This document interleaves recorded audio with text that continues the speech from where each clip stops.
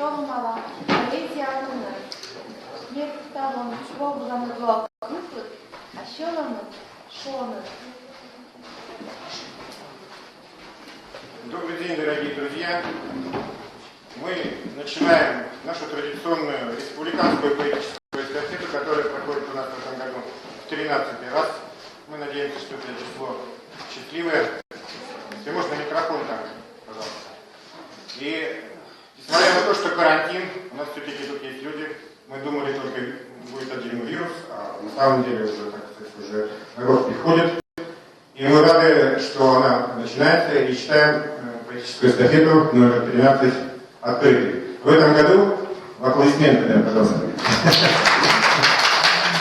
В этом году она посвящена двум нашим поэтам. Это Виктору Савину, 130 лет со дня рождения, и народному поэту Республики Коми Альберту Ванееву, 85 лет со дня рождения. Ну, я думаю, что мы, наверное, сейчас послушаем стихи. У нас Диана Григорьевна Холопова подготовила стихи Виктора Савина. Это как бы эпиграф нашей эстафеты. Диана Григорьевна, пожалуйста.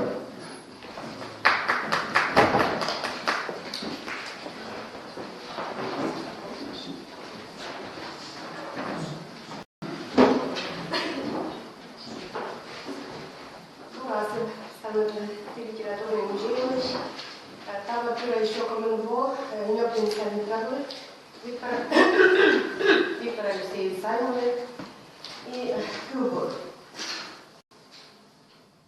Umarış meşhurluğu, gözçen aşkı külgülü. Poляна волчицаша, gözçelime çuksaşa, поміщуван кульєн. Ненам сечем олану, обла гажа, обла шов. Гажа дырье, воцышта, шовка быры, шовщишта, поміщуван кульєн. Чомай бырай оланы, гажа мумун чойгамай, пырышна калайнтышта. Олам жален кайшышта. Помощь Щугар мне нанесла был, помка тащу щугный был, помня разгажена, шовса на лишь паледа, помощь вам будет. Помощила, ощею, помощила, минмету. Лоня олан, ушкишта, бура олан кашкишта, помощь вам будет. Спасибо. Еще я хотела бы всем сказать, что наш музей большой, экспозиция большая. У нас о творчестве, о трагической судьбе Виктора Алексеевича Савина рассказывается в 4-м зале нашей экспозиции. И мы всегда рады видеть вас в нашем литературном музее. А сегодня вас с праздником, с Днем поэзии. Анна Юркас, Альберт Ванеева, Кывесвола, Щелранцев, имя Кора, народный артист Василий Прокопьевич Рочевас. Виджалан Матаясе, Жарясе Буясе. Корменвисталис Андрей мы колеймен Ванеев, Кывесвола Щелранцев. Я шею его, потому что мы нам Савин Ленуна, Осиповлен.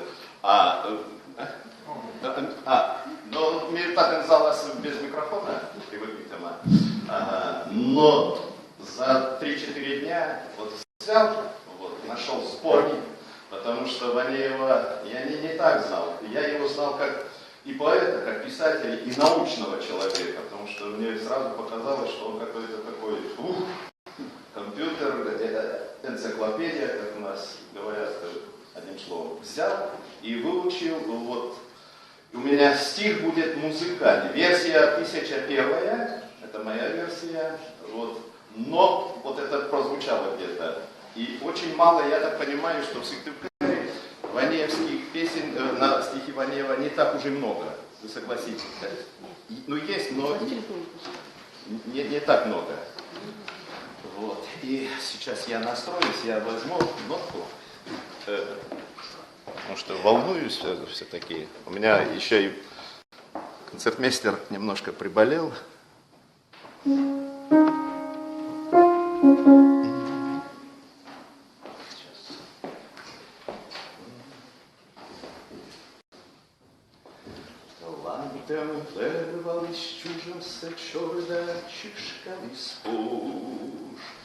Șeptem ienăji să mulămuță, muța espuși. Arșa liđvi čevele, arșa ăvi paștem i koš. Baradun vilelebeni jušjas i kelevni skuš. Regd kăcealas jušjas nenotem pos. Regd păliștas turăvlan ыркăдышло. Гордыш мунșjas Мем еляшне таву Господь, меджелебаны юшяс и шокшины на лосход. Мед коча сотан, меднем помеджело асотан. Куда шон ты не ыркалыш му, до наму чужану. Минам лоши пеш, минам kösjem юг дашан. Межелебен юшяс мекăritam câvias okșu. Regd nin căgealas jušjas nenotem pos.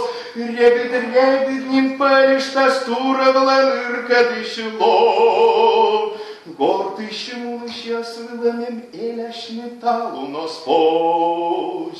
Меджелебен юшjas и шокшины на лосков.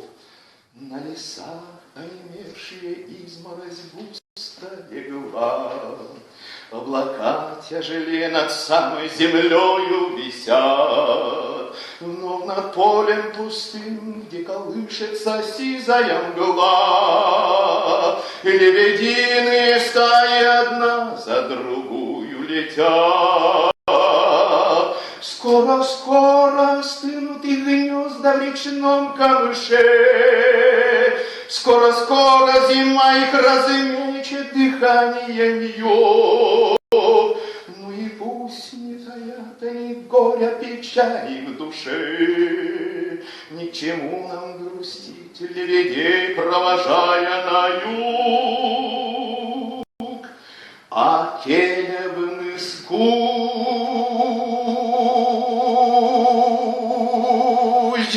Вот какая-то такая версия. И, наверное, эта версия не запишется, потому что я найду денежки и хочу записать.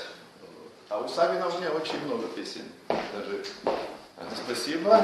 Спасибо, Василий Прокопьевич. Аплодисменты, пожалуйста. Народный артист Республики Коми Василий Рыжик. И традиционно у нас на эстафете происходит награждение победителя премии Александра Лужикова. Александр Лужиков, он родился 20 марта, эстафета у нас проходит 21 марта. И все как бы, в общем, стыкуется. И я предоставляю слово председателю управления Союза писателей Республики Коми Елене Васильевне Козловой.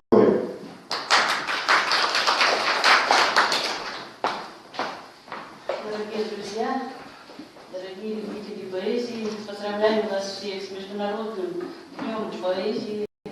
И я очень рада, что, несмотря на то, что наши юные слушатели сегодня отсутствуют, что в зале сидят истинные любители поэзии. Сегодня я хочу вручить премию имени Александра Лужикова, которую учредила семья Лужикова и при содействии Союза писателей. И мы вручаем в этом году премию молодому поэту Анастасии Сургоевой, которая уже достаточно ярко, совсем недавно появилась она на ниве поэзии, но уже достаточно ярко себя показала. Анастасия Сургоева, пожалуйста.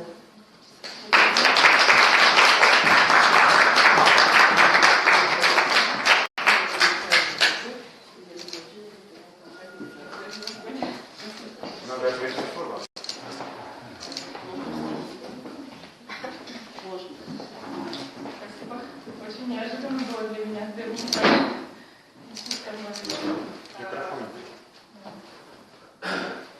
Я благодарю, я не ожидала, во-первых, что вообще не буду получать такую премию. Хочу сказать, что да, пишу стихи, можно сказать, с детства, но публиковаться начала не написала Елене Евгеньевне Афанасьевой Елене Евгеньевне стихи. Она говорит, хорошие, пиши. И вот как-то вот с ее подачи, она говорит, у тебя получится. Она мне как-то вот зарядила меня вот этой энергией, и у меня стало получаться. Спасибо, Елена Евгеньевна, пользуясь случаем. Стихи на каком языке я буду читать вечером, 16, по-моему, по плану. Да, можно прочитать. Пишу и на русском языке тоже, и на коме пишу, и в основном пишу для детей, получается больше вот детские произведения писать и прозу для детей. А на коме прочитать на русском. Коме, наверное, да? Дженни, попробуй такие пущиночки. Рукавичку. Ellen Kirchweg Zevs, Firma Charlie, Firma Пев, что на вас не выступом, бачки навык не в чем. Кепиш пия шуйки, чу не смоки, чепший ти, ты медужишь, вот над пыр. Первый раз история жир. Ну, могу перевод сразу на русский, про рукавички. Ручкам холодно, мороз, я им варежки принес. Рученьки, сестрички, быстро в рукавички. Пальчики, братишки, прячьте шалунишки. Пальчик пухленький, большой, занимай-ка домик свой. Вы же младшие братишки. Вы же младшие братишки. Прячьте четвером, чтобы вам теплее было свой один просторный дом.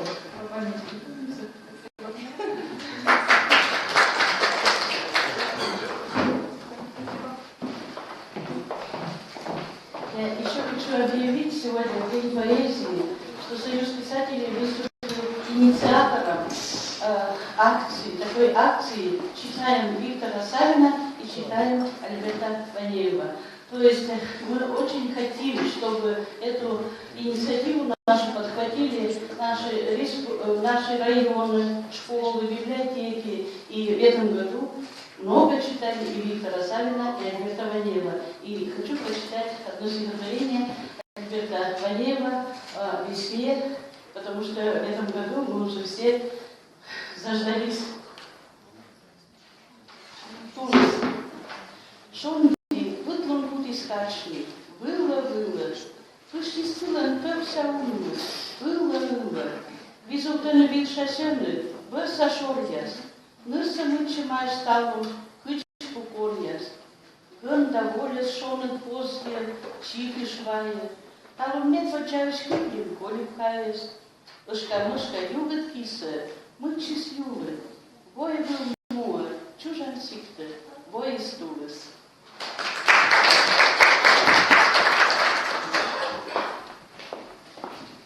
Хочу сказать, что вот впервые в истории эстафеты у нас сейчас идет прямая трансляция эстафеты в группе Национальный музей Республики Коми ВКонтакте. Если кто-то вот идет и захочет посмотреть, что здесь творится, вот, можете посмотреть это ВКонтакте.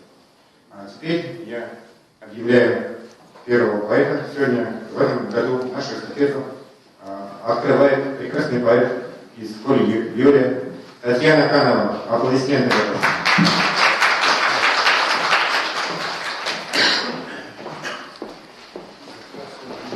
Добрый день. Сегодняшний марафон эстафета посвящены в том числе Альберту Егоровичу Ванееву. Я ему хочу сказать спасибо, потому что именно он первым сказал, что я поэт. Спасибо ему большое за то, что он признал, может быть, помог мне пойти этой дорогой. Начнем. Первое стихотворение называется «18 марта 2018 года». Родина, что тебе снилось в субботу? Или совсем не спалось? Денно и нощно снедают заботы. Простите, еще раз. Родина, что тебе снилось в субботу? Или совсем не до сна? Денно и нощно снедают заботы. Родина, ты не одна, Я же с тобою, кручиниться нечего, Боженька даст, поживем. А в ожидании воскресного вечера выйдем, хоть снег уберем.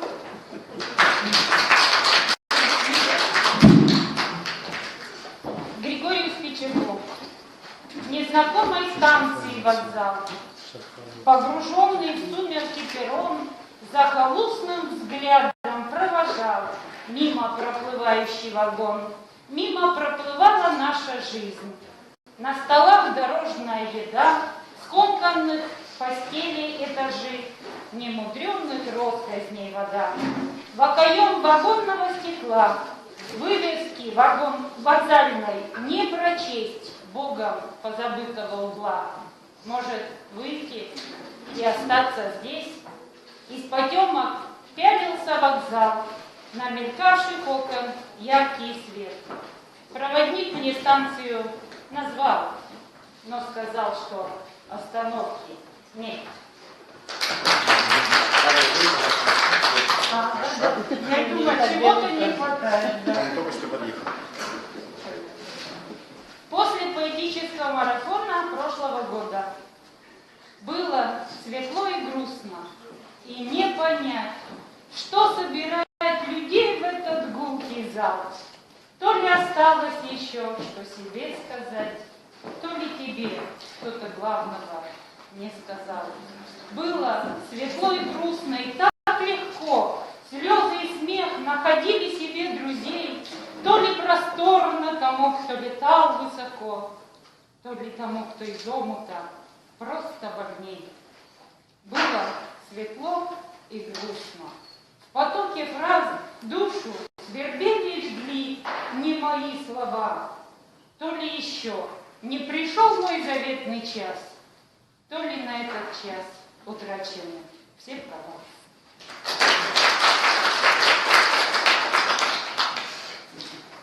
Декабрьские сумерки. Розовый снег на исходе декабрьского дня. Сумрачный лес и густое черничное небо в бездну прошедшего выманил вечер меня. День растворялся в потемках, как будто и не был. Низкое небо окутало землю теплом. Розовым снег оказался совсем ненадолго. Тихо, уютно, но вечер попросится в дом. Тоже боится вчера пробегавшего волка. Темень погасит зарю и зажжет фонари. Вечер сквозь дрему посмотрит на них и запомнится. Завтра из леса ко мне прилетят снегири. Вместо застрявшего в небе декабрьского солнца.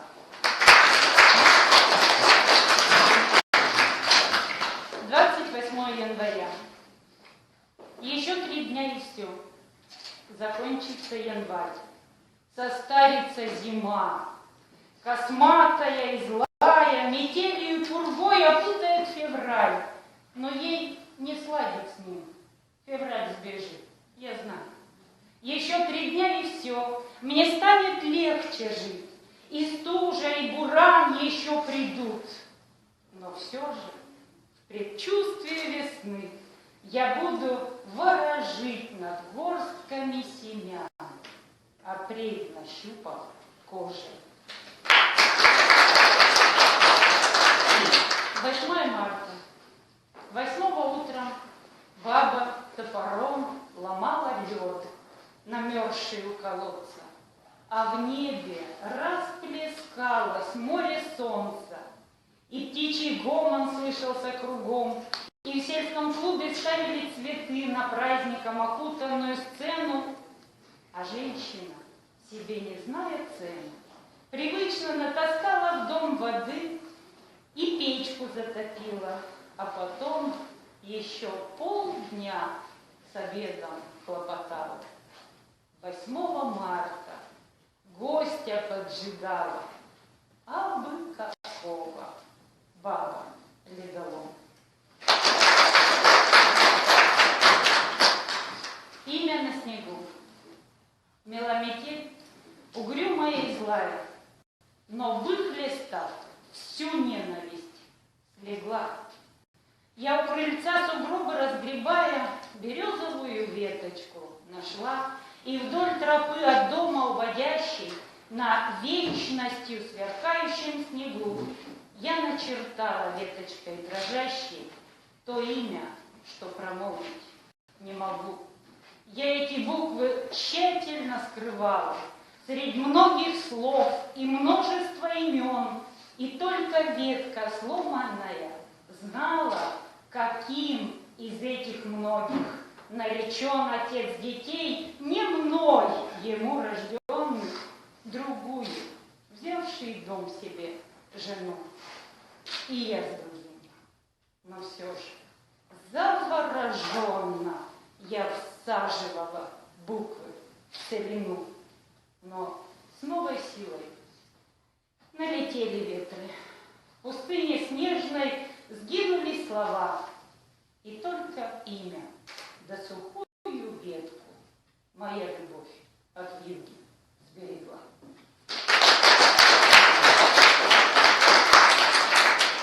Я тебя вспоминаю порой легко и светло, ни надежд, ни тоски по тебе, ничего не осталось. Отболела, наверное, и тихо из сердца ушло, или просто судьба обманула, и все показалось, как хотелось лететь за тобой, на край и за край, как горела душа, чтоб спалить неокрепшие крылья. Не остыла еще. Ты меня иногда вспоминай, если белую птицу увидишь среди чернобылей.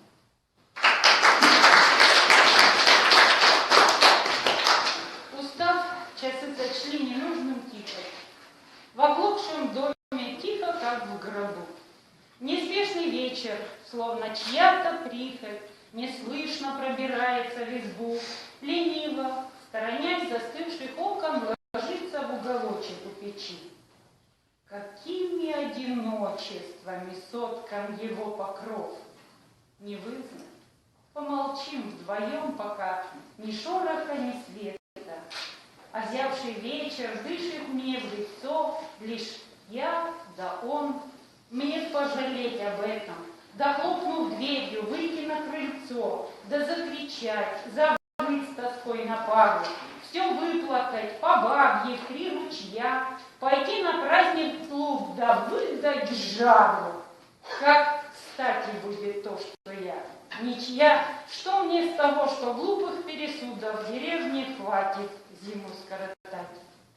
Мне все равно, а все-таки не буду ни утешать себя, ни потешать народ своей вечернюю печалью. Я сумерки свои перетерплю.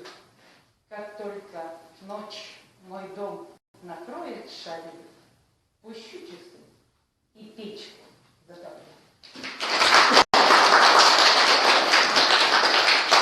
Видно погреться, мой дом заглянула зима. Печь протоплю, не жалея березовых дров. Книга откроется там, где захочет сама. Гостьей незваной я выбрала сборник стихов.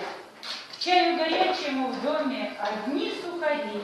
С чаем в прикуску прочтутся любые слова. Что не поймет, пусть заглянет зима в словари. Что не приглянется, выбросит пусть на дрова. Когда любовь сгорит, и пепел даже бессмысленно надеждой ворошит, когда стихами утолилась жажда высоких чувств, но хочется творить, когда иссякли жалобы и оды, поэту остаются переводы. Алена Ельцова, Пелища Ар. Сотче, югы гърден ломала, пелиш би, пелиш улас, шуда котрала менам пи, пелиш росса, ки аскута да радиш рад, кыч на речка, те на софта на те ръкад. Медем шуда здукас мюжалас, медозвун, лоптан луна медем вуджалас таялун, медем кыасылы оламыз, мича щер, медостыдбы, кучам келышлан, курыт кыр. В моем переводе рябиновая осень. Алым светится рябиновый огонек, разрядился под рябиною мой сынок. Гроздь рябины, рад радешенек в руки взять. Как бы время суматошное придержать, чтобы счастье миг продолжился, чтобы о нем помнил день грядущий, помнился этим днем. Жизнь ему узор невиданный свяжет пусть не ведает рябиновый горький вкус.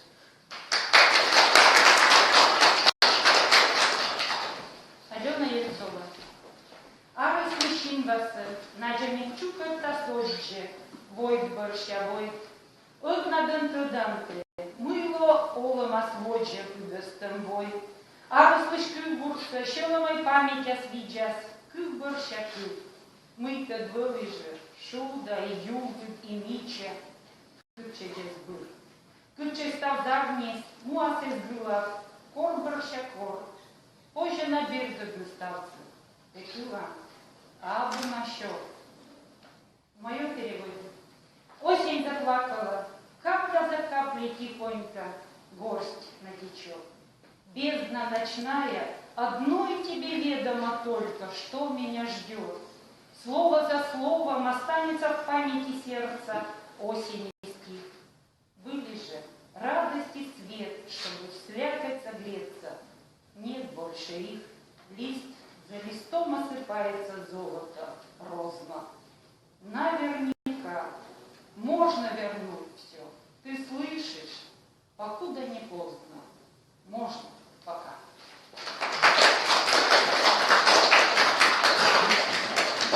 О русском сердце и зырянской душе. Мне колыбельная песня Тверская досталась. Светлая, тихая реченька с гаечным домцем. В русской деревне Нарачино сердце осталось с маминой речкой, играющей в зайчике солнцем. Но колыбельку мою мастерили зыряне. Маме моей вековая тайга подпевала в 10 дворов, деревенька Кольёль глухомани душу мою привязала к себе. Привязала, не перепела отцовскую мамина песня, но и отцовское сердце мое не вернула. Русской зырянкой живу, и нисколько не тесно сердцу с душой, лишь бы Родина не попрекнула.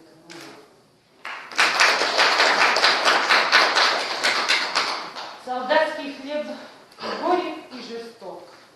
Но Родина, она какая есть, тебя уводит за родной порог постичь, что значит мужество и честь, и не сломаться, и не поломать ничьей судьбы, когда беда согнет. И пусть тебя твоя дождется мать, и Родина пускай не проклянет. Вдова. Черная женщина в черном платке, черную землю сжимает в руке, черной усталости черная нить, черного дерева не оживить, черные комья на красной доске, черная женщина в черной тоске, черного дерева черная тень, черною тучею в солнечный день. Черная бездна разверзлась у ног, черная лента обвила венок, черную землю разжала в руке черная женщина в черном платье. В родительскую субботу. По родительским субботам ходят близких поминать. В эту скорбную заботу я старалась не вникать, жизнь не баловала точно, но от горя берегла. Я ведь маменькиной дочкой была. А теперь в ее избушке свет в окошке не горит. Моя матушка-старушка на дорогу не глядит, по пунктирам хвойных лапах, проводив в последний путь на кладбищенскую лавку. Я присела. Помогите.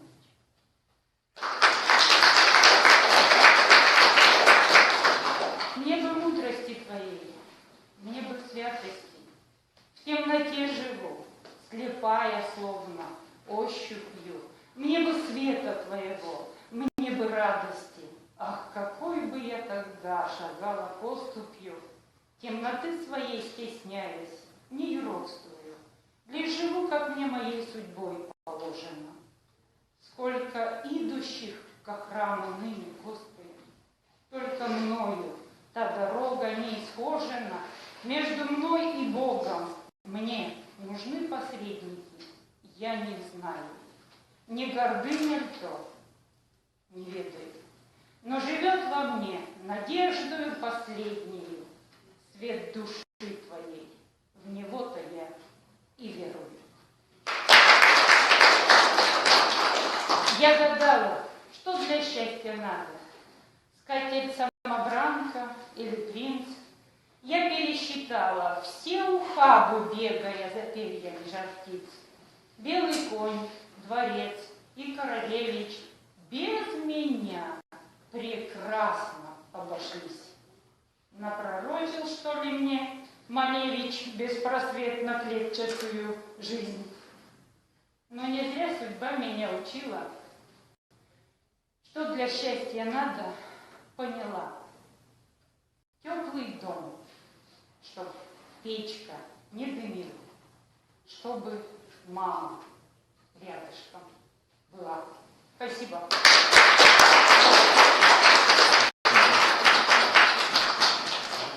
Сейчас наш передается. А что с микрофоном у нас отключился, да? И, по-моему, большая просьба выступать с микрофоном, потому что иначе как бы затруднена трансляция. Извиняюсь.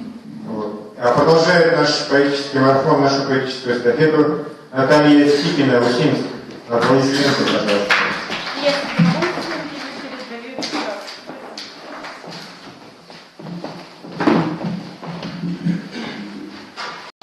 Доброе утро всех присутствующих, с праздником, конечно же. И начать свое выступление, поскольку это День поэзии, я хотела бы, может быть, немножко неожиданно, но со стихов, которые написаны в соавторстве с другими поэтами. Есть такая история, называется она «Литературные практики». И два поэта, а поскольку сейчас интернет, да, есть, два поэта с разных городов пишут одно стихотворение на двоих, одна строчка одного поэта, другая другого. Я не буду говорить, где и чьи строчки, я просто буду называть авторов и читать вам стихотворение. С вашего позволения я начну. «Малость». В соавторстве с Денисом Поповым, Устыма.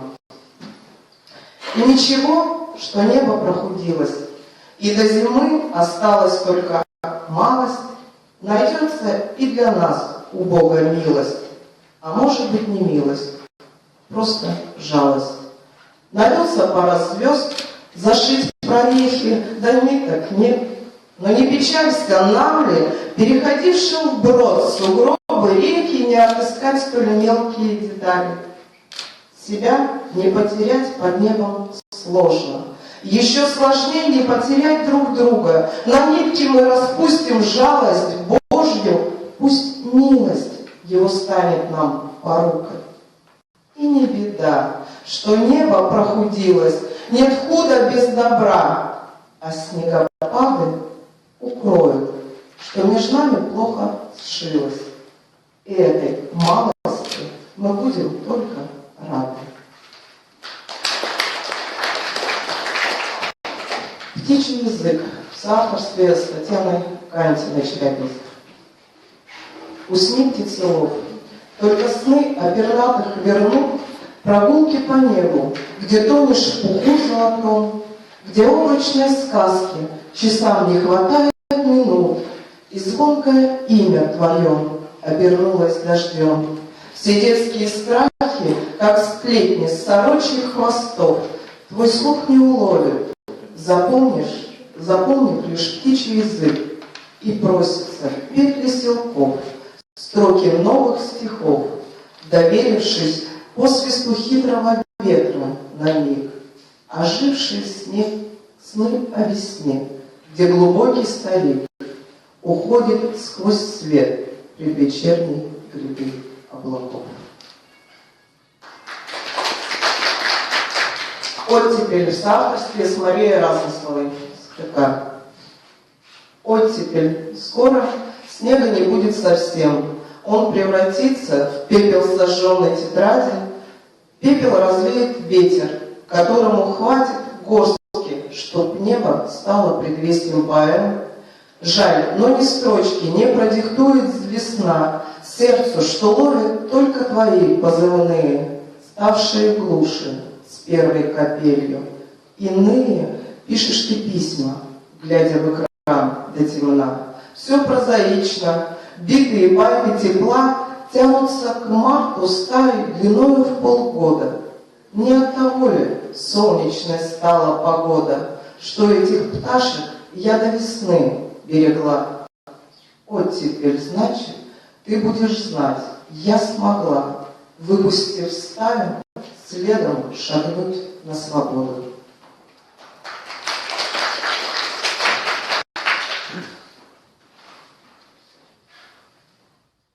Вечные крылья. В соавторстве с Еленой Евгеньевой, Москва. Вечные крылья из белых смешных облаков нам от рождения даны, чтобы помнить о птицах. Прочность, поверив в бесстрашный полет мотыльков, этим на пламя, как нам до последней границы, тем до холодной луны на один только взмах, третьим наука, что третий ненужный и лишний. Мы укрываем птенцов, пряча свой детский страх, телом от бурь, взывая о быстром затишье. Падает бархатный снег из прорехи небес, на оперение, на все, что казалось надежным. Вечные крылья спасают, увы, только тех, кто не боится, как звезды, однажды замерзнуть.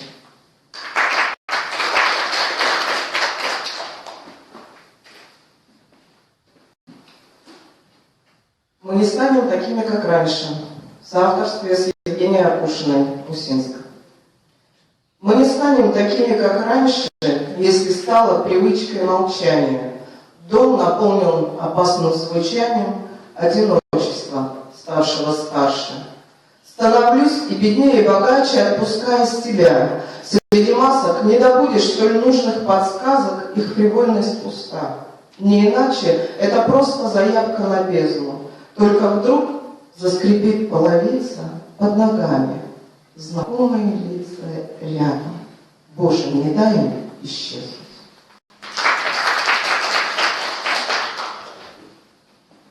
Вчера была зима. В соавторстве с Андреем Кортелевым, Емма. Этот город не ждет ни меня, ни тебя, никого. В нем поблекшие окна уже не увидят расцвета, что в зиме потерялся, и письма мои без ответа обреченно лежат на крыльце одного из домов. Может, адрес не тот, или выбыл давно адресат. Уходя от былого ночами, ветрами и снегом, я иду в направлении весны. Разливаются негой в небесах, друг за другом меняясь, восход и закат. И уже с каждым шагом все легче и легче дышать. Даже ты не заставишь меня обернуться на свет в твоих окнах.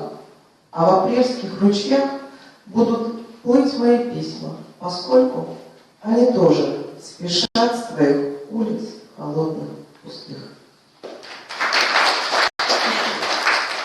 Ну а теперь немножко своих стихов. На солнечной стороне. А в городе лето немногим теплей осенних, дождливых, затянутых дней. Но все, что ты хочешь узнать обо мне, на солнечной стороне, где ветер не горек, не солон, а свеж, он запахом мяты и светлых надежд где боль растворяется в желтом огне на солнечной стороне. Здесь радуга спит на изнанке дождя, здесь прошлое облаком белым скользя утонет к закату в небесной волне на солнечной стороне. Здесь можно желание загадывать впрок и смысла в стихах не искать между строк, забыть о пугавшей наш дом тишине на солнечной стороне. Когда стану в страхе цветочной пыльцой, под тяжестью ног твоих скрипнет крыльцо, я встречу тебя наяву и во сне на солнечной стороне.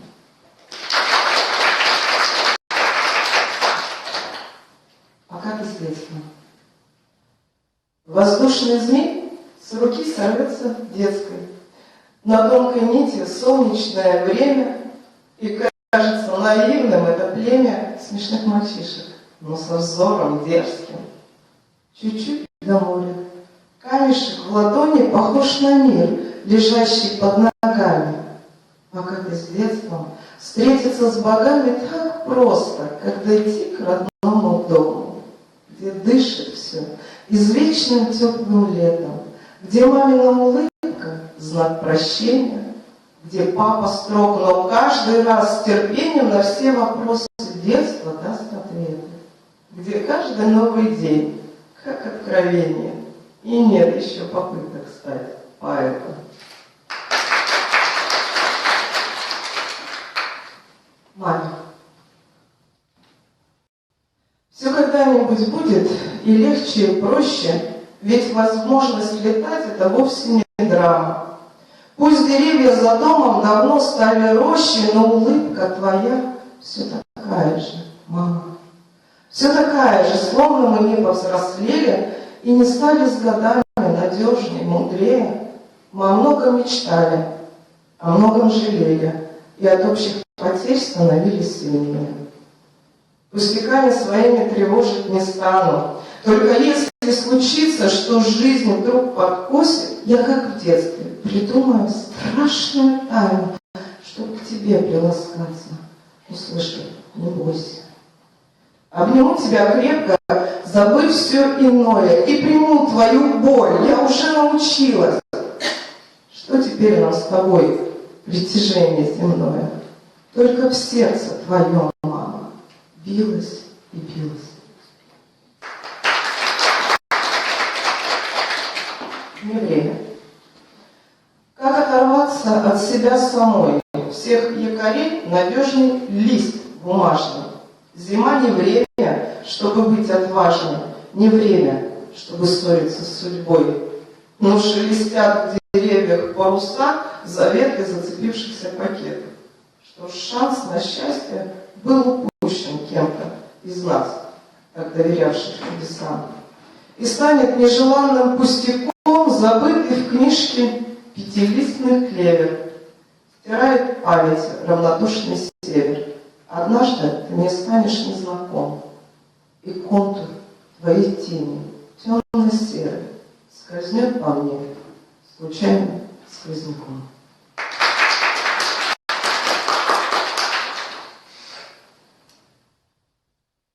Старое фото из цикла о Питере. Под каплями осеннего дождя проснутся львы на каменных ступенях. Часы на башне впитывают тени ночных видений, мучивших тебя.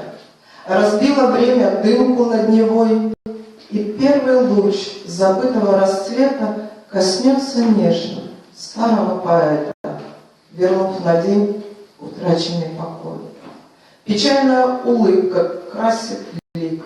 Для памяти нет долгих церемоний. Застыл навечно в солнечной короне на старом фото юности двойник. И кажется живым на краткий миг цветок граната, дремлющий в ладони.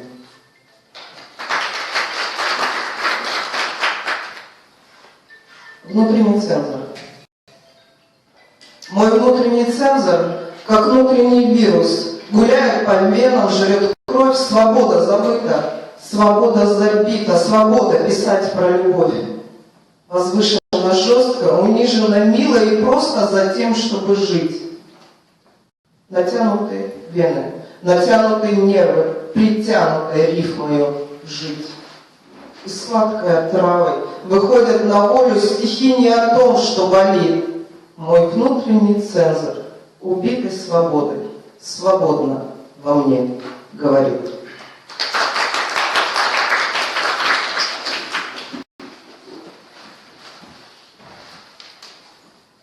О морозах. Из цикла «Таежные сказки». Сумерки. Небо похоже на порванный флаг, ветром забытый, на поле сражения морозов.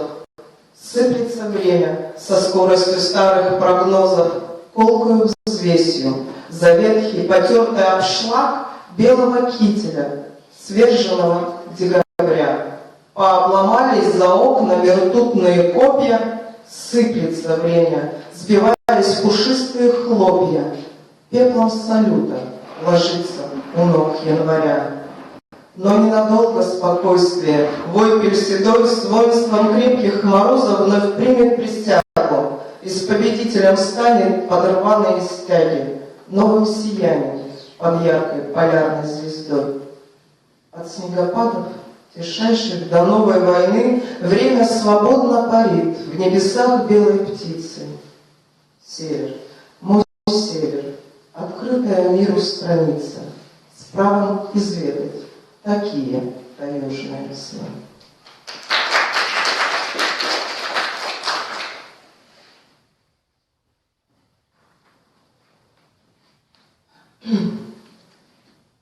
Давно не пишутся стихи. Бывает кризис у всех, как говорится. Давно не пишутся стихи, под зимний хриплый гвалт вороньи, но мы и без стихов легки, друг другу протянув ладони. Давай, из прошлого уйдем, простив его и отпуская себя на волю. Белым днем пусть снег холодный засыпает твои, мои следы. Поверь, нет в этом ничего плохого. Скрипит незапертая дверь из прошлого и ждет другого, кто будет прошлым сыт и пьян, и, оставаясь без движения, вдруг растворится без имен, мечтая только о забвении. А мы найдем другой покой в ближайшем будущем безликом, и наш лирический настрой не сбить вороньим хриплым криком.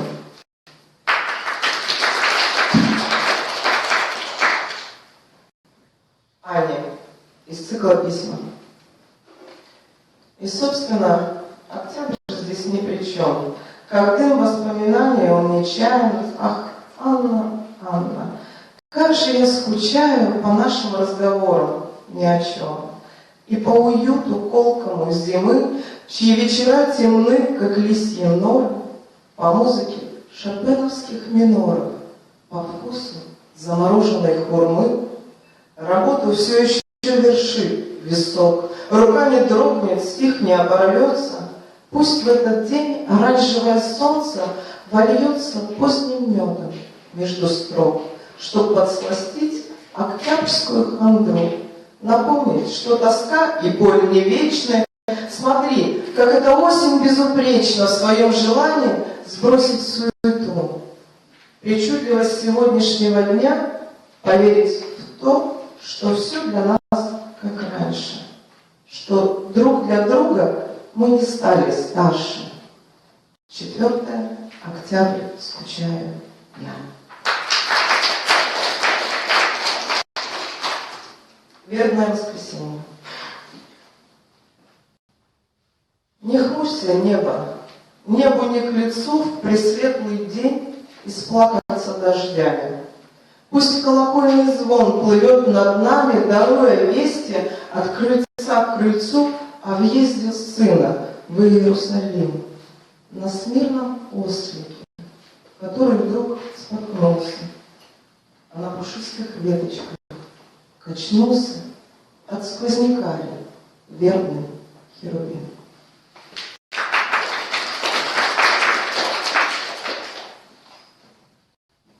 Со среды на четверг. Каких-то несколько мгновений пробила полночь. нет среды. И замирает вдохновение, вдохнув до боли пустоты. А ночь настырно лезет в окна, и нет ни капли света, нет тебя. Сворачиваюсь в кокон, вокруг меня бардак и бред. Молчит взъерошенный Волошин, молчит невыспавшийся Блок, и даже Бродский суматошно молчанием ночи занемог. А тишина дурная свати меня венчает с пустотой. Ведь ты ушел в четверг, не глядя, что оставляешь за спиной.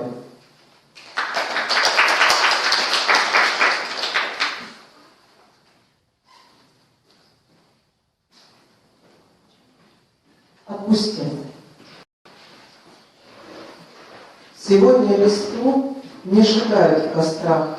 Она на земле превращается в прах. Тогда почему воздух пахнет золой, а ты как будто чужой? Но, может быть, солнце добавит штрихов в бумажное время печальных стихов, в дождливое время багряной поры, сомнений, измены, хандры, что, впрочем, не важно. Здесь, в мире твоих, мотив вечной верности скомканно стих. И только осеннего ветра рингтон застрял меж редеющих крон. За темными стеклами прячешь глаза, но нервным движением цепляешься за рукав моей куртки и шепчешь: постой, зачем? Ты теперь мне чужой. Безмолвствует небо, взирая на нас. Таких дураков оно знало не раз. Внутри меня дождь начинает идти. Рука, нет меня, отпусти.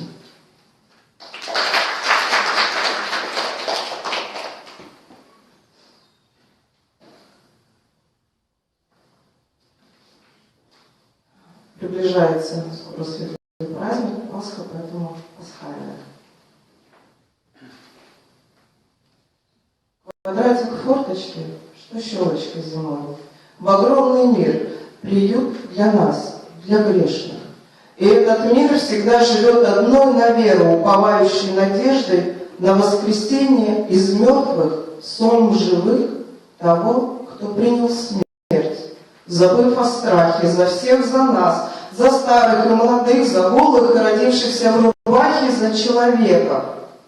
Так, в огне свечи рождается нечаянное слово молитвы. Скоро Пасха. Куличи все понесут к священному престолу, а с колокольни будет рваться ввысь пасхальный звон. И вот тогда открою все окна настежь, чтобы впиться в жизнь руками, взглядом, веруя душой, и, может быть, приблизившись к нему, пускай на миг, но с целым миром вместе, очистившись, изгнав из сердца тьму, тихонько прошептать: Христос воскресе.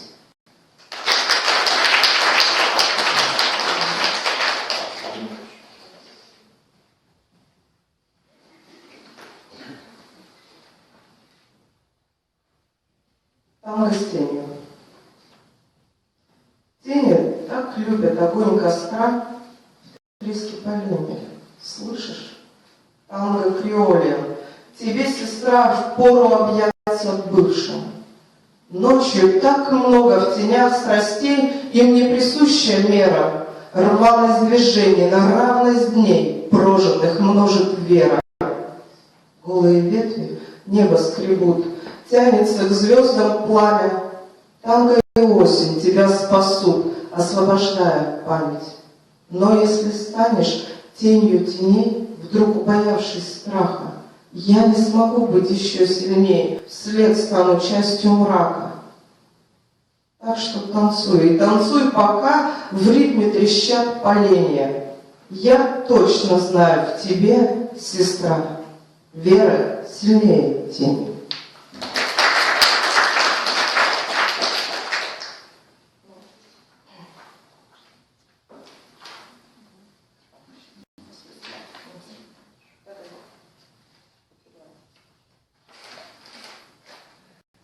Ну и последнее стихотворение. А смерти нет сегодня и пока. А смерти нет. Сегодня и пока не свистнет рак, разлив нутро при этом.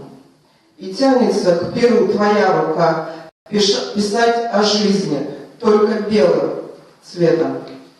А смерти нет, пока не замолчит кукушка, поперхнувшись верным словом поэта, что в тебе еще звучит набатом, эхом, чем-то старым новым, о том, что каждый день есть Божий дар, о том, что красота есть даже в луже, о том, что ты еще кому-то нужен, что все еще внутри горит пожар из мысли слов, как рвущихся наружу.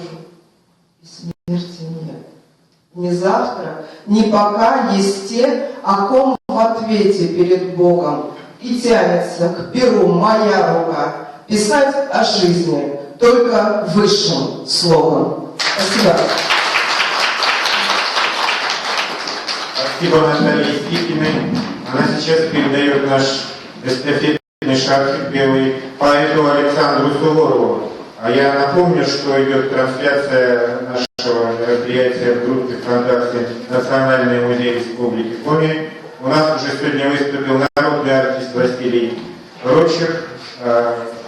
Еще у нас сегодня будут выступать народный артист Эльфия Каратаева и Ульянова Анна. Александр Суворов, встречайте. В этот праздничный день, Всемирный день поэзии, очень радостно чувствовать каждому поэту, что его читают, что есть читатели. И поэтому да здравствует поэзия, да здравствуют поэты, и да здравствуют любители стихов.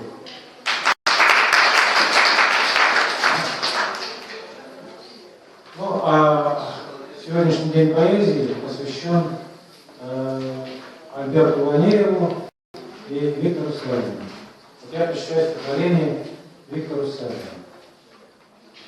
Нужен был родной земле поэт, вычерке и парни, и народу.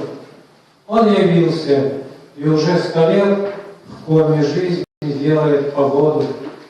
Тает по весне на реках лед, косы для июльских трав куются, песенное сердце не умрет, если песни вечные поются. И блестит на солнце вещий плуг, и ложится в пашню жизни сень, и выходят девушки на круг, и летят их голоса сквозь время, и сияет чистая звезда над бескрайней Пармой ярким светом, словно белый сокол из гнезда, сын родной земли, взлетел поэтом Нёрдинский, неброский конь край, колыбель и отчий дом поэта. Пой и на гармонике играй, ведь не все станцованно и спето. Снег по всей округе, как бинты, далеко твоя душа, товарищ. Ты сорвался с грозной высоты и пропал в дыму больших пожарищ, но пока живой огонь в груди, пламени души народной равен, вечность у поэта впереди. А зовут поэта Виктор Савин.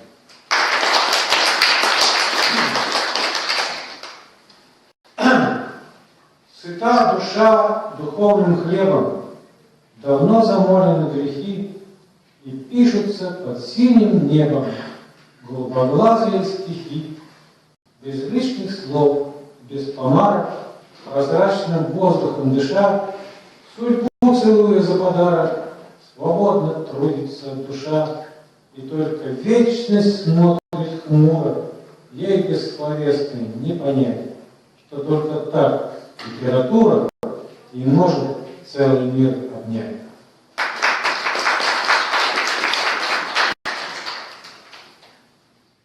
В горизонтальной жизни деревенской просторно, чисто, ясно и светло, и в строгой визе нет нужды шенгенской, и на душе почти всегда тепло, и горизонт судьбы гораздо дальше, чем в тесных вертикальных городах, И меньше в разговорах тайны и фальши, и с совестью душа, как есть, влада. Живешь себе в любое время года по распорядку сельского труда и понимаешь, вот она, свобода, которую забыли города.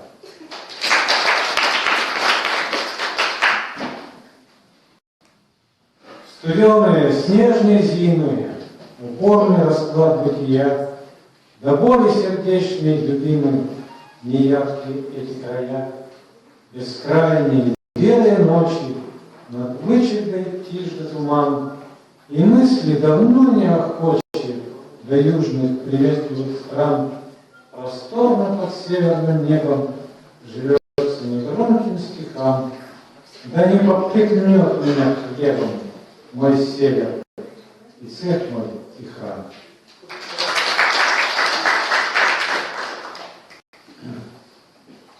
По Руси идешь проселком, лес, река, поля, луга, елка юрким перепелком, жить мешает пустельга, прячется в ветвях еловых, ждет удачи, глаз остер, и дождется двух висковых перепелочек сестер, а тебя влечет дорога за рекой в твоем селе, расставляет недотрога угощение на столе.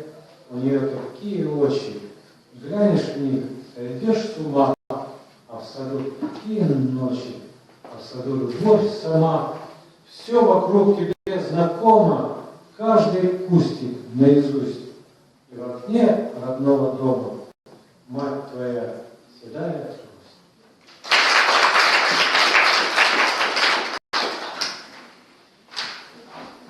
А кровь не вода, вода не вино, беда не беда, раз так суждено. Вот вытащим воз, подъем на горбу, и выпьем без слез за жизнь и судьбу. И спьем, споем не в тон и не в лад, о чем-то своем сам шлет нам не брат. А после опять вяжемся и в путь. И нас не понять, и нас не свернуть.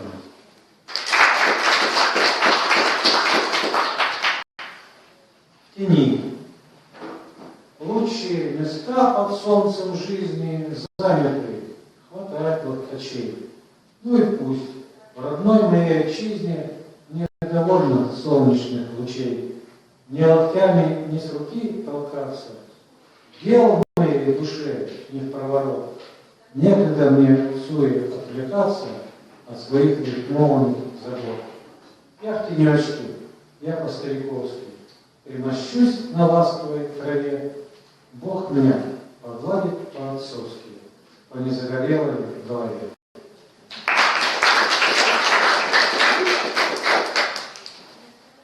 Время – деньги. Сколько накопилось золотых мгновений веков. Не скупилась вечность, не скупилась, все достав на свет из сундуков. Сколько мне досталось, я не знаю. Может, беден, может быть, богат. Несчитаемо, каждый миг снимаю в вечном банке свой бесценный вклад.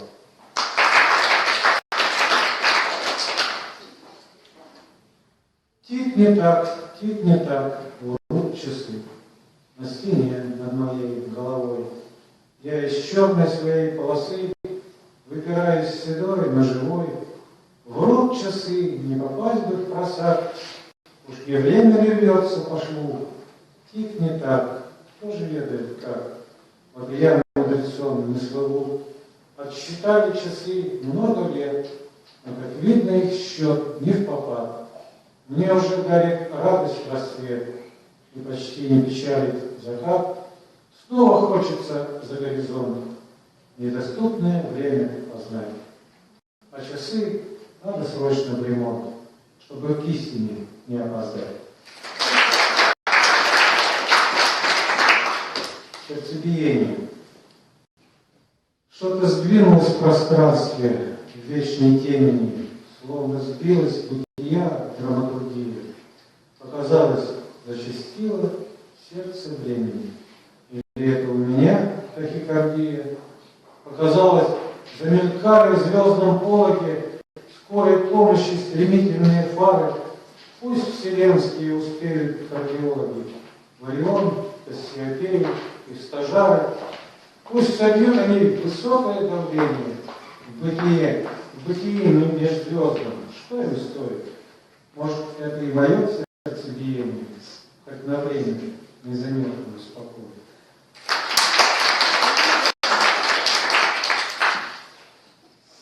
Слова друг друга отвлекают, то полногласные потихи, бессонные ночи возникают невероятные стихи.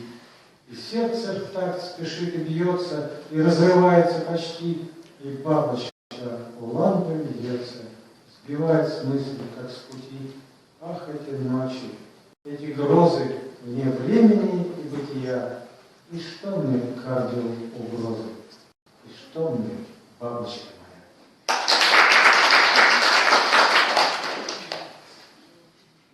Поэзия не терпит чистогана, безденежна она, зато чиста. Ей чужды вожделения карманов и банковских процентов суета. Она летает в облачных высотах, где слух не оскорбляет звон монет. А впрочем, можно ведь и на банкнотах писать стихи, как бумаги нет.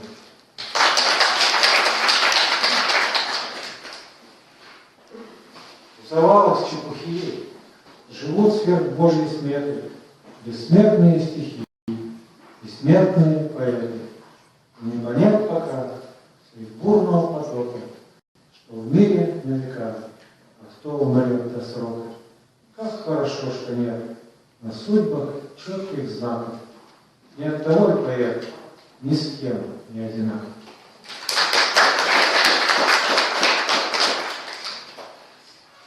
Ты стоишь полоборота, навострил свое чутье, пролетело мимо что-то, мимо, значит, не твое. То ли вирус в чьей-то хворе, то ли град чужих наград, может, это чье-то горе, может, слово не впопад, или попусту забавясь, кто-то запустил змею, или из-под лобья зависть бросил в сторону твою, просвистело, не задело, воздух завихрил слегка, не твое, а чье-то дело, видимо, издалека, и не нужно соучастия, и умерь свое чутье, пролетел мимо счастья, мимо, значит, не твое. Не такого ждали мы итога, на душе ни студно, ни тепло, все могло быть лучше, и намного. Да вот почему-то не смогло. То ли оптимизма не хватило, то ли компас бытия соврал, были приготовлены стропила. Нужен был еще один оврал, но душа, взлетавшая все выше, от чего-то устремлялась вниз. Не дошло в судьбе у нас до крыши, и не нам достался первый приз. Жаловаться поздно, и к тому же на душе ни студно, ни тепло. Все могло быть несравнимо хуже, да вот почему-то не смогло.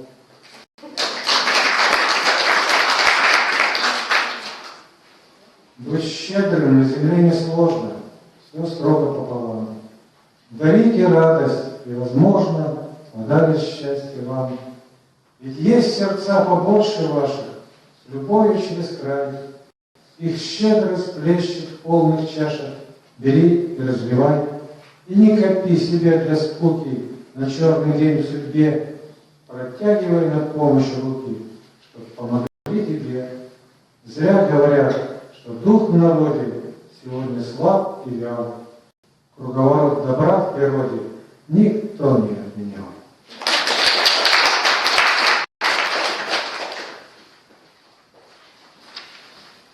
Добряк. Не задирайте добряка, он злом не защищен от мира. Он с детских лет наверняка был уволен, а не задира. В нем равновесие души и безыскусное здоровье. Живет себе в своей тиши и не способен на злословие. Пусть он ничем не знаменит, добряк у Бога на примете. И ведь Он добро в душе хранит для всех людей на белом свете.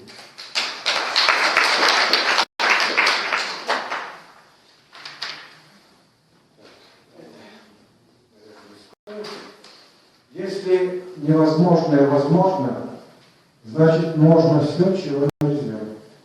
И летит душа неосторожно, по небесным наледям скользя. Не притормозить, не оглядеться, верно ли в пространстве выбран путь. И не знает сердце, чем согреться, где от перегрузок отдохнуть. И уволен в бездну бездорожья, бесконечность тьмы и тишины, и забытых заповедей Божьих, и ничьи советы не нужны. Сколько их на виражах опасных сгинуло, и не собрать костей. Боже, вразуми своих прекрасных, безоглядных, искренних детей.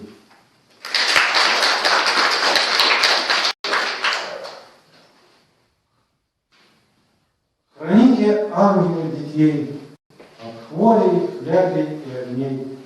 Заботливее, чем нас, храните от злых людей, от зимних стуж, от пропастей, бездонных луж и от отравы в общепите.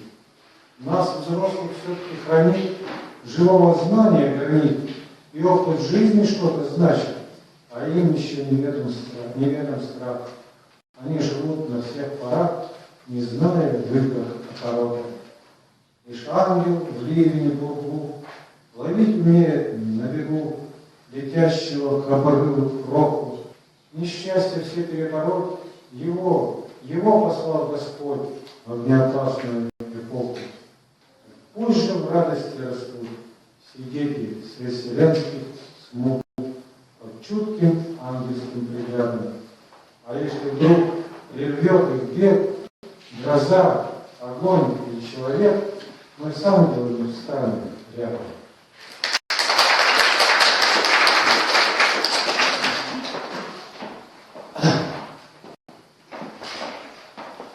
Мама бивни не берег, вот и сам не уберегся. На мгновение отвлекся, и вы поняли намек. Вымер древний исполин под ударами стихии, на условия плохие, жалуясь средь жутких льдин. А ничтожный человек стужи пережил и ливни, и уже который век в мерзлоте находит ливни.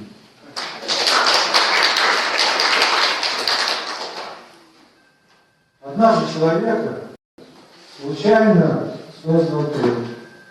С того смурного века всесилен он и крут. С тех пор он не бездельник, творение велит венец. И пахарь он, и мельник, и пекарь, и кузнец, как будто кем-то нанят в работе круглый год. С тех пор он вечно занят, и дел не в проворот. А если не дорвался однажды до труда, он так бы и остался приматом навсегда.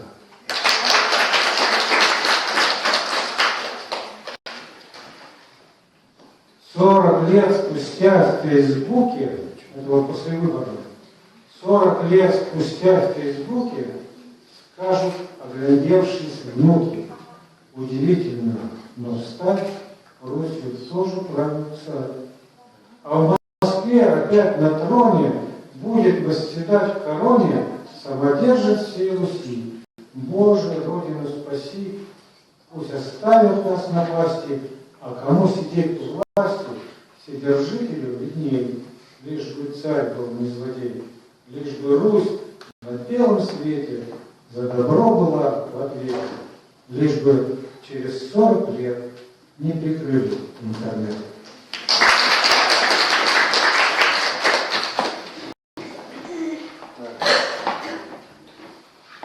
Ну и последнее, которое я всегда читаю, когда заканчиваю свои выступления. Пожатие рук в объятиях нежных, вся прелесть разлук, пока неизбежных. Они не наверх в пространствах туманных, они лишь разбег для встреч долгожданных. Теплом насыщает, и взор свой, и слово. Прощайся, прощай, чтобы встретиться снова. Я надеюсь, мы все встретимся. Спасибо. А никто ще там хобі проєкт «Любов Ануфриєва».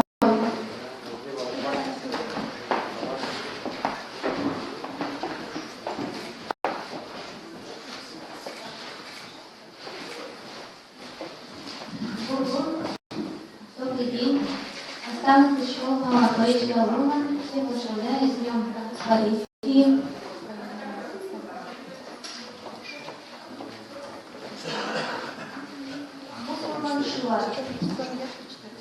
Кухни лапша, щелома слейтан, мушис голос, верблюдок орохтин, Франсис Лейлыш шуатса борсикат, мъртнам бои, колем казвал Юдоват.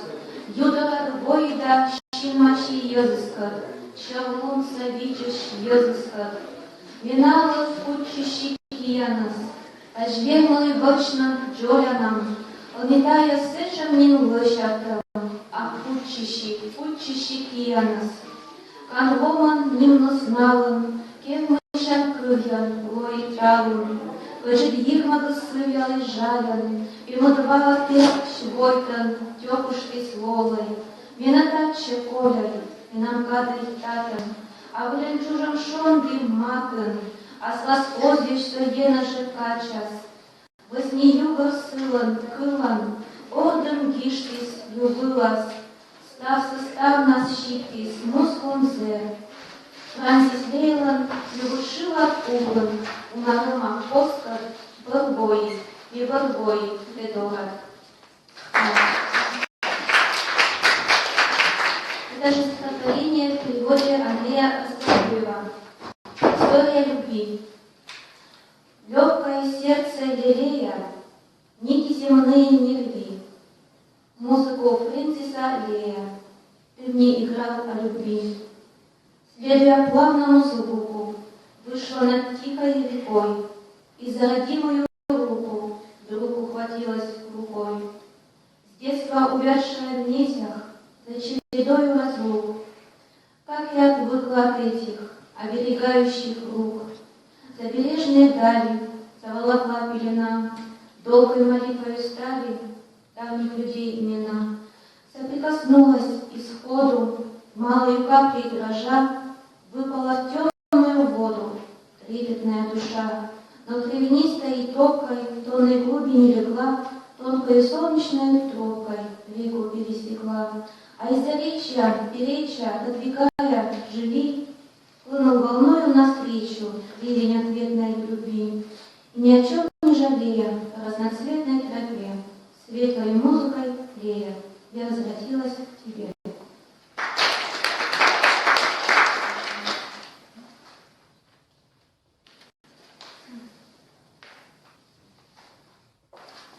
Счет кужьяс.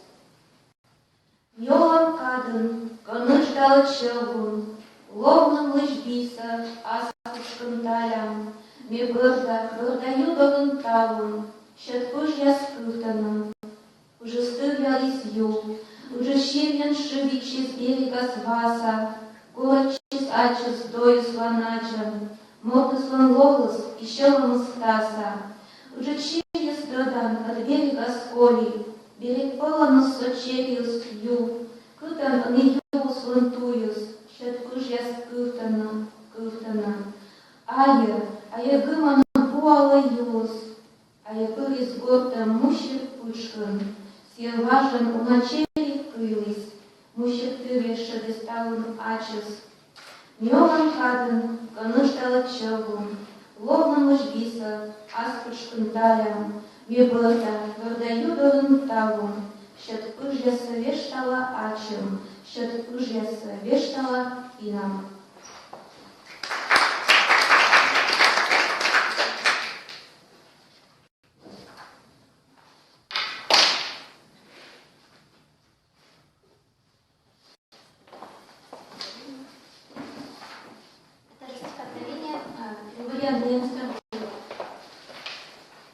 Черные ложки.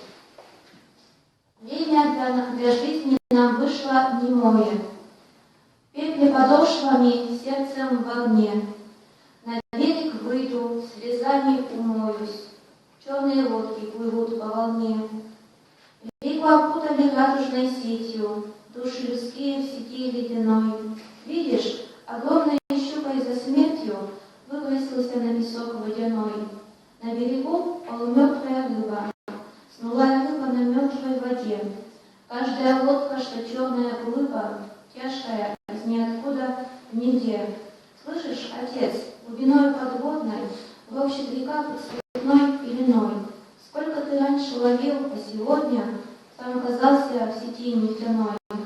Время для жизни нам вышло немое, петли подошвами, сердцем в огне. Плачу и отодвигаю рукою черные лодки на мертвой волне.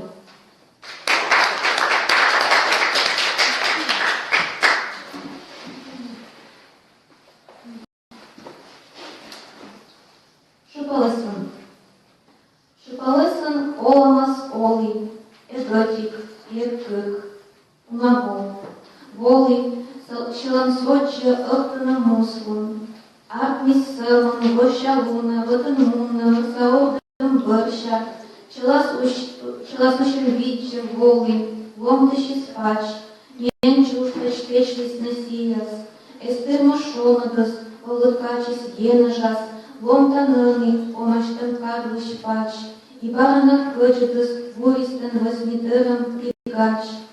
Сулалышты пекар, каждый чер у нас, тусовья ас у нас, волонтикер кампета. Метилавкан из обузабунан наяс, а частулысыз чуманыш, быргилыс наяс. Муражевшит кампетте мучин, а мишуи, олят. Еще ты наздощит лечь, еще очно стедорат коли.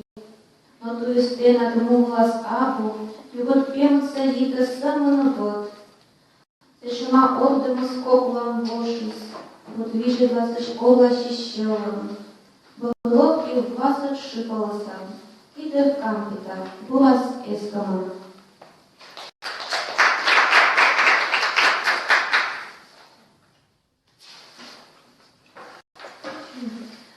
Колонну с гавергов силында, Богу лыттырдартам, Тырыктена бунади, лечи кымыртам ендас. Булоса вокзалын келала, колонна с белалы, ылалы, Ена жастыла, тещелан, тормалан. В переводе Андрея Попова. Одиночества много вокруг, сполна всем дано, хотя никому не мило. Даже бабочка бабочки не видна, и вчера тебя я как сон забыла. Отдала тебя небу, лети как дым, по своим мечтам, тайным просторам, побреду одна по вокзалам темным, и узнаешь ты обо мне не скоро.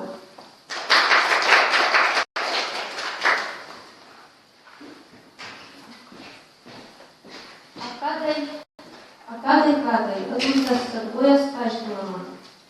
Акадай, уродвина юан кадай, картушка пыдасач, тене лыснитесь наставан, ольмам ловла свой телос, ушка бескоплилыш, жужат пуш мозгов, писнери не чаль.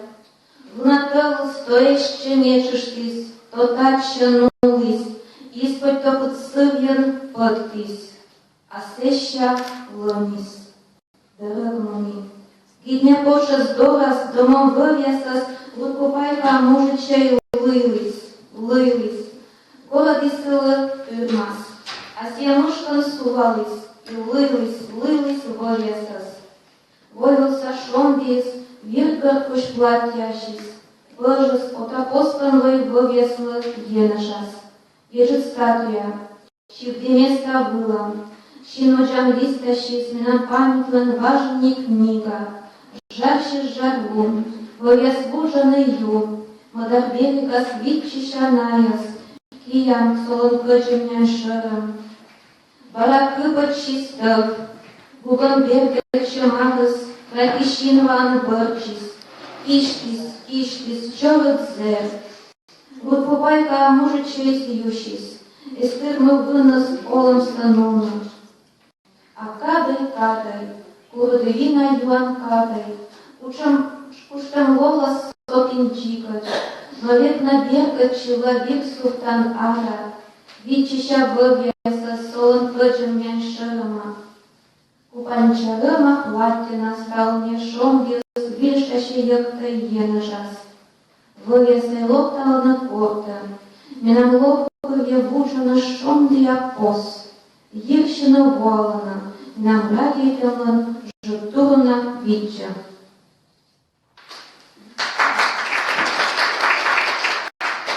Переводе Андрея Старгоева. Время горького вина. Памяти 90-х. Ах, время горького вина, из грубой кружки выпито до дна. Душа теперь не то чтобы пьяна, а точно ветка переломана. Колючими ледышками звеня, студеный ветер избивал меня, отбрасывал, захватывал в замок, а после оборвался и замолк. И разошлись на время облака. Увидела в телаге мужика, что конюшни сблизка поверней расстреливал привязанных коней. «Остановитесь!» — голос задрожал, а он стрелял и снова заряжал. Стекала кровь на грязь и коновязь, кровавым платьем солнца становясь, мостом широким к пастбищам иным.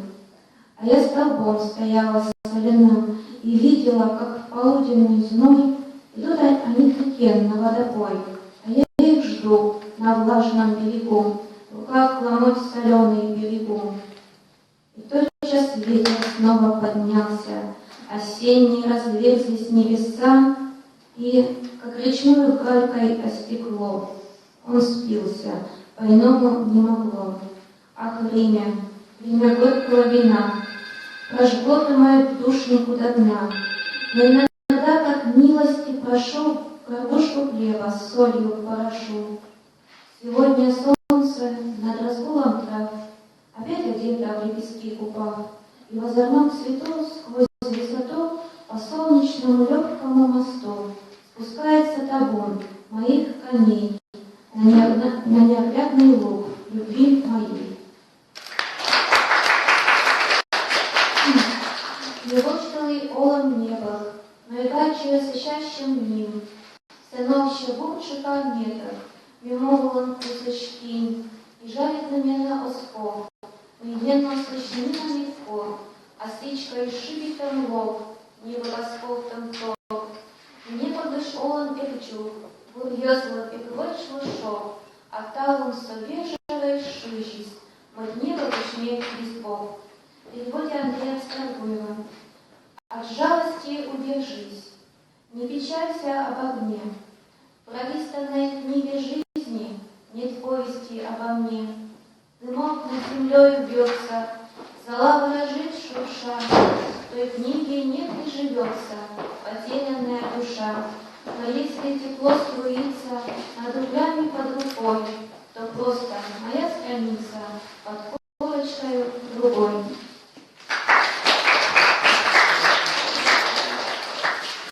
Discotățile tăi, ucenicia vieții căldești литеры, когда воля прибичкала, испольчуя шомбиус, утекать шепот на меня бегачуш.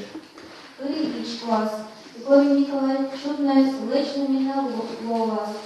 Но всякий аспочкам крылый юлош бузачился, кашкатая юлус волосье крыл нас, потаскасими крыл на вежа Николаша. Муни гортас, и он мовчи шонди югала лайкадан югаляс улы, и вырали шондирема пашкама мортас, кашкатай Никола чудная сием, с ее голос вышивает из крестика.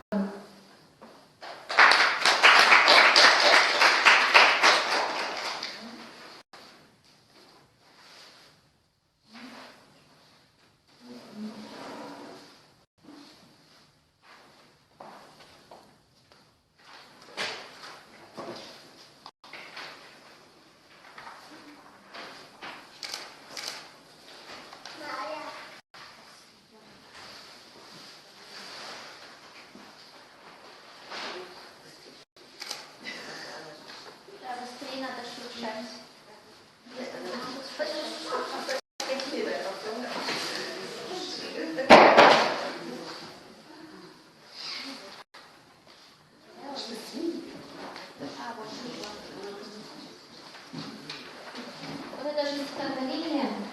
Николай Чудотворцев впервые Андрея Расторгуева. Знал бы ты, по каким я каменьям вчера пробегала, босиком до Николиной церкви, и солнце за мной, как привязанное, до последнего не отставало, оглянуться просила, дышала огнем за спиной.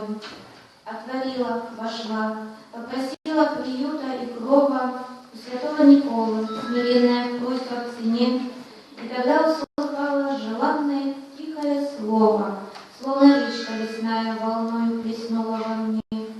А когда солнцепек закатился в багровую пропись, не приснился присевшим на облачную скамью полыхающей ризе, наверное, сам чудотворец, вышивающий крестиком чистую душу мою.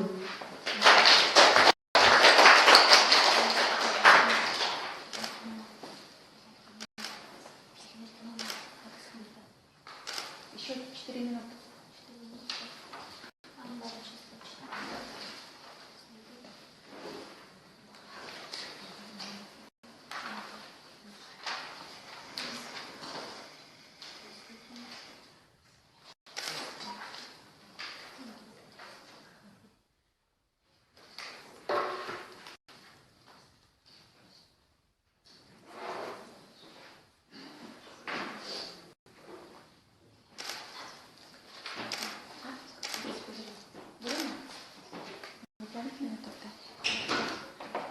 Так, сейчас я приглашаю Елену Афанасьеву. Аплодисменты.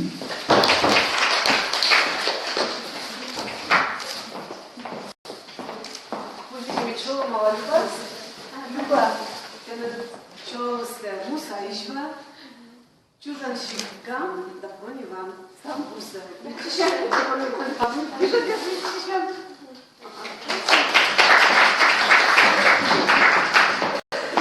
Спасибо. Вербор. Убрать.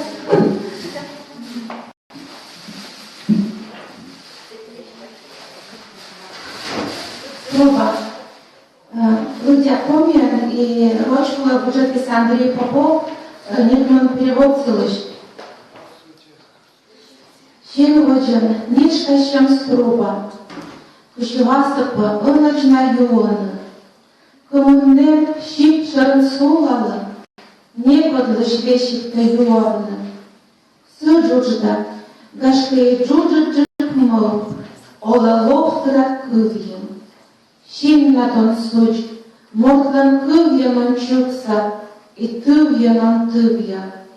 Некода звищта, хоть суджадны кола намыл, сия пыдыстым джумщес, помта глыпта нива, джепщем лебачес, джумщес, джушес, джумщес.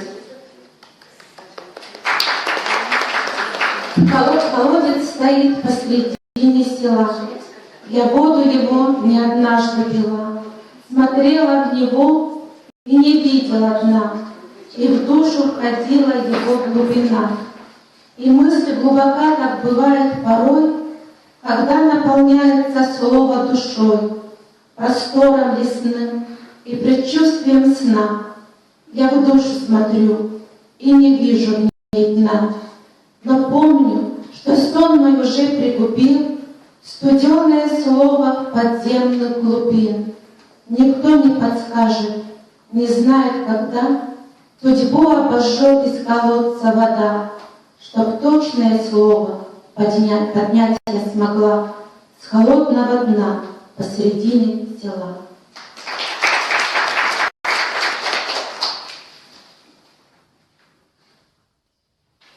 А в этом куче ущалым с югы, муверка сабо, енеш бытеем, и уще, он нас есть дугат, и юрамбо, ловлан джуж дасен, джик бытте юкмас, котка асвала, даледжа щелам пытасы джакыл, и голощоуш, лечилас дакалас, а ен муглас лыба сечем тым, и тая кыльяс, ставила маймена, кыл, тачкорка шулис пырышмор, и отчет тая вылысло вемас, став кыльяс итчас, молится Нойксор.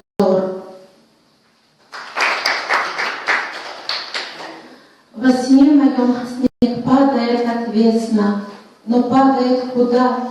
На свод небесный. Не вижу я земли, повсюду небо, стези, какие сон заносит снегом. Летит мой снег, и мысль ко мне приходит.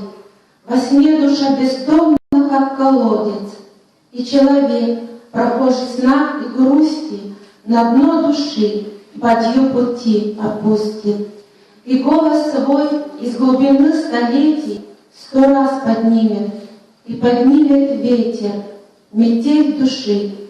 Какая тут дорога, а в той бадье вся жизнь моя до слога, а в той бадье любви моей печали.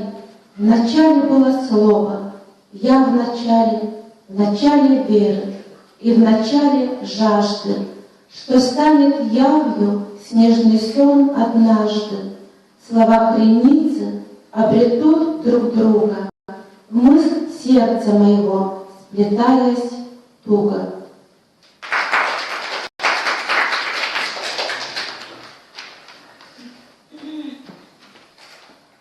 Juhmasus kõikvõilikšikten. Lunugu võšinjad tõdavli sõti, vašagõilan mõgõrus võtja. I korpetavli sõdoravalla, võtma vatlana leždavli gorsijas, võlla kačuvli sõti kušsojas, võtja galikli svičuti klovas. No amotsojas gumotlis vasa, păduși, I čujmadlis mena, Моисеем, Hüderftamolem. Oder Burgmund Lisorza Vatlan, schon die Kötschjasantur Urkudvarin. Riajukmastan ortolus Vedna, Менавичища, Гашка Паволас, Гашка Локтас подруг, Амемуны, Ашагиса Кыфмуни Набу, да и Юкмаса Сыбарыш Лепис, Самункольяска, Вежерен Менам, Vânăchias naslēpta vatlan, vālis važmas naktir, šondi kočen.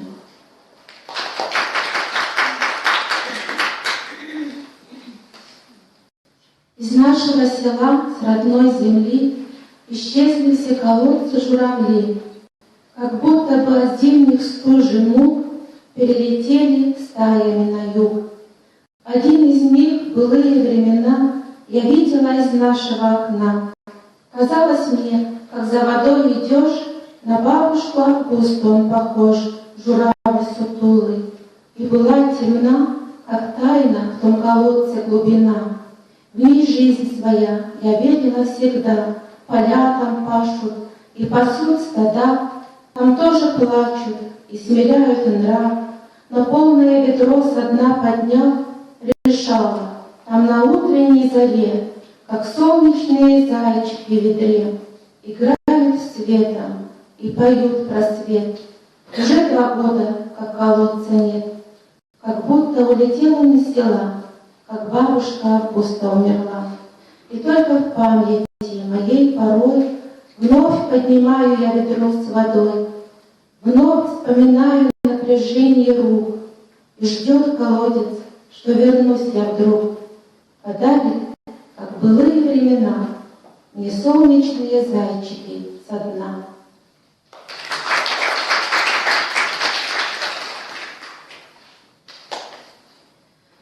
Кучам джуджет муслон струба, кучам джуджет, хыскаловта пемар джумас, лептанешка рукудваса, лептанешка, щукаш слыш озивешка, будьте васа эми юлы, лебаш юшлы конкаюин, лебаш юшлы. Темен колодец любви, потому что глубок, темен как омут, как мысли судьбы между строк. Черпаешь воду, прохлада ее так свежа, и просыпается спавшая долго душа. Пью с нетерпением, а жажда сильней и сильней, сколько из чаши любви светлой влаги не пей. Словно бы я не пила, что за странный исход, Лебедь летит и прощальную песню поет. Видимо, он уже сделал из чаши глоток и глубины, и любви, и судьбы между строк.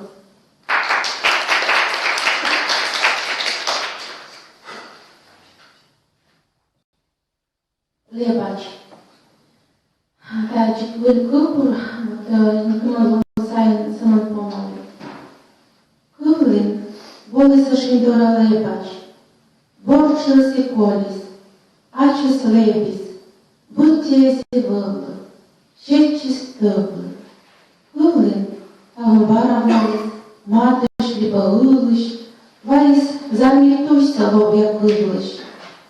Când că vărșărvără novăsie, cui și șlos ședă ce vlăchie. Viștea, mâna își îndora volă, vărva gâdien, așa smencă olă. Câtă și să-l mâgă răsmentăța, Icea dără ăpă să snimpăța, corda câtă și agelime, octă, să mă încâșcă, iugăt văd mă zloctă. Boște stavnas, vejerăs и лолос, vândiera, но avea pâtte lola, mâna smepă, nu asveșic șălă, voită schol, и коля сămân ела, mulăși, balăși, turnăși, da corviși, stau să vârliși menenko maskoršină, ačinas, и muslunas, и jortas, ties duksa, Подорогла портля. Аски садьма, выбор ежет лым, терма шаманошин доролокта, абося на лебач йортлан коктуй, мороз пычкой, вичищем ще спыл.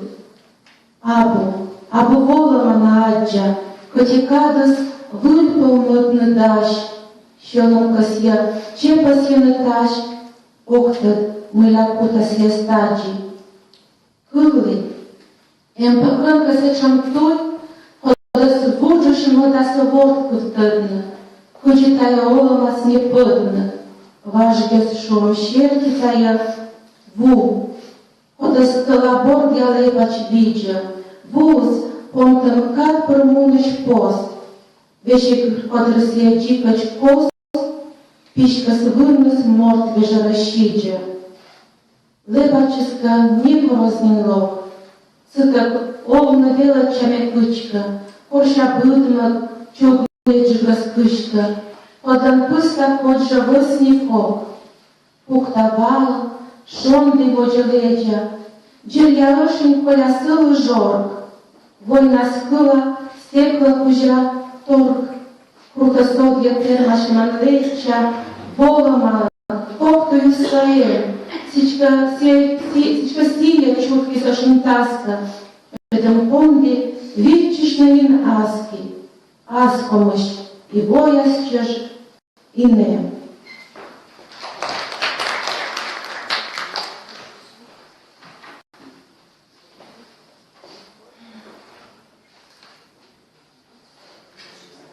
Ebara lochin radicăm să cornă, alebaci ieget važenin nazov mi orden, când căseni vărva gorân, i nebučam akulăm și spo, te radicăm să corcăgebnă certin, med neburs ja mugla se sčuž, a seșa nemtă să își losă ăctin, voitan, punăt nemcoș. Перевод Андрея Попова. Любовь мою снова простить пришел. Ее белая птица, который год в звуках чуткого леса, древесных смол, не боится смерти, живет и живет. Ты просил схоронить ее под землей, скрыть подальше от сердца на вечный срок, а потом собирал, чтобы быть со мной. По глотку и по вздоху забыть не смог.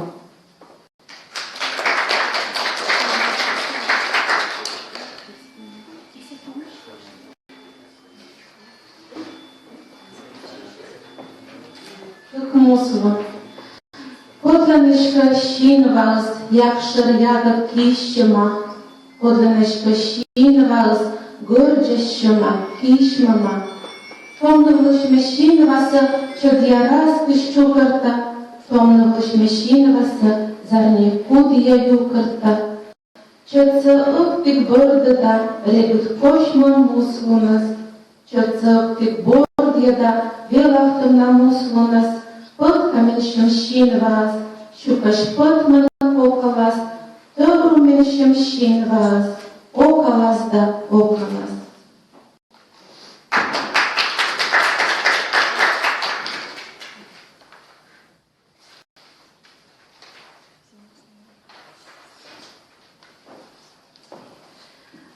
Вої, а гортен куча молощит, кыха боис. Его чала меня лытом вою, и ворсошен ясен ас якыа, и от какочу вьемеш ершескыя, по кулам щимус, югодлы свободлен, и ловой пара, ради темен ойда.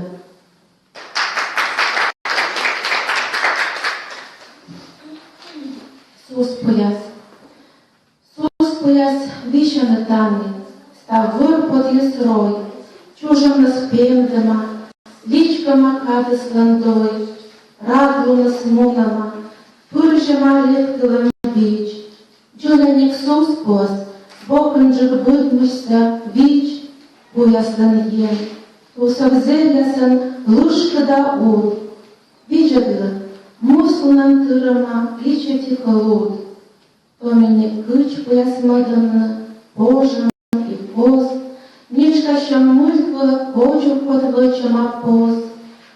Шонди сладкан пожала висю карач, челяк деркач тишти, важене кипав летач. Неколік тигли, ми Ісус посміян танем. Оловос, пучанка гуща торгощили смем. Вирвали жінєбокса, витягаджалися. Сус пояс, шипасмос щин вочин, ловна век.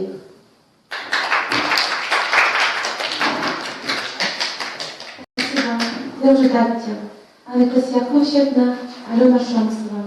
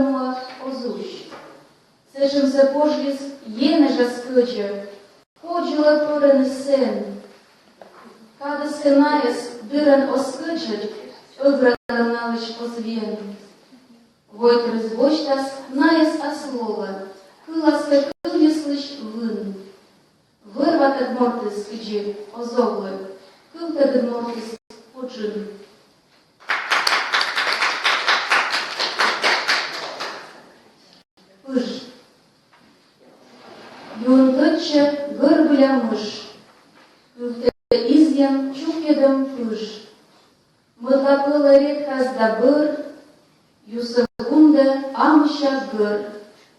Вещик зубмат просто озов, из сыновлы озативо. Важно пыждан рыжмама ныр, пычка смурца ваз воспыр. Соса уже некот поспуч, пыжан юсе некот озвуч. Юзес важен абунин тан, вырачитлан пусамабан. Кырляваторсе кырыда кад, Божья сила ошьяма сад. Вой хостат буалыш тăв, вой нас ышка турунжем чăв. Таны колик некор осчыв, сăмăн пиштем вичкăлăн хăв, тырăм лола жынмяннăн шыт, пышсă бовйăдлă бытьăкăт гăв. Изен сăвтăм жуялăн пыш, чужанчиклыш бертăдă мыш.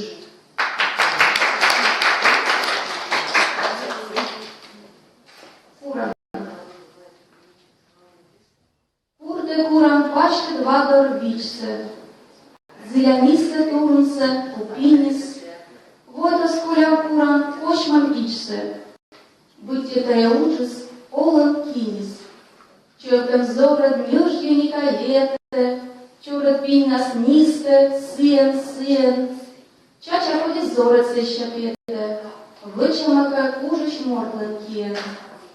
Чурка зорад, джуджер юггады вичко, шивачема бердас муджем куран. Вылен мышкам ним ходящиш вичко, шигарала мужиш вылын юра.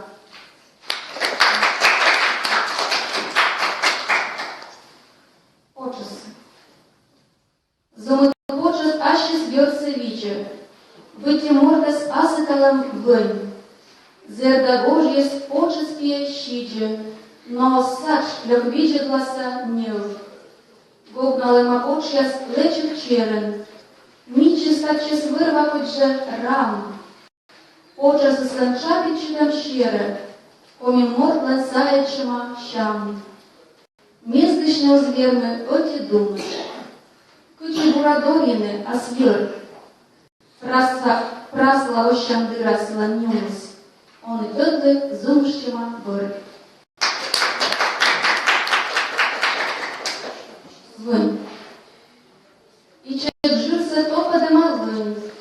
Ну бланкин панче югыт вынь. Ворсы даже сунис язык ищ.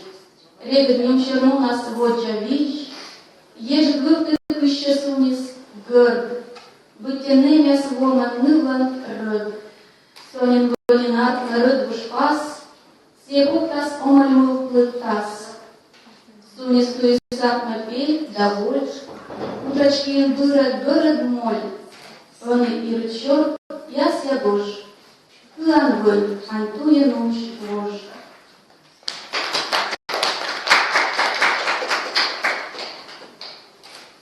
Почтансад.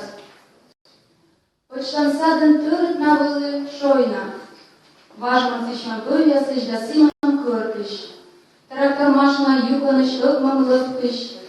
Стався почес важен нингытчыка лойны. Талым садыс ружакыс пыда. Мурдан шен крошкачыс мыным вужьес. Бытте унатывырын Божема вужес. Корми весалын потырын садгыш пыдас. Ön садыс юкмасын меным лола. Кытыш поче бумлавны челяк дырты. Кытын поче мылпавны кадлыш кыптан. Кытын корты вежыртан арлыш воам.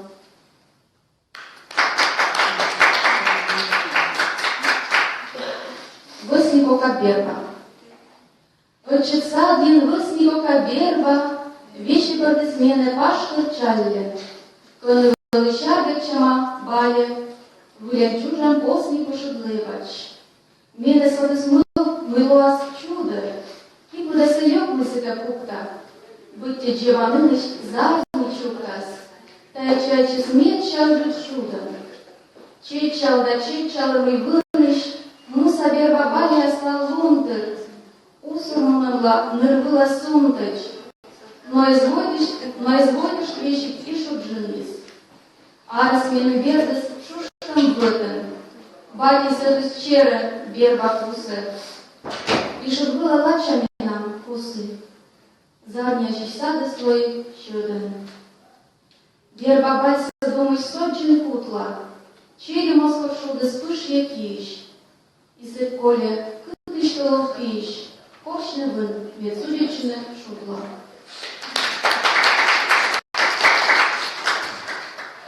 Пелищ. Нора им запелищ хер капан. Ök мы свонен колис, ök мы сво. Кычигуга лоис олым баныс. Тесаби пуктышис эзло. Ök мы свонен пелищ ола рулын. Бытте ашис мыжет воштам морот.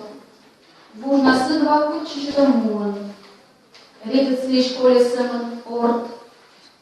Кылта пелищ шогадан волкнилы. Özün doruşmanın ветви пыж. Бегачысымын зывна ылын. Дай дома сора вывты рыж. Пелыш порще пычыс, аще спылся. Мук одмолся ушты спыжит гы.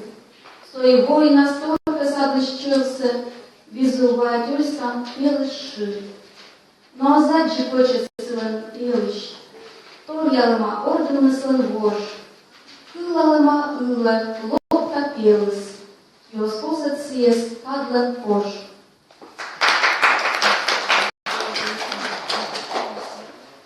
Будък. Бади чашка да будък, чаж, лъм се потка да няждан гор, бъде чест да лъм къч по краж, отечер лъм чарзам сор, бади личка лъкосни киш, Терчумилын пышке глаз. Тадитер мачищувка снищ, Чуща держмага тылля раз. Чилы гудоклен мура скут, Быти пыдастем гажа юль. Батлен шиньясын ызье шут, Тусав енежлен гора джуль.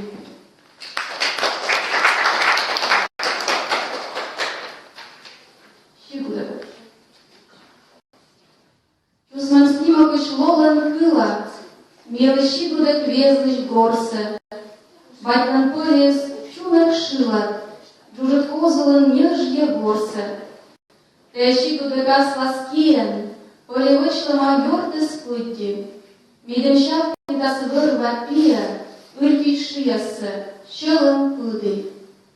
Авя щигудок югыд лола, Отвертекан веджик ворсе, Сие пыткан там и лола, Галя испуди шия скорче. Меча мылас, меча сычес, Меча юркдес, меча рамес. Сылан шила дес воште ычес, Коми выралыш олам шама.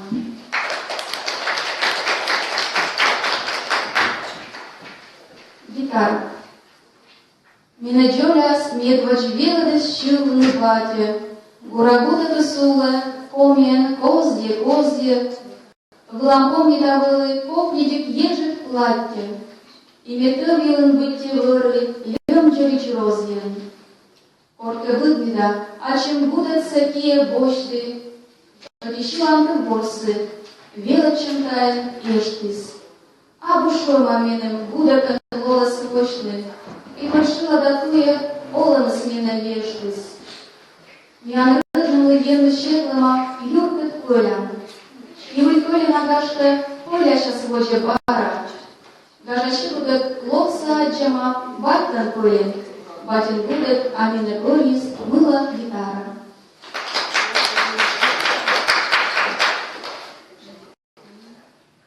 Горша байкада. Воль почтан лайка гвяз выла, Папни чемашебрас, ежик ющ. Борья с вас водом мусаныла, Мина шырпык, мина задний тущ. А скипыты джориджасы ыхтан, Нешкан качашинвыш зырья дор, Ышнелун турун пиен йыктан, Ытарпят чвет, амыдас гор. Кучишнылы, юштан майкыт борде, Сымын шилте топыджы как конь. Кылан, где ющи скрылся орде, Кылан, где шибко пелят ум. Арша байкан. Пырчема арщапу шоных пашкы шалли. Вару кориск шу-шу-шу, шушка чебычали. Ты нет пошел домой, кудючеляй дора, лоб паспачкет плаша бой, мует кышкам соран. Ваяс шилия саши, чук я шумат кырып, кыв замналыш ши-ши-ши, бегать челом шыры. Часовня. Скоро думан кывала часовня, начеником выдме будьте сус. Войкер кутас югочка овны, учас сыладун глаз Иисус. Пырчема асыны вывты эша, миян щиктын, коз явырын нил. Эскитам срыдме юшта пешер, воч вотырты езлыш мыл. Вежер кытай небош он нагукат, пешер божьиш друган он намын.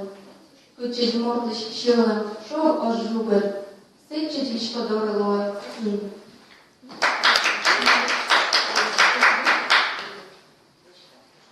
Лунвы ошень. Лунвы ошень были меча моса, минам пычлы, кывтам ваша йор. Сыгадорчен луны слы баскусас, быть моган термашиш туй мор. Ошень пырысырымы сычны пондас, шомлысы корджевас енештас. Кемышиштас пычи рыдуш понда, чылтас лыняс куим пернапас. Верны самой почей тудны секи, мой часовня корка кыптастан. Гашка секи ёнжикешке эскис, чужан щиплан югдылас на бан. Кыдала часовня пура ыны, пычлан муса лунвыл ошень пыр. Енежескад мос етче кыны, кутас ескияс ядвыл кыр. Збульмадыка пожес щелым пором, керка пышкан гаро кышны кад. Виджетна часовня, ошень пырыс, учамишке почивалы рад. Учамишке почивалы рад. Вичет принц. Черядыры чужанщикца özün. Икать мульта сенете онуй, се сылас будьте енеж лызын, самолетан полем руатуй. И он лык вырыш тущен, и выч вылыш чишьянын он гуд. Уж я стоишь шуры дюрчи гущен, вылытан и абу, опты чуд. Но мы сэшем ёнаганы колы, чиляй дырывеща выны быр, медым вылич кащаш наставолым, вылич гартны джукшалыштым шыр, сечеве масвужадлыны мена, сымын ичет принц, не подмыд. Сыланчылан верске мортыш веным, пыр яштан да чордлун остыд. Сымын пучын муш принцес корчан, кытыс левуже, щик, лекар, то есть он тыдмав пыры борщан. Он отсыща кычат стал мушар. Байтыс самолетсе принц лавыста, вещь красмед лёталым пупор. Чият дырща чачатка глыштас, вон и версте дора ичет морд. Но пулы бач войсут нас, бырас, свева из кыры машар. Муас плавы сбытика тывдыра, чужанщиктын чавген ызгис ар. Рым пыштан моспоты сунапеле, кыа вижен пестен енеш гир. Вошис гирас, нора горзыш пелеп, ландыс чилядыры ыжес джир. Ыжык кыш. Рыт наскета бывшаныш да дуда, енеш паштала скоджур джир. Таяс дука с мылатами шуда, вещеготте сын я скужа вир. Мечем на кыска мечем щимас, Ужит кышлан чапичитам щер. Сылан вуге кей мурца инма, муас пища жильгам эзыш зер. Зерес мышка мене, керка, садес, одевой торвишера озбош. Мус модас бюджины сощедас, бытте эзыщильяс ыхтам пож. Кымын еще пользы ащим гортес, зумыдвок, зумыдвугя ота ыжит кыш, кашта paštavame čužanšypsa mortes, mūsam viekolė vojas čiž. Мукат подюк чукар тачу зылыр, уже тошмо зраднуся озвай. Той костя здавоя спорме виле, іще повчан пістач сочва.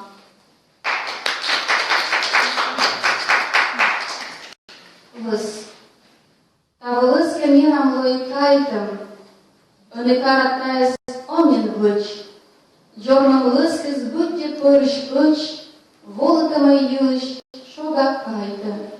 Йо зміним джіжги учачністан, пічкам лоптис чужимост пир. Шур дал з'юкти джоджас чирс, ваша кацепімдас облістав.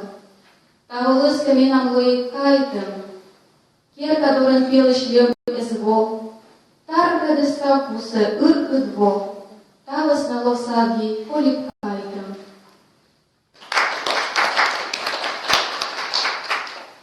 Jör.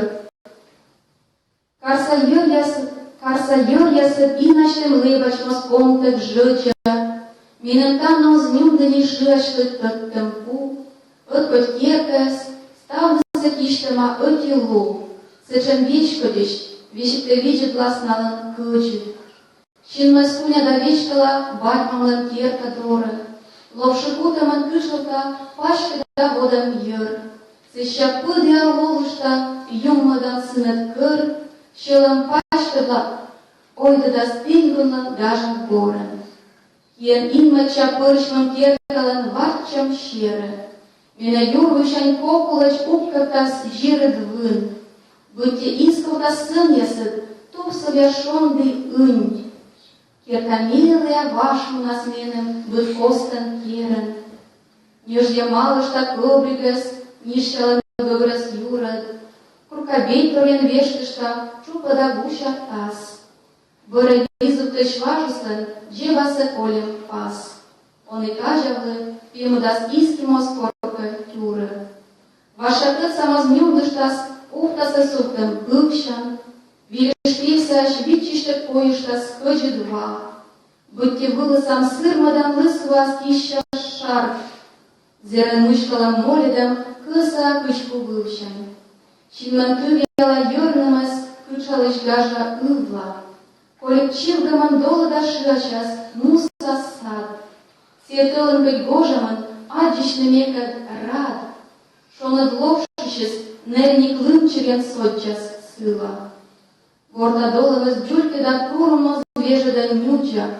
Яскер кадор ывлас сены шуще йыр.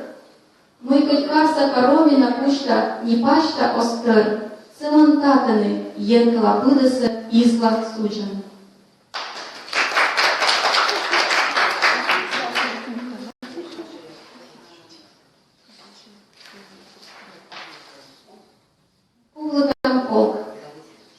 Скырдым кужавошала кублыкам полк. Охтышла сышань щелымды топыдан шоган. Гырыщи посни мунаны ыртувя моган. Качкышны ушем солдатес, кот бырсы эзлок. Будымлен иас, уждадан снимока пыв.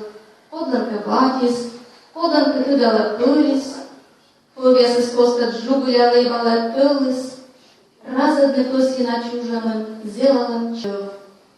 Кошыптык будык, будьтика ыдыктыш гы. Выржы да сие пывясыш измылым йызыс. Некымын сдук, и чужамныс виршалы ызье. Матыс мыш гыммыз, гораммыз соды кокшы. Попрче полклы туйбокын злымбичиш коз. То мне куан аджилыс оти луна, Фронт первый шмыдым, зомья шмуном. Колля да страны войкрыс, пырыш мам моз. Дом горкочу. Щипцовой мам керка астан юрыс, кыпалыма вылыч. Он и суч, и озлички съест немша муч, котиёнте война кача вурыс. Дом горкочу морос власт сырма, Петис керка бордулыш солдат, Щелан берче сорыс пи вок бать, Дойсе вены отинемос кырмы. Кыавонен шиктес быттелова, öbüralış kocu vyasa eж. Kocu влысы нинаман он веж, ломженан полясмылан олам. Кымын. Чимшет пövлын зарнен режима щёщижим ов. Демин Ефремов Жамбуров, Карманов Липин Пашнин Попов, Уляшов Шомусов. Наякуптесны житыждыре ащины слов.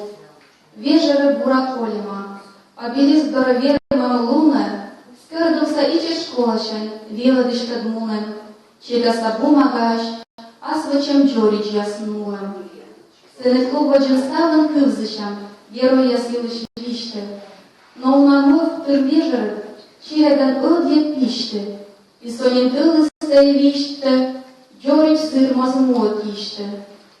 Чужану дори солдат яслын, важный перка воча, он яче одешланы, чинта йоран горкочу, быте кыпаданы енже, асланы сотчин. Но век же кымын во колы бытманы туны, кымын кольча колы бытканы вежера, быте капуын, медчиклыш, войтырлыш дойсы, щелын мацуны.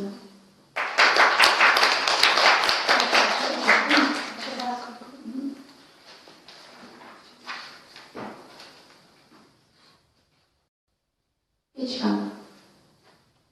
Починаче не кыш не своден печка, печка, кужещу не оснасткыска кудельщис высни сунис.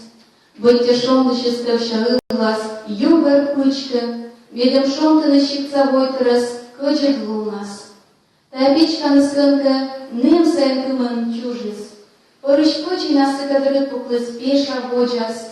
Пычлы мамщанистая печка наскорка вуджис. Баба рыдныслыш печканки под целым виджас. Лоптыскада славюна чусмама, будьте образ. После чукр ясаин румун мосточе чужем. Гашка почелан почес, олан помощем выраз. Сече кольчес методны, бура вужьясли с кужем. Почланылся с чужлы, некодлы вечно ужловсы. Дикач печка насвоилась. Тайкала спемыдын сылас, но вот адишлык, сылыш формалыш тасаргаш лопсы, будьте пычлыш, чукарыш бамбоксы, кие кыла.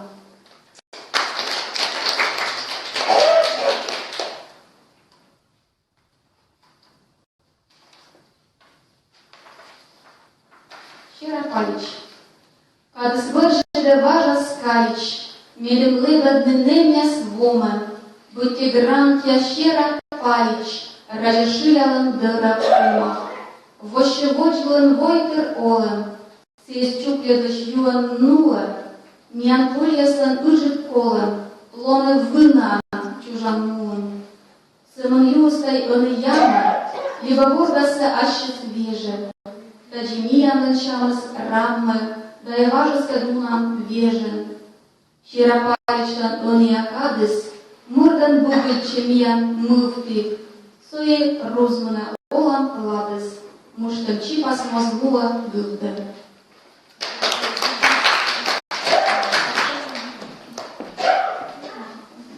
Ачалена, Куралындина, Глубурясы, Коми Республикасы народный поэт Василий Ладыгинас. Анатолий.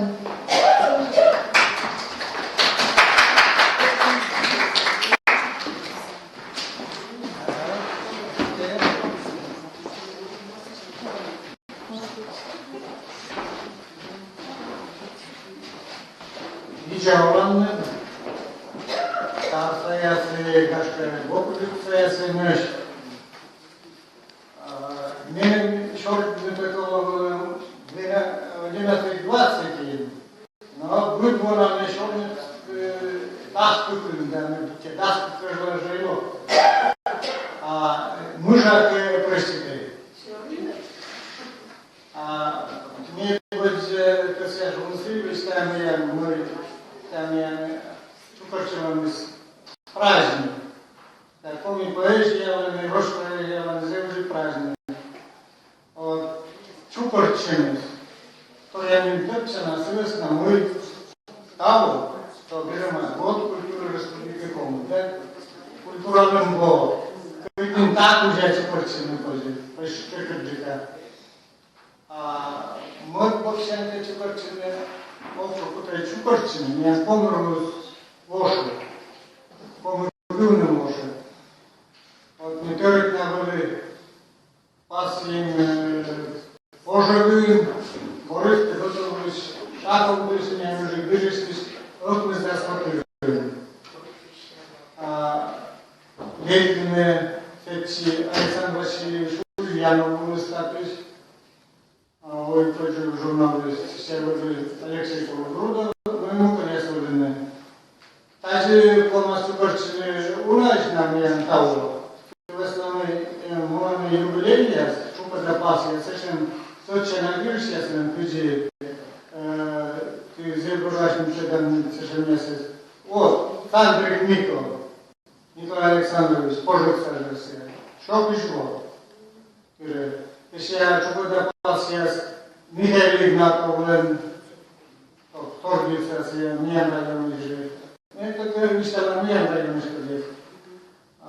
Еще Лениан Алексеевич Игнатов, Яковлев, тоже свой запас. Еще Виктор Егорович Напалков, Купянка Сарасты. Еще Шейта Пастыря, Александр Васильевич Ульянов, Вайкин. Вот так и решимость. Та же мия. И та же матушка со словами, культура слышала, как разлучала, бурно. И я забыл. Артиснам, вот мы когда мы делали шкушевым, и кубр я следам. Котка кубр, котка виш. Тут, например, Иван Иванович Нобиев тоже, меня нравилось.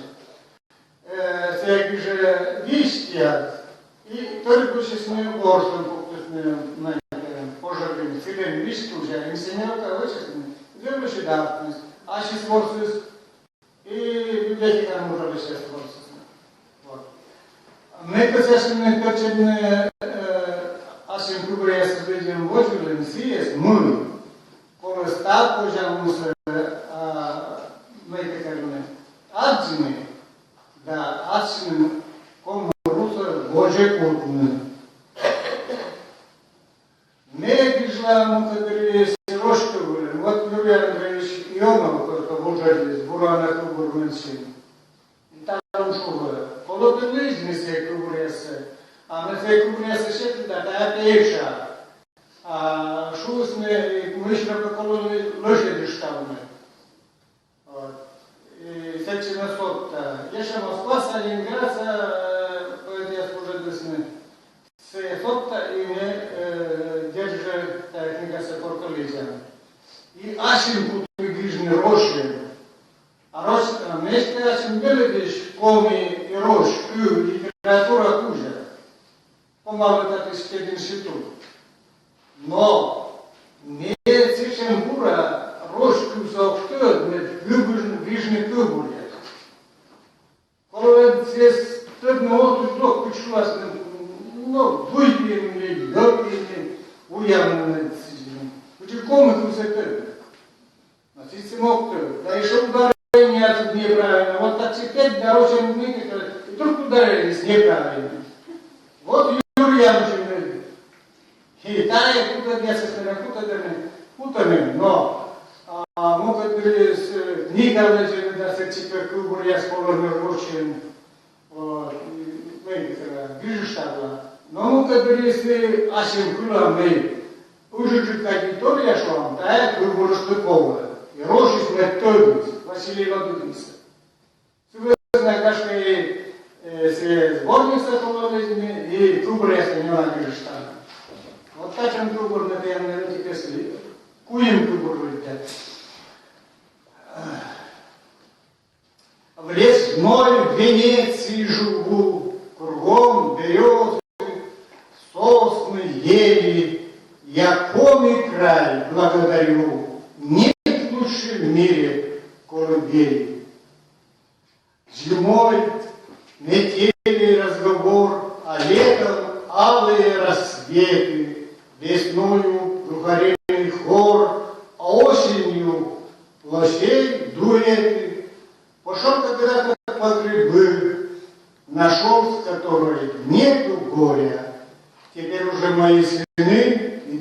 своим кострам и зорям.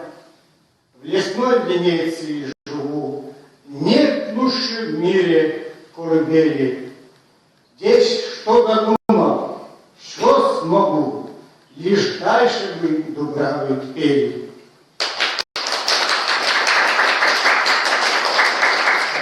Очень вот убор. Правда, песня любила Наполеона. Не любила слышим месяц. Вот я с черным был асмурный, чайка мы те задышали.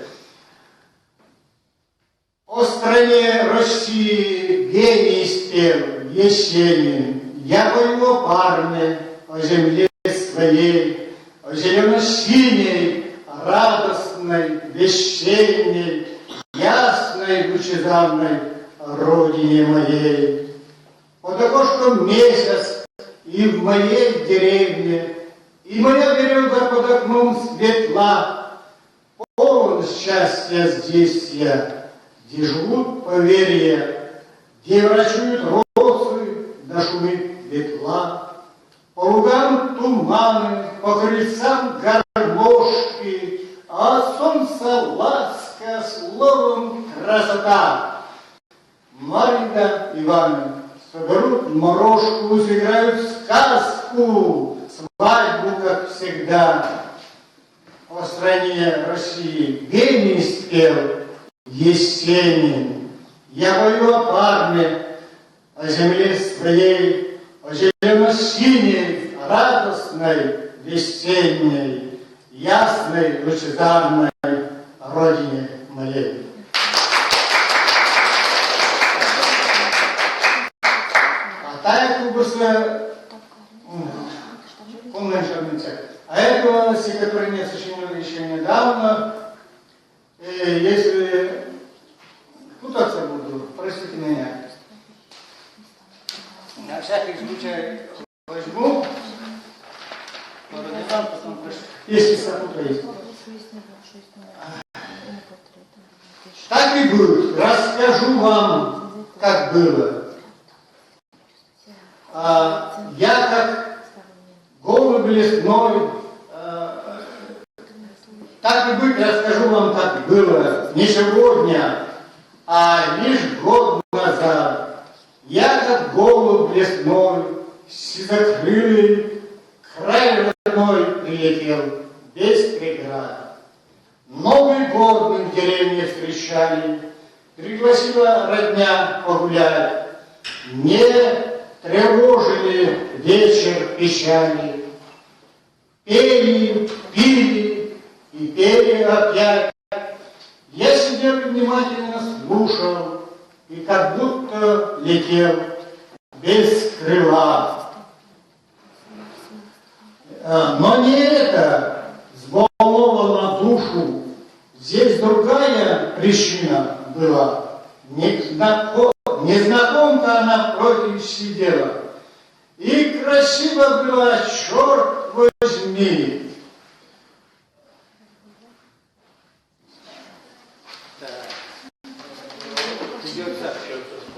И вдруг она сказала, замуж меня возьми.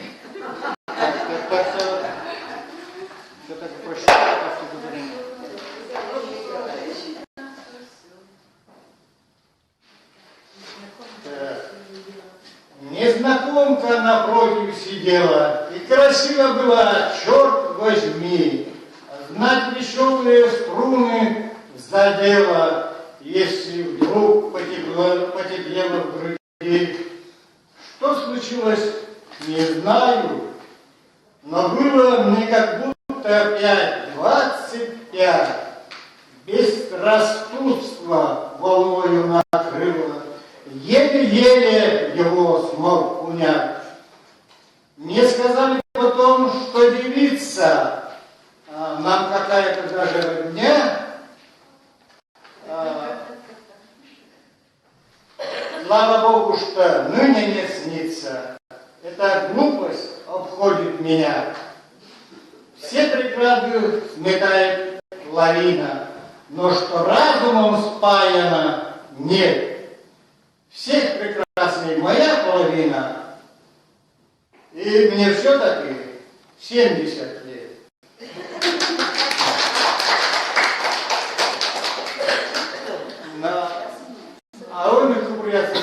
я помню. Свежая курesa, когда я сам шел и когда я чайка люди сейчас комментарии рамдина.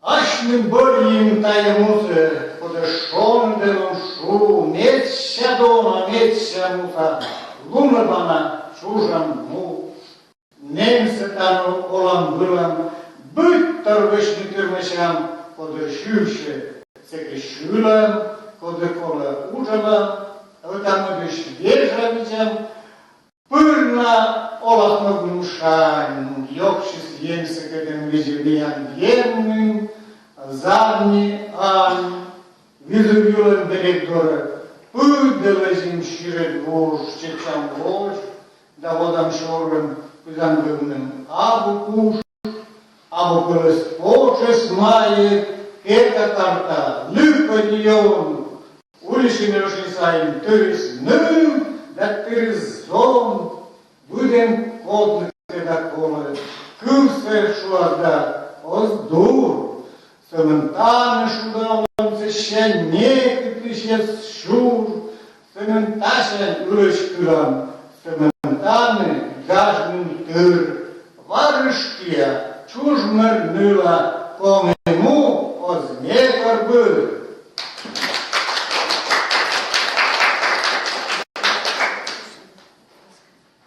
Менам чужанин, коли ола была, коли меця варов, меця гора варовите гым, покрашен бырын, моя свидзя сгыла, пидесяне души, ежит дым. Менам чужанин, коли ола была, коли бадья с костым вырстаёлись шуш, лошадись на бърде, лошадись на шуле, чужан на своем ежит юж. Менам чужанин, коли ола была, коли шима пырre, мусту кашен рым, не ведлёджен воде, почес мая выле, Джорджален бырым, ежит лем, менам чужанин, коли ола была, коли менем гаштем не корная сгыл, чиксан бура гылым, небо турун гылым, визу бокын ерше, ежит в, менам чужанин, коли ола была, коли бура гылы гажа шулан кыв, Пете китче были, тусал тот я силы, шерлан пыджир тадыш, миша ныл.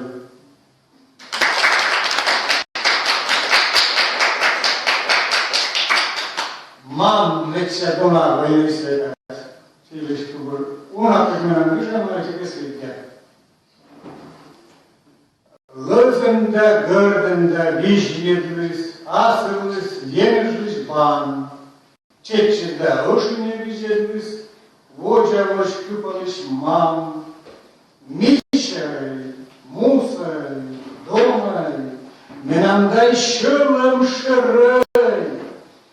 Олам искуснялыс ёма гыдынды вишталан май.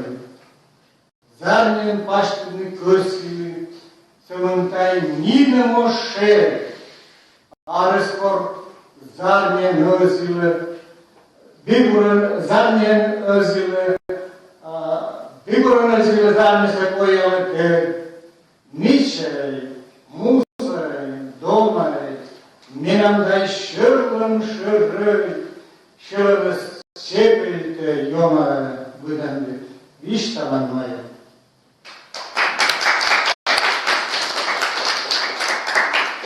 Ну и можно не лишнего, рожь надеть посредину, сейчас помню нельзя.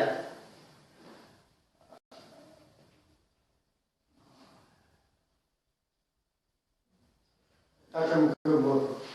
Вурмен мама, миша дырым, зачем дырым менем мур, медмепети нюбия шыры давек, вылым коты юр, мы им даром вырастали, жваю, да куча раз, мы им гуяс вылетелись пояс, югорьяс, мы им гажа шон дулым, как будмес цар, мы им юргис, гора, тулус, вылез, ведас, нет буркан, вурме маме, мища дырым, сешем дырым мен мур, мы пекем яши, да вылым куты юр.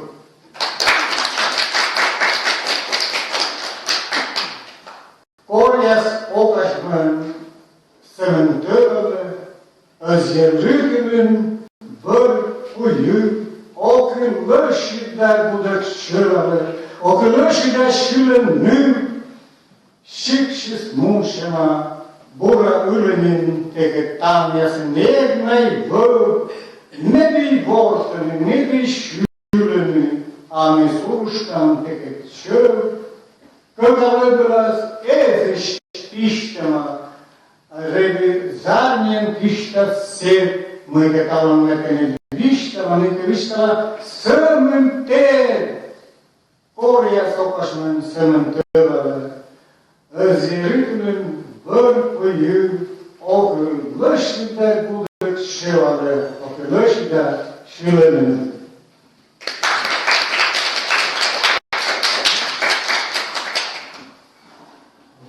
Появилась векна агра, притисла любить день на дыр, курьявым мича гагра, пезная жерстая джекачпыр. Бура дырна сие уявас кати, васа ене жваневской, бура дырна кожу ясна шуявас, горд ясу вас нежмит гош сябой. Buradırna mama kiştalas, öşünümüz Georgias damı. Mıyl kodleme kodleme viştala, mıyla mişavutkası okıy.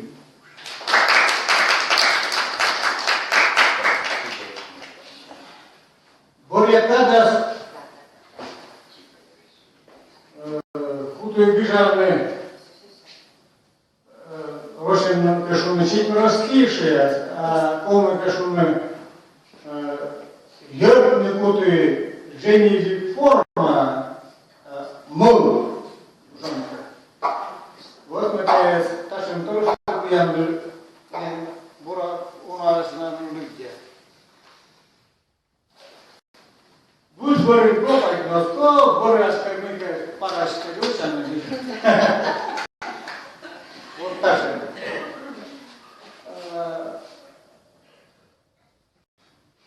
Olet kışulus, völme yon gözüs, a viceden dene buden şev. Bıtenisi kocu yeneş gözüs, öç aşım seni uyana vek. Vorkutaş, vurgulısını mamız, bıteka kopozış paykis torun, taşın böyle vlastren korkış karnız, Позже шумно себе векна дура. Гагар пошиш, джески довны, енерис кать кутчему.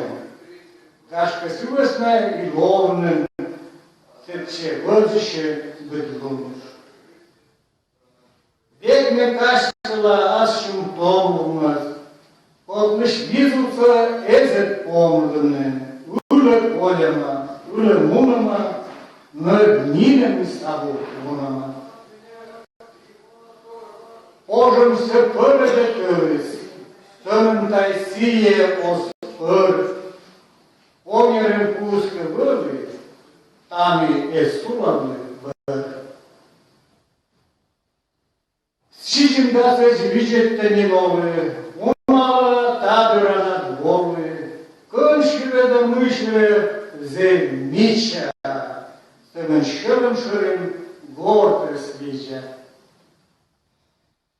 Gora ești că vălă călăș, să-mi olusne, câc tălăș. Una șără scrigicolă, ne de una vălă, lovă. Cada que cola editor zeburatör, cada luși de oră sulen că hână nu stă.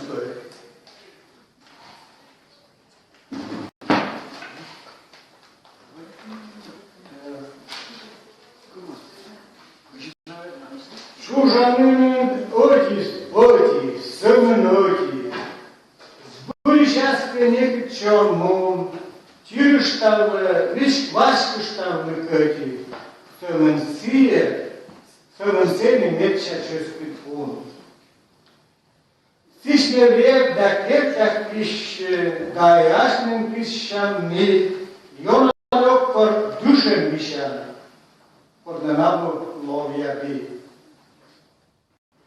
Ловия штиен мышоям, да истаму савоям, а вот куномостер, пиньясте джаджи, он враг.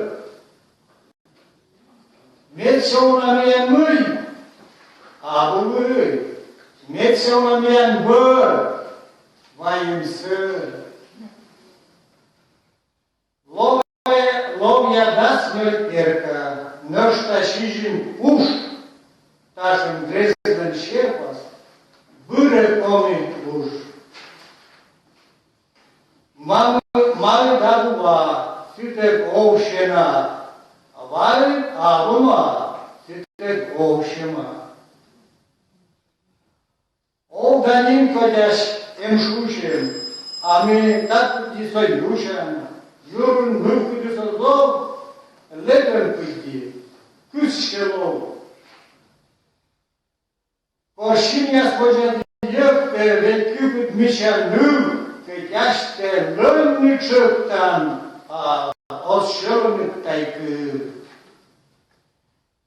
Виріширам пекерли задорно, а спрошія висна вішиш лов. Одукта сомалія серйорни, пекрашани, ніянли оскол. Şürüştenli, yöktüştenli dahi poju. Buraşo miyan pole taye jojo. Kotke çuşum şenis pasta. Tavis kartme tübit lov. Kotke çuşum şenis asa muşetimin algov. Ну и мы приехали, коллаборативно, да? Мы приехали среди. Секретарь мой события были рочем ташуной омена. Борьян навек президентес, юртами и процентяс. Борьите спецсовет, подес будешь, а ушел. Я не помогла, я взял дать, и выкружены.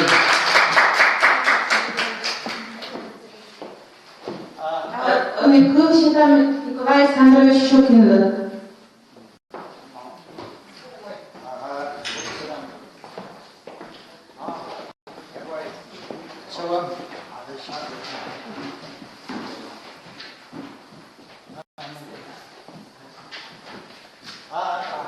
Самара на Йоркское заведение Санмешки Дышисабу.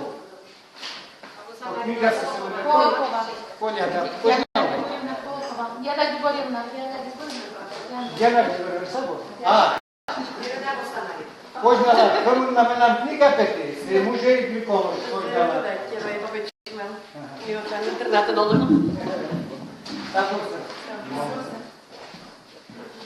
Burluma, Nova York, Poesia, Alesia,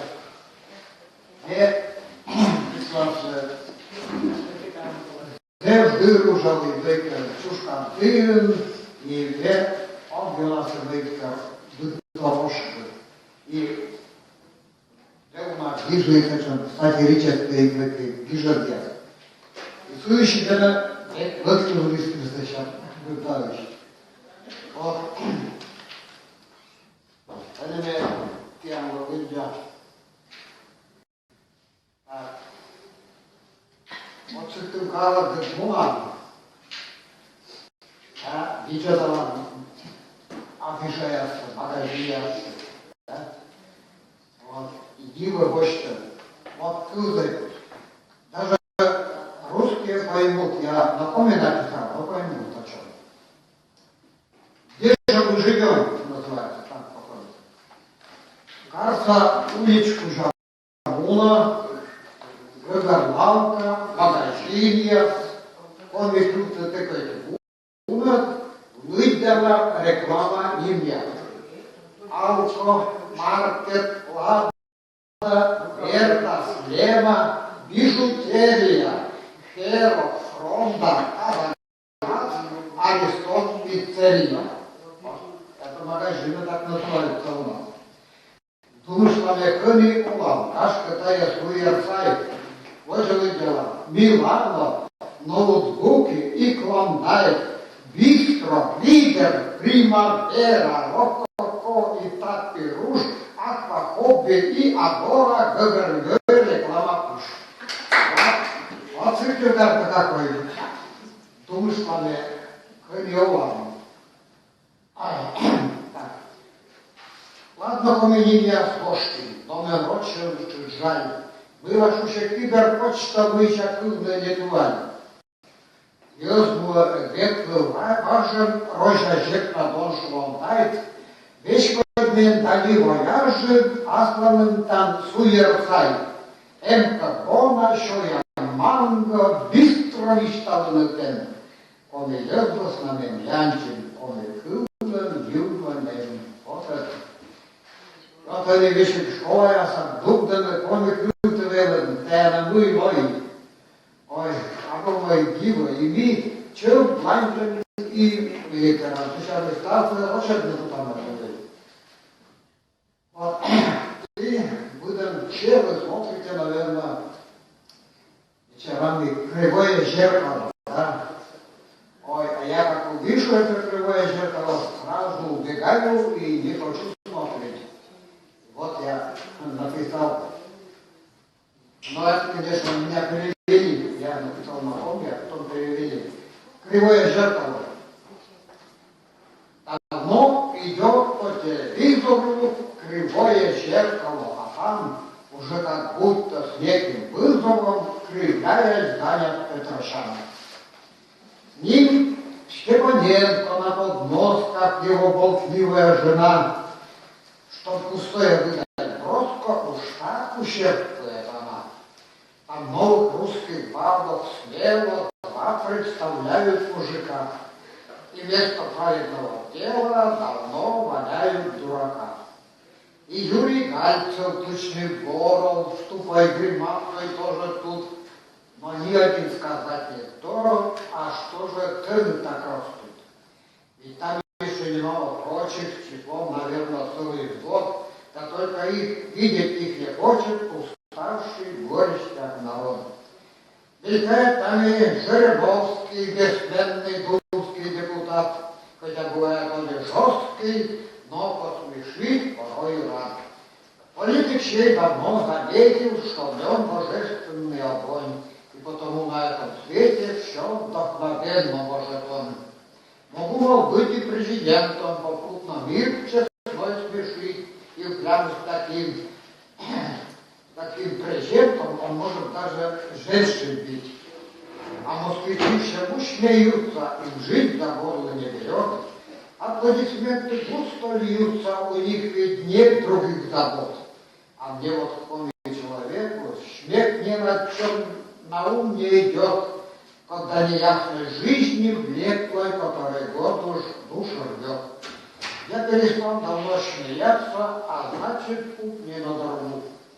Схожу как новым русским, братцы, а друг жалеющий нальет. Ну, а сейчас я вам пою песню. Называется «Жена майор». Я до войны прилично жил с женой, и оба мы работали прилежно. Она была весьма нежна со мной, и я к ней относился очень нежно. Вот над страной вспыхнула война, от Открыли гитлеровцы свои пасти, простым стрелком ушла на фронт жена, а я попал в технические части. 4 долгих года на войне ни разу мы с женой не повстречались, хоть были друг от друга вдалеке, но верности друг другу мы ручались. И вот победой кончилась война, была разбита псов фашистов свора, и дома меня встретила жена. Моя жена с погонами майора, я теперь боюсь не встать, не лечь, я дисциплину строго соблюдаю, а по утрам стою, даю ей честь и говорю, ей здравия желаю.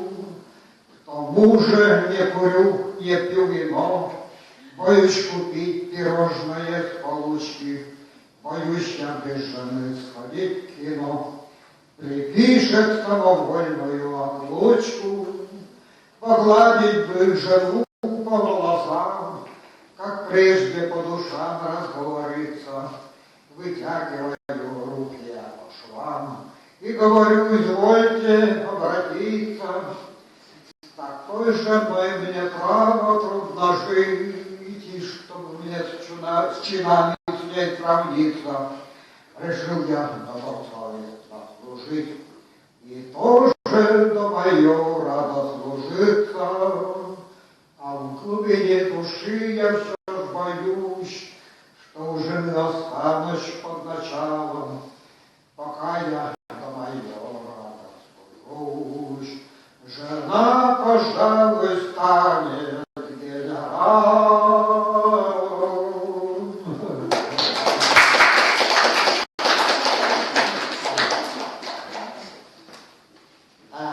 Я вам покажу сборник стихов такой. Здесь наверху Николай Шукин, архимандрит Петерим и Павел Волочков и Андрей Канев. Это три, так сказать, Там только не архиепископ. да, такая троица была. Вот к троице и вышла. Вот я какой-то тут. А потом этот архимандрит, вот он какой. Вот. И Канев, он полковник, Андрей Канев. Да. Выпустили, конечно, этот сборник на, я не знаю, на какие деньги. Я, конечно, ничего не платил. А мне дали вместо гонорара 30 сборников вот таких. Вот. И сейчас я тоже готовлю. Я очень много написал, писал и переводил моих чужих языков, русского и других языков. И поэтому, может быть, мне как-то Бог говорит, давай живи больше, пиши больше. Вот. И мне уже сейчас 84 исполнилось. 85. И готовлю сборник уже. Значит, на полном языке я их перевел все. Вот. И опять же, я надеюсь, что нам архимандрит поможет выпустить эту сборник такой. Да он архиепископ. Архиепископ.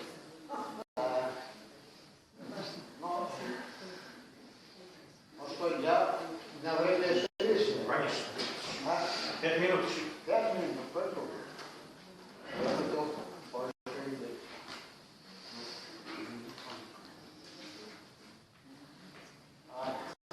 Побольше нельзя, но я прочту. Там же Юрий Андреевич ждет. Поэму Ленина прочту на русском языке.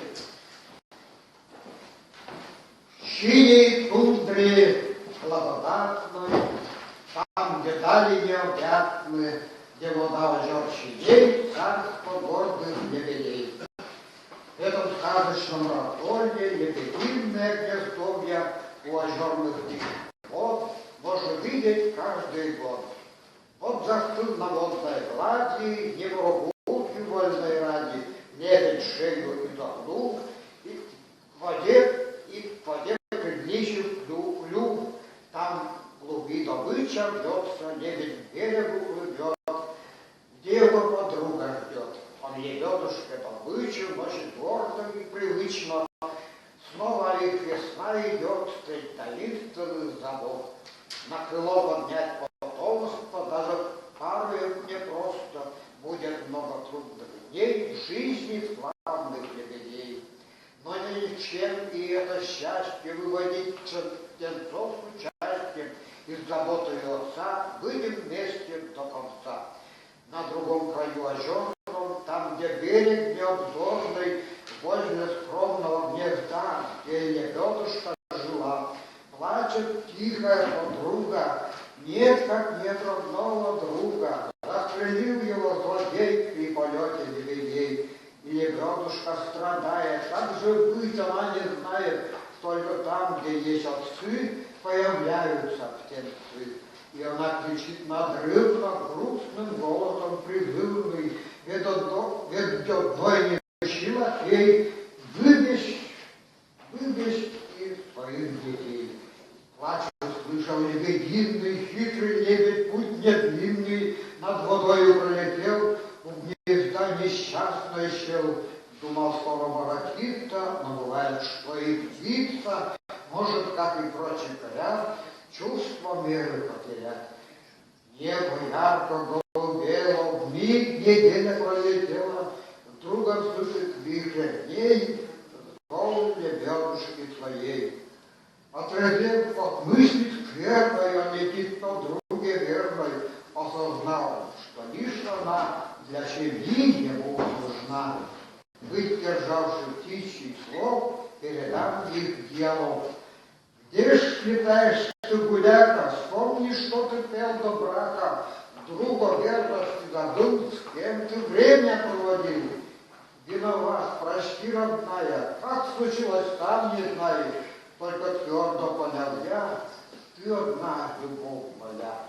И лебедушка простила, ведь любовь большая сила, но ради грустных глаз покидал гнездо не раз. Щебет честно среди людей, много чутких лебедей. Наш налево не платил, Бог бедняжку осудил. Вот такое. Мы все такие лебеди бывали. Но спасибо вам большое. Так, что, да? Еще минута есть. А? Еще минута есть. Минута? Да. Какой впереди? Да. Я за минуту вот что я что скажу. Как ты уже у меня. Ой.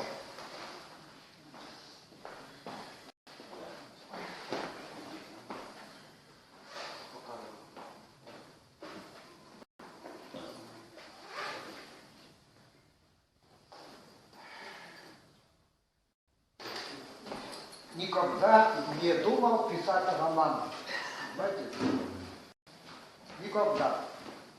И вот 20 с лишним лет тому назад остался на даче, спать где-то было в октябре месяце, наверное, и вижу,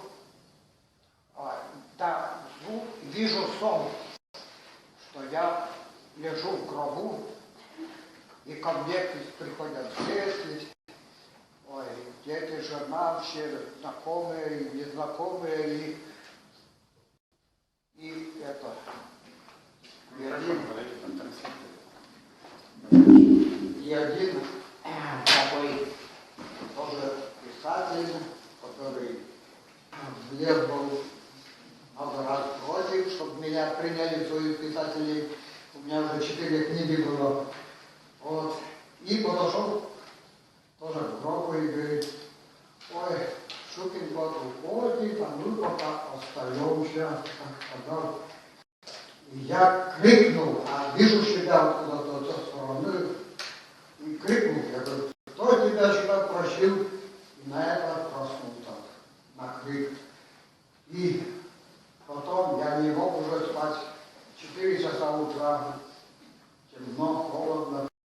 потопил.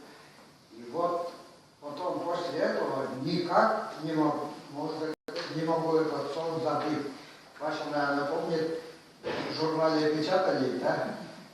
И до этого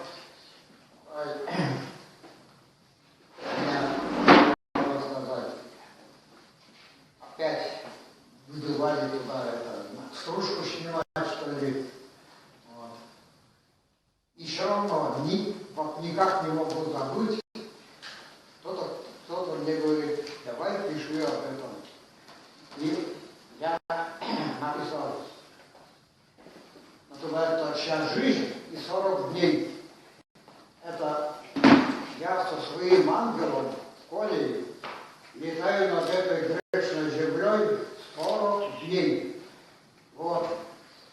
И что было со мной и с другими, вот я это написал. И все действующие лица подлинные люди. Ни одной фамилии не сменил. И даже мне угрожали, что тебя отсюда дадут. На коме, да? Коме? Да, на коме. Посадят, мол, тебя. Я говорю, знаете, я лучше застрелюсь, чем сидеть. И написал вот этот роман за 40 ночей.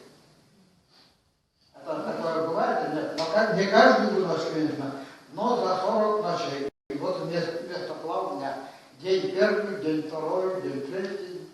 И так 40 ночей мы летаем со своим ангелом. И кончил я тем, что, да, у меня ведь черт тоже был, да? Ангелом мы летаем, а черт-то я увидел уже у могилы своей. Вот. И меня дали черту, и черт меня и там вел в ад. И вот я должен сделать, но пишу, но ничего, не знаю, получится нет. Я попадаю в ад, потом многих людей там я вижу, которые бабушку они. Вот. Но посмотрят, у меня грехов немножко не хватает, и говорят, надо его отпустить в рай. А если бы я понимал сразу, что я сразу попал в рай, то мне бы сказали, ох и бахвал уже. Да? Можно еще похулиганить. Да? И хорошо, что я пройду через рай, потом попадаю в рай. Тебе надо эту книжку архиепископу подарить. Архиепископу эту книжку надо подарить. Пусть он тебя благословит. Архиепископу Петериму Я его Бачкову. подарил уже. Он уже. Да. Он говорит, я умею читать на комьерке. И вот, знаете, оказывается... Уже все, время. Да, Давайте поприветствуем нашего старейшего участника поэтической эстафеты Николая Александровича Щукина. Аплодисменты, пожалуйста. И передаем шанс эстафетный Юрию Ионову. Кстати, у нас вот самый старейший участник это Николай Александрович, а самый молодой участник у нас будет в 15:40 Евгения Липовецкая, 15 лет. Ну, она в составе лектории решит выступать не самостоятельно.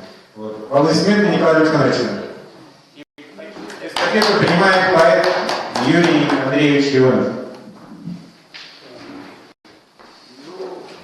Я человек не молодой уже, и поэтому некоторые стихи у меня родились еще при с небольшим года, правда, не очень нормально, я их доделал уже, наверное, когда в школе учился. Вот я начну с этого короткого стихотворения. К 3-летнему ко мне неброско пришла победная весна, козою серой с кличкой Роско. Явилась к нам во двор, она была мальчишечке, конечно, такая новость, благодать. И одевался я поспешно, чтоб Роску ближе увидать.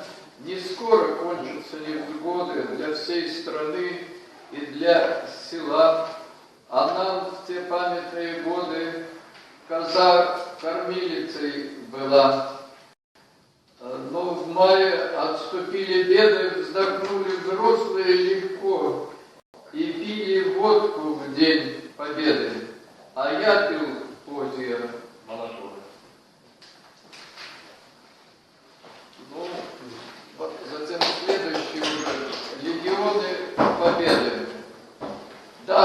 в России 41-й, и страшный вслед 42-й, когда весь Запад сжался нервно, но вслед раздался над Москвой призыв: где ж русская отвага? Стоять мы будем, как кремни, назад не сделаем ни шагу, ни пяди не сдадим земли. Мышино-серая лавина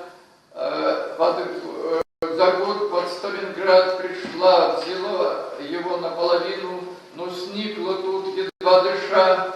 Ее победный марш до ныне без поражения и преград отпор вдруг встретил у твердины. Мир окрылила Сталинград, и по степи ноябрьской стылой, беря врага в тугой замок, бойцы моей отчизны милой пошли на западный порог, воспряли сотни миллионов во всех концах большой земли, в дни, когда наши легионы в то наступление перешли.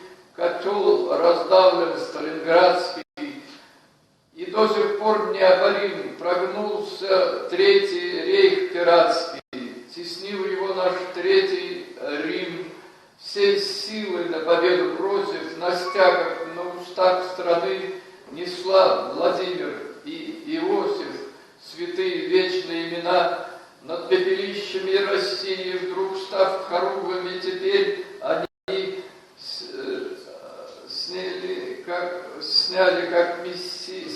как мессии, и отступал фашистский зверь. Он полз тропой Наполеона и Карла Шведского тропой.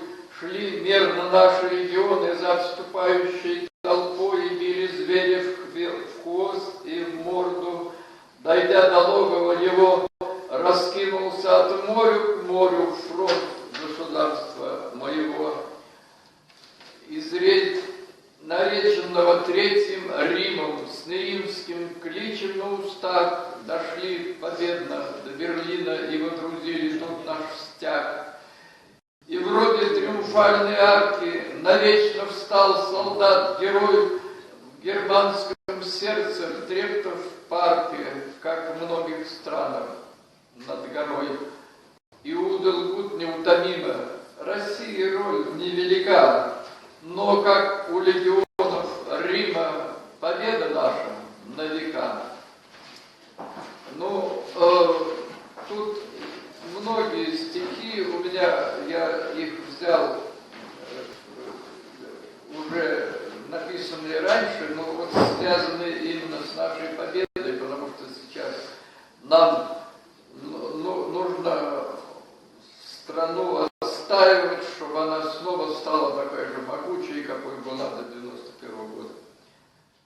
Те военные злые года, не хватало одежды и хлеба, но на счастье детей и тогда было синее-синее небо, зеленым зеленела трава, лиловели сирени аллеи, и светило вступало в права на востоке в полнеба аллея.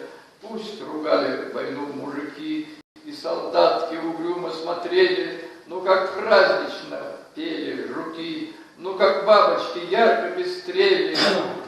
Так спасибо, природа, что нам ты дала на себя наглядеться голодавшим босым пацанам, не давая озлобиться с детства. Мы родились в один из дней войны нечаянно, не вовремя, не кстати, как бы полка единого сыны, точнее в его едином медсанбате, белковый голод из-за страшных войн. И говорят, рождаются девчонки, но это после, мальчик и живой, я все-таки тянул к еде ручонки. Да, не было у мамы молока, и как ее в очередях тянулась моя с чернильным номером рука. А крик мой гас в тревожном шуме улиц, и сердце, не рассчитанное жить, с младенчества давало перебои, с тех пор учился я его крепить, чтоб всякий день свой брать у смерти с боя. Сироты, недокормыши войны, ровесники мои не чаще прочих спивались. Но умрем не раньше мы, причем не только в звании рабочих.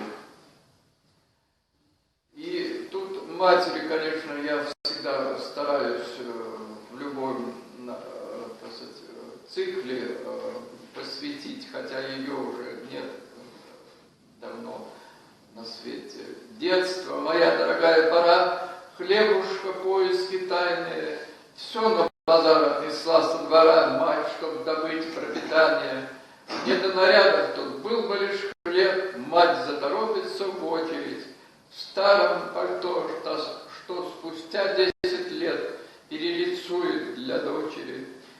После наденем шелка, кружева, на недостаток не сетуя, мать моя счастлив в одном был, жива. Ездил к ней каждое лето я, ездил и маме в подарок я вез целую сумку с нарядами, только седая с потоками слез. Уж и богатству не рады мы. Мне ли наряжаться, то время прошло, правда, надеть было нечего. Так хоть оденься теперь хорошо. Не молода, но так женщина. Мама уложит обновки в сундук по довоенной традиции. Может, ты все-таки женишься вдруг, будет сноха, пригодится ей. Ну, что я уже прочитал о непевчем ветеране. Он с войны по ранению вернулся с новым орденом Красной Звезды. В их сарае потом я наткнулся на трофейные вражьи кресты. Руки, ноги его были целы, и годны на любые дела, только в горле вот после прострела вроде вставлена трубка была. Мог работать он, мог и обняться, зря 3 дочки росли и сынок. Сиплым шепотом мог объясняться, только петь, к сожалению, не мог. А ведь песня в России святыня для солдата, притом о войне. И страдая, мне кажется, ныне от того безголосия вдвойне, уходил он по горло в работу, не жалел золотых своих рук.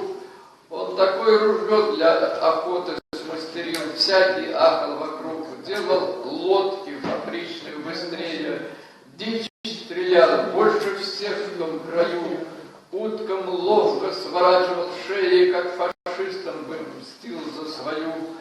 Певчим птицам завидовал, что ли, сам держал, да и нас пристрастил, но спешил выпускать их на волю, слушать пение не было сил. Из того же, видать, ветерана все сильнее тянуло к вину, словно жаждал обжечь свою рану в безголосье, вменив ей вину. Пил вино и плевался он кровью, раны в горле, в душе заодно. А вообще ветерану здоровье очень крепкое было дано. Он бурлил в мастерской на охоте и в кипении безгласных страстей. Среди этого круговорота он по-своему помнил детей. В день победы сынишки погоны перешил и медаль отдал. И себя ударяя по горлу, он в застое беззвучно рыдал. Жил он трудно, тому я свидетель. Умер лет в 60, завещав тьму конструкторских ценных свидетельств, ордена, если речь о вещах. Да, счастливые живут его дети, те, с кем в детстве мы были друзья, внуки есть и наследники эти все горластые, дальше нельзя. Я весною к ним в гости поеду, и сперва, поболтав о своем, мы помянем его в День Победы, и за всех нас застолье споем. Обжигающий век, что не снился Шекспиру, и в сравнении с чем сталинский был детский сад, возражают мне, стала свободнее лира, и противники на фонарях не висят. Но была 10 лет, ведь великая смута, растревожив простор великой страны, И смутьянам поверил народ почему-то, и правление бразды были тем вручены, кто быстрее Батыя и Наполеона овладели Москвой и разбили страну на куски. Самозванцы, князья и наёны, на 400 лет нас вернув в старину, не одно лишь Петрово окошко в Европу оторвав, но и Киев, Руси колыбель, и крутые к Днепру подводившие тропы, где крестил наш Владимир, не наши теперь. Карл XII входит туда, торжествуя, и с Мазепой в обнимку бронит нас невежд. Не знавал даже Гитлер победу такую под Смоленском и Курском, давно наш рубеж. А потери от прежних 300 миллионов половину мы сдали за несколько дней в руки тех самозванных князьков и наёнов. Миллион вскоре пал от руки басмачей, еще бьют остальные кайлом пятменями в ветхих шахтах и сохших долинах степных. Запылают подбитые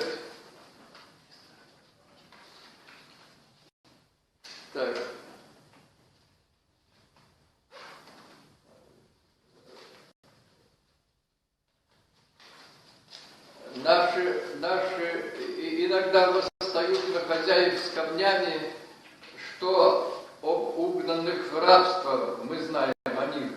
Нас в России осталось тогда половина. Это меньше, чем было столетие назад. Все правители сели в тюрьму, ведь повинны в том, что сдать не хотели Москву, Ленинград. С содроганием я вспомнил ту жуткую осень. Там министры и маршалы в петле, в крови, и цекистов тела на асфальте, кто сбросил их из окон. Все рушилось, вот и упали, увы. Из Великой войны, выйдя некогда с песней, чтоб не видеть, как стали страну разрушать, с жизнью счет фронтовичка свела, поэтесса, что и ныне могла вечера украшать. А потом по стране шли разборки и стрелки, парни в форме солдатской и просто в джинсе на Кавказе, в Москве вели перестрелки. Сколько им полегло, остывая в росе? Сотни тысяч, по совести, коли разобраться. Если дети остались, не помнят отцов, в школе учат стабильность. Ну так ли то, братцы, после стольких потерь на сердце рубцов? Обжигающий век, что не снился Шекспиру, но от века его сам остался Шекспир. Ну а в наш уцелеет ли Пушкина лира, и язык, и российский, и русский наш мир? Да. Из Афгана последний солдат, да, 15 февраля 1989 года умерла моя мать. Из Афгана последний солдат козырнул на мосту генералу. Для меня нет печальнее дат, моя мама как раз умирала. Прошептала мне что-то свое, замолчала, и медленно стыло изможденное тело ее, что когда-то меня породило. В Минск и Киев, в Москве и Орлу шли бойцы горевого Афгана и не знали, что зреют в тылу их страны краснобаи душманы, что столкнут их затем между собой, разрывая солдатские узы, что безумный завяжется бой на плацдармах былого союза, упадут вертолеты опять, запылают подбитые танки, и бойцы, отошедшие вспять, захоронят погибших останки. Вспомню день, на сердце тоска, по отчизне от края до края все выходят войска, и все мама у нас умирает. Безмятежный пожар одуванчиков, золотой бесконечный запас. сколь чувствительных Маш и Иванушек от хандры в непогоду он спас. Рассияется брызгами солнышко, и как россыпь монет золотых, и душа просветлеет до донышка, и кручина не давит под дых. Но и июньская ясень изменчива, и тускнеют червонцы цветов, как глаза разлюбляющей женщины после скуки бесцветных годов. Годы мчат, а все кажутся странными. Превращение цветов луговых, словно полнится сквер ветеранами с френчей, блестки наград боевых. Но однажды замечу я поутру, разлетается пух седина, как сейчас разлетаются по ветру тех героев-солдат имена. И ордена разлетаются, почести и остатки недожитых дней. Вслед за пухом умчаться мне хочется в край, где жизнь хоть немного добрей. Только зря обольщаюсь, Иванушка, нет ни родины, кроме, увы, той, где словно бы пух одуванчика, беды вьются вокруг головы. Все здесь. Спасибо, Юрию Андреевичу. Ему передает эстафетный шаг поэту Владимиру Подольскому.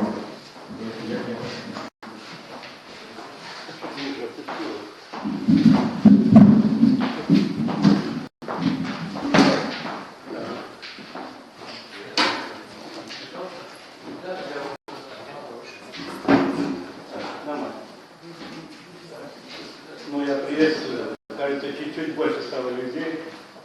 Я рад. У меня два маленьких замечания, что ли, как литературного критика. Во-первых, есть две замечательные вещи, которые я с ним услышал. У Юрия Андреевича образ невероятной силы, когда выходит наша армия из Афганистана и умирает его мама. Знаете, на самом деле, это символическая смерть нашей Родины. Афган именно и подкосилась. И тут Юрий Андреевич, может быть, не додумал, а может быть, подспудно понимал, насколько это сильно. Ну и вторая вещь, мне приятно, что Николай Щукин, которого я крайне уважаю, вступил в смелое соперничество с Данте. И не знаю, победил или нет, но я думаю, там, где Данте находится, ему не очень уютно. Наверное, зависть некоторые движения. Но это шутка. А теперь давайте о поэзии. Я, поскольку я сократил, у меня времени не хватило, на все. Начну из отрывка из романа «Стиха» Тараса Прасковья. Некоторые о нем знают. Удостоенного национальной премии, литературной премии «Чеки Отечества». На днях писатель, литературный критик, главный редактор журнала «Берега» Калининград, на сегодня считается лучший журнал в России, Лидия Давыденко, написала рецензию на этот роман. Рецензия вышла вне писателя, вне литературы. Это очень серьезный ресурс, в том числе электронный и письменный в Москве. Вышла рецензия параллельно на русской народной линии, где печатаются известные наши политики и религиозные деятели. Рецензия называется «Выбирая русскую соборность». Там есть такая цитата. В новейшей литературе появился истинно национальный роман в стихах, по своему духу выражающий самобытность и нравственную устойчивость. Рецензия ожидается и в других изданиях буквально на днях, тоже и печатных, и в электронных. Ну а теперь маленький фрагмент из романа.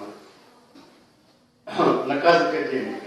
Пишу роман не из-за денег, и ухмыление хмылей, и дерево бросил академик, редактор русских словарей, брат бабушки моей, дворянки, по близкой линии отца, что жизнь всю склеивает склянки от заповедного словца, затертого в руду веками и затаенного без льгот, когда-то батьку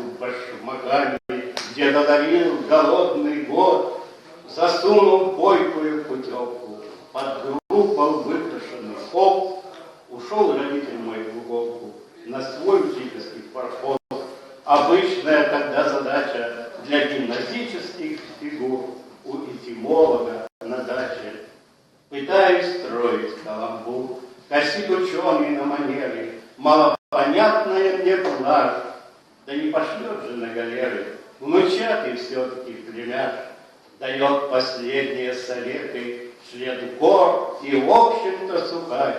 Все хорошо, коль сразу мэтри твой стиль заканчивает пар, не деревенщина и олух, но ток пронизывает бес.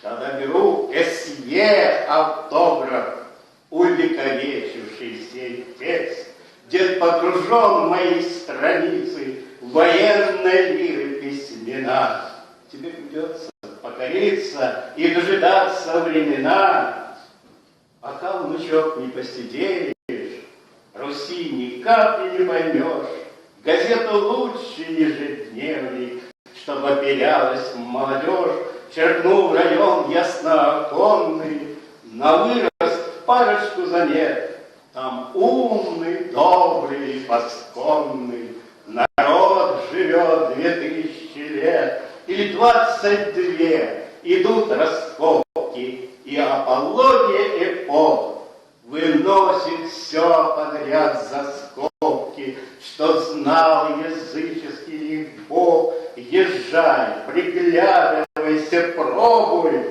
писать на собственный манер.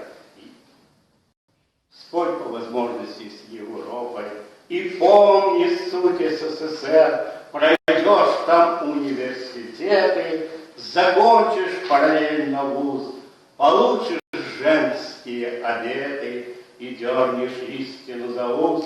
Ищи ее в певучей гуще и в хлопьях пены наверху, или под рюмку и закуску, когда вся жизнь как на духу. Будь по возможности с народом своим от крови до камля, вали все более с хороводом из хаты, а не из Кремля.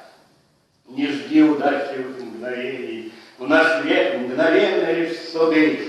Служенье муз твердил нам гений, мирской нетет и суеты. Я вижу тех, кто истязает твой дар, вознесшийся в зенит, а враг и не подозревает, что злом и будет знаменит. Я не выдумываю, внучек, задатки мне твои ясны, давно лежит в кармане ключик от поэтической весны. Спасибо. Наш язык. Маловато масла и гуаши, разгулялась Русью по холсту, а слова приблудные не наши, не стихи сулят, а суету в голосах нашествий и наречий. Мне все чаще слышится кирдык. Самое больное из увечий, вырываемый родной язык. Я поэт, а что народу толку, коль враги мне оказали честь, запретили выставлять на полку книг моих евангельскую весть. Не судите, люди, что я много на себя по-прежнему беру, все-таки не более острого, что сколочено лире на миру, сохнут механические фразы, худо без воды у родника, всю Россию источили язвы воспалившегося языка. Фотографии земляков на всю родню славянскую похожие, стоят, смущаясь, бабы, мужики, такие молодые и пригожие. Мои еще живые земляки, в потертых кепках и жалких пиджачишках, в широких юбках, кофтах и платках сидит все то, что после в девках и в мальчишках останется в сияющих веках. У них хватает радости и нежности и прочих чувств, присущих всей земле, а главное накота, безутешности, нет эупонии, счастья вполне, снимаются на память между дойками, как будто нет иных уже забот с их огородом, домом и постройками, ну и любовью, коли повезет. Характеры видны на фотографии, кто просто чист, а кто чуть-чуть хитер, развозит их простые биографии. У предпекно улегшийся шофер, он тут герой, и потому за фермою ушла без всякого на задний план. Ее и так везде считают первою, поскольку партизанский ветеран. Тогда вся жизнь казалась нам цветочками, все было трудно, просто и легко, не всеми сыновьями их и дочками. Усвоено то было молоко, на всю окрестность сельскую похожее, в лесу, где стадо или у реки. Такие молодые и пригожие снимались для потомков земли.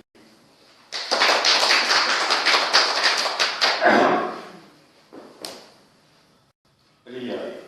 Говорят, что русские с плеяд. Знаете, я в то охотно верю.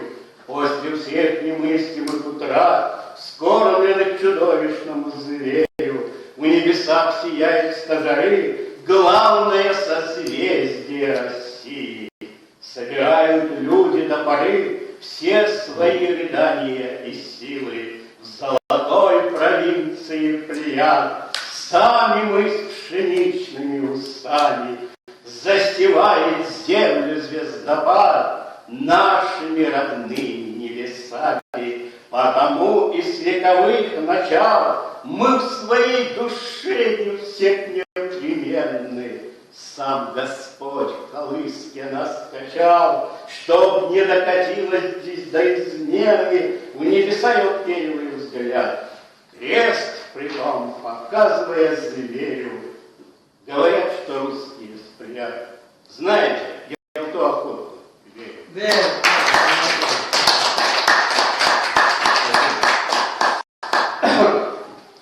В Шевченковском районе тополя сияли гоголевской позолотой, как бляхами литыми дембеля, последний раз прощавшиеся с ротой. Казалось, вечным был круговорот, расписанный тут с точностью до часа, гармонии духоподъемных нот и внутреннего русского экстаза. Литавры в три колена гнули песнь, пронзающую душу без устава. Был к месту весь военный политес зеленого сержантского состава. Все Запорожье замедляло бег от медного прощания славянки.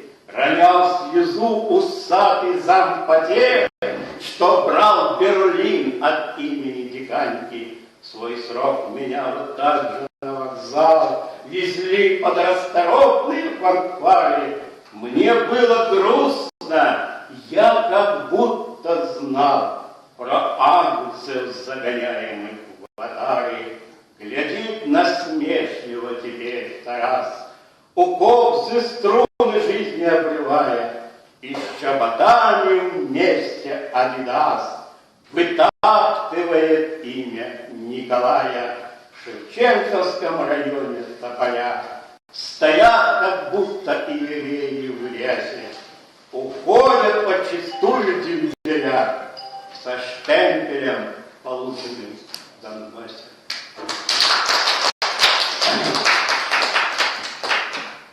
Гиперборея. Не надоел? Вроде слушайте.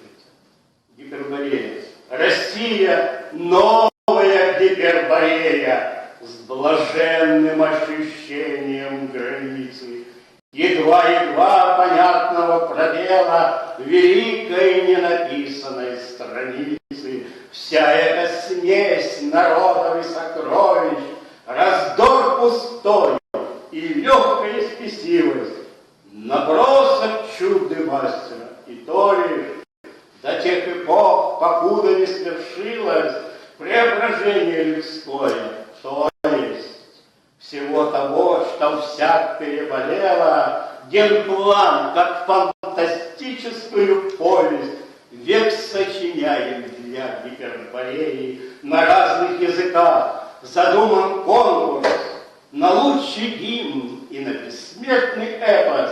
Чего же друг на друга смотрим косо, доказывая формулы про этнос?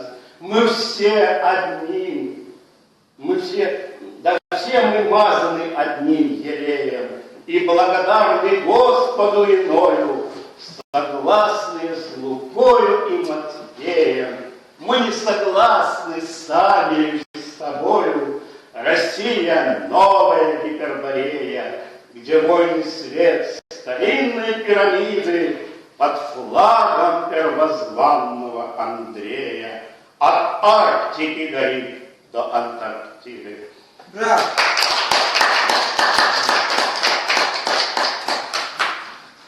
Андрей, сколько у меня еще времени? 5? Ну, даже 4,5. Понял. Тогда я и вычеркну повторение читаю. Городишко.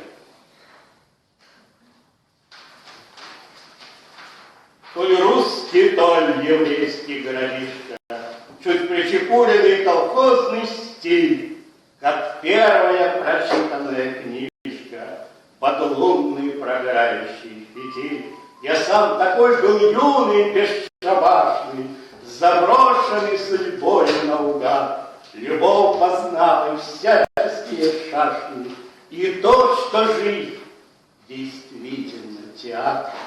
Мне было все равно, я так воспитан, не понимал ни суть, ни тайный знак. Я русским был, и добрая пол-литра пугала попадавшихся собак. Но что-то в граде завелось такое, любовь пошла у мной в кривью в кость.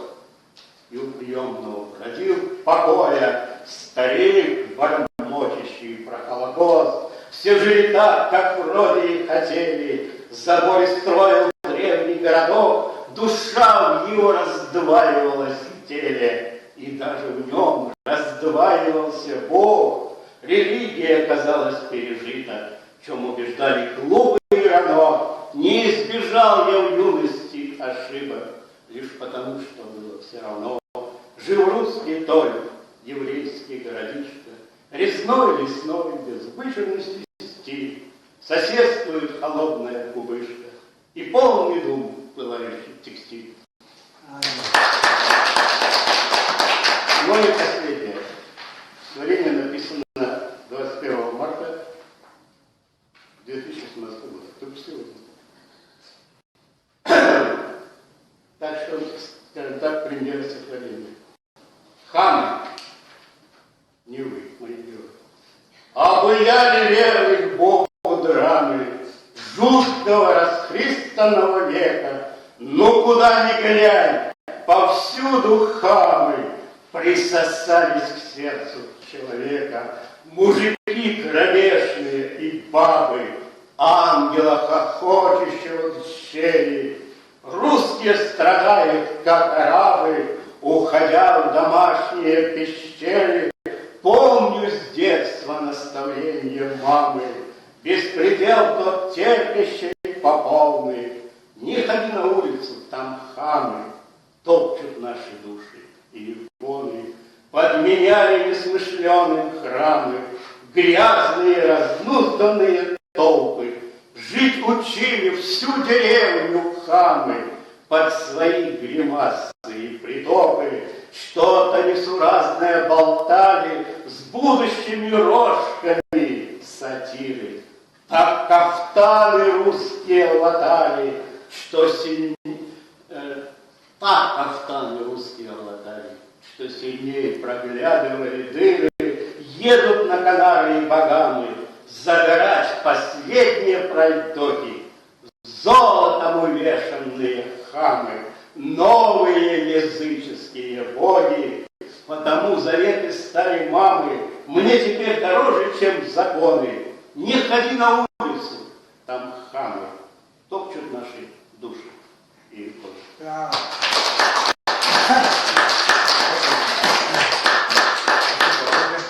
Сейчас мы передаем эстафету нашим молодым авторам. У нас литературное объединение, сейчас посмотрю, Анна Чалышева, Евгения Рибовецкая, Екатерина Сумер и Анна Мамрилова есть? Вот все, кроме Ани, есть. Значит, мы можем начинать. Итак, предоставляем слово литературному объединению Союза писателей Республики Коми, лауреат премии Дельвига Анна Чалышева. Пожалуйста.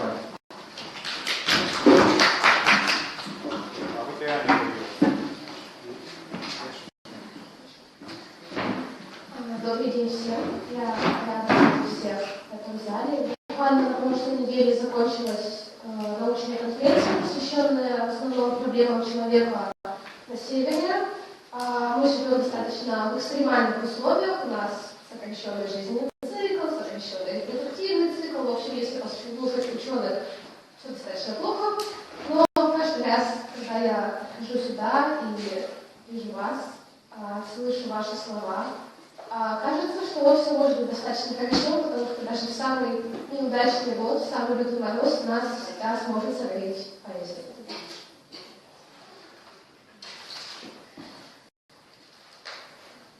Все собрались здесь, кто мертв, кто жив.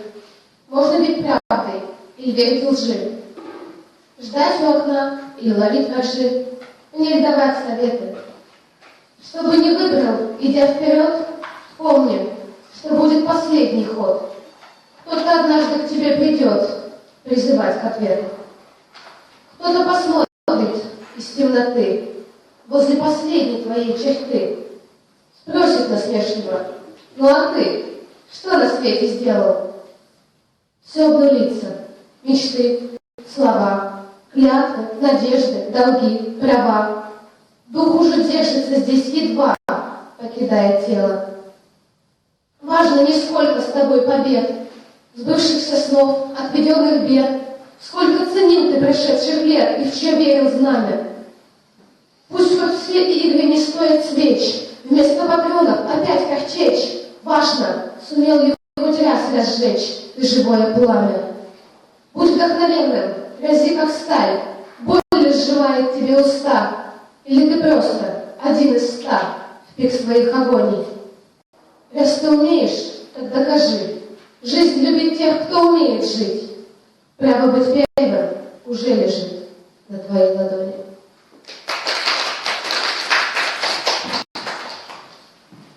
Я чувствую себя не очень. И снова, будто по часам, мне бездну на пути пророчат чужие, злые голоса. И как не рви и не метайся, но эти голоса внутри.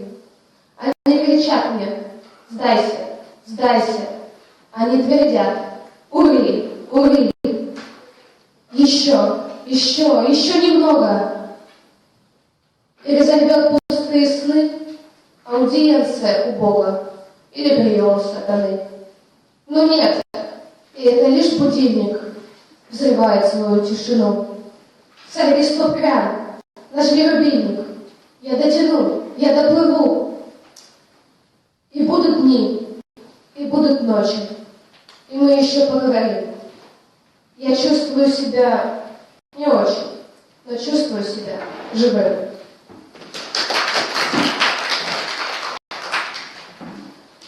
Ищешь все время ты что-то заветное, темную ночь или время рассветное. Взгляд, очарованный новым открытием, полный сияния, пьян торжеством. Здесь, у окна, наблюдаю вселенную. Я будто мантру вижу неизменную. Небо, храни тебя, солнце, свети тебе, дальней дороги в краю чужом. Жизнь нам диктует суровые правила: быть положительным, добрым и праведным, душу свою охранять как в укрытии, не оставлять ничего на потом. Я же пришло ничтожнейшей малости. Не изменяй себе только, пожалуйста. Небо, храни тебя, солнце, свети тебя, дальней дороги в краю чужом. компасы сбиты, маршруты нарушены. Кто там еще обернется вдруг душу нам? В каждой ошибке я вижу развитие. И собираюсь остаться при том. Я буду петь тебе, как заклинание. Это простое, смешное желание. Небо, храни тебя, солнце, свети тебе. Дальней дороге, раю, любовь.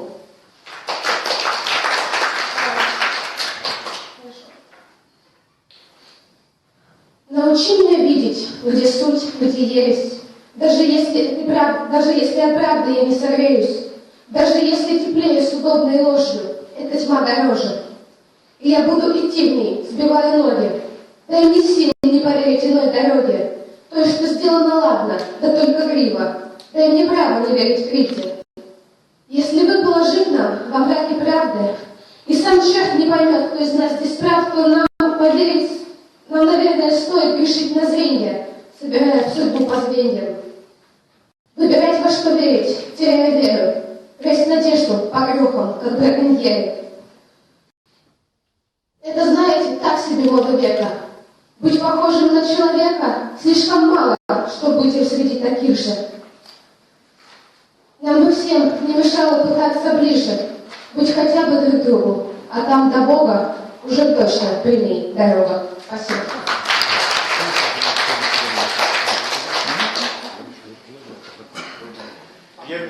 Прежде чем передать эстафету нашему самому молодому участнику, Евгении Борецкой, я хочу сказать, что у нас сейчас присутствует на эстафете, хочет нам поздравить с праздником Днем поэзии заместитель председателя Госсовета Валентина Васильевна Жиделева. Пожалуйста, у нас не очень много времени. Я думаю, что это наш. Во-первых, я вас поздравляю с этим действительно всенародным праздником. И то, что эта аудитория не оскуднеет никогда, и мы будем каждое 21 марта читать все новые и новые стихи, узнавать для себя новых поэтов, я нисколько не сомневаюсь. Спасибо всем пишущим, спасибо тем, кто наделен этим даром, потому что благодаря вам наша жизнь становится чуточку интереснее, добрее. И я никогда не писала стихов и поражаюсь всем, кто может вот так доносить свои самые сокровенные мечты, идеи, мысли. А пришла я к вам и благодарю, что вы мне даете эти несколько буквально минут, чтобы представить книгу, которая увидела свет только в декабре 2017 года. Вот она, «Три дуэли», Онегин «Кто?».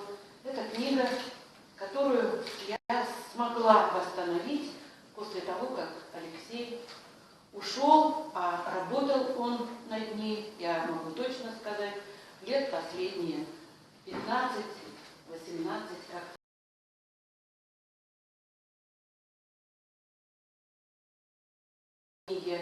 и я, может быть, не осмелилась бы прийти в эту аудиторию, чтобы буквально только несколько строк первых прочитать из пролога к ней.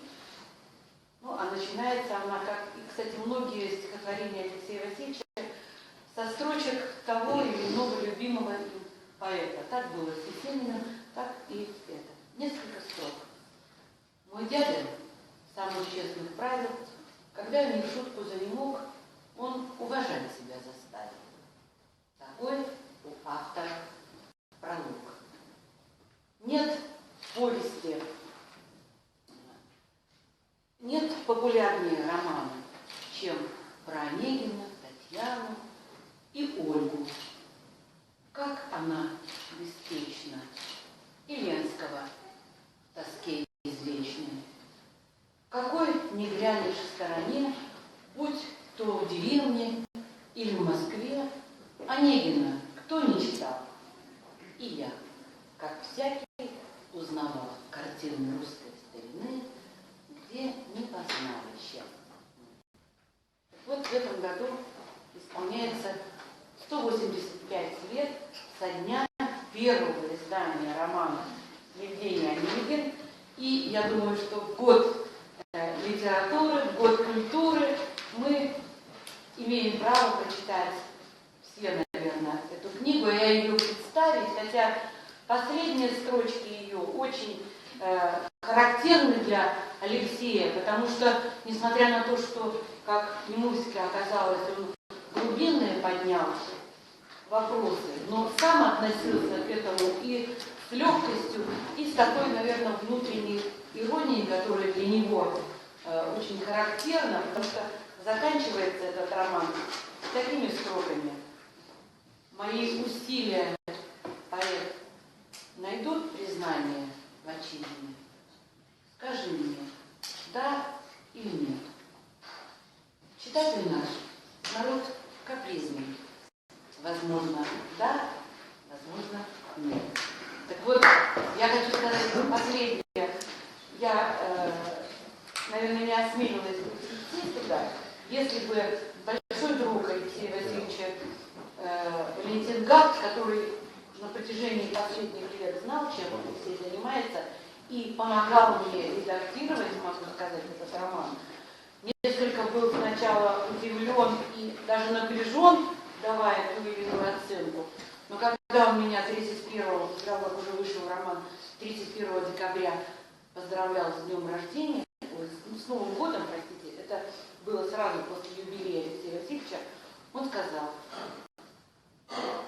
не бойся представлять этот роман широкому кругу читателей, потому что это не подражание Пушкину, это продолжение Пушкина. Но это оценка Валентина Гафта. Поэтому я несколько экземпляров подарила уже Людмиле Васильевне, дарю вам эту книгу. И несколько экземпляров я принесла, кому интересно, можете получить. А 26 марта в час в национальной библиотеке Республики Коми будет уже вторая презентация, одна уже была в женской гимназии, презентация этой книги. Приходите, и я порадуюсь вместе с вами. Спасибо большое, что дали возможность. Перед этим сейчас самая юная наша участница, это Евгения Либорецкая. Я прошу всех не беспокоиться, время, которое мы выделили, всем так же все остается. Можно я как раз самой молодой поэтессе книжку тоже подарю? Кстати, здесь фотография, очень интересная две фотографии. Алексей единственный в мире, который пел сразу две партии из одноименной оперы Евгения Онегин. Когда он был молодым, и вот он в гриме Евгения Онегина, а после 50 пел уже, когда баритоном, то партию Ленского. И вот так вот нам удалось найти фотографию.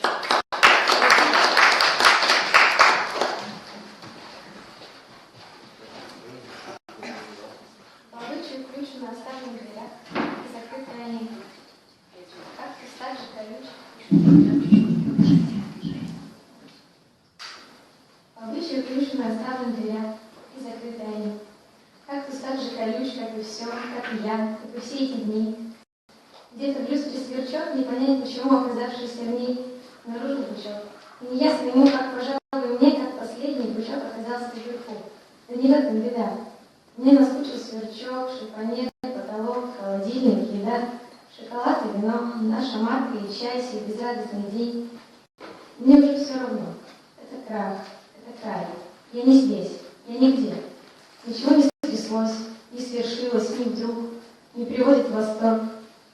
И с утра началось нескончаемый круг из фортуны торг. От угла до угла, от стены до стены, от окна до окна. Стоги сена и глади, и все мои сны — это тень одна. Разбуди же меня, я не стану грустить, что проснулся не в срок.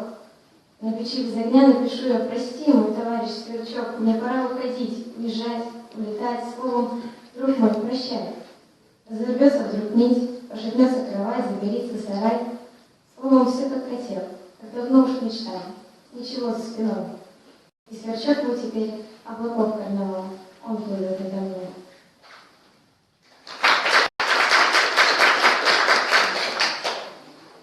Мой милый и далекий друг, мне голос вновь приносит письма, написанные не тобой.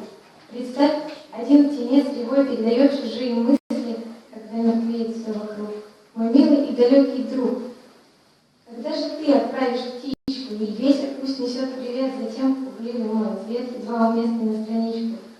Когда мертвеет все вокруг, мой милый и далекий друг, я бы вам послала сразу старую, и с каждой птичкой в ней пошлю родное теплое люблю. И ты поймешь, как я скучаю, когда мертвеет все вокруг.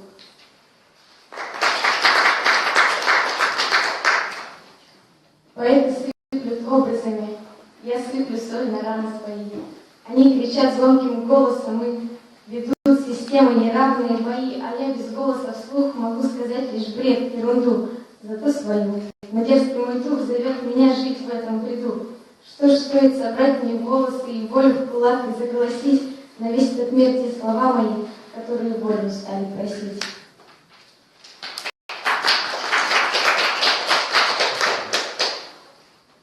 Смотрю в потолок, ниже стена. Это мой дом, я помню. Зеркало, я отражаюсь одна. Номер уродливый, сонный. Дверь, что за ней? А за ней коридор. В нем все с годами тоже. Зеркало вновь. От портрета свой взор прячу опять. О боже. Кстати, икона смущает чуть-чуть пристальный взгляд Марии. Уснуть бы сейчас, а проснуться хочу где-то на периферии, может быть, в поле, где зеркала нет. Ух уж мне эти стекляшки вечно твердят, что не так ты одет, что страшилок или заморашка. А я, может быть, и смотреть не хочу на эту девицу-дурнушку. Смотрю, на столе справка, надо к врачу. И жизнью побитая кружка. Мысли в бардак, в шифонере бардак. Но прибираться не хочется. Ночь на дворе, все с режимом не так, буду опять ворочаться. Люстра висит, в люстре лампы горят, и гаснут все разом внезапно. Хоть что-то случилось, и, как говорят, прощаясь на день, до завтра. Пытаюсь уснуть, не считая овец. Глупый, по-моему, способ. Не спится, светает, режиму конец. Ну что ж, 2, 4, 6, 8. Мысли сбиваются в кучки, снуют меж полусонных извилин. Птички на завтрак мне песни поют. Обычные бы завтрак осилить. Сижу и смотрю в одну точку, как лев перед нападением на жертву. Что моя жизнь? То притворство, то бред, то падение из 1000 метров. В пустоту, без возврата. А там, в пустоте, нахожу я спасение в молчании. И вопрос задаю, я должна ли хотеть жить, как все, говорить, спать ночами? Вот поэтому я столько строчек пишу, что порой не загружены смыслом. Я в них строках все то же спасение ищу от своих угнетающих мыслей.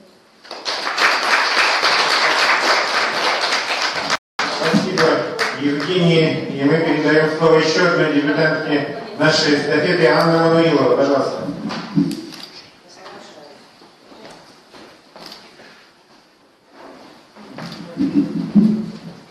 Здравствуйте.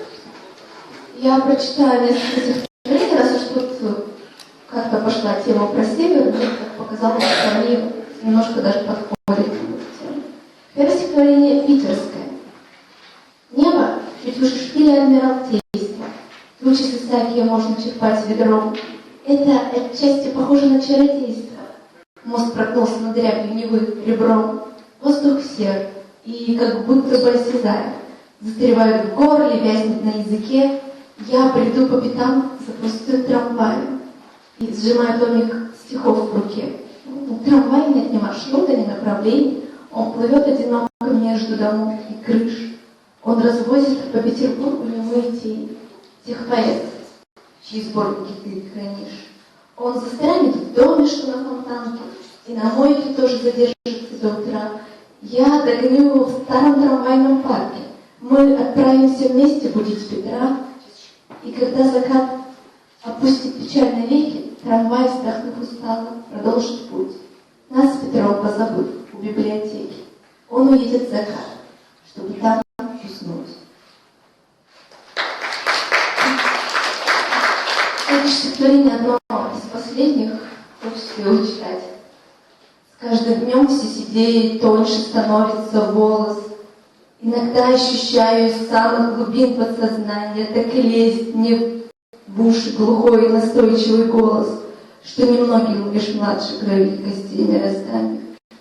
Он похож на гудение ветров в кронах ели и сосен, и на грохот, с которым обрушились камни во враге, и на шелест дождя, предвещающий долгую осень.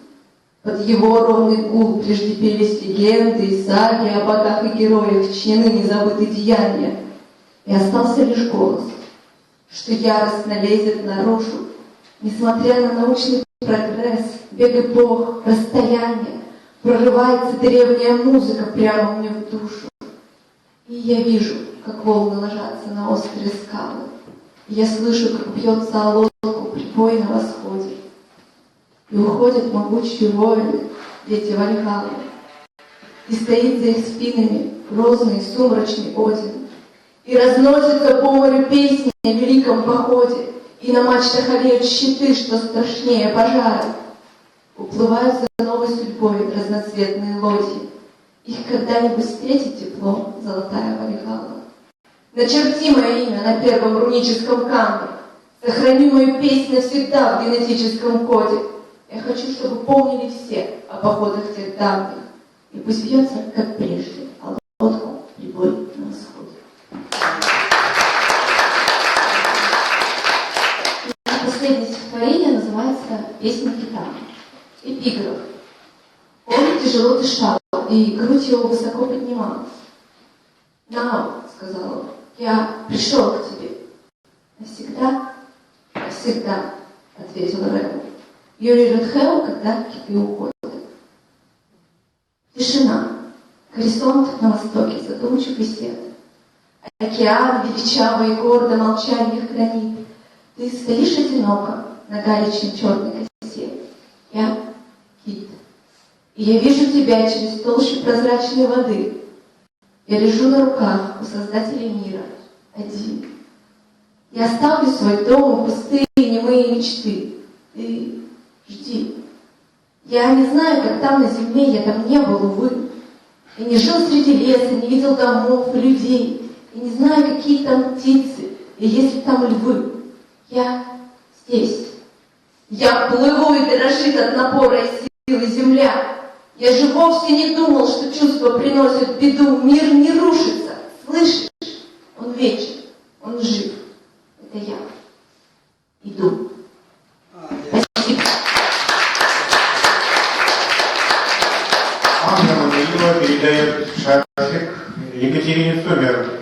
Лауреат премии наследия. Думаю, что на этим киту сейчас продолжится.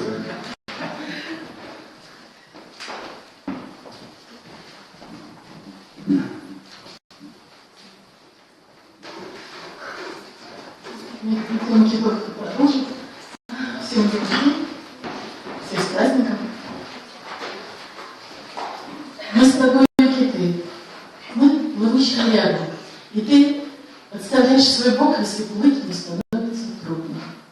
Если черной грозой мелькнет китобойное судно, ты меня прикрываешь собой, спрятав в толще воды.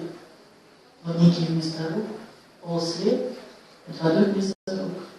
Не боишься жестокой, неравной, отчаянной схватки. Ты поешь, и, заслышав тебя, уплывают касатки. Океанские волны несут о любви их разлук. Мой укромный герой, попрошу, свое сердце прикрой. Пусть не знает никто, что оно, как любое, ранимо, что оно горячее самых жарких объятий грустимо. И так сильно стучит, если я прижимаюсь порой.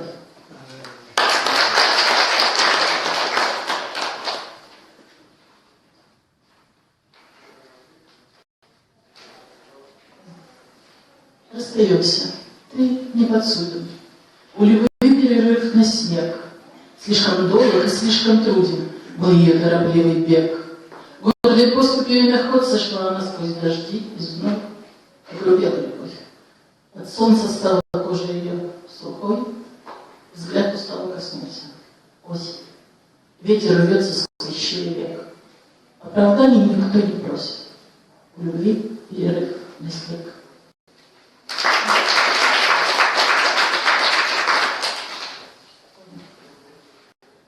Что ж, отыграли, как смогли. И отлюбили, как умели. На шее больше нет петли, нет за щекой карамели.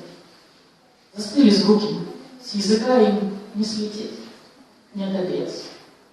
Свобода то ли велика, а то ли ждет. Вот тут, у сердца.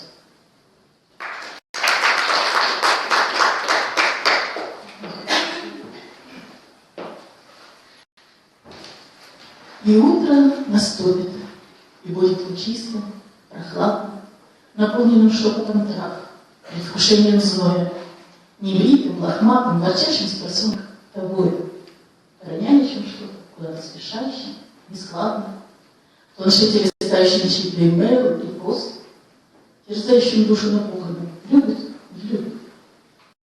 Сейчас между нами все так непонятно, непросто, но пусть остается как прежде. И утро наступит.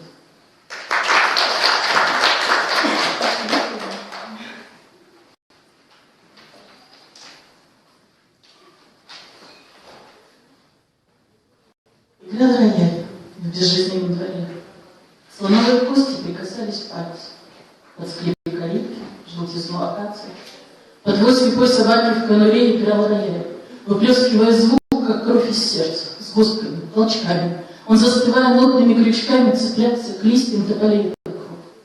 Играл рояль, и вырвавшийся аккорд, не смея ни покинуть, ни остаться, метался в плавной ритмике пульсации и обретал покой в молитве нот.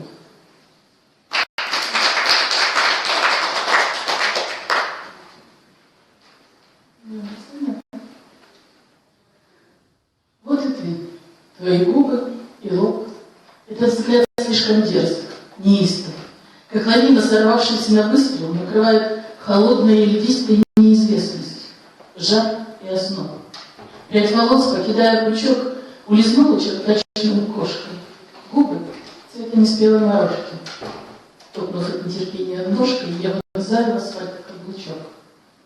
Ожидая, серьезно, бледна, на сиденьях надпись «Навара». Задыхаясь любовным угаром, саксофон надрывается старый. Вот и ты, Барселона, весна.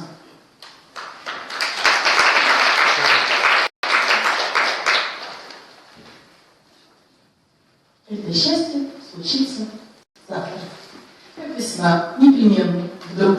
Ты придешь просто так, на завтрак, появившись как запах, звук, непривычно рождая хаос. Сбив в прихожей мои духи, ты возьмешь из вздохов, пауз, из бессмыслицы, чепухи. Раскользнешь среди чужих, случайно, не застегнутом пиджачке. Мой счастливый билет трамвайный лежал там накрепко на кулачке. Ты проявляешься, проступая, как послание на окне, от тепла моего дыхания, от живущей любви во мне. Среди писем, стихов, бесстрочно, словно запах и словно звук, ты случишься, я знаю точно, как весна. Непременно, вдруг. Сейчас нашу эстафету продолжат гости из Усинска, Литобъединение «Северная лира», Николай Попов, Галина Никина и Евгения Артушина. Вот я передаю микрофон, и шарфик Екатерина передает Николаю, и вот сейчас уже установит там порядок выступления, как глава Усинского Литобъединения пришел. Подарок вам наша книжка.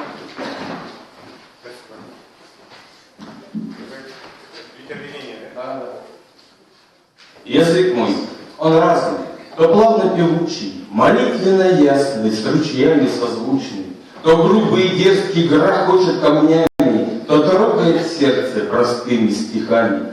Язык мой, как песня над полем и речкой, летит в поднебесье, зовет меня в вечность, салонно изыскан, стыдлив, добродушен, то гневные искры на русские души бросает, зовет, поднимает в атаку, как колокол звон, призывен набатом. В признании любимой он страстен и робок, а в тихой молитве он честен и кроток. И с песнями ветра язык мой повенчан, строкою поэта пою свою вечность. В Усинском районе не бывает неброшенным гость. Заходи.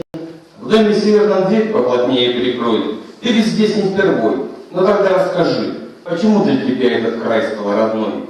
Ты, наверное, увидел в селе Усть-Уса, как сливаются реки в единую ширь, как Печору водой дополняет Уса. Здесь слияние не рек, здесь слияние души. Или, может, ходил ты в поход кочевой, со стадами оленей по тундре бродил, шилья Божий ты понял устой вековой, правил нарты домой, выбиваясь из сил. Может, кто рассказал, как суровый тот год, здесь каюры собрали военный обоз, как олени с бойцами добрались на фронт, и как труден был путь сквозь бурку и мороз. На Божия, в деревне, ты читал про бойцов, имена их впечатаны в камень наверх, имена к нам пришли с бесфамильных листов, и за каждым мужчина, герой, человек. А у слыжи есть скатерть, ей ровно 100 лет. Она помнит про бабушек, рыбный пирог. Она помнит предания старых легенд про опасность тайги, там, где чудит ягмор. Знаешь, было понятно, что ты здесь не гость, и в тумане увидел ты свой материк. И ты щук ловил проржавевшей весной, за грибами ходил, отвлекаясь на крик. Это наша земля. Здесь звучит коми речь. Здесь впервые берут дети в руки хорей. Белоцветная ночь для прощаний и встреч. Ничего не бывает на свете родней.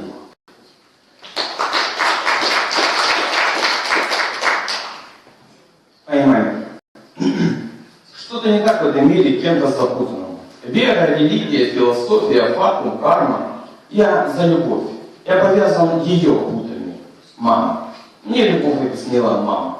Мама верит в людей до наивности, преданно, и разговаривает с рассадой, с огурцами и помидорами. Мама не верит в стадо с коммунизмом его и сектами. Она верит в дело, с урожайностью огорода. Мама желает видеть красивых людей на экране. Она и сама красотка с чувством, понятием, вкусом. Она говорит с цветами, добавляя плюс 200 к армии. Она говорит с Богом, но не с Сыном Его, не с Иисусом. Мама любит Марию, не Богоматерь, а Магдалину. Та для нее проще, чище, понятнее, грешнее. Мама открыта людям, слову, искусству, миру. Мама любви не учит. Мама в любовь верит. Если у нее кошка, 3 внуков и внучка, она современная бабушка с огородом и интернетом. Мама любовь знает, и далеко не случай, что ее сын старший рожден на земле поэтом.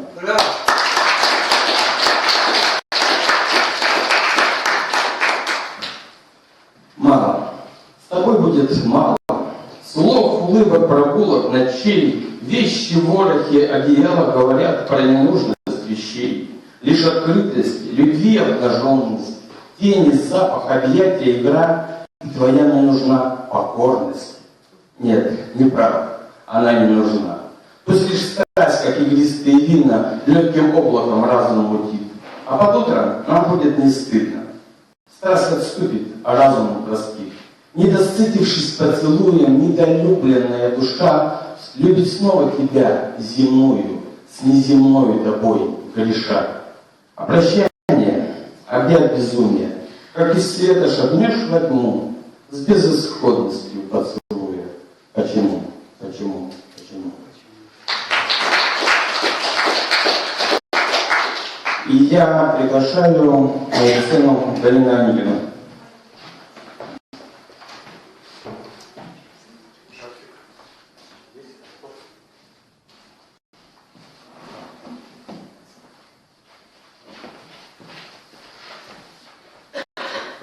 С праздником всех.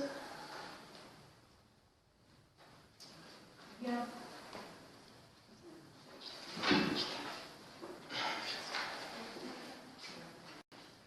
отщедрот.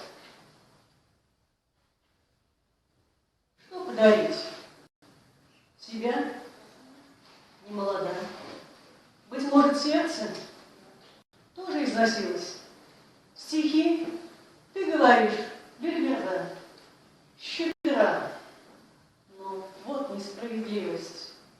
Нужны теперь тебе мои дары.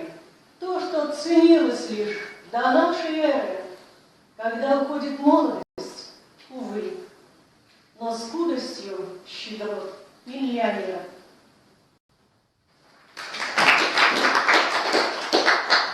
В день воровства тепла у самых близких. Куда ни глянь, везде черновики. на сайте, на листах и на манжетах, где буквы, что косматые кометы сжигают нагло каждый прежний стих. Без права на поправку и судьбу. В день воровства, тепла у самых близких. Безумие с не меньшей долей риска, чем стать немой в насмешливом гробу. Смеясь ли, расстаемся с жизнью мы, заложенной в черновиках, как в сметах, горе в труде, в долговых обетах, смущая неокрепшие умы. А небеса не терпят суеты, рябь черновую, типа индульгенции, хотя не рвут обгубленного сердца и мудро наблюдают с высоты. И надо ли ловить черновики, терять друзей в пугливых передозах, а жар любви пасет животной прозой, спасая жизнь всем буквам вопреки.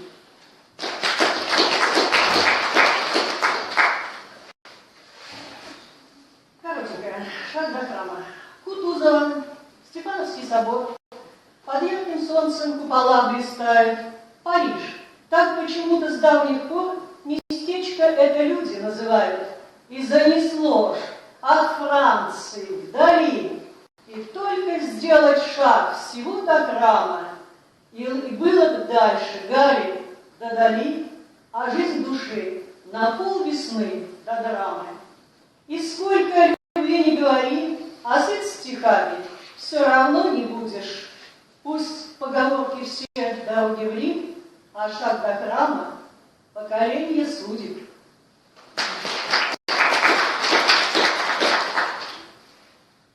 И хочу я прочитать все-таки, какой год уже не решаюсь, фрагмент из «Венка сонетов» по 66-му сонету Шекспира «Аллюзия».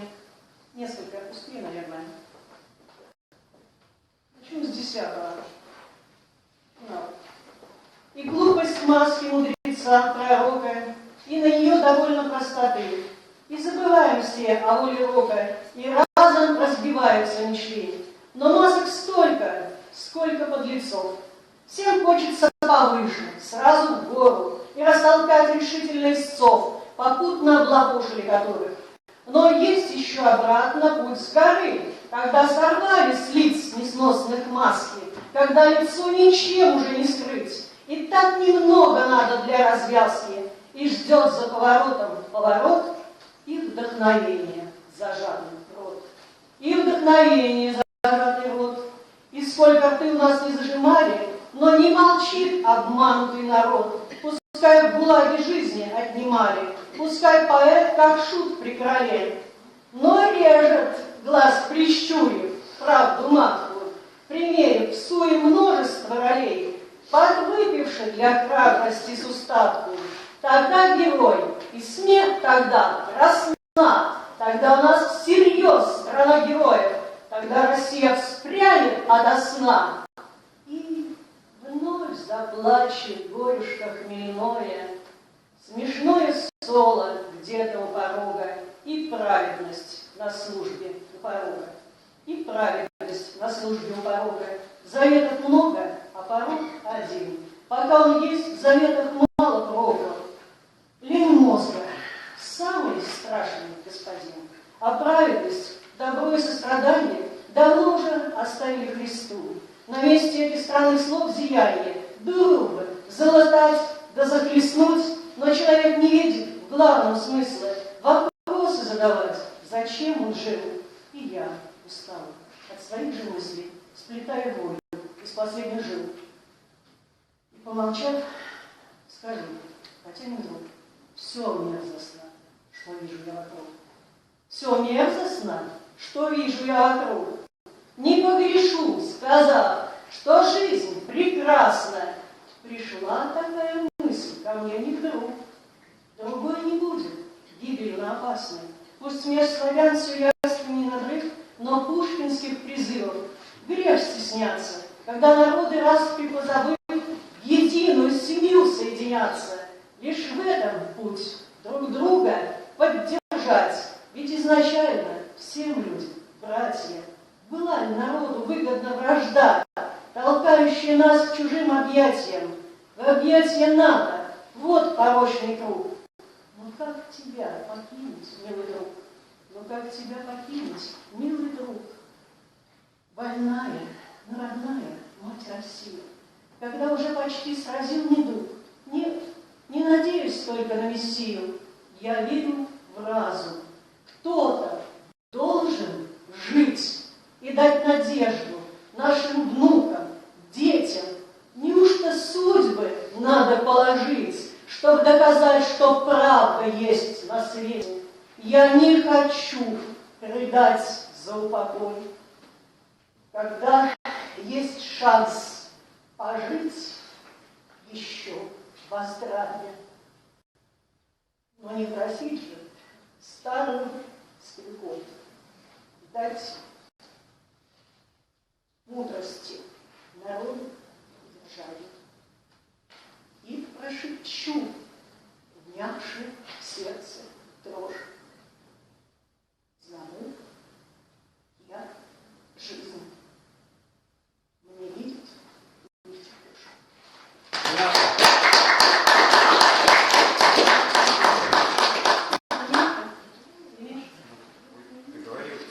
Сколько? Все, последнее. Божественный резерв. С начальством вы, а с Господом ты. Хотя второго просим о духовном. Средь повседневной липкой суеты, когда приоритетов суть греховна, как рассчитаюсь на первый и второй, тот случай, где последний точно первый, как дети, неразумны мы порой, держа Отца Небесного в резерве.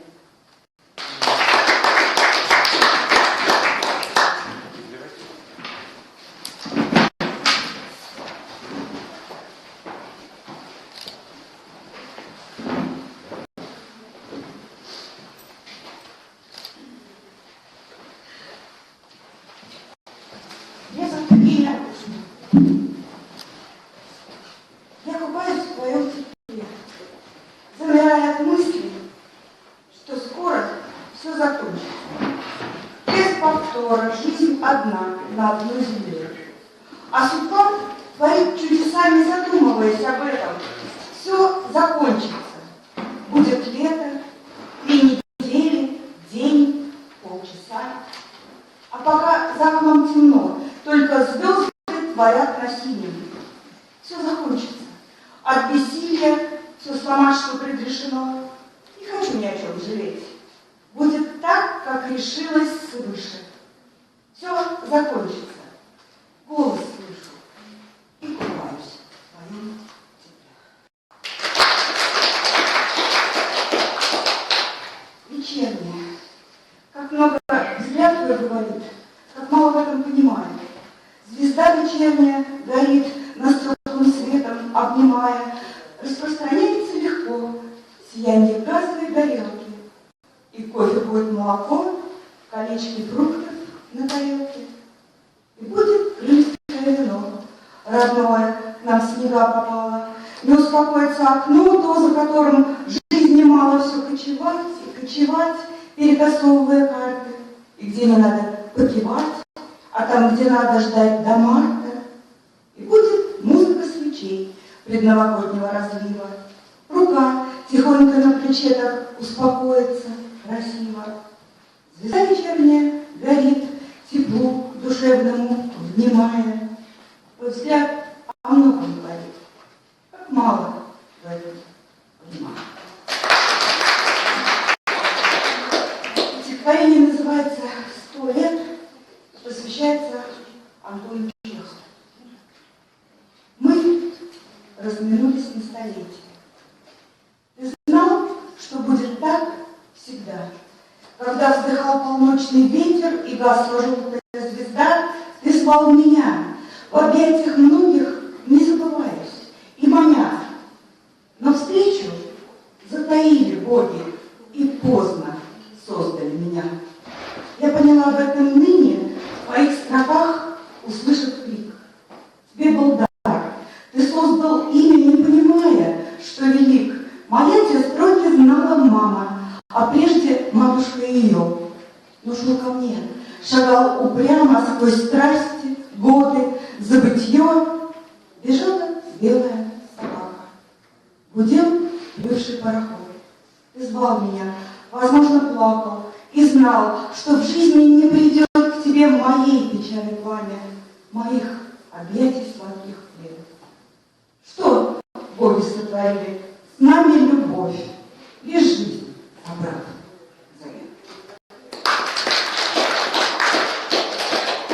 Поэту посвящается поэту Николаю Попову.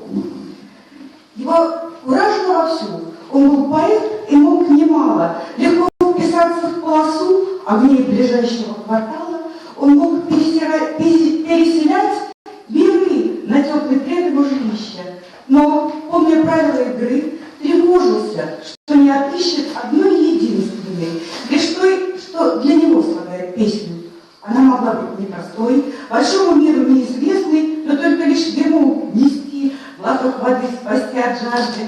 И только на его пути, вдруг повстречавшийся однажды, его куражило вовсю. Стихи читал он до рассвета, до капель пота на носу его влюбленного поэта. Он верил, пусть в который раз, что эту ночь откроют словом, что ключик подберет сейчас, сорвет ненужные оковы, чтобы возвести на пьедестал ее, венец его мечтаний. Он очень искренне устал от затянувшихся скитаний, но был один, в немом лесу, где лето уходило в осень. Его куражило вовсю среди ему внимавших сосен.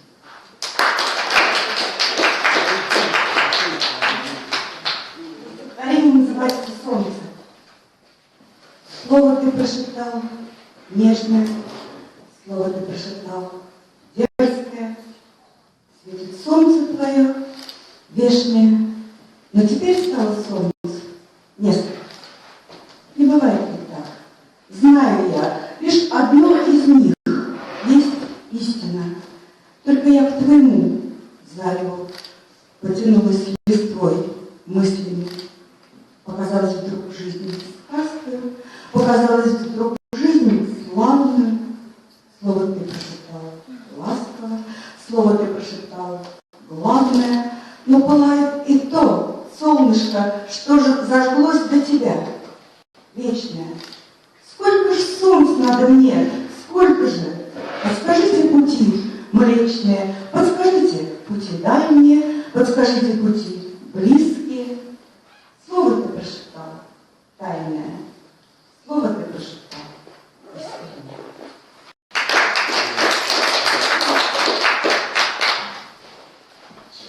Спасибо за литературное объединение. Вот уже Николай представил новую книгу литературного объединения. Я думаю, что кто заинтересуется, может и купить, о том, что литературное объединение кому и подарит, вот вы главе с Николаем. А мы продолжаем нашу эстафету, и у нас сейчас литературное объединение, прошу прощения, у нас сейчас Валерий Юрьевич.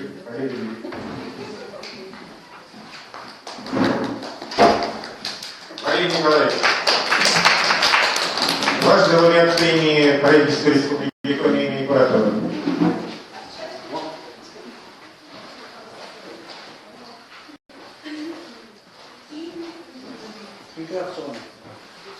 Всем добрый день, практикам поэзии. Спасибо, что пришли. Значит, прежде я хотел бы сказать вот что. Когда я собирался вчера, вчера и стал отбирать что-то, и у меня так получилось, что все довольно короткие стихотворения получили. Я без чутья, что есть. Две жизни, наполовину не отцветшие, по скосу тонкого крыла, одна неслась по сумасшедшей, другая струйкой текла, одна гремела водопадом, пока металась по стране, была другая, с ней рядом, напрягала, как во сне. По широченной амплитуде судьба раскачивала их, века в биральном сосуде. Хватало места для двоих. Свело их истинное чувство, когда на многое готов рассудочность и безрассудство их заполняли до краев. Еще особой приметой была как вызов тяга ввысь. В конце концов, на почве этой они в единое слились.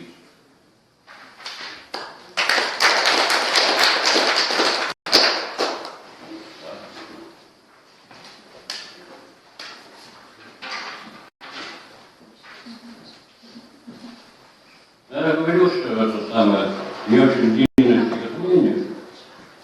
Хотелось для многих женщин упоительные речи о лилейной красоте, те же руки, те же плечи, те же губы, да и те на порядок совершенней были созданы Творцом, словно в живописи гений. Над ее корпел лицом, что от нежного овала, от бровей высоких губ, сердце разом замирало, выпадало все из рук, что от облика и взгляда исходило волшебство, как от тайны звездопада, что от мира и сего.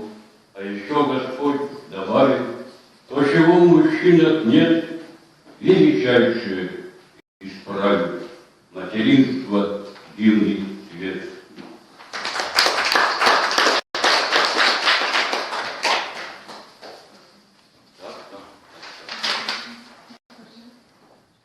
Стихотворение как успех. Жизнь не в самом разгаре, но еще на кону. Я еще в сыктывкаре, в светлом взгляде тону, и всегда при параде.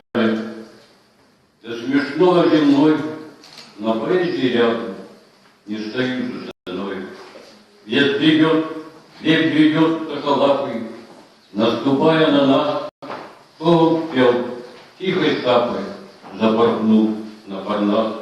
Все обыденней было, и провал, и успех, и природная сила поднимала, как всех, увязая на склонах, выпиваясь из сил, сколько капель соленых, как зову проглотил. Жизнь не в самом разгаре, но еще на плаву. Я еще в Сыктывкаре для кого-то живу.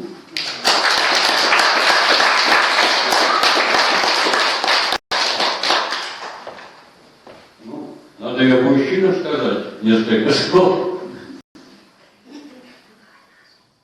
Иметь лицо суровой лепки, не объяснять рисковый путь и не оставить ни зацепки, чем можно было упрекнуть, не выставлять, что сердце гложет, из необычных систем, и что Бог на душу положит, уже довольствоваться тем. Ведь неоднократно перемножить чутья и опыта плоды, и знать, что чувственная кожа порой доводит до беды. Быть на... Ой, слушайте, я очки-то забыл.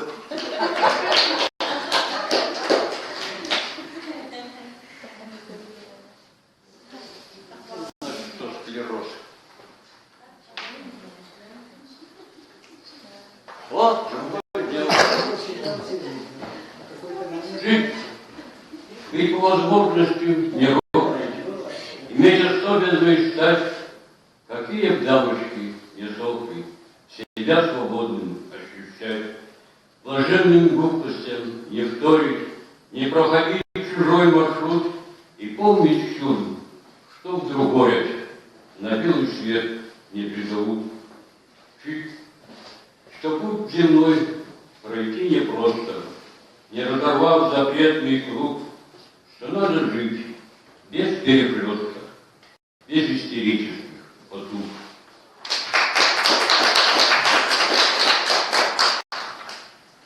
Я тут уже через одну кубочку. Вот такое стихотворение метко. Чего этот трепет и страх трясет, как осеннюю ветку? Решилось ли что на небесах, или взяли пока на заметку? Бывает, что мало ковша, и даже сочувствия мало, когда не на месте душа, а будто в больнице упала.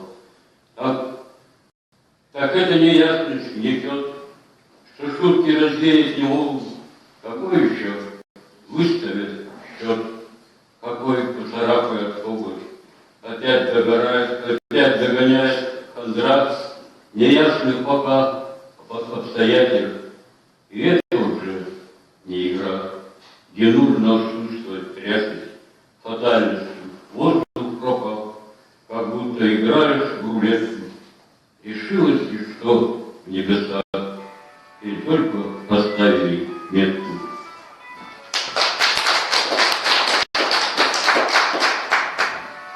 Вот такой тренинг. Расставание. Сниму крючка, пальто, скажу с порога тихо: простите, если что, не поминайте лихом. Была открыта дверь, сюда я не ломился. Обидно, что теперь я здесь не пригодился. Вы скрасили удел привязанностью краткой, и я переболел сердечной лихорадкой. Мальчишеский задор, пожар осенний выжег, а с ним любовный взор, повышенный из книг. Теперь пренебречь обитой сердцевине. Игра не стоит свеч, ни в будущем, ни ныне. Забыть бы в этот раз случайное по сути. Не гневайте на вас, и вы не обессудьте.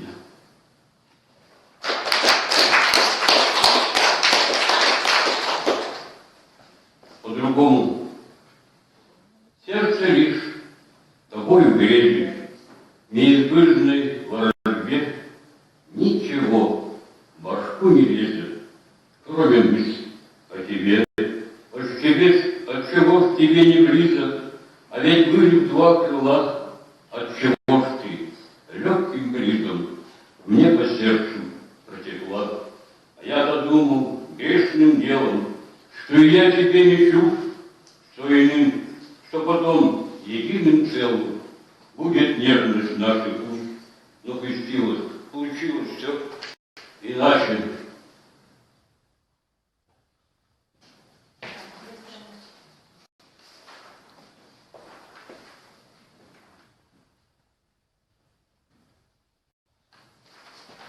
Извините. Карты передернул.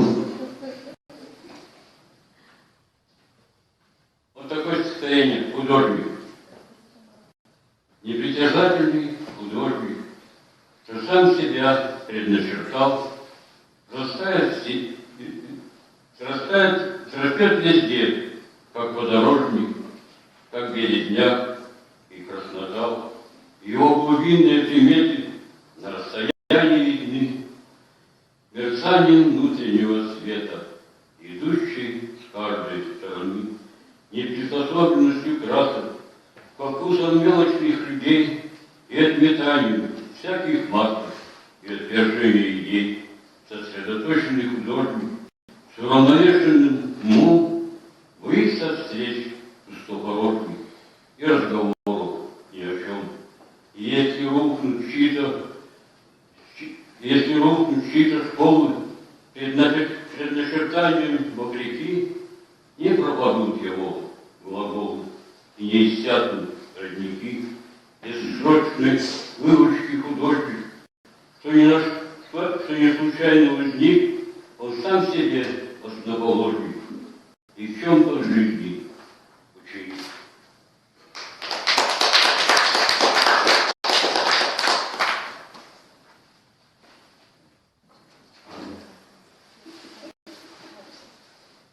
Опоздали.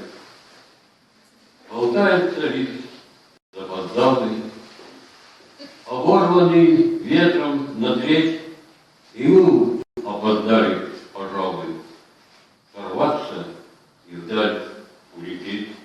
И мы засиделись на месте, хотя порывались в полет, не выпали козыри крестки, не вышло хороших погод. И мы на подъеме зависли, смирись увлеченности ждут и странные мысли по этому поводу ждут. О том, что неплохо увлечься, вовсю запоздалый укрыть всей сущности, жизни переча, по-новому судьбу строить. Возникнуть в иной ипостаси, увидеть другие миры, ведь что-то осталось в запасе до самой последней поры.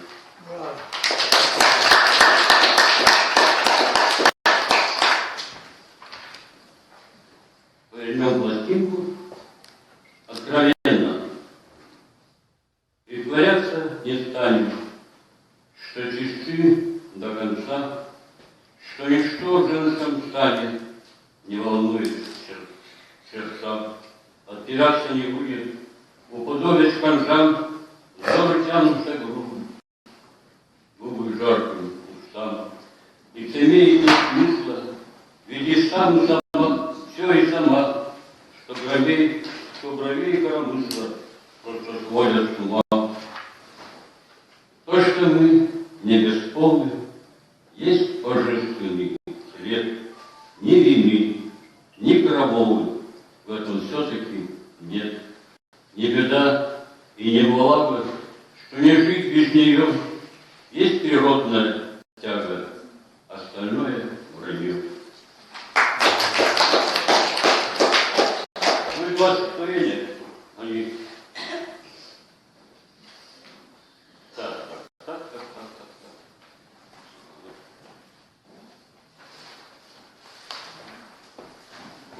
По теме «Фюили весны». Это шея, лебяжья, упоительный стан, нет для прелести даже, для величия дан, от восторга немея, губы кротко молчат, не музейная вся земная хотят. Мне с неба свалились, и на совести грех, что на кофточке вылез, нас волнует, как всех, знает только подушка, да привольные сны, что шептали на ушко вечер в виде весны, загорали стыдливо от пенящих страстей, как приливы, отливы, те катились по ней.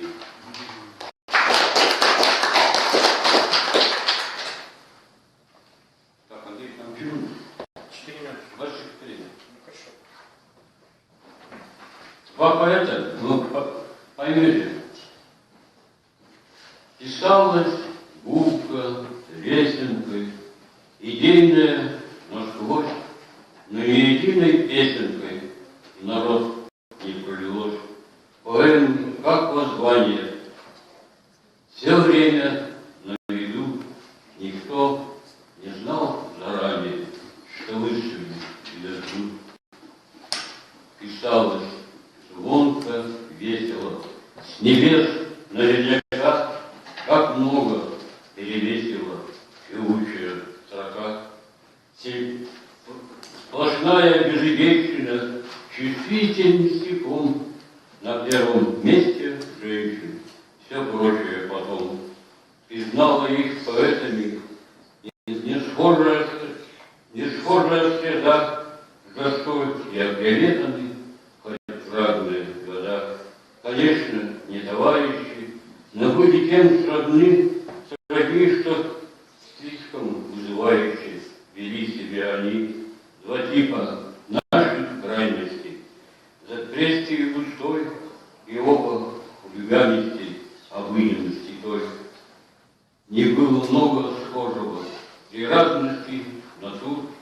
все это позже возникло чересчур, так рано знаменитости, попавший в славе в плен, себя осталось вытрясти во имя перемен, себя до дна раскаратели на ярмарке страстей, эпохи толкователей, загубленные ею.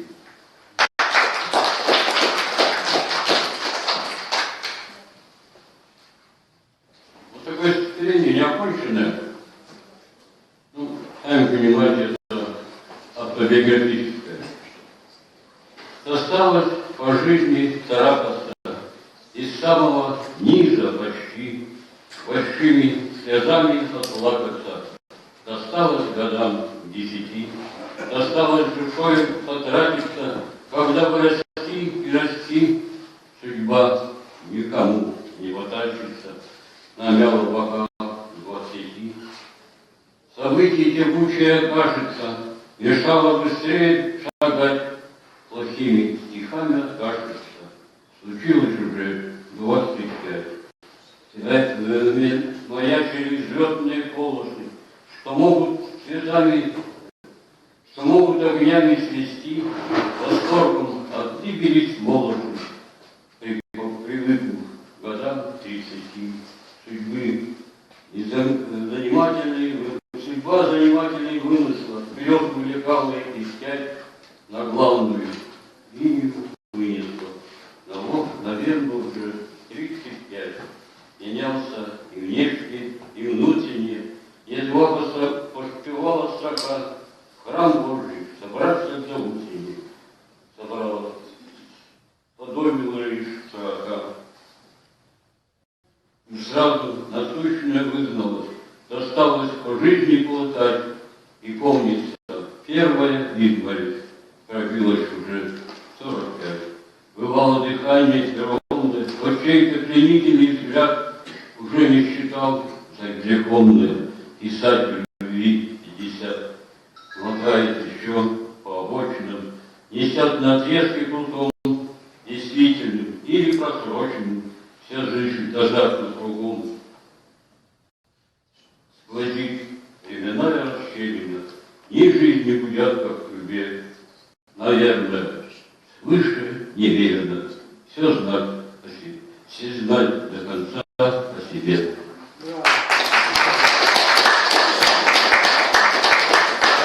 Евгению Николаевичу. Продолжает нашу эстафету гость из Москвы Борис Лукин. Аплодисменты, пожалуйста.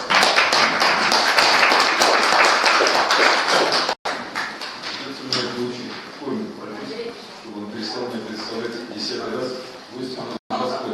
Я думаю, мне тут. Житель Линью. Да, ну как-нибудь правильно прописывали Линью. Стихи разных лет. Многие годы старался приводить новые книги, а тут стихи разных лет, собранные по определенному принципу.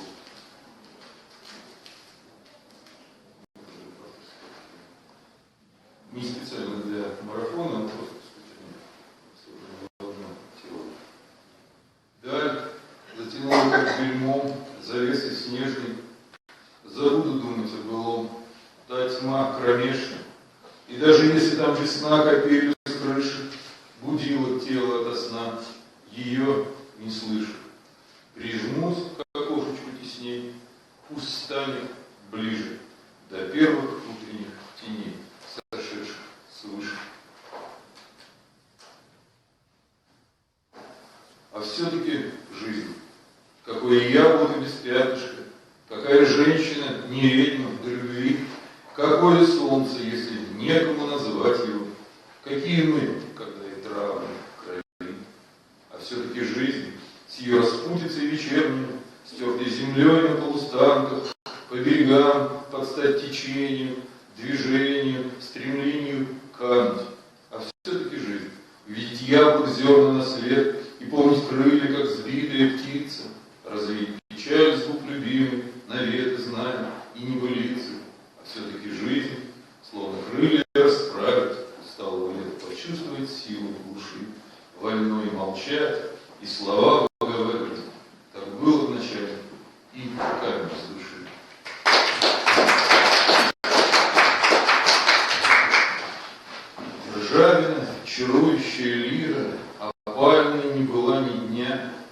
лавируя меж одой и сатирой, Господней воли он не изменяет. О чем тогда печалится поэт? Творение его не канут в лету, алмаз души сияние сохранит. Воистину, слова вся сила мира. Речист поэт, гуленый смутьян, ему в веках простят любой изъян. Молчание только не простят кумиры.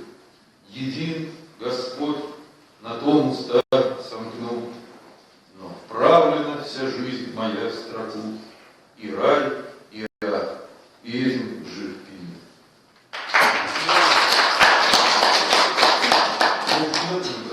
Или все еще транслируют? Да, транслируют. Все транслируют. Да. Все на тебя смотрят. В декабре поутру сани снаряжали двора. За долами и лесами есть высокая гора. С той горы до неба можно сгоряча достать рукой, оттолкнуться и, о Боже, удержать себя другой. Заглядевшись, как по небу, тучки медленно плывут и срываются, окрепнув снегом вниз под гору, в тьму, где звезды зажигают и с любовью смотрят вслед, потому что твердо знают, что на свете смерти нет. Можете не хлопать, ничего страшного. Спасибо вам. Чего мучиться-то? Не мучайтесь. Я тоже сбиваюсь. Больше прочитаю стихов. По утрам белым-бело, молоком вскипает луговина за окном. Тает, тает, тает. Мир, разбуженный рекой, бродит берегами. Близко стало далеко, узнаешь местами. Скворчик выбрал свой шесток, прогоняя лихо. Позовет к окну сынок, спросит очень тихо: папа, черные барашки топчут белые снега, белые луга. Папа, а на небе страшно. Где, сынок, твоя рука? Речка воду наперед черпает в глуши. Так и я, который год поза край души. Я помню, в детстве мама ждет, важнее нет слов, что там за снегом и дождем глядят раз в 100 в окно, что нет роднее ничего, чем я и тень моя, но все забудется легко, все годы затемнят, свой час и сам прильнешь к окну, глазочек надышав, и вдруг заглянешь в ту страну счастливых малыша, прошелестит: ну, как вы там, все ли помните меня? А в дом, уставшая летать, порвется ребятня.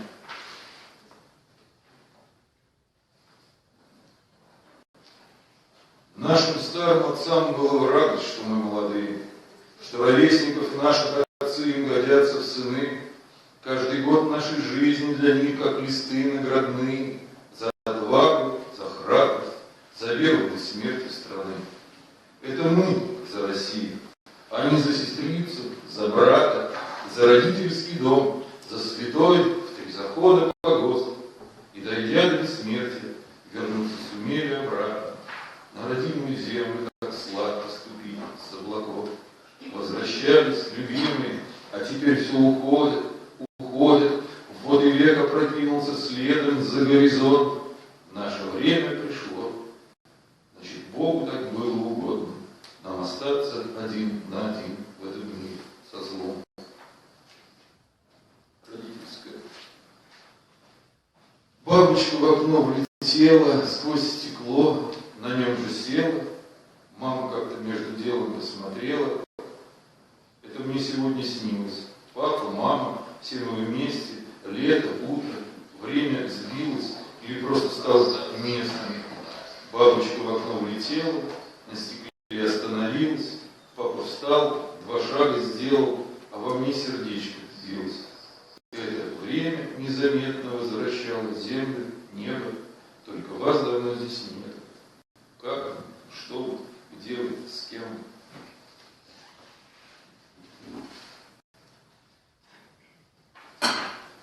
Прохожий. Здесь совсем другое небо. Этим звездно-снежным небом позасыпан двор. Здесь Здесь порой нету хлеба, и за этим самым хлебом так уж выдался поэт, топчут ноженьки простор. Дед мой Петр ходил за солью к Волге на паром, и не думалось об этом, вспомнилось потом, как стоптал тропою снежную пару-тройку валенок, матернувшись делом грешным, словно сбив окалином, устояли и подрог, в горку, с горку, вытерпеть, снег шершав, как хлеб порка. Сам хотел, так вот тебе, я шепчу, звезда мороза, тьма с размаху озимь бросит тело, и слова прошагавшего за хлебом. Разбери, землей или небом шла душа жива. Тот, кто выдумал порошу, тот, кто хлеб небесный крошит, он вовеки прав, путь земной и путь небесный, то ли звездный, то ли снежный, все не разобрать. Словно в храм бредут березы, деткам ждут в тепле, отвечать на их вопросы к небу и земле. Начну.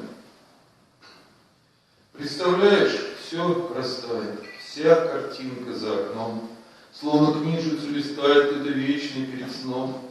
Будет век 20-й, снится в первых строках, так становится страницы лист черновика, прежде чем опять увидим за окном простор, любят и ненавидят, и болтают вздор.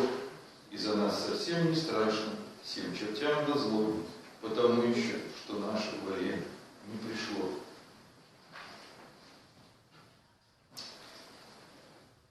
Я пытался ужиться с летом, но все впустую, коль избыток тела приучать к свободе тела, вплоть до осени в вольном теле душа бастует. Всестороннее осеннее утро, пора настала, горизонт уже не достать ни рукой, ни палкой, как рука приковать от солнца глаза устала, а глазам не легче. Наравне с богами глину месим, наравне с богами и диким зверем солнце реже меж туч, и все чаще в листве деревьев, и всего сторон, только юг и север. Цикл болезни.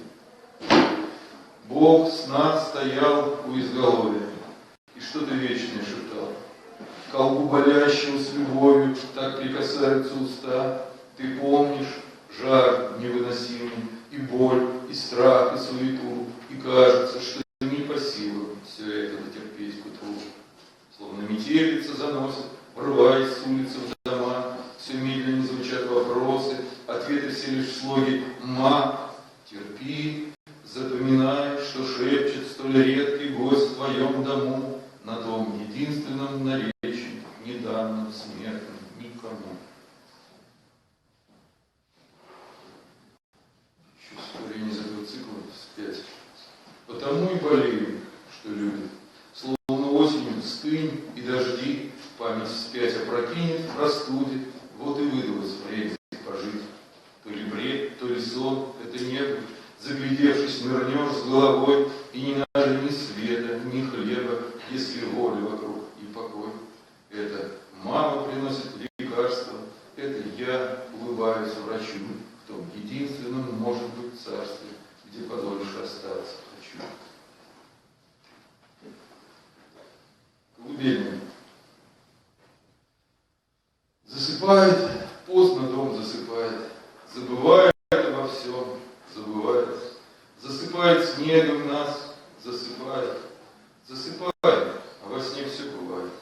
В первом детском этаже сны такие, что кричат от них порой, как большие. Им прижаться бы сейчас к папе, маме и оставить это счастье на память. Во втором живут тревоги другие. Здесь нас любят, как и мы бы любили. Здесь подушку плачут и забывают, что так в жизни очень часто бывает. Только в третьем свет не гаснет ночами, на вопросы там себе отвечают. От того, который год сердце ноет.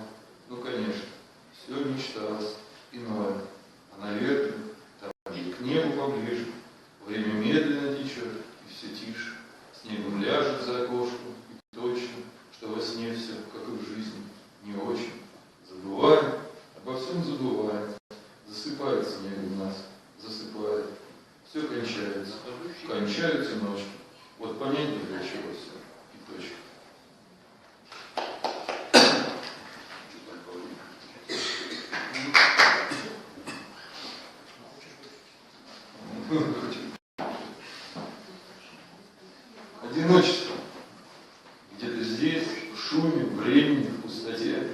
3 кварталах от ветра на побережье спит мой ангел, один из тех, что на землю спускается все реже и реже.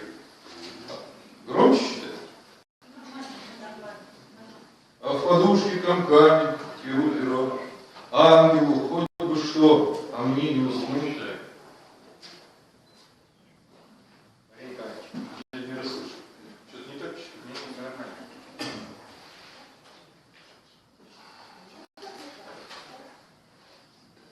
Извините, пропустим. Исафо. Для особого эфира. Ты читаешь Сафо с пониманием любовного действия, и меж строчек твердишь, лишь женщина это поймет, следом шепчешь, я слышу, обворожительно дело, даже в такую влюбиться, и все прочие просто побьет. Не до споров, родная, любил я читать эту книгу, повторял в ней такие строчки, послушай, помни, что не имеет язык и движение, вдруг под кожей раздувает огонь, от которого скоро слепнут. Быстро влажность морская по телу объятому дрожью промелькнет, и как будто жизни ищу замену. Мы читаем Сафо, как они далеки, благи, мысли его о терпении богам угодно.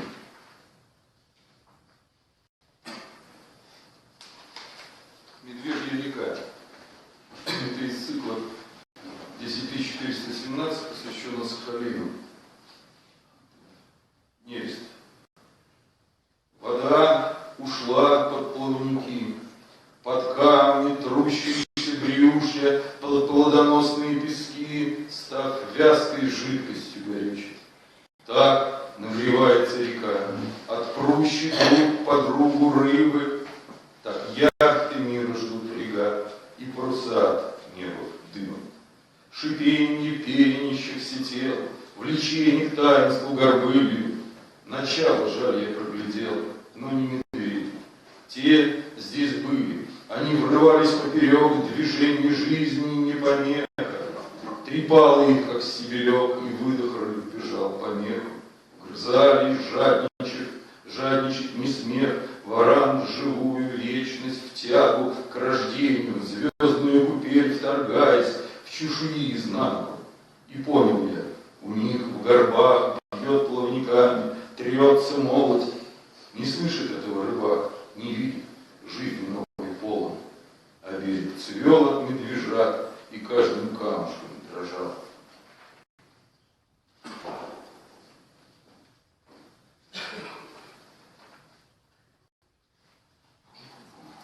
Когда бы знать, что это половина дарованного Богом бытия, и жизнь немолодая, мех старинный еще устанет на разрыв пытать. Когда бы путь не показался длинным, и не пришлось под стать реке петлять, дано понять, есть русская земля, и заново слагать на первую линию. Столь мило все покажется еще, что будут и слова наперечет, успею узнать, назвать, не перепутать, и различать потом день ото дня. Что не упало, то и не поднять, но каждому свой час назначен судно.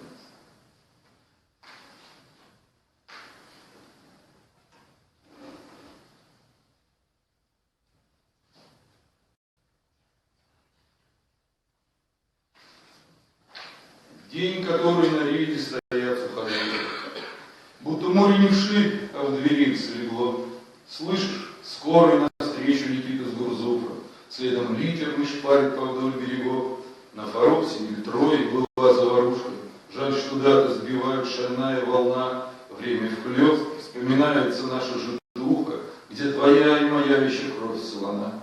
Здесь же чайки твердят о тоске листригонов, вспоминающих смысл Одиссеевых слов, о троянском коне, о богах, что догонят, даже если по жизни тебе везло, и тогда ты очнешься рабом под Кизлевым, ожидающим нудной разгрузки в порту, миражом на рассвете за мысом, что слева, ощутив Севастополя имя во рту, вековой провожает она погрузы, ожидая последний воздушный корабль, здесь Айпетри и Тодор стараются дружно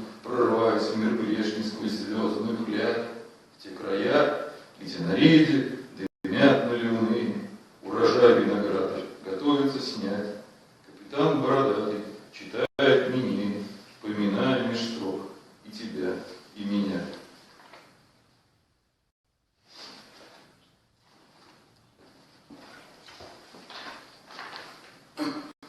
Межа. Грачи, смотри, зачем-то прилетели последних часов февраля. На Масленицу, что ли, в самом деле они спешили. Снежные поля еще вокруг, на долгие недели река, набухнув, бросит в раз петлят, в ней облака и льдины захотели бодать друг друга, губы терять. Мне видится и слышится равнина, сбегающая спор под убор, копея, журчание, пение, заедино все длят и длят зимой извечный спор. В том гомоне свое досталось место и мне, молчание паузу держу. Без человека здесь куда как тесно, между мной и миром чувствую межу. Она весной особенно заметна. Ее потом затянет зеленя, сплошной завесой и туманом тлена, и день не различить тогда от дня. Зачем межа всем этим тварям Божьим? Для них ли время выдумал Творец? Я без времени выбрал бы возможность, где облака, льдины и скворец.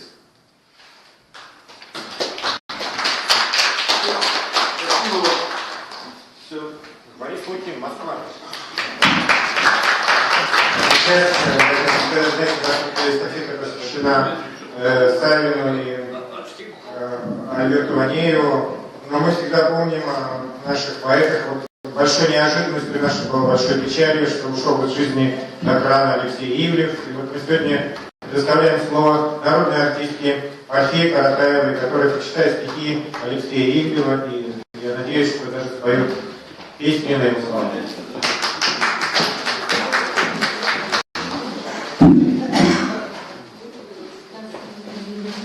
Я очень признательна, что писатель откликнулся на мою просьбу и позволил мне принять участие в поэтическом марафоне.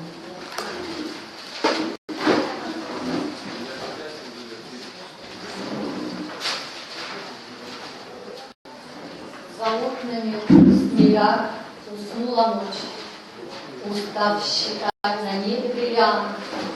Мы возвратили окна вариант, послушали, как мирно дышит дождь, и перебрались темным коридором на нашу кухню, и включили свет.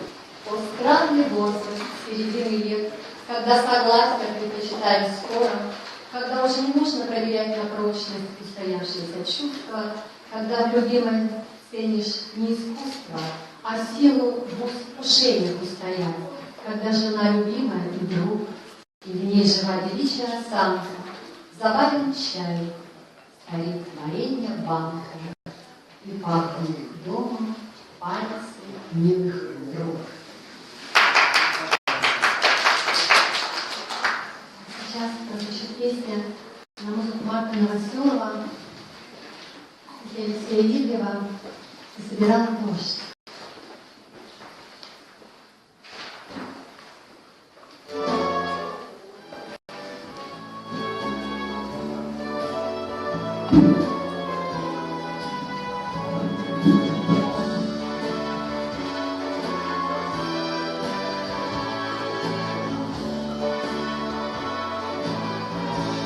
Ты собирала дождь, покапельки, как слезы, зеленых щек травы, с хрустальной глазок она, из красных лепестков.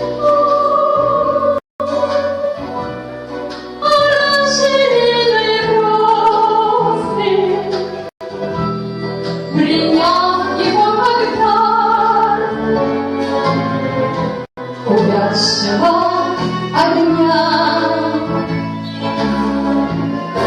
из красных лепестков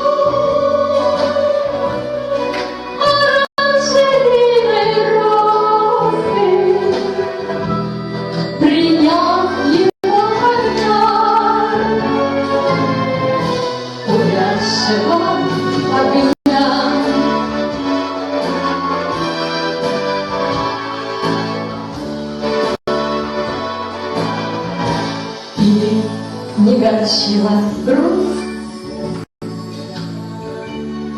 И было пресным утром, пустое, как плафон, от дорогих духов, постраченных легко, по капле полинутно,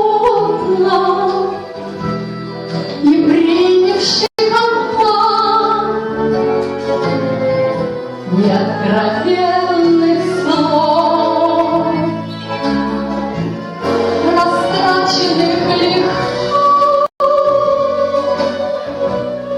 по капле полинутно, и принявших обман неоткровенных слов.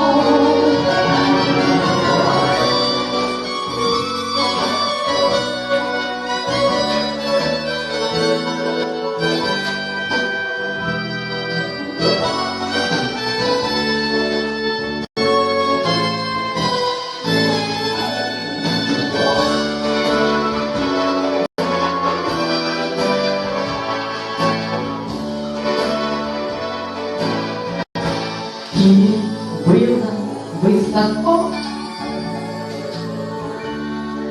до слез и до печали, и было далеко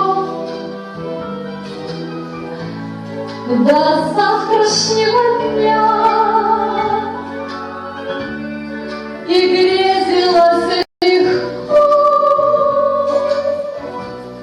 как грезится в начале, то обжигая льдом, то жаром леденя.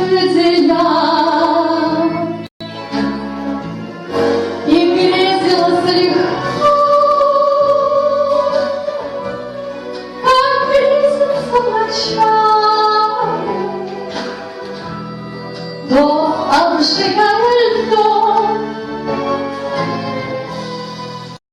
то жаром леденя.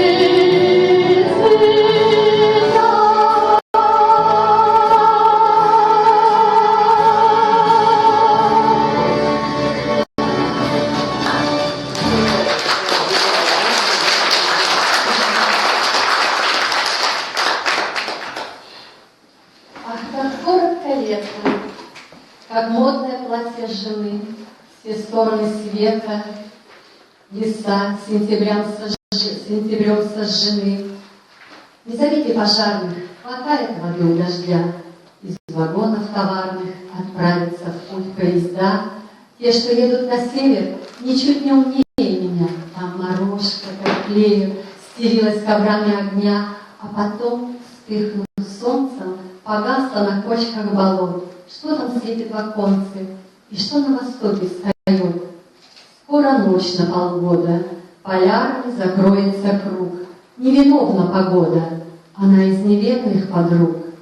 Коротаю с женою ненастье в любви и тепле, словно солнце зимой морожка у нас на столе.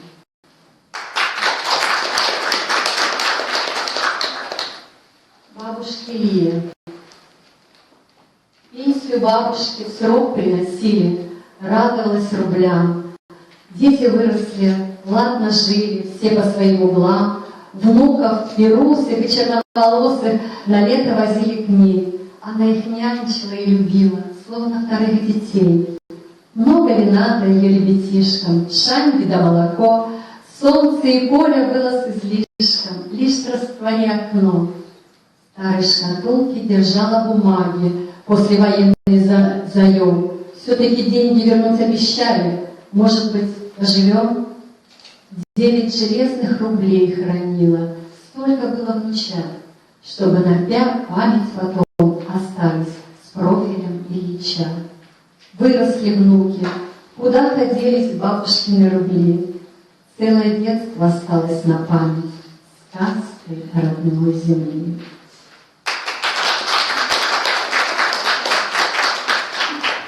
Малой Родины не бывает, как Россия не умоляет.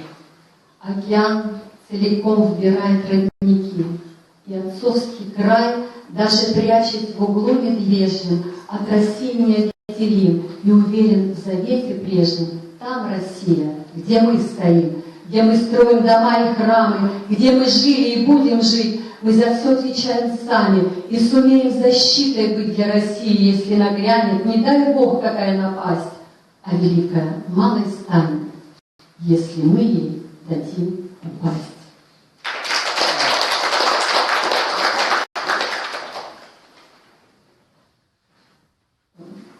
Я прочту еще, нашла, попался сборник 96-го года «Черным по белому». И вот это мое выступление, вот несколько стихотворений из этого сборника.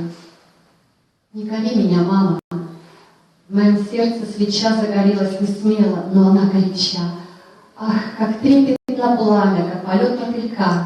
Ах, какие вершины покоряет мечта. Не кори меня, мама, я сжигаю мосты. У нее на ладони иероглиф судьбы». Поле. Я знаю мальчишку, он счастлив вполне, ему повезло, он ходил по луне, луна умещалась в луже. Его охраняли от всякой беды, а он возвратился, начерпав воды, и нынче немного простужен. Ругать его можно, но только за что? Что детство его от него не ушло, и можно без всякой ракеты удрать с этой скучной планеты.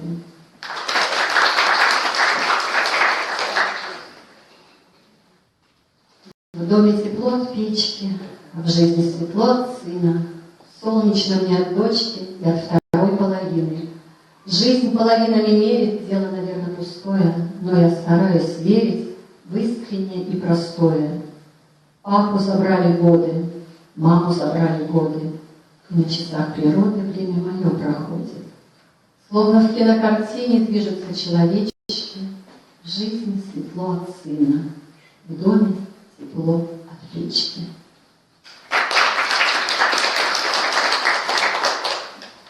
Черный тюльпан позабытых веков, птица исчезнувших стран, эхо мелодий, которые пел сгинувший караван, жемчуг, оставленный грозной волной в шрамах великой страны, призрак, утратившийся навсегда веры в лучшие дни, сказка восточных волшебных миров, райский оазис пустынь, желтое солнце и темная ночь в лодке моей мечты. Случай судьбы, улыбнувшийся мне, я им любуюсь сейчас. В образе женщины смотрит восток русской зеленью глаз.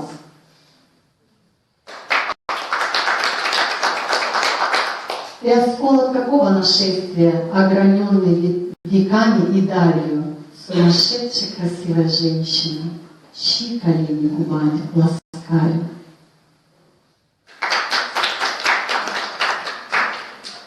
Для чего мне твои сравнения? Что пишу я похуже иных?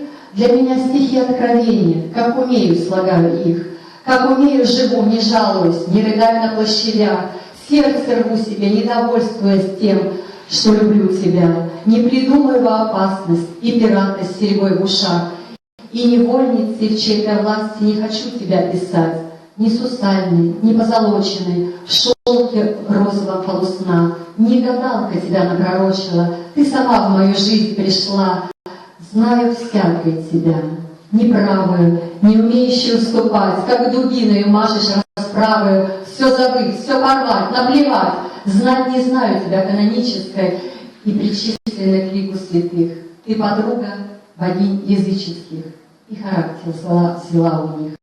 Ты живая, реальная, близкая, а не призрачный облик мечты. Все, что есть в моей жизни, истинное. Все, чего в ней нет, это ты. Не желаю тебя раскрашивать, малой черточки не уступлю, не желаю тебя прихорашивать. Я земную тебя люблю.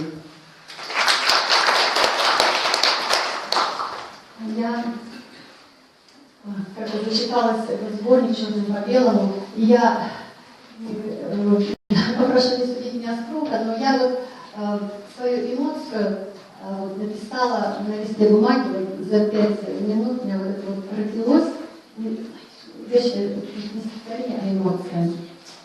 Весь вечер читала твои стихи, задремала, и во сне ты сказал мне: милая, ведь пропала ты. Я буду любить и петь всегда. Ты самая чистая, самая светлая, Богом посланная на века. Мы не расстанемся никогда. Твое слово соединило нас сильнее любого кольца навсегда.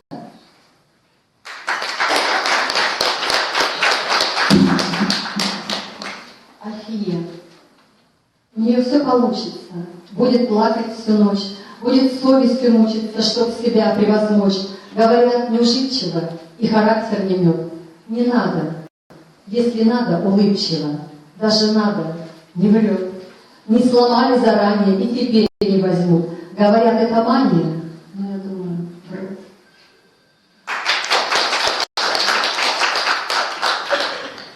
У привозиатора роскошное платье на зависть другим. И сцена для полного счастья, и зрители, и грим. И в миг, когда тонут овации в криках, то браво, то бис, кто думает, помнит, не знает о муках, которые жизнь. А девочка помнит, и лодки с оплата, и скудный обед, и то, как татаркой дразнили ребята, и взрослый след. И девочка знает, она научилась, что правда, что ложь. Ничем, как уж раньше не надломилась, ее не возьмешь. И прима театра сошьет себе платье и будет блистать. И это завидное женское счастье уже не отнять. Одно из моих любимых стихотворений. Бесспорно, что твоя рука изящнее моей. Бесспорно, что твоя нога прелестнее и стройней. Не буду спорить о груди, о линиях бедра, о талии. Ты в красоте прилежная и хитра, здесь спора нет. Но ты скажи, чтоб счастлив был вполне. Ну чтоб такого ты нашла хорошего во мне.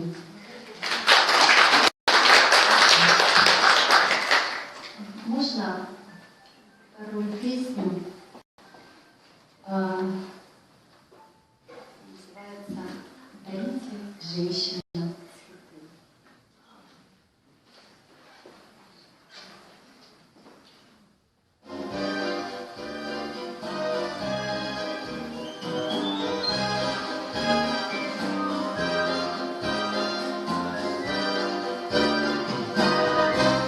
Дарите женщинам цветы, любимых и непостижимых. Дарите женщинам цветы, слова любви бывают лживы. Перенесите страх весны, и пусть по жизни в отношениях это лучшее решение, чем созерцание зимы, чем созерцание зимы.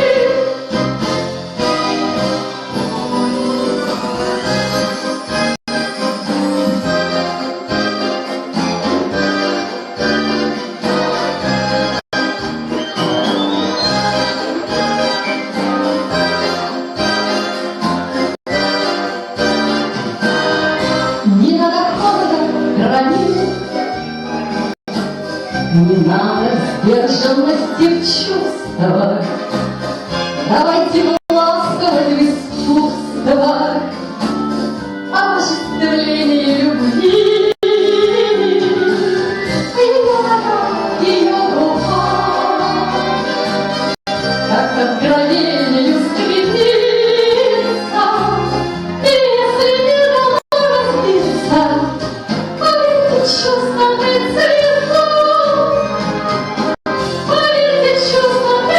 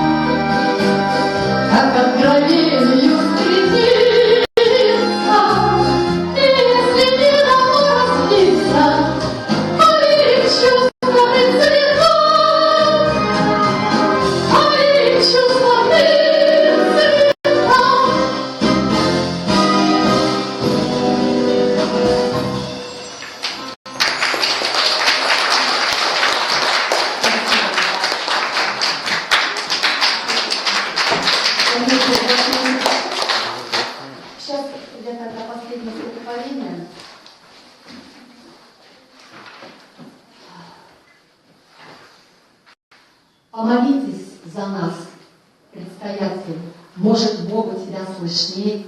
Если правда, что наш Создатель по себе мастерил людей, если помнит, как плоть терзалась на железных гвоздях креста, и хотя бы самая малость сохранилась в нем от Христа, если веришь ты, что Создатель не махнул рукой на людей, помолись за нас, предстоятель.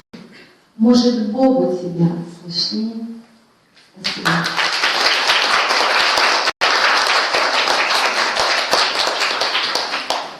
Спасибо Народной Артистской Республике Коми Альфея Каратаева. Мы передаем шанс литературному объединению Укамилька Эжва. У нас его представляют Валентина Стария и Наталья Звонова. Валентина Стария, пожалуйста.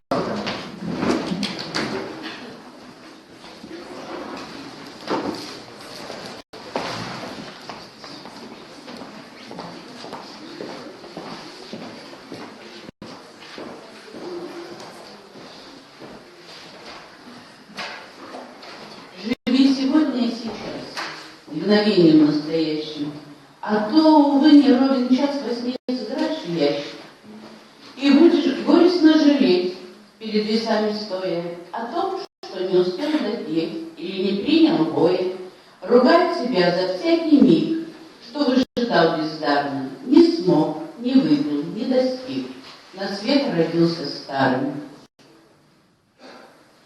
Стоит Россия на ветру в поношенных калушах, и телогрейку поутру накинула поплоше, стоит сурово и скромна и смотрит вдаль с тревогой. Что там увидела она, какой пойдет дорогой? Стоит красавица моя на ледяном ветрище, неповторимая земля. Другой такой не сыщешь. Юбчонку грубо ветер рвет, и косы треплет злющий. То платье бальное сошьет, то ей согреет душу.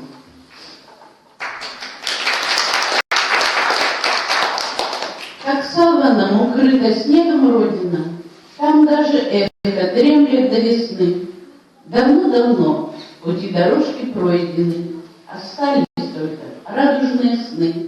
Цветные и реальные до ужаса, до звона колокольного в ушах. Стрижи над старым храмом быстро кружатся, и падают лягушки в камышах. А подержать бы сон мне понадежнее, на миг недолгий утонуть во ржи. Спит Родина, и сны ее тревожнее, из снега белый саван сторожит.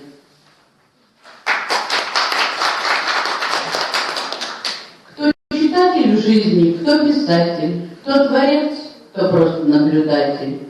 Вот родился человечек новый, встреч с миром вовсе не готовый, плачет от внезапных ощущений. Рыцарь, ловелас, а может гений, что напишет он, никто не знает. Книгу судеб ветерок листает, не ясна пока его дорога, тихо дремлет на ладони Бога. Станет после он ловцом и дичью, факелом сгорит и вспыхнет спичкой, пишет кто лениво, кто смело. Всем был выдан свой листочек белый.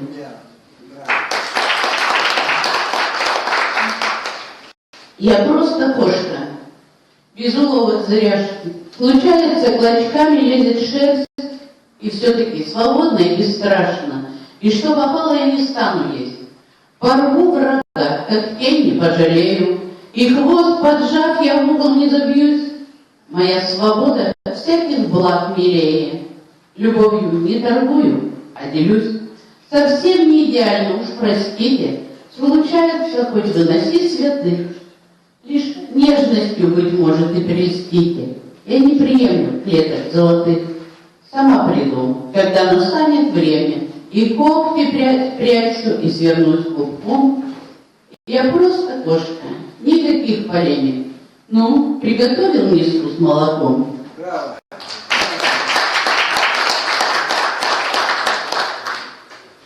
Земля, где предков пуповины зарыты были так давно. Земля, что издали манила, прийти к тебе не суждено.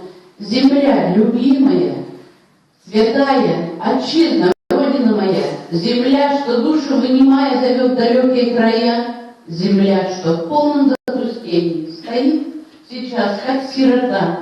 Я пред тобой на колени, готова встать, как у креста. Прости, земля. И я повинна за то, что у детей моих здесь не зарыты пуповины, как у множества других.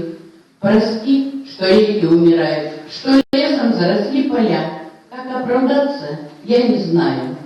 Прости, родная мать земля.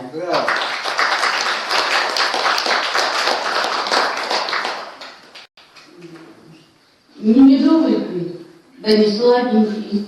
Ну к чему мне десерты эти? Не искала дорожки гладенькой. Если рядом ты, солнце светит, за минувшие годы вызрела, навсегда нас судьба связала. Все твои недостатки вызнала и достоинство распознала. Оценила надежность с верностью, полюбила ершистость детскую, насладилась умом и дерзостью. Не нужны мне манеры светские, не пугают слова правдивые, и ответы порою краткие собирают часы счастливые, или нежности взгляды украдкою.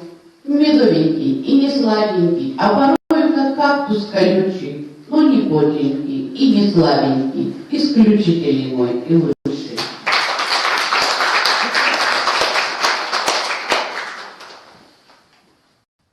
Это бабушка моя великолепно посвящается. А из прошлого, незабытого, из далекого, не ушедшего, золотистым цветом облитая, во весь рост, как с иконы, женщина. Косы черные улеглись свинцом, высока, худощава, скромница, очи темные, да светла лицом, с детства самого так и помнится. Улыбнется вмиг, озарит лучом, нежность слов с головой накрывает, а надежно, как за ее плечом, словно солнышко все обнимает. Сколько лет прошло, и считать боюсь, как на старый холст я опять смотрю. Лук ромашковый, золотая Русь, это женщина, что несет зарю.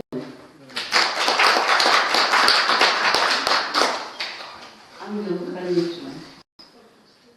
Когда уже нет сил идти, и чуть жива надежда, протянет руку мне в пути мой ангел белоснежный.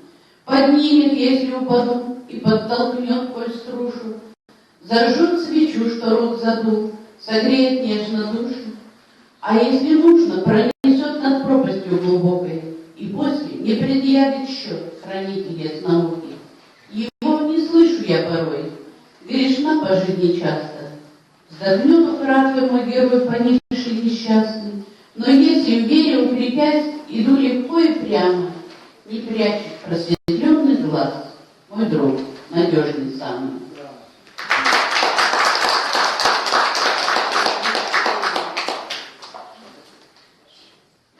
У войны лицо не женское, жаль, она о том не знает. Словно баба деревенская все в передник подбирает. Нет ни милости, ни жалости, воют вдовы безутешные, на руках детишки малые.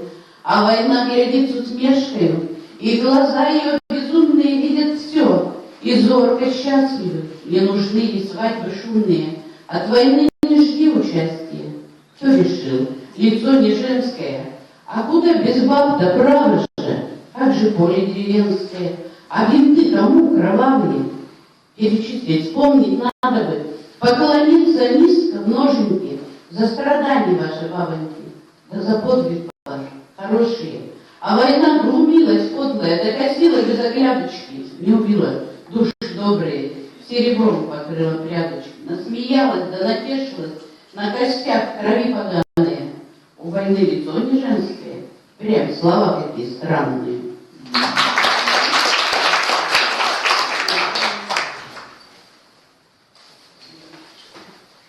Есть недоступное пространство у всех, у каждого из нас. И его неброское убранство не допускает лишний глаз. В нем всякий делается лучше, там чист и честен перед собой. Туда заглядывает души, опустошенные борьбой. В той тайной комнате чудесной все очень просто и светло. Там видно постилось детство, поселилось, простите. А мы решили, что ушло. Спасибо.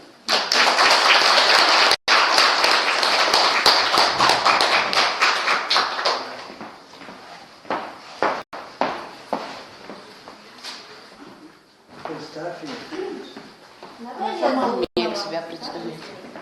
Здравствуйте, с праздником вас всех. Я хочу прочитать 3 стихотворения. Они написаны в разные годы, но случайно стали одним целым. Первое. Не свободен. Для того, чтобы навеки тебя привязать, я свяжу тебе свитер из шерсти овчины, чтобы был по душе, подходил под глаза, говоря остальным, не свободный мужчина.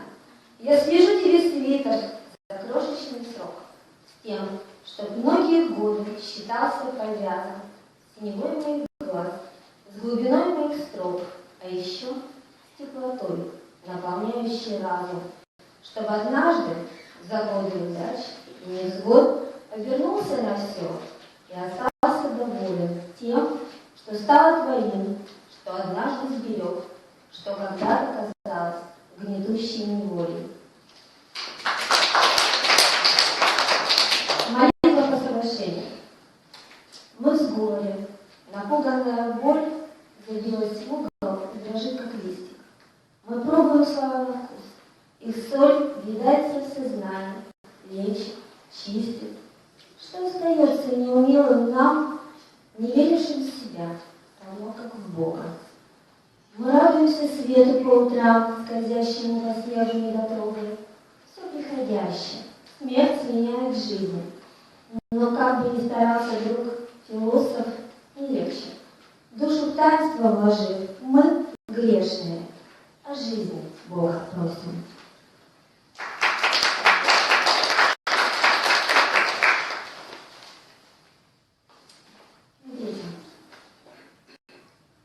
Перештопанной иголкой, инструментарием врача, молитвой тихой, мыслью кроткой, моей бессонницей в ночах, желанием возродиться, к жизни направить слабые шаги, обращал тебя Всевышний в ответ на «Боже, помоги!» Нам дали солнце полной меры, дождя, охотника до слез, не притупляющейся веры, что все воистину серьезно.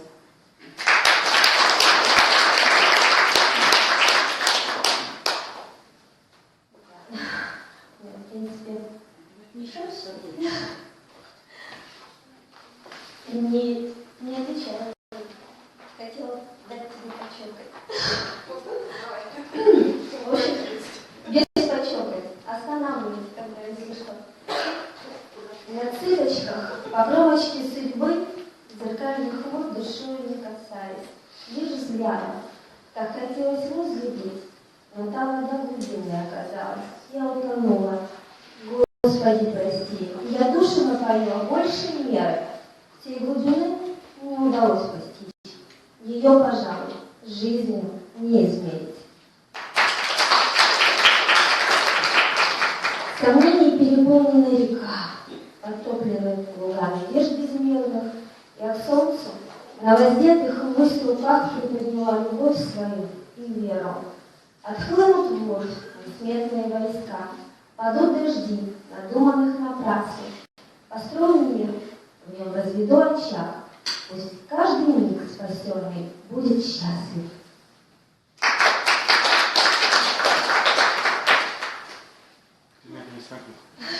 Хорошо.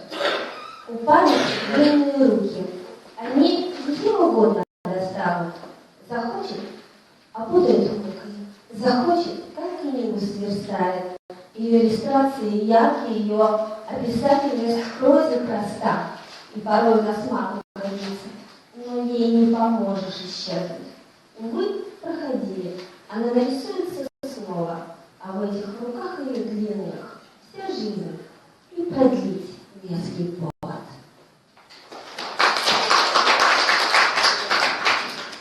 Отдых. 2 недели раздумий неспешных, покоя, 2 недели уюта, тепла, доброты, 2 недели направо побыть вновь собой и на том, чтобы вспомнить, кто ты. Счастье есть, только в спешке к нему привыкаешь, и оно раздражает, порой тяготит, но смеюсь я и плачу, все чаще стихами, избавляясь от груза и ненужных обид. Вот утро. Одумалась спать беспробудно, буду несколько дней от усталости лет. Не смогла, но уже отдохнула как будто, и полсотни гнетущих, как будто бы нет. Если жизнь — это море, буйки облака, за которые нам забывать рановато. Неизведанных счастью еще берега, восхищать не устали рассветы, закаты, и по-летнему греть мечта в вышине, вдалеке или рядом, неважно. Вдохновляет, что истина где-то в вине, а поход за буйки для отважных.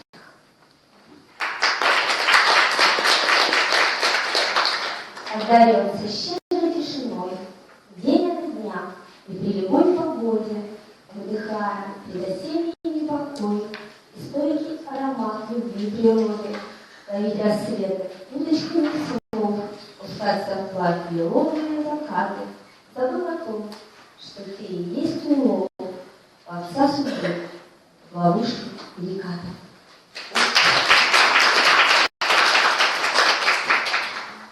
Дождь била, утром небесам загрустнулось, а лето, что за ночью не спалось, оно по лужам хлюпом сутулись. И охала, и за спиной скреблось мышиной палаткой вороватой, просилась в дом, хотя бы на порог, открыла дверь, теплом вдохнула с хаты, протопленной, душистой, как пирог. Ну что ж, входи, хотя претензий куча, термозничала, раздражая всех. Расслабилась, согрелась и, не мучаясь, уснула. Вместе встретили рассвет.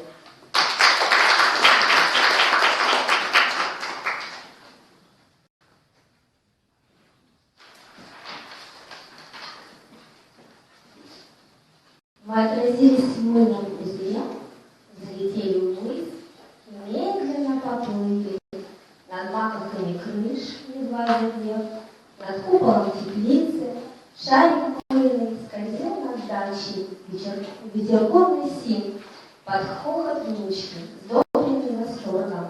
И наши души были рядом с ним, парящие над миром, плавно, долго.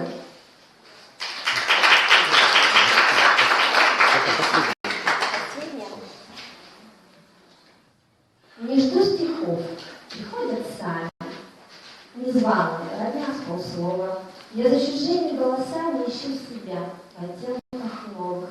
Им нелегко меня развеять, того глядеть по ту кручину. Наркозом проникают в вены, врачуют следствие причину. Надолго ли? Хотя бы до утра, а там рассветный жив поможет. Но то ли день восходит хмурый, то ли стихам темно под кожей. Спасибо.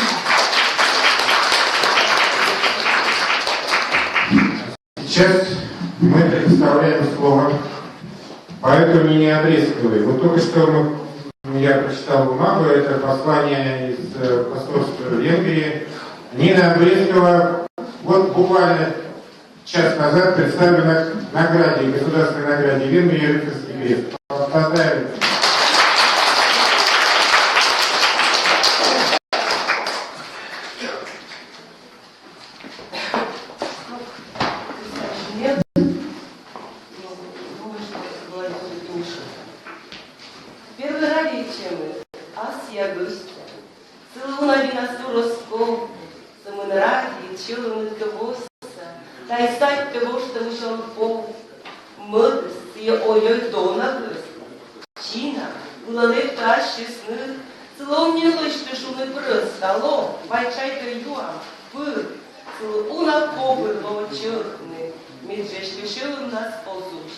Окей, у нас сын жечка кылка.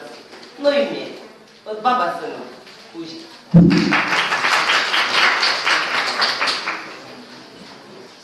Воим челом было там выгли. Окыш чего двоим, эги тозли. Меджи баранику дел зайчу. Сища бара бомдор альчи. Муслун, ну а столько юрный муща. Окашевым боджин ёщик сгущен. Мы на милой смертный, дышный, был ты же быть темный ушный. Чайка дуга, чината школы, сод мыта юз, конвектлы олы, а вет да сви, вет тымын тюр. Вайжа зонны буржик горд откуда. Меднин том я сукашены тачи, черниками божий толкан ладно. Окашемным гом, а не помню. Пара помню, куршем, помню.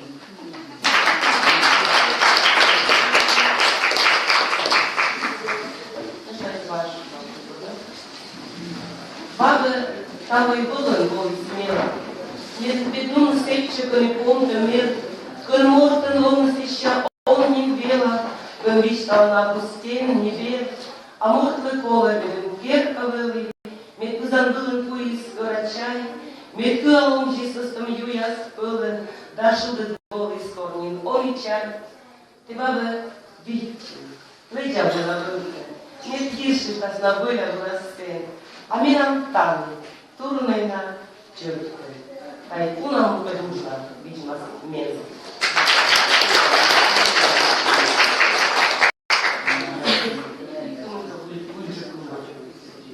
Кыльясы, комиес, рокшис, ми нам тут набор.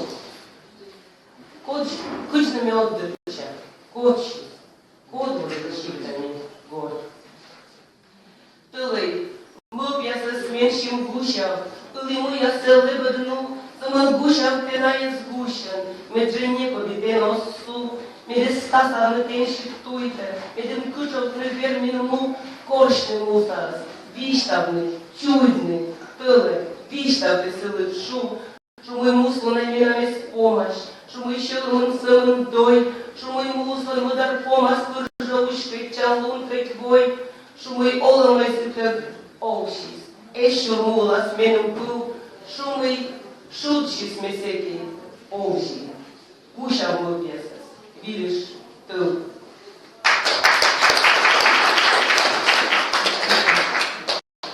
Лыжи даже талом вольные светы, мы ташут с менем талом щеты, мы ташудыс, соддями скутперны, гордор мозыш, полугорны. Повжем было на берегу разжмитча, вытла орсенной тавича, оспырва, повжилом нин вылы, оснин эскы, доймлым нин ложи.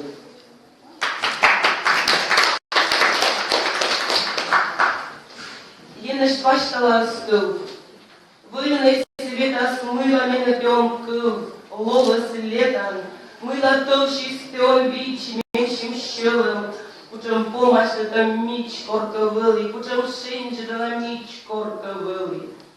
Самым тучком отойбич, щивных турист.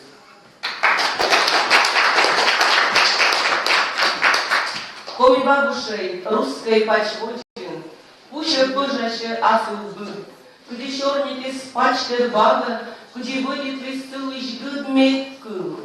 Но азма щойлый кылып шаньгес, лыктым лык. Кашкива были аслас, толерантность, да кыжнице. Самын русской дай были пачес, менам рыдбыли, коми, нем.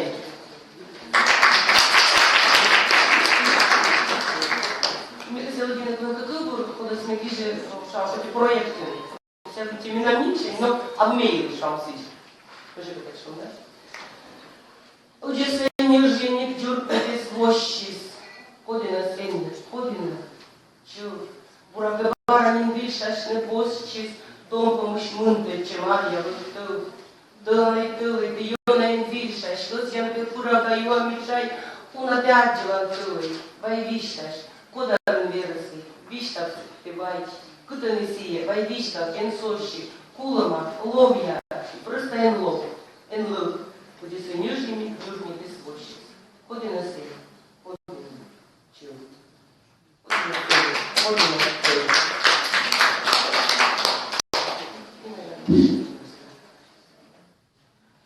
Kučom kamutivai, anišet kurnăš, nekdo zvečnene pedoro kurnă, kopiliš uškarni konjišni kăstie, želămlă konerlă kânmână văzje, ižină konerlă želămlă văzje, soișcă, vitoriu săzje, Ostailish pırmısı, çizirna soda, ostailish tedora.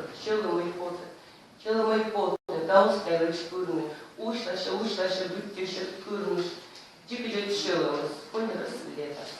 Ми ще мартутало, став вольний світець.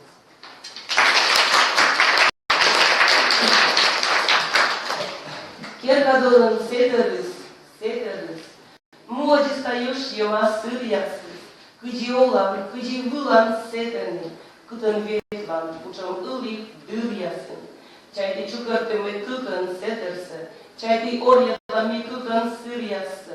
Мыла мунин, ут над мунин сетенас, мыла полимины асфальт дырьясыш. Виджерлы, сетерис, моди стаешь ема сырьясыз. Ознин лейджinin tene taçı setenir. Oznun şetne tene ılı dürüyasız. Тут говориша, между списами христианти, человек забыл, вышла в Состава еще скудневал, и имен мечтала им.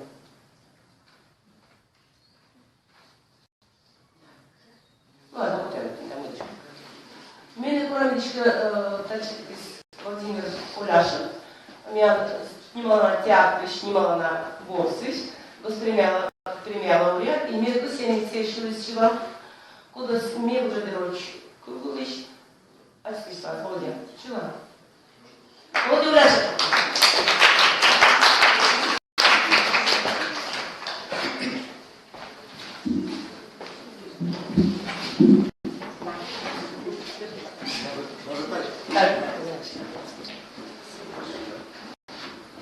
Музыка совершенно. Когда музыку поставьте, да?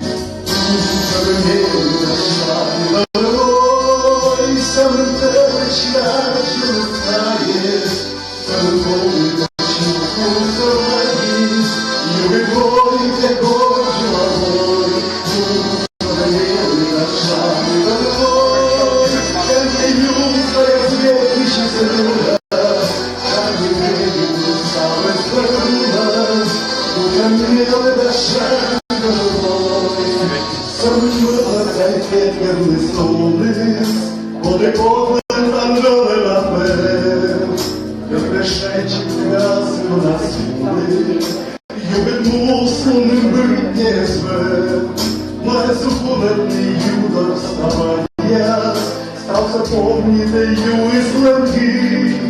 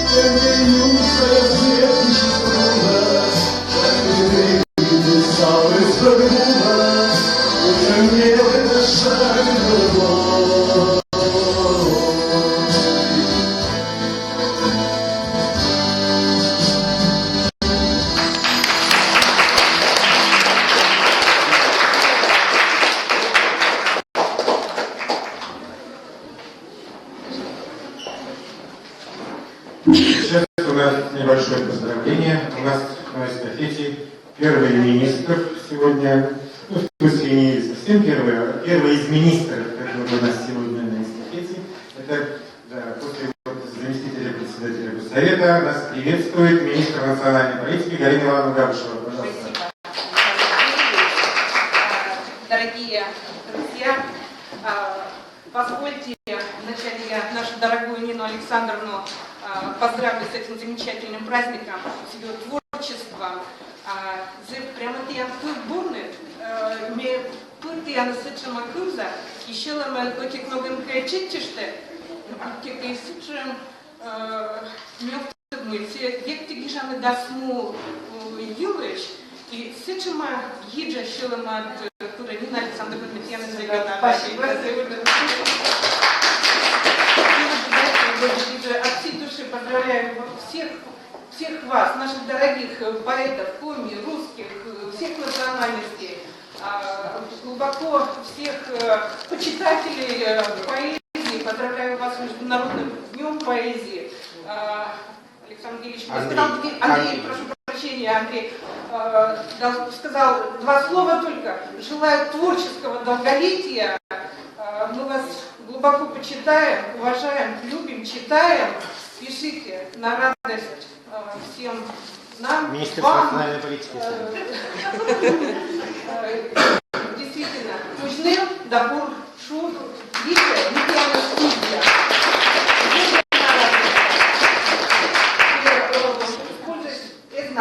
Но мне очень я с дачками Елена Васильевна Андреевой тоже были нас, так? Были нас. По ходу пьесы. Но там бурса пьесы. Мы передаем шаг. Нас представляет дальше Рико Марк. Представитель будет поэт Любовь Анатольевна. Пожалуйста.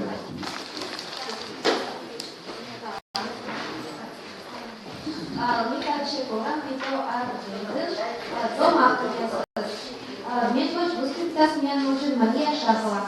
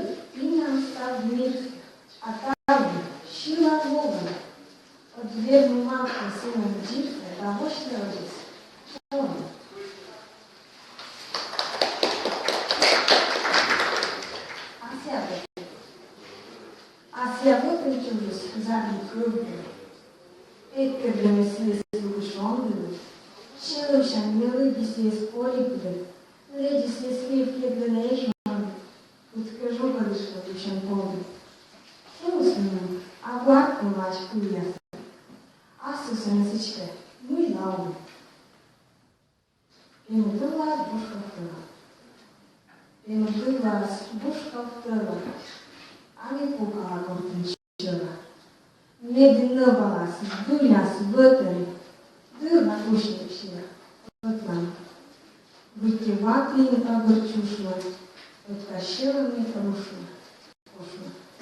Значи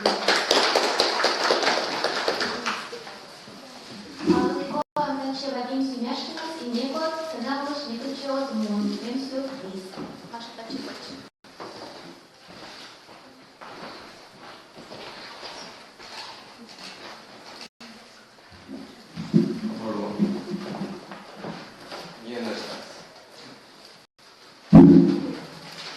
Alnăci, poți lăcaia mnogi, некоре глечи, луни вой поли.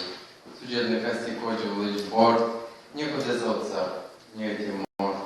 Сдух, сия оломам югден чужиц, поска скералис, место на кожиц. Пачка дис оломныш мувоса мич, коралными, поска ткаемыш бич. Вын. Кажали, Крившен леча суп новермы, бошко и чече щодас. Некоч оспож вермость не быть, баракуляс не кость. Тышка шалун, бошко эти домет, визув ты своб, ула огнен мет. Почасан ветка час кыр юрлан гор, подище да созвак, югодлунца от скор.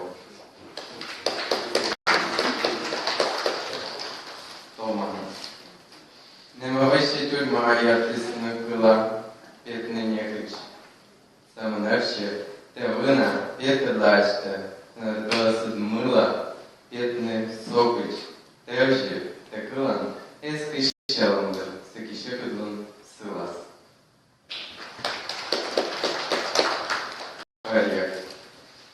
Лолай сащима, мишки не бить коло унавин, кашка, Єджиден Божий вихтіс мавне. Мавта. Сам єждес вираз лишитись ознін мин. Бить коло унавин. Міден лолит, як вели садом. Фізика. Ме зарні бі, обвергати та газини ніовне. Теса стан сина. Ще там мене вин. Ме окло, нікодлон фонди ковне. Он лоте, щелмий лоа кюн. Буркывнян енашен зерска душа, да щелмий їжа, отскошми, отзбир.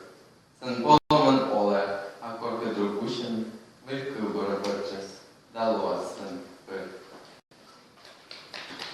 Варя дубур, бидмовпен, бидвошковен те, колан. І воїн і лунен те болан, а стінчелама бій, те тегне сора. Держик ов, шондило, пора.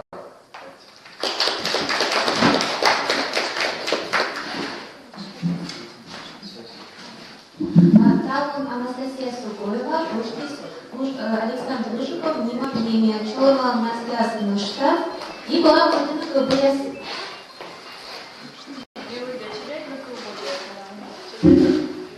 Где меня вот здесь научно. Мама пукши скрывать дора. Менем гордо, ужны скоро. Отец дух котелыш пчела. Черный горстный, ужны пора. Вот пошло ще домоважа. А мечеть чала, мен гажа. Эшкин Джоджа, лейба юрлас. Пора пыздан, уще улас. Мамуш пышни, одье, батя пыис одва. Ну и спорь пошла мена. І медовку все щатина.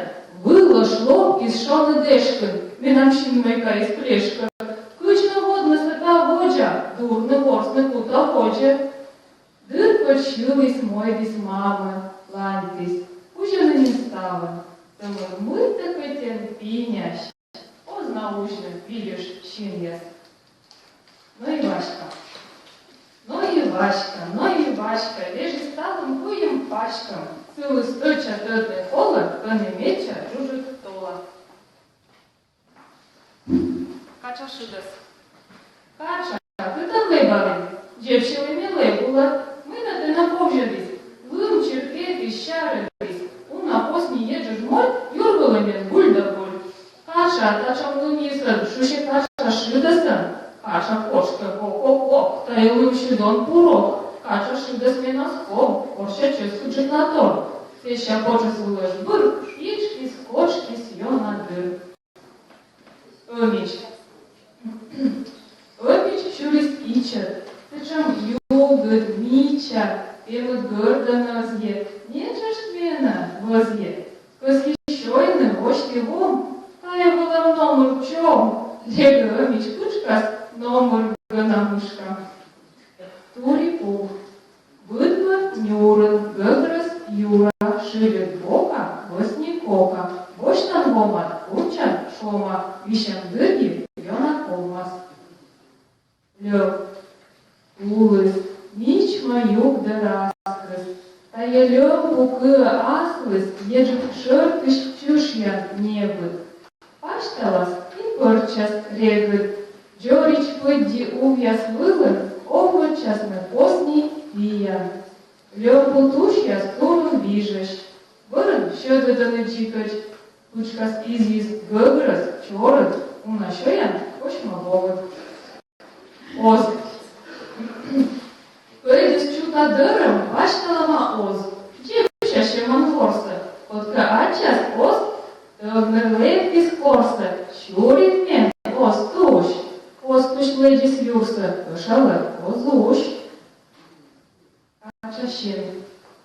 Божым шырын миян вич, эткадлы стал ашис мич. Лоптан сече, шылым, вичедыны миян было, Ольги жрыма гыгрыз шиньяс. Шиньяс гыгыр ежит шинлыс. Уна шыбит шинлыс тырыз ды вичеса турын вьющ. Пылызнича. Пашкы дмуяс вылын, пылызнича быдма. Тай воля радитыш сталы тыца быдма. Джужит фокус подсаган, выглан джорич мюжече. Будьте косач енежлан, лызов юрма суджече. Сой шеф гадама, уна поп не борца. Темоно зле енеже, мус тут от фокса.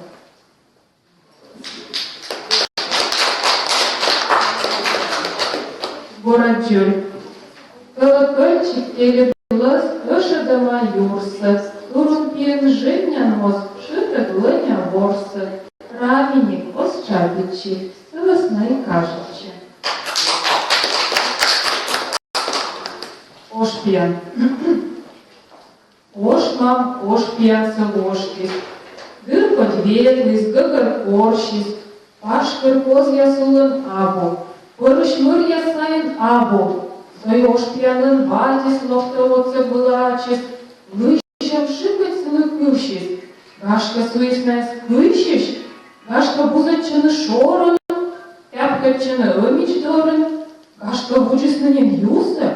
Ош бать гыжьялышкис юрса. Ош мам он ящис щищ мыра. Вывщен мыка кучкис нырас. Овщис ош, хотя бы полощ. Ожем, ушем полющ. Лептис юрса, ожем вылын, пыгнан джоля пирстылын. Но и дивы, ош мам шенче. Щелом пошелом надменщим. Мы он шашей, ми борзим. А ми джепщащим он борзим. Батюс чоры да поч лоптис, пыгнан пирслы гош боктис. Не ошьяс, ознин вошна.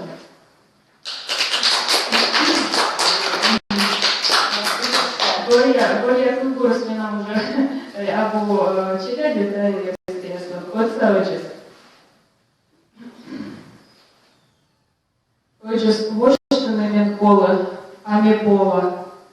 Вы на сцене, вычес саяс, окта саяс.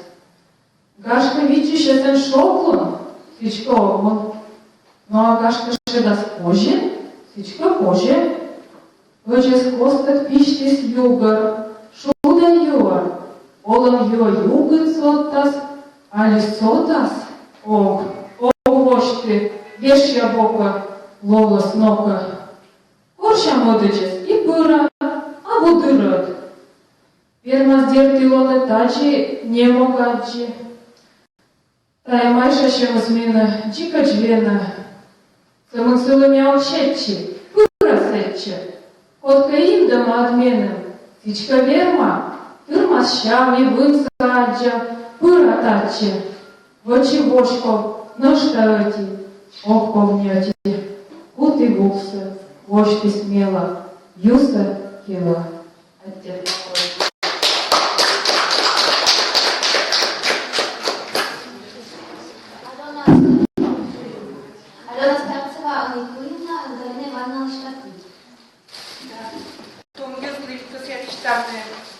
Янша заводжудатте, мекос яшуны мой комикули, знакомили литература стиянки, гиже, а ми витчищам, куда выдвину. Да, не уже Янша, Министерство щан, кожим я, земляча, ручка, уктемари, да, там ручка со выйма, потому что мы я больше гиже, не уже Янша,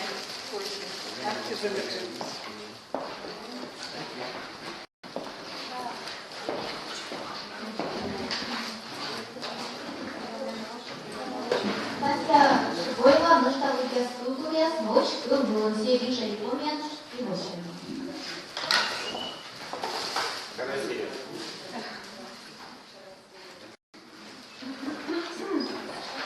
Скучный день. Стихотворение тоже детское для детей. День сегодня скучный, потому что тучный, дождичный, прохладный и до солнца жадный. Тайна бабушкиного сундука. Лежат в пиратских сундуках сокровища морей. А что в старинном сундуке у бабушки моей? Наверное, горы золотых сверкающих монет, алмазы, кольца, жемчуга, чего там только нет. Браслеты, бусы и колье, сережки, перстни, брошь. А может, слиток золотой в сундуке найдешь? И прабабушкин кулон, что ей дарил король. Ах, что там, бабушка, скажи? 2 шапки, пыль и моль. Мы бросали в речку камни. Мы бросали в речку камни. Шлеп, бултых, шлеп, бултых. Мы кидали в воду камни, а вода ловила их. Но со дна поднялся ил и все камни проглотил. Забор.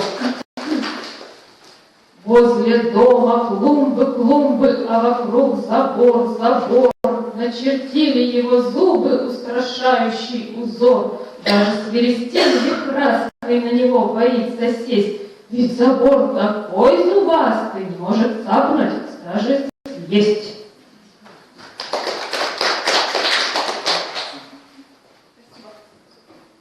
Богдана Старцева, Щедан Кып.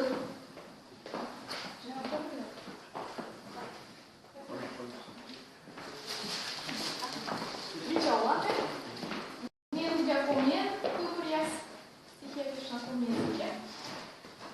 Всем здравствуйте.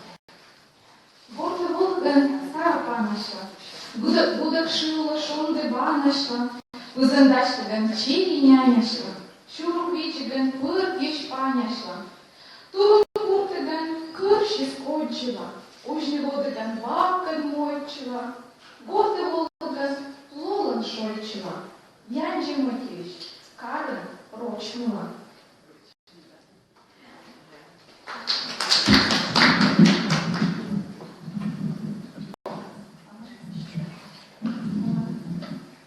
Купанича пущан, не бжери штаручимас, віче м'яса шлаче, да пиришу нас маче, да чукр я соскоїшта, пусть чужим я домишта.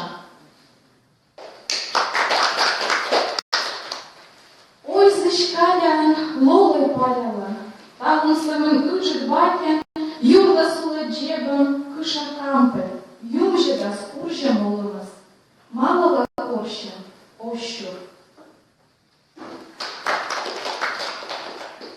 Вічища зерсами куджерт нашогас, да дояс, щелом нюхучем джорич лишло вже днище, зерва нас, вежа нас, пыз'їми дубалом логас, мышкани ще да ще милп'ясес, відчища зер. Коршуш там що да сповжа овне, да вош капітан туєс, корзивок що да скутапедне, да юрес рыа шуя, коргаш там що да споля откен, да жуги луниш вічма, корбудер що да симас щолем, да щулам ломіштем, сек оста шіш. Сек оста шіш. Щін лапніте кости, сились лим'їс, шоліштех собара коліство, тулис із ținut-în badia sâvies, la piapașniu zbâtei zbăt, Кажа вытагеш дезбер бабаля, кевыште собара колибом.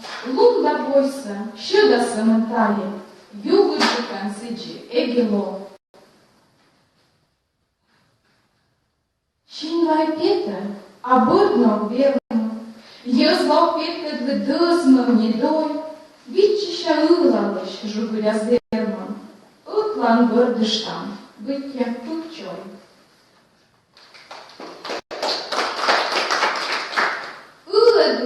Ылавлы, шин машиманулы, шибдывлы, кылавлы, унала голы, воштылы, кошлылы, моздор ясанулы, бужьявлы, кошмылы, ложилы, кулы, ним подюны шраммылы, сырк ялганчужлы, мусу кашны щаммылы, радичины кужлы.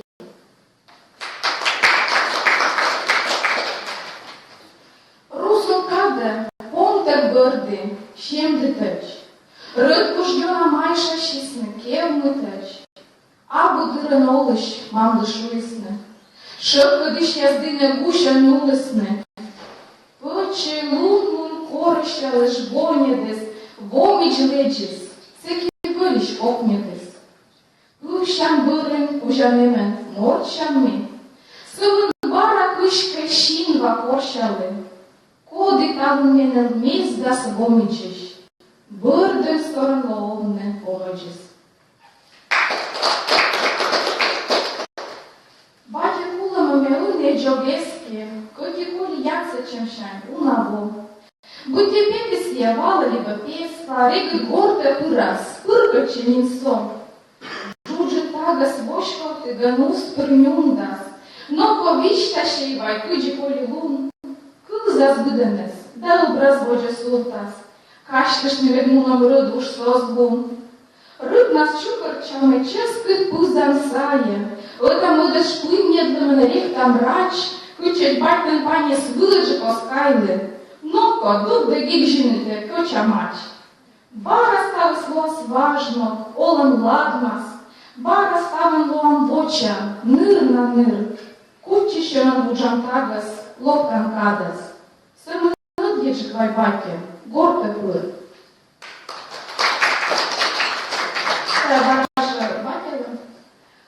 Bate, mâna ta de ramloc, te tădan cândă-te ola, băr de gătăr, celea, cioi da boc, părâș mamă dvici și mănolă, veșin ce mate tăter ca știen, bărâși nulăși, uci să indăși, orice pucșemăn, on viștea mnem, Он не вошко, пущан ждагидыш.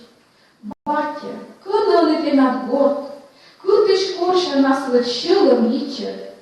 Сылы на пиздухан, до на морд. Колем сымын, каштылым я свично. А тай чойкой. Кыджуни шенчим корсия кораджем. Мама кораджи стерес, не вот ашенджима. Кор маме ражи Раз, шемес бочтис, ми вожим пуйлис йок, мульки да кок, а иче каглок, чот начинse бочтис, ми пинян дине локти, чой да вок, ми отчешку там быдны да борсны, и лун да бойся, гатла му на ног, ми бур да лёгся, отурку там коршне, да быр да мыту, юка мыджет шоу. Чой сулалы, да лыки чойлан шинмыш, выль оламыслы понта без камби. И там бились, щылым я самимнес, да чушты с радом, отладнешни.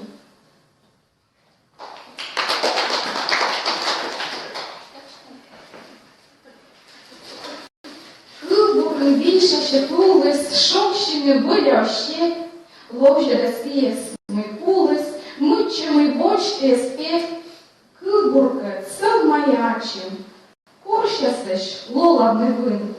Ох, єласулта борнаджен, пузулта, не сайшалым.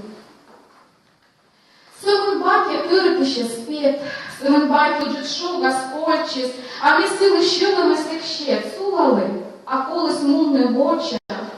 Сылыло веч хоть бой да лун, сись комашты там гаштым личкис, а мещищ я сыстыне гмун. Bunăde, măi pe canturis vičko, koleseška vlčni lunator, eska da nakluvja skoršni kolis, a mi vatis văgărvă išor. Čukasti, no izmin šilaš volis.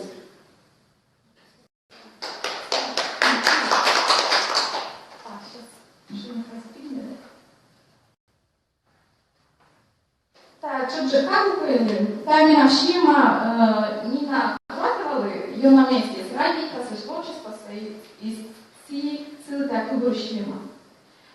Ходжали суще, да вічкали чужиш лишили нас. Пучка саюла да новжі да каву плещінь. Коткала ходжали скуса, да пиркала чевленяс. Коткала олем черщилище з бії сосчинь.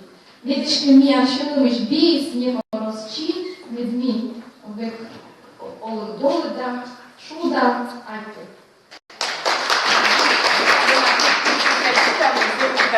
Що ж ще лапетка беруть. И ще и землячка, не нам, Кыргыз район, мне посвящены у Алены 3 детей. И она сейчас выезжает в Москву на детский телеканал «Радуга». «Карусель». Все ее знают. Да, вот такую новость я сейчас озвучу. И Алена со своей семьей, со своими детишками будут представлять культуру, язык, традиции как раз вот у народа.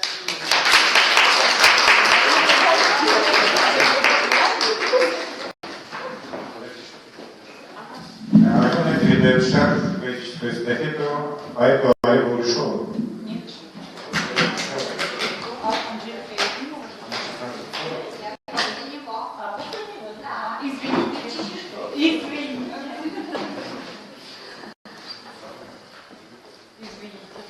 Shalom Boy'da güzel bu bölgede böyle bir bununla hoşgörüden böyle mesele koyuyoruz.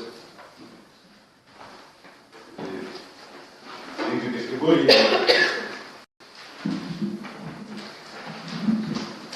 böyle bir супер классики Тория того мы еще раз есть.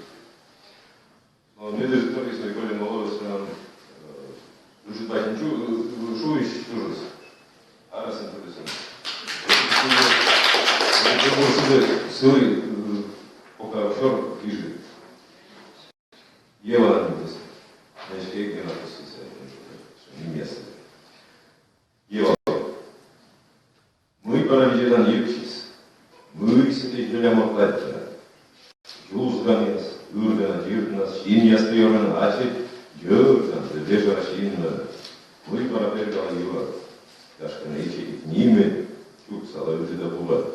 Гашка Юзгане слайши, садяне немцы ширкса, почула Юзгане лайше, отамен клыши, чирще, инял енеш сазарни, гырыши тудалтым буса, дудкаса смышкала, шау, я миянши, кажатым буса, уждайки ясидеги, зарни йокмели дечара.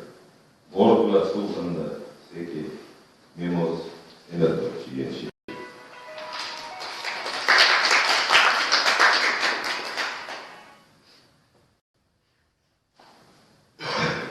Вот попросить моторилище. Коли может быть на дымской тундра, вот качество войны. Ключи, когда ешь, а то не выскала. Поезд камга, чукун окнас. Витчичен важен тундра лысваяс. Орненте, шойда не гис октас. Тундра вещен турнашон дуойла, вожен бонус, ознаkosi кусны. Вот и про ту ясмен тоила. Щепин ногу на медичке не ушне. Муна, лева, туй ясмен помтанош. Вожен лева, туй яс куда, туй наш куда ортай. Сотай куда щода меньше. Лондома, то есть луч, но пока орта, чего-то сидим пул я ног есть мышвыч, чего мерен тоже перес, пышка ее, орца я стан дышка дышь, жили шорты, будет имя петь.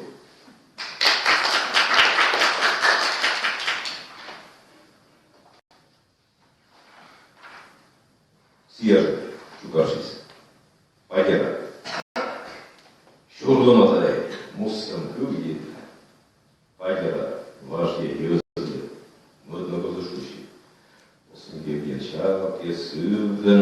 я, Гулычани Бокчани, Чешуше, Зерич Видяс, Юра Топот Курткай, Сулца Зерич, Лебу Побуэн, Пайдера Толяс, Черты Куртаги, Кутидески Куртас Надаем. Адже, Уимуна, Симис Глушамай, Ула, Симны Бощис, Ишкаслем, Пайдера Оздулды, не озвучили. Емикала, Пайдера Ем.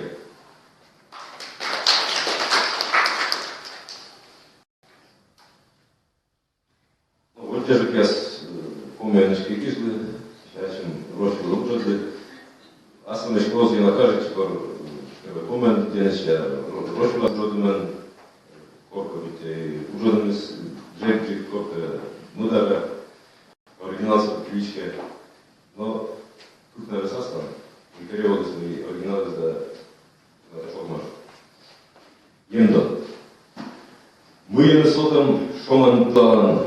Витачниками шворчел воли, а так же ми мортис вилима, швирбожіновим, а волем, злови того вилящетине, відбір є сил масики помощ, оскуд буттевру, ловте летіни, коргорнен бърна ломжа шоми, дорачте, ачи, үжиднош ясен, пъхмен щеки, симен топой, а сейчас будешь, горнен, ощедан, за песлалик мозгаров, лопа, секудиш чужас, въргиш емданес, на една термаш, не да счириш, тъв панет лепчев, чизер емдарас, сибарен, он не квартирес.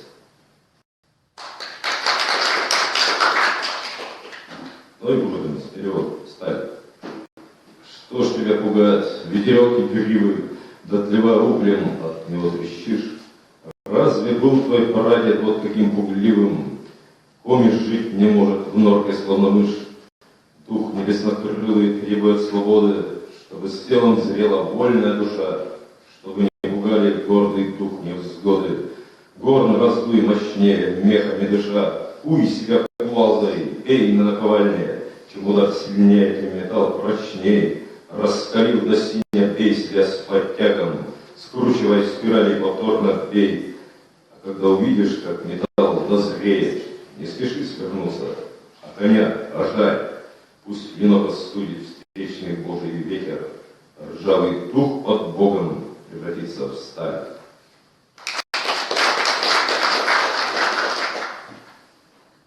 А он щинва ищес ожин, лунтерберды дружит в горле, ежит пичешка на ножки скеркагулыс, енныч горы, йона горе медозенот, видяс медозорьяс, посьяс, а скоруч морда смена, видян торясаскет.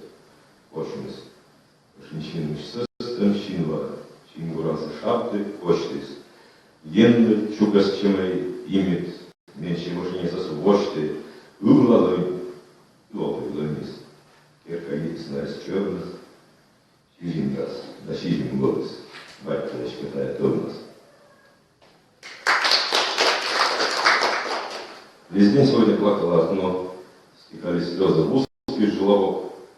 Туман от слез висел, как полотно сороковин. Со мной был только Бог. Его молил, упрашивал, просил, чтоб дал защиту и оберегал.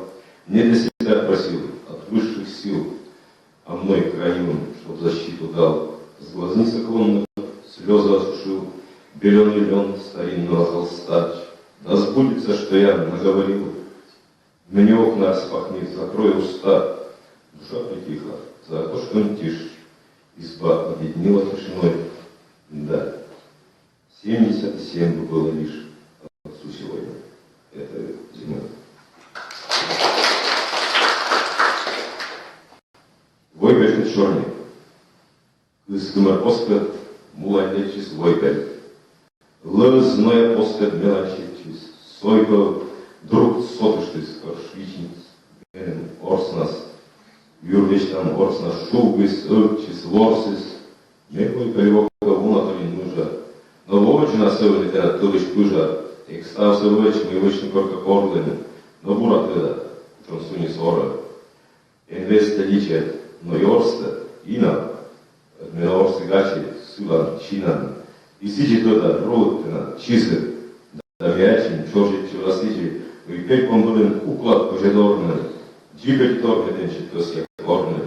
vaiminen visu valis nivet gânsa, et pišken möödun sjörg gânsa, bud muu mortlis, sjurman košman olan, zeumad muu vjezena olan. Je borsta, je. Men oznice mrtče. No, ognijem želja kaga može dvrđe, a to šaška šindorecen šinva, pozaskonda. Si djezgan, dojes, inna, a voj velorsa. Muža mortmoc, džepis. Ospomnas šinca posades, da je.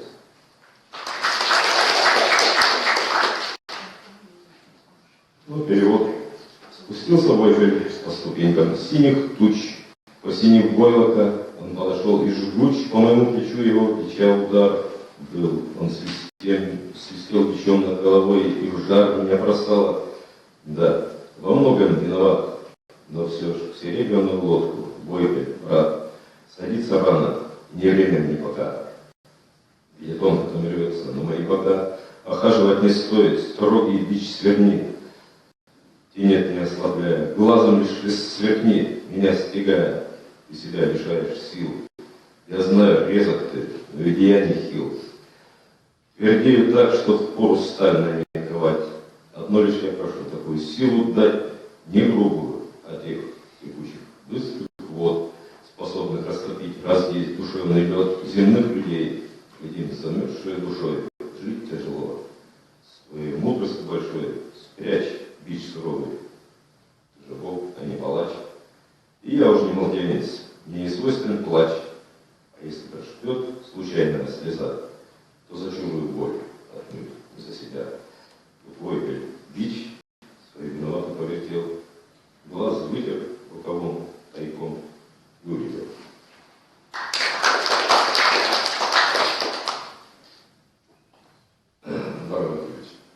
Войгель, Formula Morten, Nures lekt adlen leć. Čužan Gordon, burje zloženi brzeg skomjač rukač, Vojgel, Formula Deba Orten, Sojbor deset putuš, Jonak Portek, Nedek Špargiš Ulan Juran Drugiš, Vojgel, Formula Morten, Üstemen, Vježavić, Jortas, Nedem Gulti Kudarčemiš, Ičas. Nimalo nedovda, čorno tiče. Войгель, вот когда я выпьюсь в люди, нос не дай задрать, чтобы прилюдно дома всегда не отступился. Войгель, как взлечу, я ортом в небо, придержи за крылья, где бы ты не был, чтоб с небес на землю не свалился. Войгель, если выйду я из круга, мне направь единственного друга, чтоб опору не взяли ноги, шутки слабы, иногда жестокие. Ну и по-русски немного. Это уже написано на великом могучем. Опять же, начиная с того, с чего начинал, детская логика. Лошадь кушает ложкой. Чайник, дед череплет. Кошка смотрит в окошко, морщит маленький лоб. Оттого и кошка, а не крокодил. Кто ж отпустит кокошку за люк? Он проглотил солнце красное с неба. Он плохой, он проглот. Пусть он лучше подальше от окошка живет. Мы запрем его в книжке и придавим другой.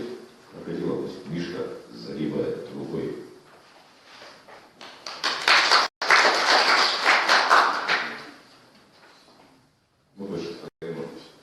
Жил мужик, не гол, не беден, не то чтобы богат, не служил царю обеден, царь ему не сват, не брат, землю спашет, скот накормит, шесть на печку и лежит. Не сказать судьбе покорной, но живет и не жужжит. Залетает в дом соседей, кричат: вставай, мужик, ворог нам воротам метит, скоро будет всем кирдык. Сел мужик на печке, лапой, грудь лениво расчесал, поглядеем, башкой кудлатой, как с похмелья помотал, широко зевнул и ножик в голенище заложил, похрустел костями и тоже у ворот избыток слил.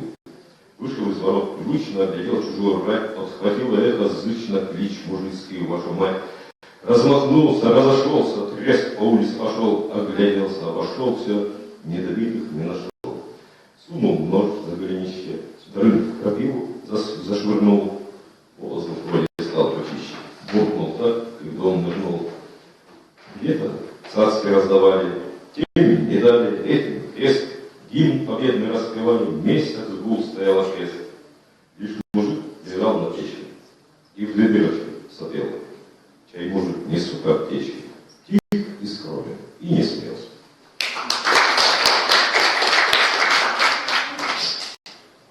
Чертила. Он был суров, ехиден, беспощаден. Черчение свет, а без черчения мрак. Так говорил поверх отправы, глядя, старик Чертила, конченый чудак. Ну и зачем такое нам искусство? Закончим школу и своим путем, строитель, архитектор и конструктор, мы вряд ли в этой профессии пойдем. Но был Чертила строгий, непреклонен, где тут резьба, где винт и где кронштейн? Скрипел зубами будущий Бондона, и слезы лил непризнанный Ванштейн. Из нас никто конструктора не вышел. Штутный строитель, быть может, или шалаш. Но и сейчас, садясь за столик с книжкой, точу поправила на чертежный карандаш.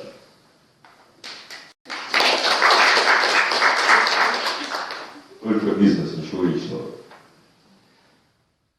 Пишет доченька, не плачь. Я куплю тебе калач, говорил отец семейства по профессии палач. Он любил жену и дочку, бультерьера обожал, днем работал, темной ночью, без кошмаров крепко спал, по утрам готовясь к службе, мылся, брился, напевал, дочку отправлял подушку, в лоб супругу целовал. Так и жил отец семейства, муж, сосед, домашний врач, с тайной страстью к лицедейству, по профессии палач.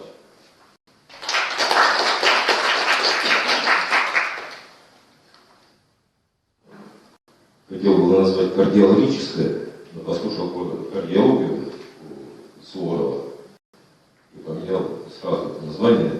Называется «Постаревший Дон Жуан». Отчего-то сердце вдруг заныло, только нет предмета увлечения. Неужели старость подступила, требуя не страсти, а лечения? Были лишь времена, страдало сердце от любви великой, перманентной, но о ней не может быть уж речи. Кардиологини нынче в тренде. Были ж времена, и я был Богом, девушкам дарил снопами розы. Губы вспоминаю, груди, ноги, в ностальгии спутники склероза. Николаевич.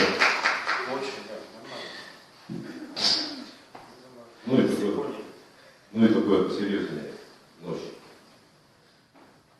Тихий шелест, мыши шорох, стук упавшей тишины. Тени серии, целая свора, без агрессии и войны, оккупировали душу, перекрыли окна чувств. Одиночеством иссушим, сам себе съедает пусть. Только свещ надежды, с тихим проблеском любви, все еще доносит свежесть, не что все еще других, дальним миром рода битвы, вдалеке непостижим. Битва с хлебом, свет как сито, верю с неба, держим. Лишь одной заветной мыслью.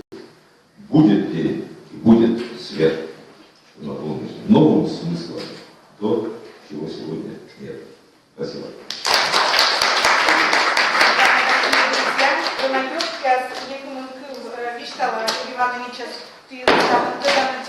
Занимала на поэт, литературовед, языковед, я еще занимала на меня ученый, исследователь, этнограф. Олег Иванович Вишталес мы надумаем, да, тундра. Вот мы помним, шар решит. Но все язык, тут же Олег Иванович Йорк меня министерствовала, под язык на отцова меня уджин и олами. Язык уже датте, шар кто сейчас турчи мне будет. А этот шарф Олег передает Анжелике Елхимовой. Вот, и танец, я написала небогостачными некоторыми, вот я этнографы, вот ведь это нахуй выделила, и танец я видела. Да, это я меньше. Зачем дать?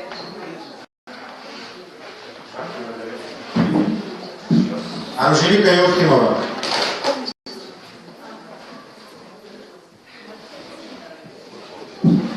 Плохой вышки.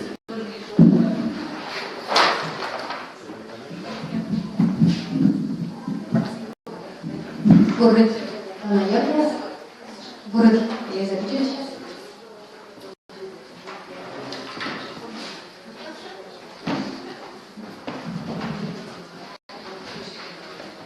Военной гижам текет кылбур, обменом мытнаман озармы, вай гижам кыжи очит мартын, корвалыщин вовой тейчен, мепеты гордыш, сыни саден, эк игнат, не кусок биса, и кыжи оча петы сыя, кодес пе ыстын мен.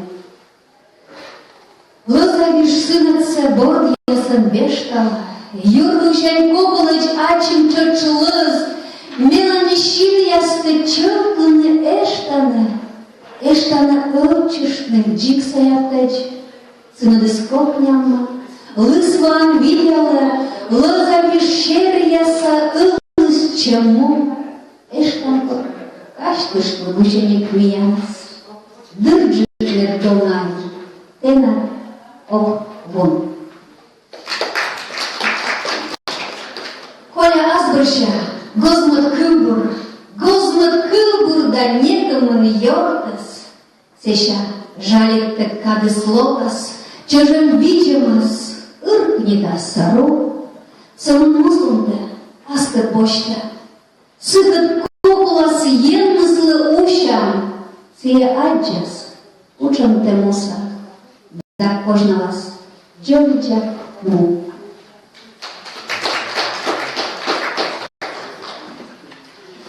Лымис помща уще, лымис тырта, гыгы, пеня муса. Но мябу ты над гыгыр, лымсыта он мекат таляв, и он мекат сын джирдав. Пета лымас, еджет шалья, овны видла. Гыра кыджа, видя олан му, вужлич копыр, вылынгыр ваградлы, сында удж, а месо еймас радла. Зелмага горлыку, волстуча, будьте туча цар, кобласка вещталан, и нырас, мусечем чыскыт, вомат пыры. Лыжи высла, войка вилас, жар. Колынка мозга раскада, колынка вещь пуща он, Ылдары-мыдары ветланы чапа, петкадланы мацион, гуляс джайданы кырыш, терпенен стаяз бір. Сенме кылбуркан, гуляйтын тырын, езлочас, окащын дыр. Аскады енжыч быдмыны, аскады енжан ляпкавны, коркада ектыны, зындыны, коркаи бежакыл апавны. Ставыс мы шума и на час, пышьен, а содас. Вечером муслунчи дигначан, локтаскор öces нас жугатас. Еммызды кыдыдыс, еммызды коштас, майшашны кайшаско, окотан мунныкы öcесты вошса, абукы Хольчида об, тенет кылышалы, менің чыш лышыд, кык пеле юка машут. Кыташам кошулам, огына ылчы, олымыз, ознар суд. Лыча номя тылышис, холис лычтам номтам, енажы слезой быртлы, бырды слоны вой. Кыджа пескан, боже мой, ныджит пачья сломтым, Пачерылын кайняслыш, кылсын тырща мой. Ньотяс обществу, будемлен чайда олмас, важного пугавны щорнитны сдукма дозлишав. Лыщада аслым щодныра, ичеки помнес. Мед ыркалын щылым испомыджос джижав, асым и рыд понкат гордорын гуляйтны гутам. Он мой лыпор я скоршишны, рифма я скоршишны ме, И каждого чуда мы барана ловья да шуда.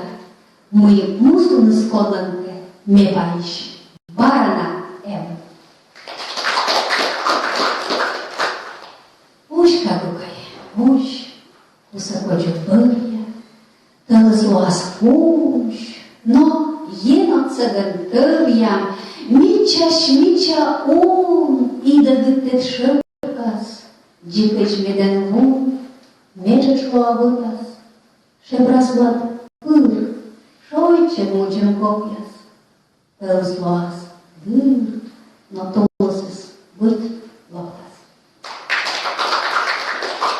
Меден двочу стаса прыщики, и мен косточка да инасе, ми пăkkăci ăta mădân gășticâm, da păkkăci iui ma vinasă. No se vinas es vârjivului, acolis șălăm pășcân sola, meslăm cărși, becna pășava, corten șurte, vașca punava. Corjuam surus čortavia, no nigdje on vermă kođene, Корюрад мавпис ăta ляпья, и он-то, подар бокшань бокщины, корчизыр тылыс паны чужамат, атанг век на кола собны. Се кылбур гущеника чужанин, меттенет морс плат водны.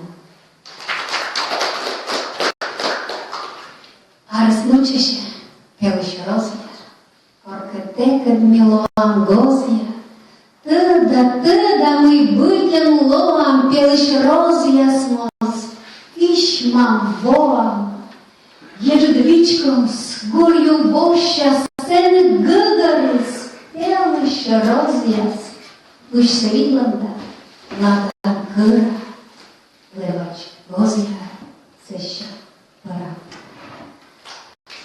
Вой бы гуравняс, Пăjăma martes, kenis vâlea stuvčamos vâržišt, Minătălăite firmam căprăști, Îlte geniti, ради чем артнес, Тălăi верман că некорен вунă, Кучăm tepăčkân vălăme șuda, Cotăr donai, turăptă suăr, Ame păr, tene caștân cuta.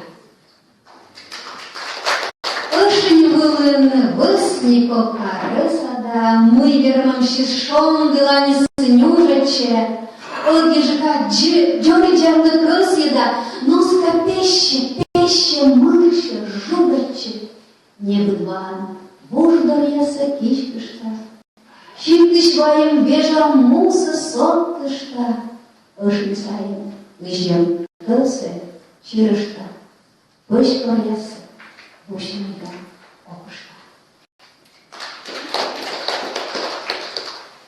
Чужан кыллы, шила до тосков, Чужан кылын ачис, понтам щила, Мурца боштан кыл еладнен сыла, Виран шонтам шипа свяслан лов, Вещиксе, коркылне джином шуп, Чужан кылын шилала быт, Сănă, cât brăsa, cât zăște teană, Ciujan călăș, șamalăștăs, mo. Нам же неделя осталась еще одна. И мне совершенно, но мне шила сылсам ян тая марафона шима не царитару. И мне шила шлангу, мне гостями мне тоже шланг, да, и шланг мне нам вечера видно шлангу. Дальше еще. Чужие были шатаршеры, деревня шпеты, но были чоры, дщерадеры, вижагач да капли, мурца сухты, Ascok yıle, uç pırmenim biçmiz, zıpka dorin,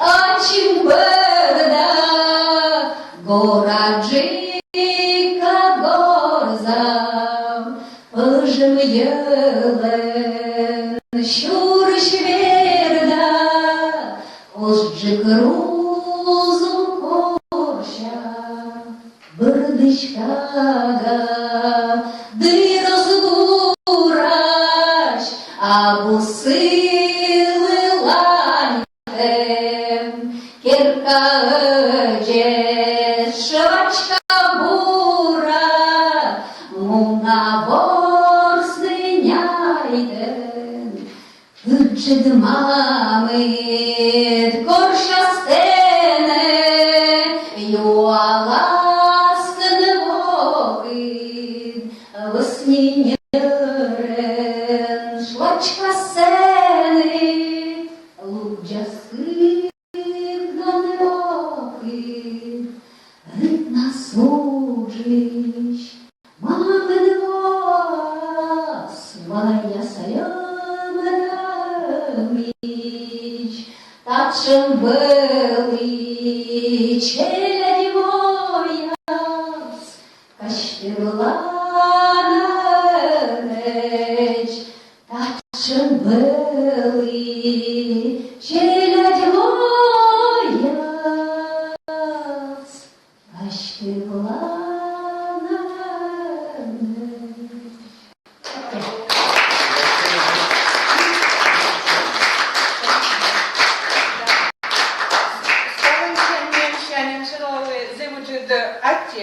Tine Ludja, tine Kuvza и Радла мой, аски ауламыз баланкаш, ешканало бурджик, и сиясичик и акти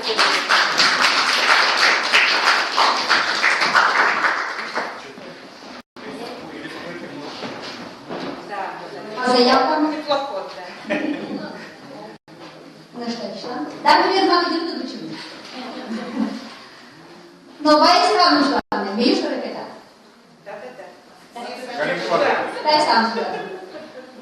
Меюшерпета, добавим я сыста, мед пройди, да сете плохо, выталышка дышишь, год пристани час, лощиня садеца бело, выталышка дышишь, год пристани час, лощиня садеца бело, перед коледним воле, медедник и джола, медбахи я свічі шлемнив,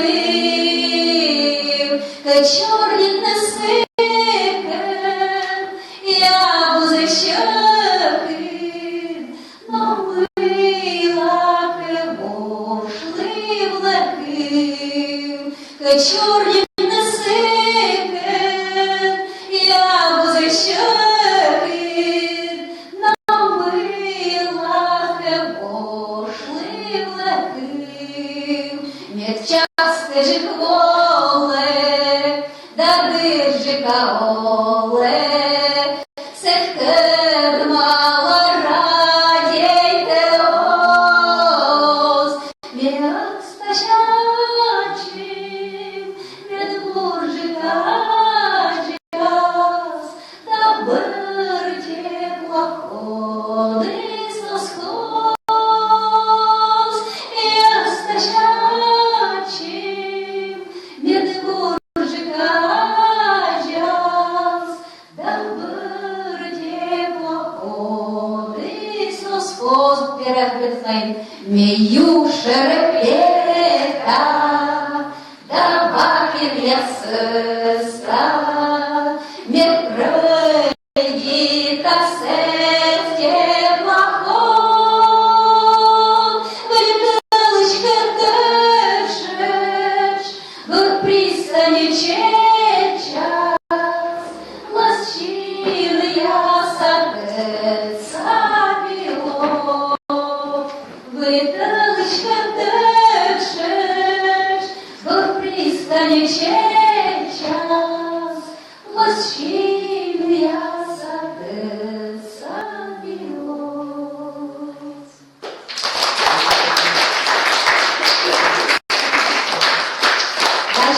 деньги. Кому есть деньги, пожалуйста.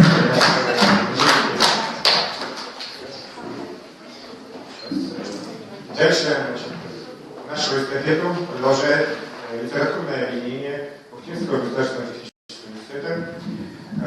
Ну вот они ехали, значит, должно быть 4 человека, пока доехал один. Да, второй уже на подходе, да. Вот. И я предоставляю слово. Пожалуйста, у нас есть время. Анжелика специально поставила 3 минуты, мне еще осталось. Она сказала, дает Галине Ивановне. Да. Дорогие друзья, всему есть свое время, предел. Дома я сей уж как, мену уж место было муна, ты андориш такой мулы. И мне казалось, что там ты андориш земли Елена Васильевна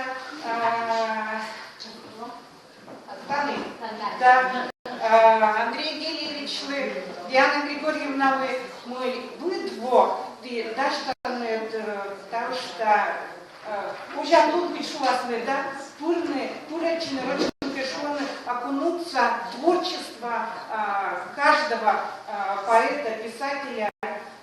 Это для нас, жителей Республики Коми, очень значимо. Огромное вам спасибо. Вот. И Тиян была в дне, стала была виджадана в этот том, и на Сачакутане Лача Аския он вылаз. Мы не комику, литература, не хочу звать, те сылмы, медрочья соц обидая польны, не веды курсы, сильше кучики наравне с языком, с литературой поддерживаем, сохраняем, развиваем, и для этого вместе с вами общими усилиями все это делаем. Вот. И я хочу поблагодарить и вручить Елене Васильевне цветы, Диане Григорьевне подарок, литература этнограф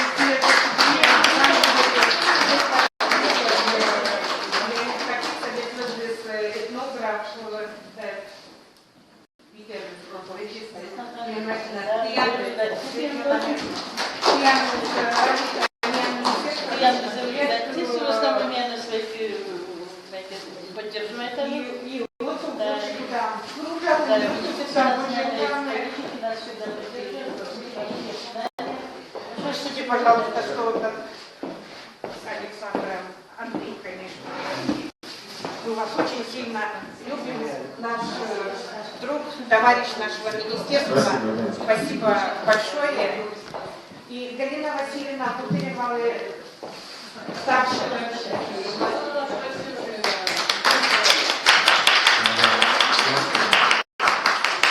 А можно я расскажу, раз я знала? Хочу поздравить всех сегодня с праздником поэзии. Он вчера для меня начался, потому что филармония впервые за последние годы они сделали поэтический концерт. Надежда Александровна Мирзиченко вчера приняла участие.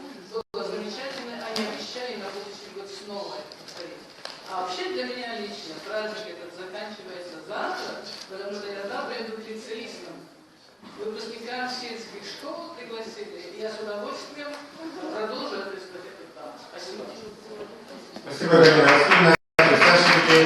Момент передачи он состоится. Итак, Анжелика Ефимова передает эстафетный шарфик Виктории Науменко. Встречайте, Ухта, Виктория Науменко.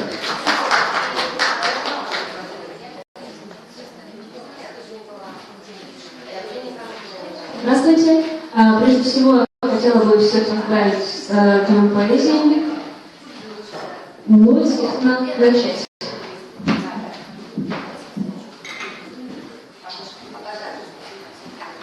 Когда из-под ребра мне вырезали, оно твоими плакало глазами.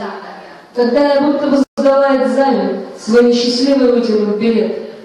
Я помню, билось жалкое, больное оно, что столько лет питалось мною. Но я, переходя на шепот свой, его лишила жизни на земле.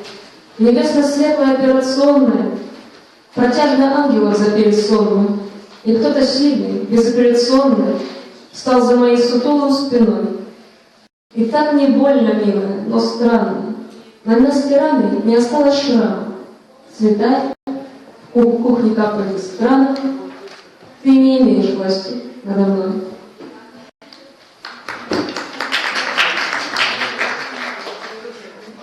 Год так старался, идя на убыль, ступать не слышно, и сам себе он в притихшем мире казался лишним. Сгущался к ночи, сходился к точке лиловый вечер, а снег летел, и земля летела ему навстречу. И след фонарной снежинки множил тысячекратно, и вместе с годом кончалось что-то, как безвозвратно. Как к ночи косо, к концу распутал сплетение судеб, расставил точки, уже не будут, уже не будет. Как зал музейный под руки ввел нас в большую зиму и показал нам все выносимо, все выносимо.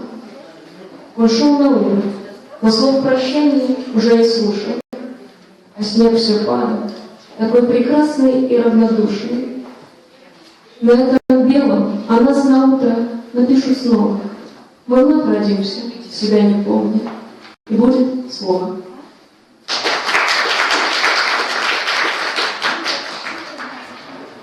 Итог. Ты видишь, я плох, и вокруг никого. Со мной только слово. Оставь мне его. В печали и радости средство одно. Я им утешаюсь, как добрым вином. А ночь вступает, тихая и нежна, и сдавленный крик мой срывается на порывистый шепот и горестный смех. Я все позабыл, но мне больно за всех. Я лица их стер и простил им грехи, всего вопреки мне остались стихи. Пою я об этом, и пью я за то, что каждый из нас наживает итог.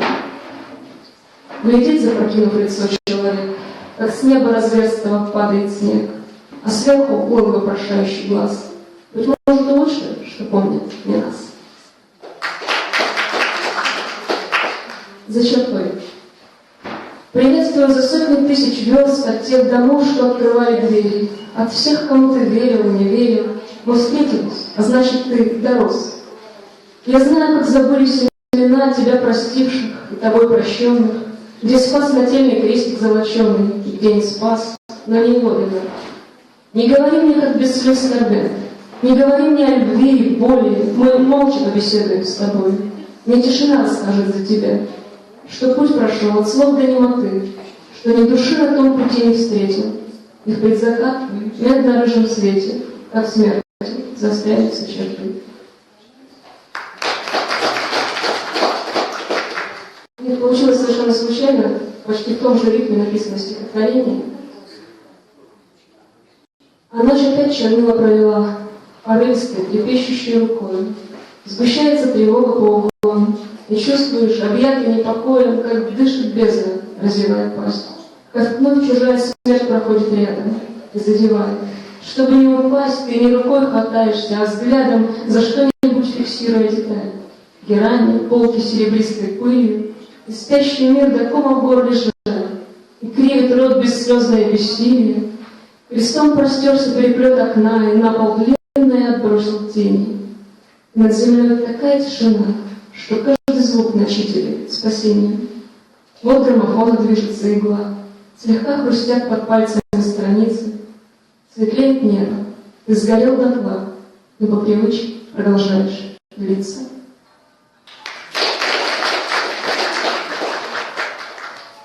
Забвение.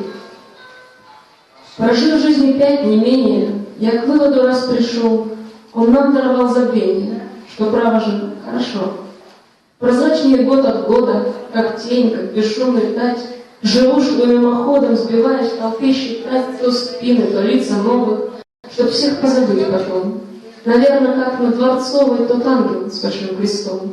Он в толпах и черт не видит, задумчив, легкокрыл.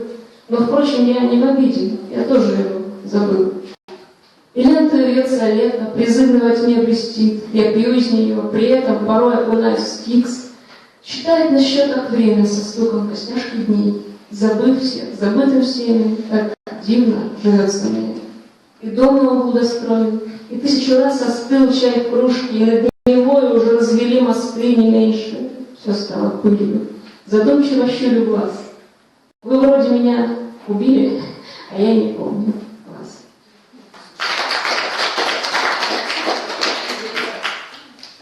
Многоголосый июль. Многоголосый июль ночной дышит туманный. Он повенчает меня с тобой, юной, пьяной. Ты за очками, не пряча глаз, кажешься мальчиком. Веришь, вино, что мы пьем сейчас, из одуванчика. Травы под ветром кивают нам, терпкие, горькие. И умирает, глядит луна белую долькой. Как обреченный светит глаза, нежно, участливо. Но не могу тебе не сказать, знаешь, я счастлива. Спасибо.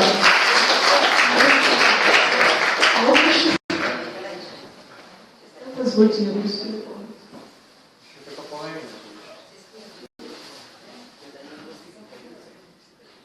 И рождается блюз.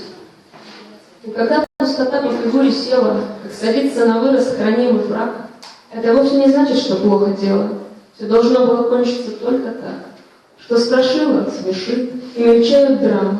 Отсырев не горят, а гниют мосты. Каждый гость, каждый зритель и гвоздь программы ясен, прост, предсказуем до тошноты. Ты рассыпал весь бисер, свиней распродал, пожелав долгой жизни и всяких благ. Знаешь, брод, но уже не суешься в воду, у тебя на счету каждый вздох и шаг. Так сидишь в темной кухне, почти крылатый, и свободный от всяких возможных уз. Для тебя нет ни правых, ни виноватых. Извини, тишина, и рождается плюс. Лёгкое утро. Над городом будет немыслимо тихое утро. Застроится рассвет сквозь дрожащий от ветра тюль. Ты проснешься, как перышко легкий, прозрачный будто, и почувствуешь, как за спиной ладят крылья ивы. Ты замри на секунду, вдохни глубоко и послушай. Вздох становится песней ветра и шумом листвы. И распахивай настежь окно, как распахивал душу. Это станет началом, а может концом главы. Друг, запомни одно, быть бескрылым страшнее, чем бездомным. Не раздумывай долго, когда горизонт позовет. Оттолкнись и лети, это небо светлое и огромное. Все, что нам остается, полет, бесконечный полет.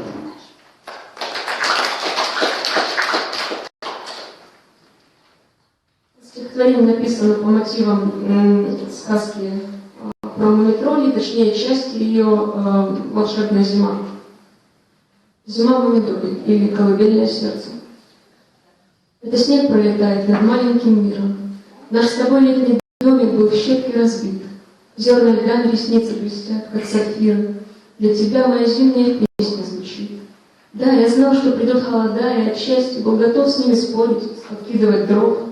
Но на свете бывают такие ненастья, от которых спасать нужно душу, не кровь. Холода наступили и выиграли в споре, а с Мусмом ушел, не оставив письма. Дремлют рыбы в прудах, и им видится море. Спи же, сердце мое, в Мумидоле зима.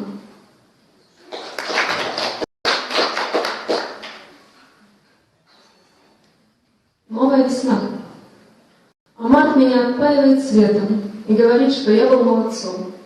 Дыша до исступления юным ветром, хмелея, солнце падает лицом. Я многое успел за эту зиму. Благоустроил персональный ад, увечный, я счастливее невредимых, и этого они мне не простят. Вот снова окна за него открыты. На самом дне я знал, все не финал.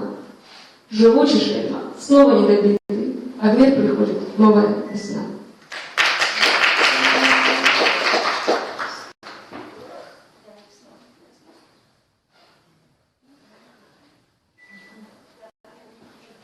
Если принять как данность. Если принять как данность, уже не страшно. Просто растешь над собой, возвышаясь вчерашним. Воя от боли макушкой тянешься к небу и обживаешь высоты, где жизни не было. Плечи расправишь, кажется невредим. Только чем выше, тем более ты один. Все, в чем тонуло, оказалось теперь по пояс. Видимо, этим всегда и кончается повесть. Позже поймешь, что над бездной не мой повис. Здесь либо вверх, строго вверх, либо камнем вниз.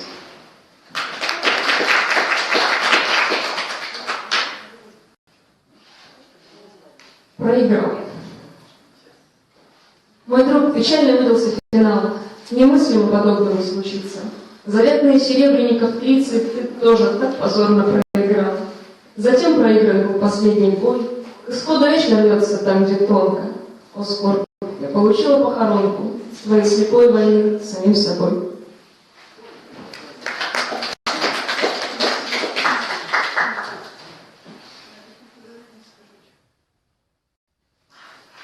Объяснительная. Забирай, мне не жаль. Это глупо называть душой. Это осень нас всех порядком изрешетила. Мне не то чтобы плохо здесь, но и нехорошо. Я стремлюсь в этой точке к нулю, исчезаю в нем. И руками дрожащими, силясь обнять меня, ты хватаешь его лишь звенящий холодный воздух, красноватый от солнечных бликов в закате дня. А закат — это поздно, действительно слишком поздно. Неизведанный край, как меня занесло сюда. Так, наверное, ветра порывом разносит зерна. Здесь чужая вода, а до мной чужая звезда. И прости, в этой почве я не пустила корни.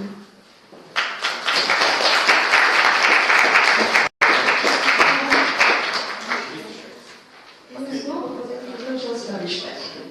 Так, вы знаете, немой стих. Называется немой, в смысле, не немой, а немой, без голоса. В город вошел январь. Он объявил мороз и запретил слова, даже лишил слез. Станешь без слов петь, канет метель звук, станешь дыханием греть мелкую дрожь рук, выйдет глухой стон и упадет в снег. Станешь просить сон, не сомкнешь век. Станешь смотреть вверх, кружится голова. Ты обездолил всех, тот, что отнял слова. Видишь, вот я, здесь, в белом немом плену. Если ты там есть, слышишь, прерви тишину.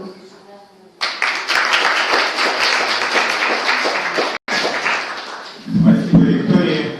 Я хочу поприветствовать в нашей эстафете появилась народный поэт Республики Коми Надежда Мирошниченко. Аплодисменты. А эстафету литературного объединения Финского государственного технического университета продолжает преподаватель Сыктывкарского государственного университета Владислав Сушков. Пожалуйста. Ребята, события в жизни Сыктывкара. Вот этот вот пижон, правда пижон? Вот, он вообще из космоса. Что он нас делает, я не понимаю. Но в космосе он запустил фестиваль вместе с мамой Нины Ильяшиной. Там были смотрят. У нас встречаются все поэты, писатели Архангельской и нашей области всего. Потом мы работали в Ухте, Леночка, привет, в университете. А после этого он теперь работает в нашем университете, в Сыктывкаре. Слушаем внимательно. Здесь разно. Если не понравится, хлопайте. А вот. Владислав Сушков. Ура! Спасибо большое. Во-первых, позвольте всех поздравить. Не так часто, буквально раз в год такой праздник бывает, как День поэзии. Нет повода. Я бы, с вашего разрешения, прочитал несколько своих текстов, несколько переводов, ну, чтобы так разнообразить. Вот сидит девушка, которая зовут Инга, она сейчас все перестроила и сказала, будешь статиком поэт. Ну, значит, да, значит, сейчас будет статиком поэт. Там, где перевод, я буду писать перевод, там, где свой текст, я ничего не буду говорить, буду просто кивать. Итак, время идет. Первый текст, это текст замечательного украинского поэта Сергея Жадана. Перевод. Перевод мой, потому что... Откуда несет тебя, воронья стая усталая? Мы капеллан из города, из того, что не стало. Дошли сюда, донесли безразличие, еле-еле. Передайся своим, что им не в кого больше целить. Город раньше был из камня, из железа и света. Теперь у каждого есть котомка, и ни кастета, ни пистолета. А в котомках лишь пепел, собранный под прицелом. И теперь даже сны здесь у каждого пахнут горелыми. Женщины в городе нашем звонки были, их платья небесные. Нежность пальцев женских ночами ласкала бездны. Родники в нашем городе были глубокие, медом били. Наши церкви просторны были. Мы их спалили. Тесно нашим преданием на наших могильных плитах. Можешь с нами ответить, просто поговорить ты. Подари нам свою любовь, заполни ей все помещение, ведь тебя капелланки учили-то исповеди и причащению. Расскажи, капеллан, нам, за что же нас жгли так отчаянно? Расскажи, хоть давай это все получилось случайно. Ну хотя бы скажи, что виновные будут наказаны. Ну хоть что-то скажи, что по радио не рассказывают.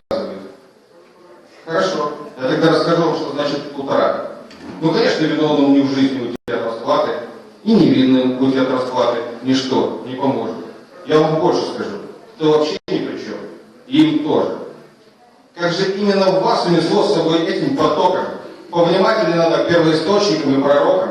Обходили бы адский пламень, во всем соблюдали бы меру. Вам, мирянам, не дай Бог увидеть, как действует символ веры. Помните, что там и как у пророков по боли с терпением, птицах, падающих на город камнями и прочих знамениях. Вот тогда только, собственно, и начнутся утраты и горести.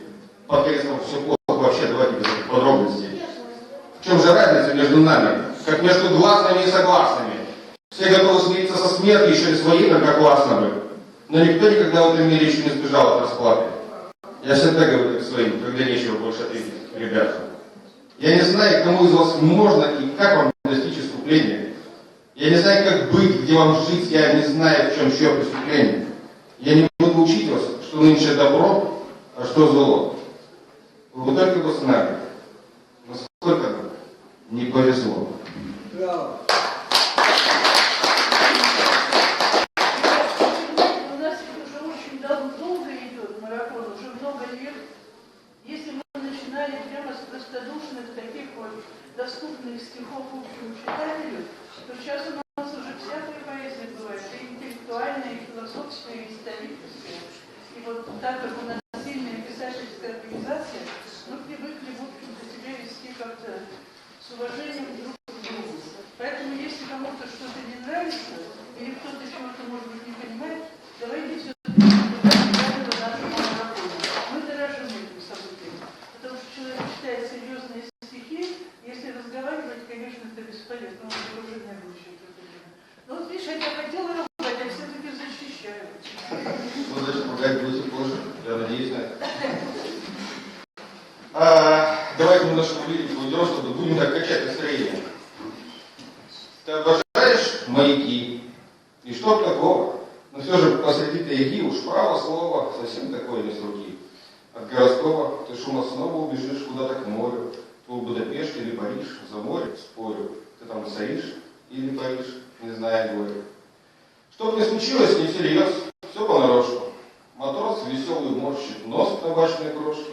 Ты усмехаешься, курьез, и гладишь кошку. Окошко родом забияги, и нету горя, что очень далеко маяк, что нету моря, что непременно нужен знак. Знак будет вскоре. И ты идешь туда, где мысль терзает ветер, и станешь на троп, на пирс, ты тот, кто светит. И далека твоя тайга, ты за порогом, а по реке идет шуга твоим отрогом.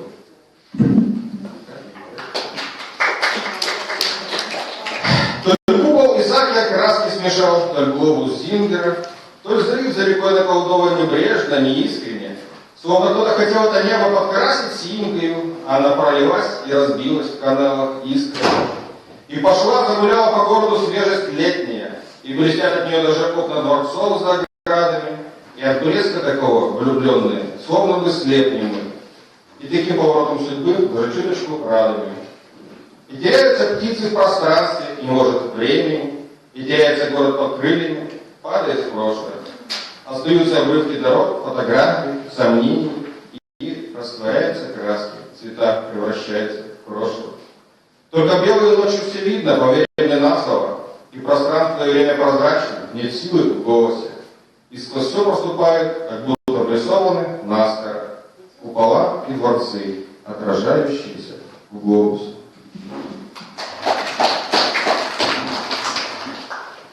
Так, следующее стихотворение называется «Итальянская рождественская». Имеет небольшой эпиграф из соцсетей. Один из постов в соцсети Facebook звучал таким образом. Просьба ко всем, кто по случаю катастрофы самолета Минобороны испытывает радость или желание нравоучительно порассуждать об ответственности погибших Божьей волей и прочей дряни, забаниться самостоятельно. Там, где смеялись и играли раньше дети, семью Монтекки режут капулеты. Где жил Шекспир в тиши в библиотеках, ворчит на кладбищах и хиканье Монтеков. И рвется на язык, пусть по-иному сказать Чуману оба ваши дома. Сказать грубее, проще и точнее. Вам не понять витания в империи. и уходить по свежим снежным крупам под карканье ворон над новым трупом. Хоть чем пусть вашу бойню осенитом, хоть ледорубом или цианидом. На выходе из города, в поземке, чуть виден тонкий силуэт ребенка. На звездном фоне, среди сплетения веток, он словно мягким стекает сверху. И так тепло становится на свете. Куда равно, где же ты, Джульетта?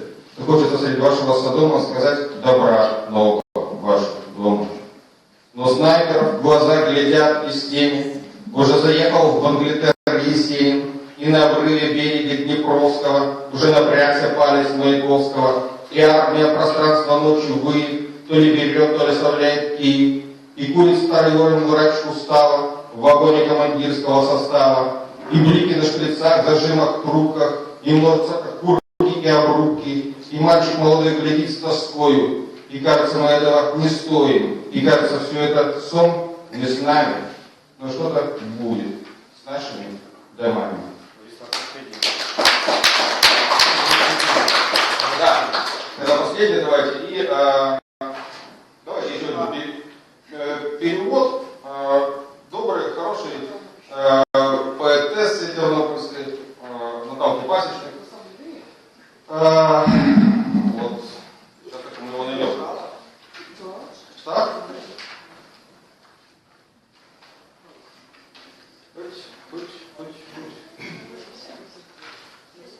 Кругом формат.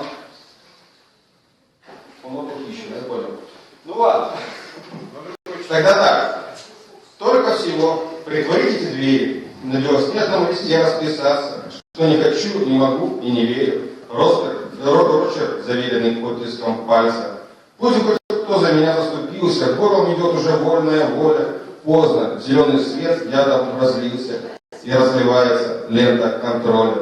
Лишь под ногами плесуется щебень, лишь в вышине ветер тучи листает.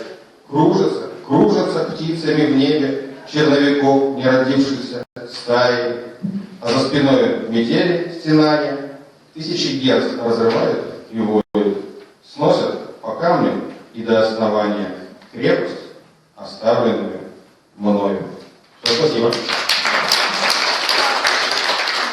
Спасибо Владиславу. Продолжает выступление литературное объединение Союза писателей Республики Коми. У нас сегодня дебютантка нашей эстафеты Анна Мануилова. Правда, она уже сегодня выступала, но поскольку Мария Размыслова у нас заболела, вот у нее второй дебют как бы. Анна Мануилова, встречайте, пожалуйста.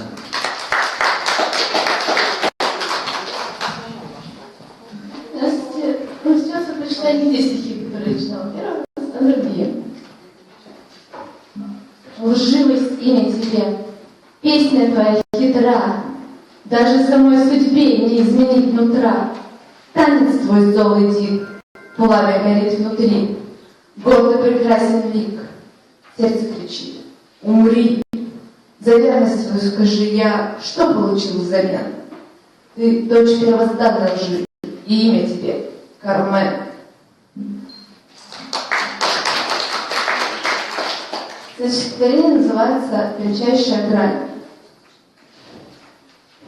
Сухое золото с берез срывает ветер. Какая тишь! Ты посмотри, какой простор! Дома стоят и словно думают о лете. Листва шурша заносит тихий сонный звон. Скрипят качели. Поутру на подоконник намерзнет иней тонкой коркой льда. Светлой пройдет кряхтя унылый старый дворник, от льда на лужах не оставив ни следа. А завтра утром холод станет лишь острее, щипнет за нос, скупую выдавив слезу. И люди хлопнут по плечам бегут быстрее, чем летний ливень или майскую грозу. Зима приходит так внезапно, незаметно, и грань между ней и осенью тонка, как лед на лужах по утрам. И каждый год мы тщетно гадаем весь октябрь, когда она придет.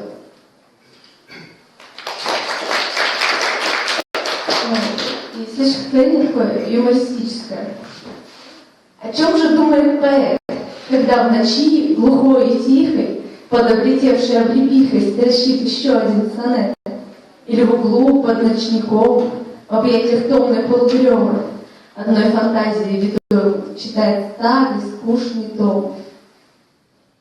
О чем мечтает он пока, трещат дрова, старинные печки и гаснет ветерок у свеч, и слабая дерзкая рука. О чем он думает везде, куда б ни бросила судьбина, будь то отчизна или чужбина, поэта мысли о еде. Спасибо. Продолжает наш марафон из объединения Совета писателей Республики Коми Андрей Корцев, Емба.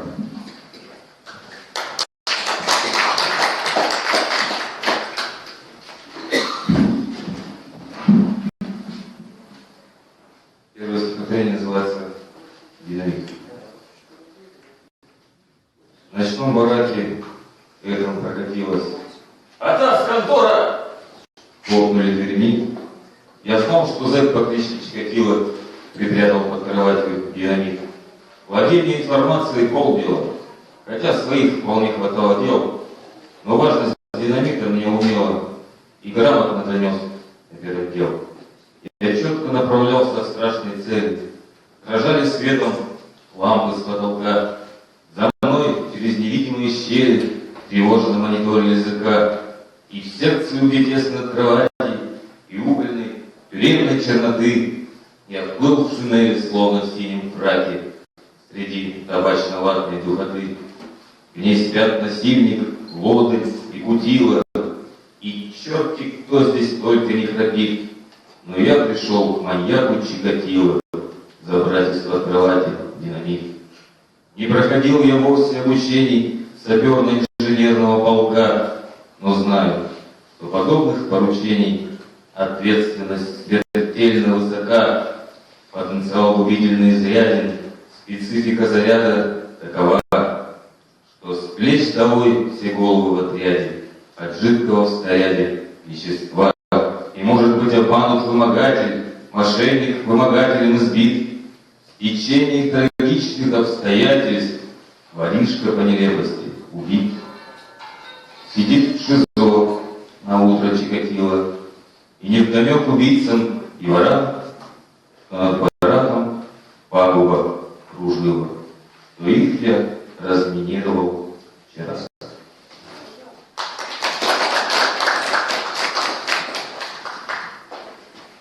Колония в заброшенном поселке. Все чаще ходит транспорт через шлюз, и проволока, острием волки, играет на ветру печальный блюз.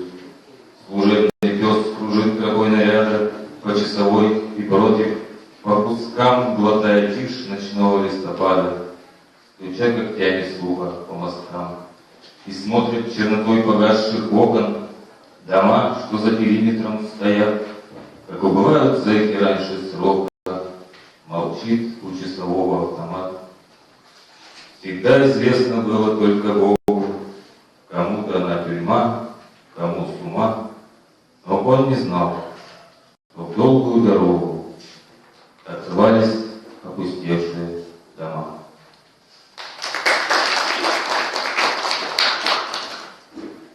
Я шел в строю не славы ради, но строго шел, как у Кремля. Идут гвардейцы на параде. Дрожала на плацу земля, блестели звезды на погонах, скрипела кожа у ремня. Из 2 армейских батальонов ты нежно выбрала меня.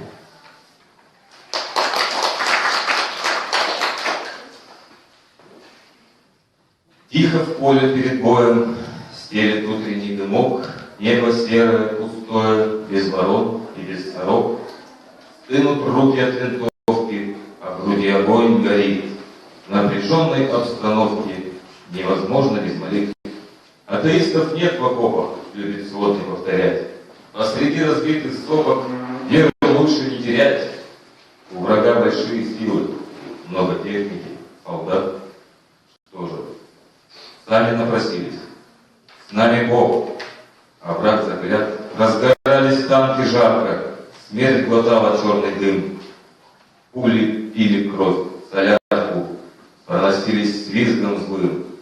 Атеистов нет в окопах, веру надо не терять, посреди разбитых сопок не устали повторять. Вера, наша медсестричка, сумку на бок и ползком, ловко спрятаны косички под натянутым платком. Застонало поле брани от огня и от сапог. Пусть один патрон в кармане. С нами вера, с нами Бог. Спасибо.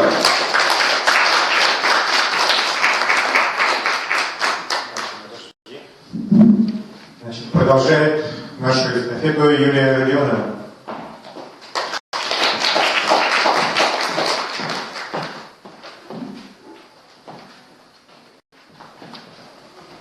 Добрый день, всех с праздником.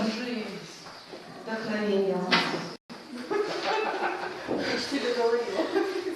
Отцу.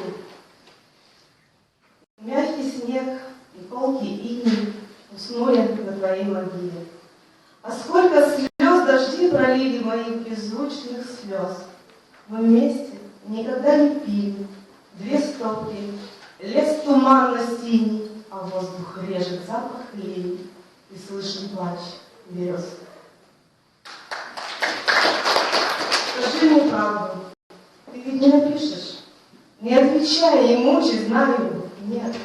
Кричит душа, а ты ее не слышишь, и хочется в клочки порвать билет. Уснул перрон в объятиях тумана, спряталась за облаком луна. Твоя любовь лишь строчка из романа, всего лишь строчка, и всего одна. Эта слабость пройдет непременно, как когда-то любовь прошла. Все забудется, несомненно, для того и дана нам душа. И забудется, и не вспомнится, что крылата была мечта, улетела она, не воротится, не исполнится никогда. Надвигаются перемены, разрушая холодный дом. Все изменится, непременно, в твоем сердце, в жизни. Простите, в моей жизни, в сердце моем.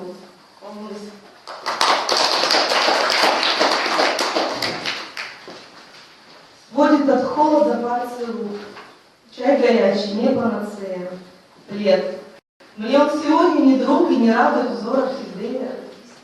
Дом не уютен аж до тоски, неделю властит дождь. Как же над городом тучи низки, так и с ума сойдешь. Что ж.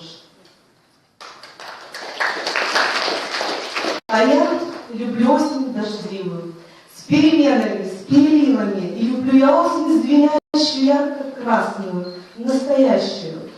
Утром сонную, днем туманную, ночью пряную, полупьяную, и шумит листва, и приятен звук, и летит листва в ожидании рук.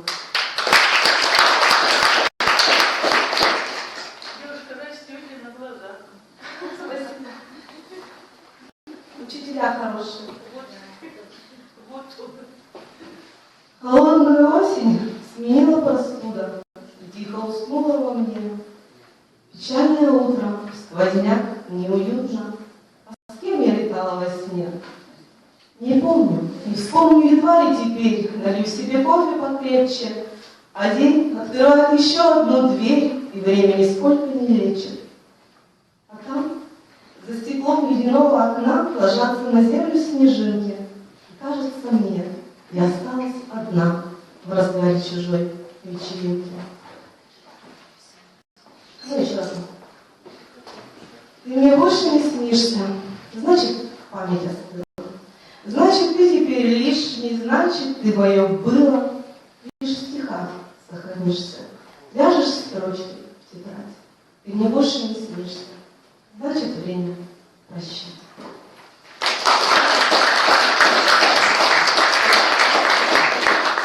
Спасибо, Юлия. И продолжает. Андрюш, подожди. Вот, ребята, смотрите, вот одна строчка. Я еще записала. Значит, память остыла. Хорошо, Юля? Хорошо. Ведь сколько сказано, меня потрясло, честно, все-таки. Может, эстафета, знаешь, что? Сколько сказано про память. Продолжает эстафету Анастасия Бестрицкая. Пожалуйста, Настя.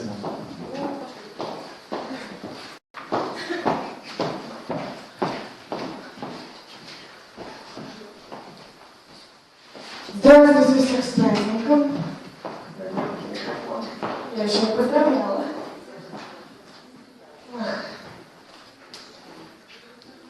Но я по-прежнему еще учусь писать стихотворения, потому что сильно ударилась в прозу, много времени занимает, но тем не менее я хочу сегодня прочесть. Может, то, что и было, и кое-что новенькое. Начну с короткой зарисовки. Ты теперь не мой поклонник, я твой легкий перегон. Ненавижу треугольник больше остальных фигур.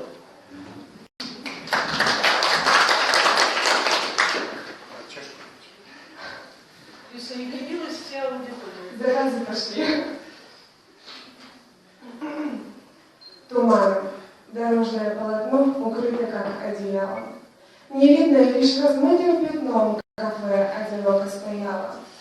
Закрыто болталась на двери табличка от легкого ветерка. Намокла моя последняя спичка, и не спросить огонька. Рассвет разбирал точно шторы и поглощал туман. Ах, мне бы свою усталость пришпорить, да не потерять чемодан. А зябла, продолжу стирать подошвы дорожным сырым полотном. И каждый мой шаг остается в прошлом. Иду обрести свой дом. Спасибо. Недавно вспомнила, каких монстров я боялась в детстве. И поняла, что некоторые остались со мной, и мне навеялось стихотворение. Прощайте, монстры, я буду по вас скучать. Тогда мама часто ходила ко мне перед сном, несла пару чашек, крепко заваренный чай, меня же полила теплым парным молоком. А после читала мифы с добрым концом, и вместе то место, где каждый из нас хотел быть. Не вспомнить мне молодое ее лицо, но голос ее мелодичный вовек не забыть.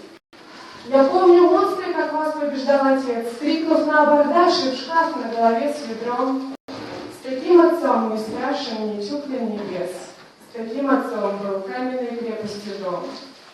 Прощайте, монстры, я буду по вас скучать.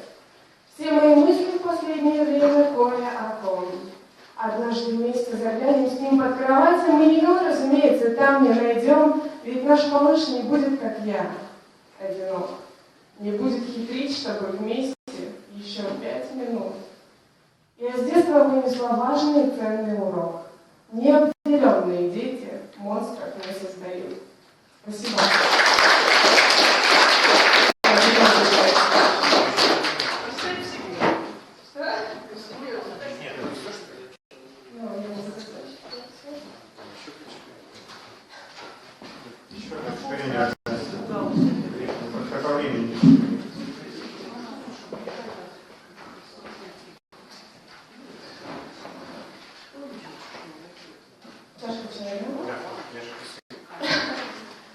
Целый день сгущались краски. Ветер был в оконной раме. Ты сказал, не жди напрасно, ставлю точку в нашей драме. Подоконник, чашка чая и вчерашняя рубашка. Надкололась, остывая. То ли сердце, то ли чашка.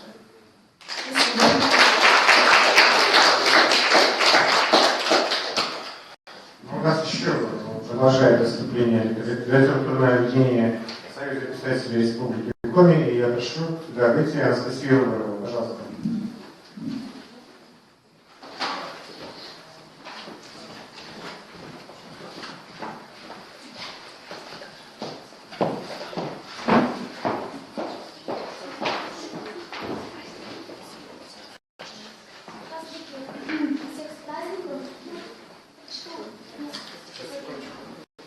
Если ты чуть-чуть себя напряжешь, то будет лучше сделать. Я хочу напомнить, что у нас идет прямая трансляция в группу Национальной музея Республики Коми, поэтому вот надо работать с микрофоном, и как бы, чтобы было слышно и понятно, может, куда и смотрит это, я могу надеяться. Подойди ближе, читай плохо. Что такое? Я список. Я буду девочкой с тобой, веселой, озорной и шумной. Не бойся, бегать не безумно, я не нарушу твой покой. Когда устанешь, я пойму с единственного взгляда. Угомонюсь, присяду рядом, и будем слушать тишину. Ты под крыло меня возьми, о, как хочу возвратиться. Белеет новая страница, и мне ее переверни. С тобой живое по часам, воскресный день и день рабочий. И засыпаю ближе к ночи, и просыпаюсь по утрам. С подъятой к солнцу головой стоишь под яблоней высокой. В всей тишине голубокой я буду девочкой с тобой.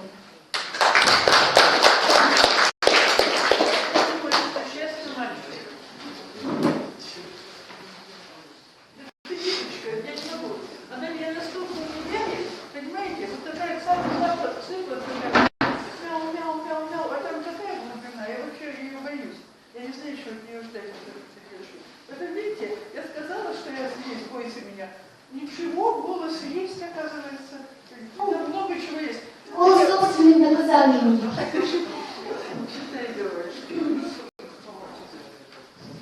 Наступила брови дочерна, по ветру пустила волосы. Вот цепочки позолочены разоделась по шелкам.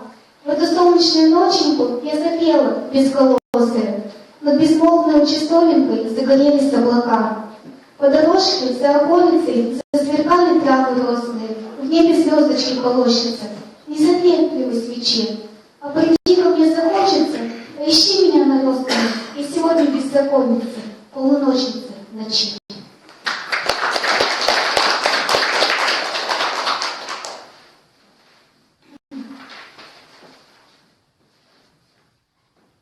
Вечерний длинный становилась день, и этот день продлился чуть короче. Я полюбила свой вечерний день и полюбила утренние ночи. Еще прохожий посмотрел в глаза. Иду пешком, вечерняя прохлада. Смотри, смотрите все, я только за. Ведь я сегодня даже солнцу рада. И дышит мир лучистой синевой, и семь лучей в тени ласкает стену. Я иду, ныряя головой под виноградно-солнечную зелень. Иду домой, уже недалеко. Лицо и руки обдувает ветер. Позолотились кромки облаков. Мне так легко, и счастье есть на свете.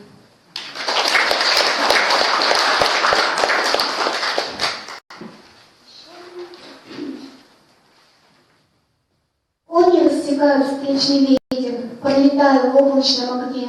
Отчего бы вам меня не встретить, всадницу на огненном коне? Помню шаг и помню дуновение кольцами рассыпанных кудрей. О, прошу вас, встаньте на мгновение, спутницей, соратницей моей. Оживи нечаянная встреча, в ней однообразнейшую вязь.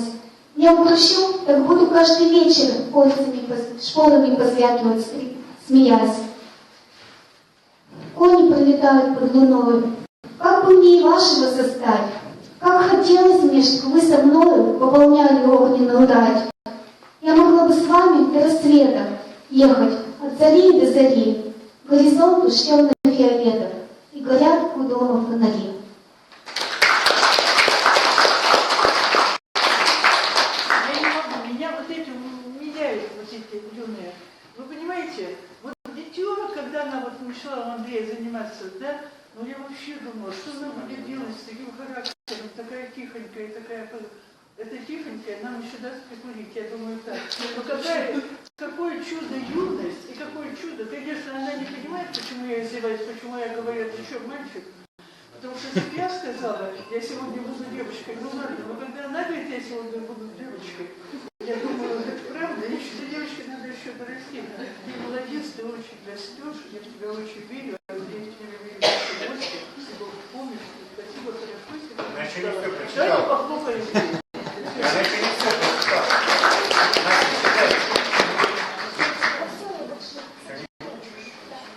Она просто прочитает.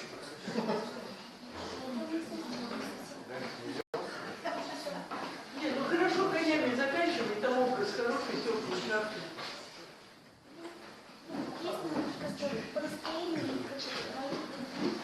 Все лично видно, ты перебила. Она не хочет, потому что настроение Еще раз, я тебя по-доброму перебила, а буду по злу перебивать. Привыкай, это и есть наша судьба. Хорошо. Литературное объединение Союза писателей Республики Коми. Наталья Кокрук, встречайте. Эстафетная шарф передает нас.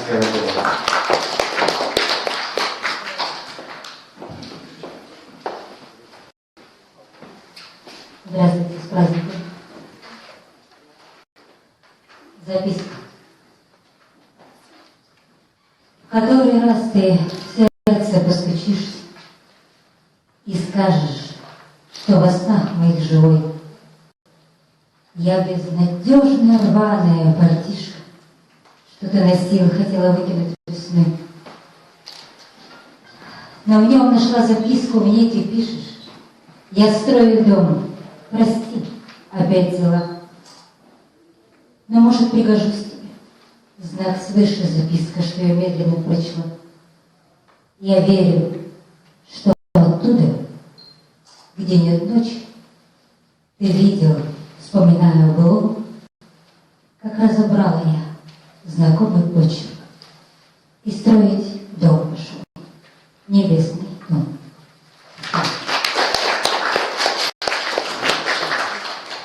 Я буду там, где ты не ждешь. В одну и ту же реку дважды не входят, как в любовь, как дождь, как на стекле рисунок каждый. Я буду рядом, ты поймешь,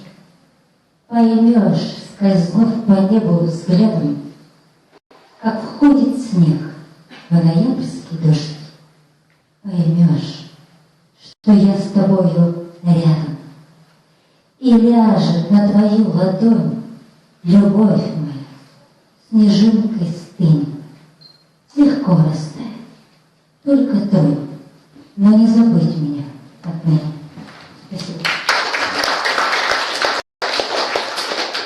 По лестнице ночи дрогнет нитью закат и уснет. Я считаю последний пролет. Я последнее время и тоже. Я по лестнице ночи иду. Мглу по следу надежды веду, хоть и путь безнадежен. Спасибо. Храм Пьелтина. Крепче память здесь кирпичи. Ни икон, ни лампад, ни свечи. Храм разрушен, не слышит молитв. Невысокое небо молчит. Будто ветер во всем виноват, и кирпич от безверия щербат. Ни свечи, ни икон, ни лампад, и Христос, как деревня, растет.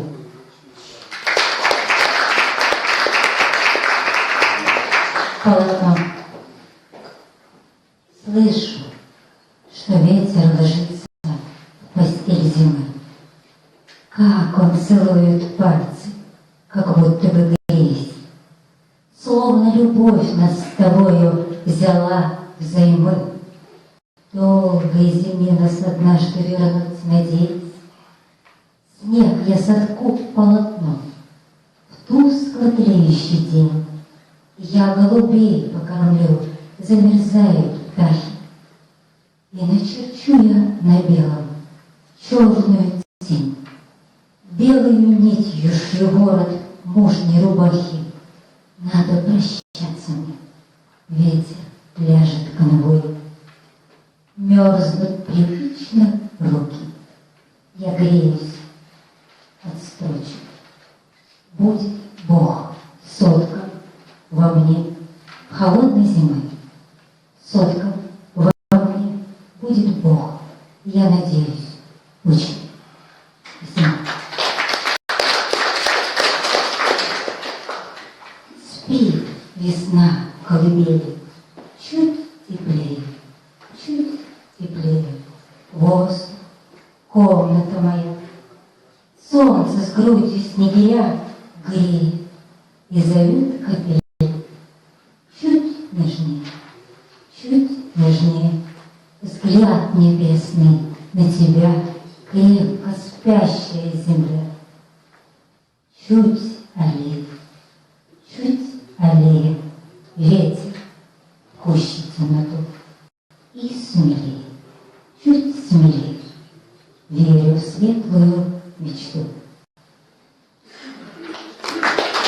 Такой жизнь. Иду по полю лютиков, на вид, пожалуй, хрупкой, как будто я из прутика держусь по ветру юбкой. А юбка-то с воланами, а я в ней почти воздушная, счастливая и странная, и днем одним живущая. То суть новозаветная, и легкой походкой иду по полю летнему. А юбочка с оборкой, а юбочка короткая. Спасибо.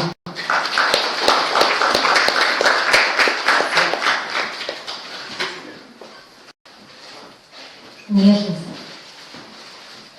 Я дарила тебе, что могла. Может, нежности мне не хватило для твоей окрыленности, милый. Не хватило, наверное, тепла. Все прошло, только жизнь не прошла. Я плохая ее ученица. Безнадежная нежность мне снится. Не хватило, наверное, тепла. Тихо в доме, и в сердце игла. Может, это в дождливой погоде? Все прошло, только сны не проходят. Не хватило, наверное, тепла. Спасибо.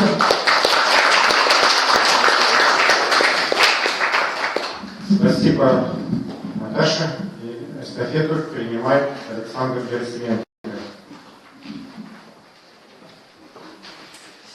Я сразу забегаю вперед. Он, значит, читает стихи, а еще он нам покажет песню на свои стихи.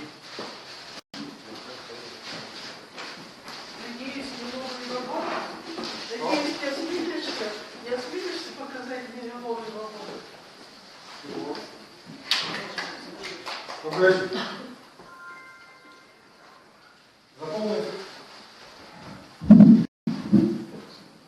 Заполнив низину пристани, прохладную влагой своей, туман, молчаливый, таинственный, ввергает крестом теплей. Колышется облаком личное, на гладью воды, как вуаль. Закончила свет беспечно. Гуляешь, зинкарь, карнаваль. Ты в память заметное пятнышко печатал по воле Творца. Ты красен рождением матушки. Ты черен уходом отца. Надеждой живу, верил лучше. Жду светлой лики твоей. Лечу паутинкой излученной, рвавшись голой твоей.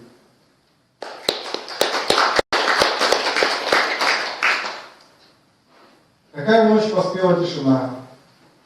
Не слышно ветра копошения в тронах. Над козырьком крыльца висит луна. Лишь руку протяни, и можно тронуть. У ног моих лежит, свернувшись пес. В пруду поодаль дальних звезд мерцание, а слева очертания берез. А справа баньки новые очертания. Напротив в доме не погашен свет, и не помеха в окнах занавески. Улавливаю милый силуэт. В нее влюбленный с детства, не по-детски.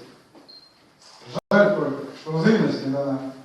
Не деловитая, прост и старомоден, грущен. А над крыльцом висит луна, и пугало бормочет в огороде.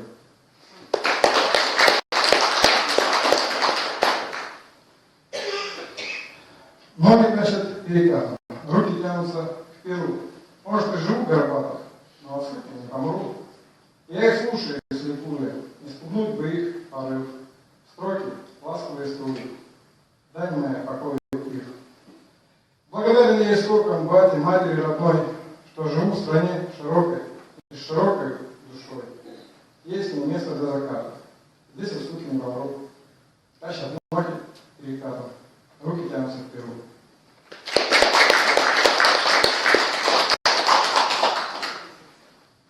Когда внутри въедается досада, когда взорвешься только словом тронь, достань гармонь и дай так над корягу. Пусть клавиш гриф врезается в ладонь. Пускай душа расплещется мехами, ее втянится грусть и неволь, прольется пусть разгневанно стихами, как поросит осязкой алкоголь. Резой трамбует грунт лугов и пашин, держи осанку и не смей роптать. Ведь нет страны, вольнее, сильнее и краше. Смотри вокруг, какая благодать, какая мощь, ракетный щит, что крепость. Мы в космос, как подземный переход. Жались народ, питающийся летом, и реку, и щадящий народ.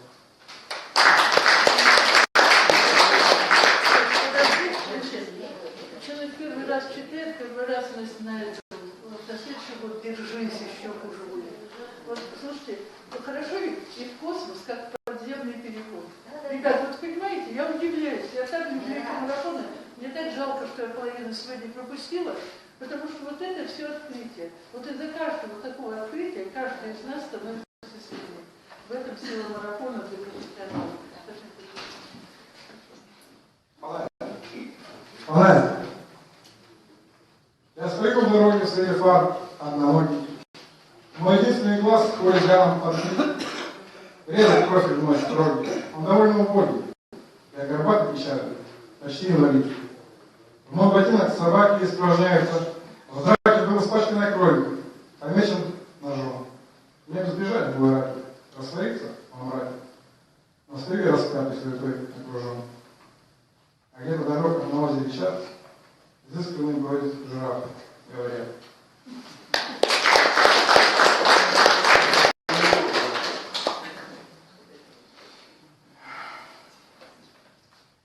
Это Фейка Васильевич Муркин. Не грусти, что зима, а не лето. У тебя очень теплые бурки, да и пузо шубейкой согрето. Ты не хмурься, морозы не вечны. Край медвежий на время заснежишь. 9 жизней твоих быстротечны. Но весна в каждой жизни не режет. В каждой жизни по марту. Ты слышишь? Каждый март непременно аллея. Унесет тебя к солнечным крышам. И меня на невиданных верит. Спасибо.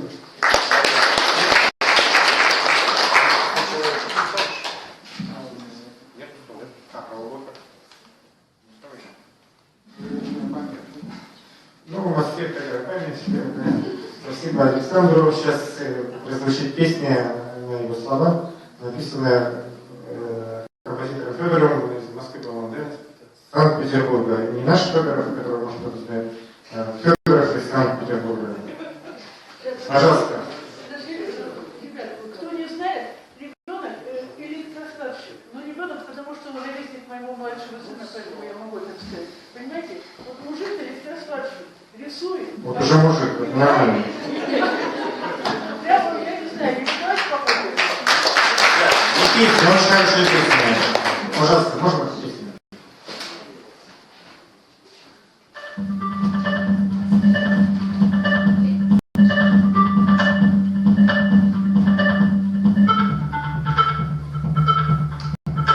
Опять лиловый вагон качались, медом станет на малый срок. И вот я снова журнал листаю под тепловозом. Тугой гудок, стакан граненый, забрякал в латах, как только темный глубокий чай. Сосед купейный рвался матом, заел градус в его очах. Сейчас на стыках рельсах, склоняя в небе дневного сна.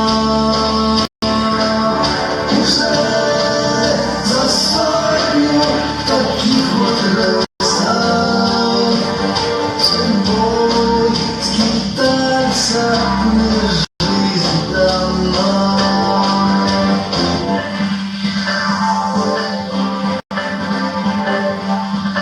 Окно рисует озера, башни, деревни, малые у реки. У старой вода на порной башне дерутся пьяные мужики. Садится солнце за белым бором, мелькают отблески меж берез. Несется в будущность поезд скорый, спешит, торопится тепловоз. Сейчас колеса вагон качает, в душе, как прежде, поет весна. Давайте снова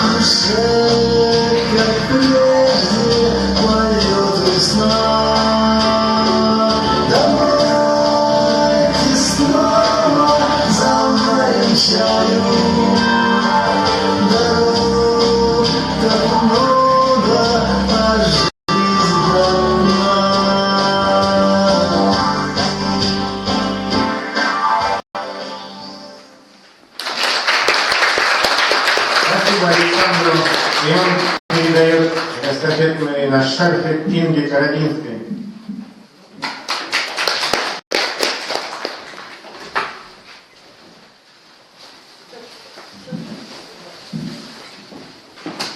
Здравствуйте. Я не знаю, захотите ли вы меня слушать, но я сделала все, чтобы на меня было интересненько смотреть.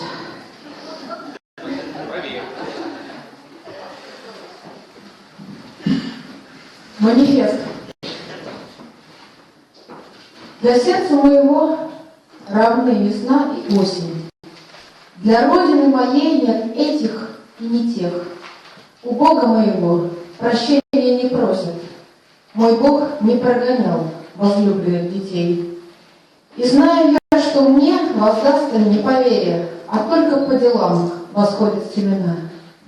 У сердца моего не оберег, но берег.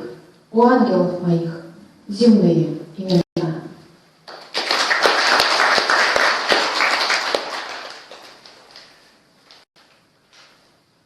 Весеннее несгибаемое посвящается Виктории Науменко. Спросишь, что в жирный полдень, вечерняя хохлома, солнце остывший блин в завесе косматой пыли, голых деревьев встречная ломкая бахрома, через которую время, не дрогнув, прошло на вылет. Спросишь, зачем это утро ручейной воды трезвей, воздуха легче, храма просторнее, ярче света? Эта зима отпускает последних своих зверей, и умирать приходит босая за край планеты. Время волной прозрачной откатит последний такт, хлынет весна отовсюду, бешеная, сквозная. Спросишь, зачем так прекрасно и больно так? Знаю, и это лучшее, что я знаю.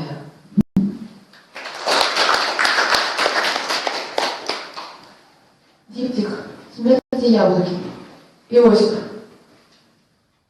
Когда же открыли двери и полоса вечернего полумрака вошла во мрак, он смерть обнимал и гладил по волосам, и называл Марией, и было так. И тьма, как покой, забывшихся сном детей, хранила его безумие наяву, и яблоки, сорвавшиеся с ветвей, качались во тьме, не падая на траву. Он слышал, как эхом по лесу носился плач разбуженной птицы, как зверь подходил к крыльцу, а смерть примеряла имя, как новый плащ, и удивлялась, как оно ей к лицу. Когда же расплылся в зените луны овал, он весь был прозрачен, он больше не помнил, как. Он жизнью своей Марию когда-то звал, и жизнью была Мария, и было так.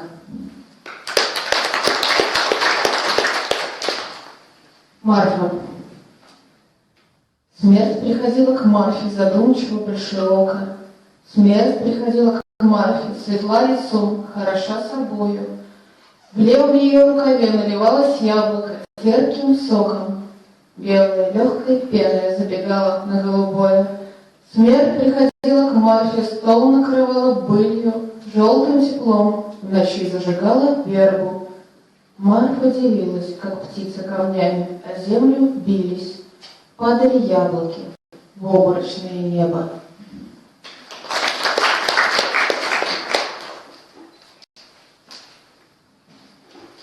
Все будет плохо.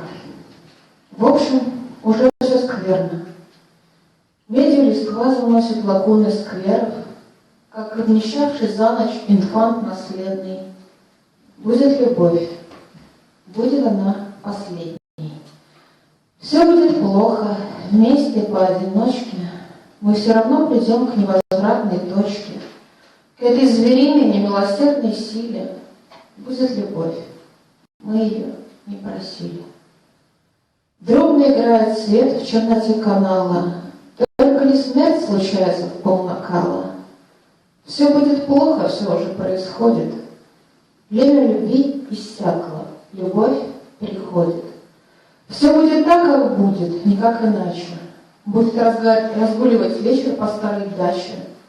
Будет огонь перелистывать ссор бумажный. Все будет плохо, любовь моя, но не страшно.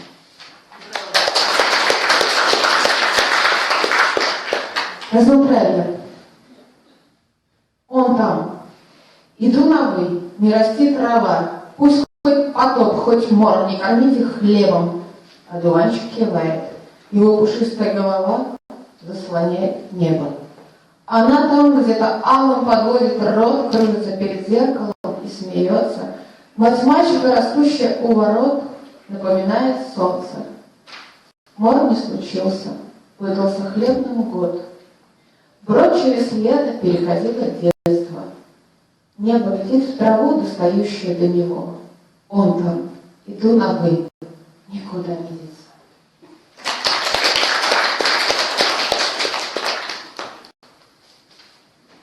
Старик и море, небо хмурое.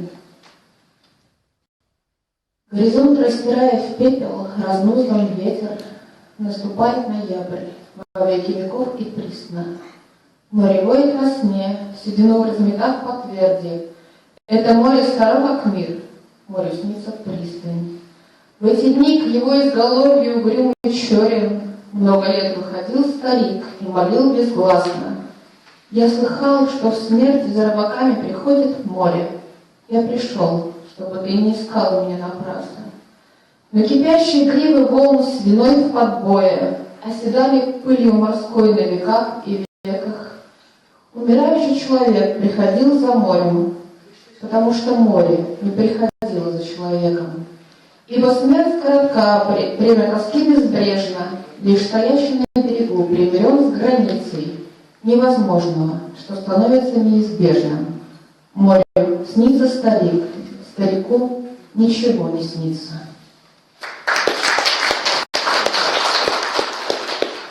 Замысел. Потому что лето, чье право необоримо, заставать врасплох, наступать тишиной на ухо, раскаленный пепел жрецов и книг, уходящий дымом, возвращается безобидным июльским пухом. Потому что в лето и фальши в нем нет ни грамма, ни страстей надрывных, ни приторных водевилей. Восходящий на подмостке дешевой драмой оседает росой на букете садовых лилий. Потому что лето круто сбивает цену роковых трагедий в сферах облачных и под ними. Посмотри, как дождь выходит на авансцену в ореоле скрещенных радужных полунимбов. Потому что лето не требует всепрощения. У него есть свой резон, и время свое, и место. Потому перестань оплакивать воплощение и влюбись уже в самый замысел, наконец-то.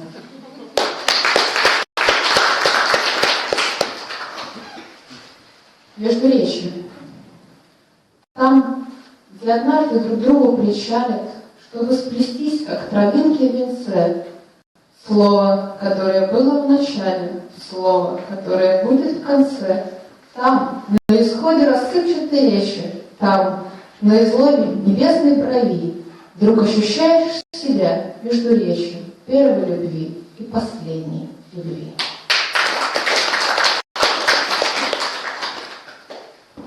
«15 минут». Ну, это, наверное, я не знаю, всем пользователям социальных сетей. То есть все. И потом уже, когда отступили годы, обнажив причала сгорбившийся хребет, он еще безраздельно и слепо любил свободу. Но она уже безразлична была тебе. И потом, когда на филаде пустынных холлах ты шатался заблудившимся сквозняком, ты не сразу понял, что церкви знобящих холод, незнакомый тебе, прекрасно с тобой знакомы. И когда по ковчегам попарно расселись твари, то гонимый следом, мыслью о двойнике, был бы ты перед ними жалок и недоварен, только вовсе не был замечен из них никем. Вот тогда, треножен желчью, тоской и злобой, ты принес с собою свой персональный ад, бастионом крайним, выставив миру слово, но Господь заходил 15 минут назад.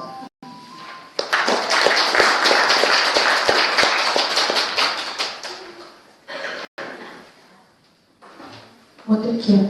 Посвящаюсь Наталье Заварзиной. Эпиграф. Я знал двух влюбленных, живший в Петрограде в дни революции, не заметивших ее. Борис Пастернак.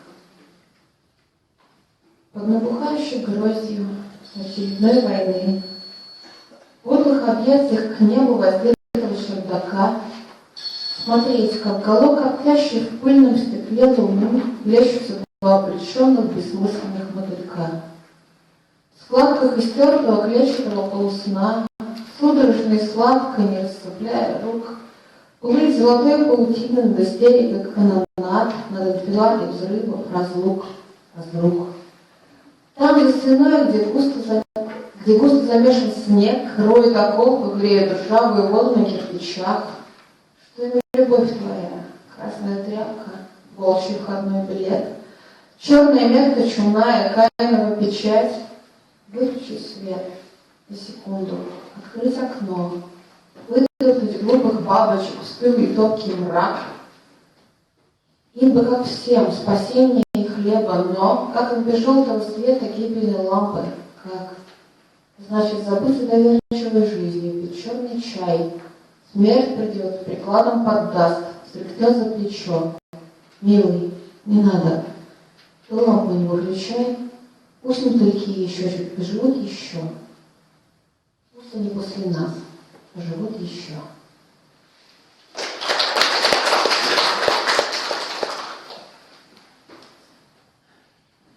Внутренний редактор. Он с брезгливой точностью, будто бы Давид Блох, тычет костлявым пальцем страницу черновика. Первый Катран неплох, и последний не так уж плох, но между ними полная чепуха.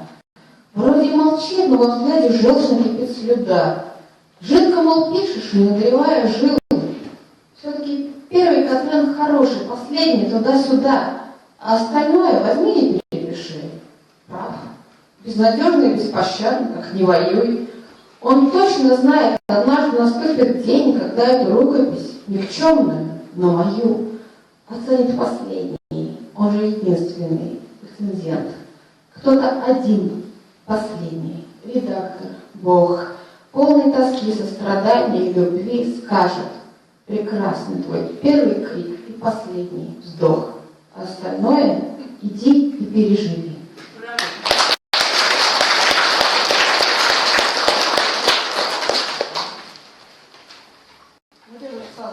Люблю тебя не могу. Даже не вообще учиться в школе, читать стихи. Подождите, я буду. Безобразие. Научиться в школе читать стихи. Пусть такие сложные стихи читать, чтобы не читал торопливо, чтобы каждый слово тоже люблю.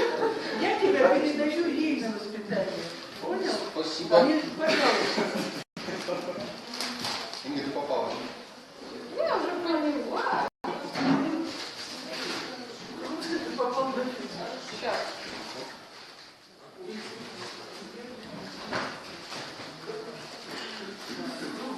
Однажды мне приснятся обрыв и дождь, набухшие вены молнии в лиловом небе, как под раскаты гулкой, звенящей мне видеть, ты не спеша вдоль моря меня ведешь. И запад выслал конницу на восток, и озорницу хлещет плотом зорница, а мы смеемся и подставляем лица под неуемный ливневый водосток.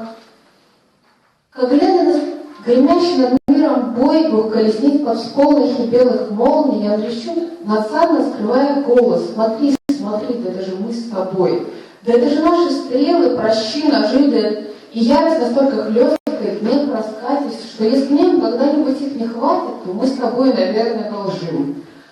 Осыплем граду колкости и острот, плеснем бессонных слез ледяного ливню, которых я тебе и, конечно, ты мне запасом уготовили наперед. И если нужно бешенство и огня, немого пепла, гибельного пожара, то не стесняйся неба, бери их даром. Оставь только мне его, а ему меня. Высокий берег густо увит плющом. Слава, как щеки, крутит свирепым шквалом. Ты улыбнешься. Что ты сейчас сказала? Обнимешь и укроешь меня плащом. Город вязнет в привычном шуме, как в одеяле. Строит замки, рушит прежние идеалы, как из блеска падают камнем в мир. В лабиринте радости человечьих, в колизей триумфов, смертей, увечий, я с улыбкой думаю, как ты шепчешь вслед мне, Господи, разумей. Среди свойных истин есть неизбитые, если жизнь срывает с ее орбиты и хлещет в венах турме, как гор. Прикажи всему умереть не сбыться, журавлей гони, приголубь синицу, а иначе будем до крови биться, мы такие мечтами о мониторе. Но когда невозможно встречаются наши пальцы, мир вокруг вспоминает, как улыбаться, отдирая с мясом больной скал. Знаешь, мне от тебя ничего не нужно, но пока мы любим, смеемся, дружим, я жива чуть более, чем снаружи, и тоска чуть менее, чем тоска. Нам на двоих без 10 столетий этого через край, чтобы мы заметили, невозможно выучиться летать. Но когда от ног отрывает землю, почему нам страшно? И непременно так неловко, стыдно попеременно перед всеми, кто не умеет так. В этом веке осень больная, ранняя, и над каждым словом, как мать над раненым, шаг в ладони, молча и горячо. Утро между ночами проходит боком, я люблю, бессмысленно и жестоко. Жизнь ложится в текстовый файл капслоком и твоими пальцами на плечо. Они стоят и смотрят за горизонт, а воздух здесь упруг, как струна, до звона. И до краев наполнен бедой, озоном и снегом, для которого не сезон. А небо здесь насколько хватает глаз, так высоко, что хочется дотянуться. А я боюсь, чуть не обернуться и разомкнут объятия, увидев нас. Хранимых то случайностью, то судьбой, невольных зодчих, то грозовой стихии, которой нам хватает лишь на стихи и ни на что иное, да, нас с тобой. Ударим свято верящим в миражи, живущим вне границ, в невозможном мире понять, что эти грубые и земные, одним касанием, без мерам стези иные, однажды им свою подарили жизнь. И были попросту счастливы, пусть на час, но навсегда. Единственной же наградой на смену грозам есть перекрестие радуг. Если все это сон, не буди, не надо. Ты знаешь, что я проснусь, только не сейчас.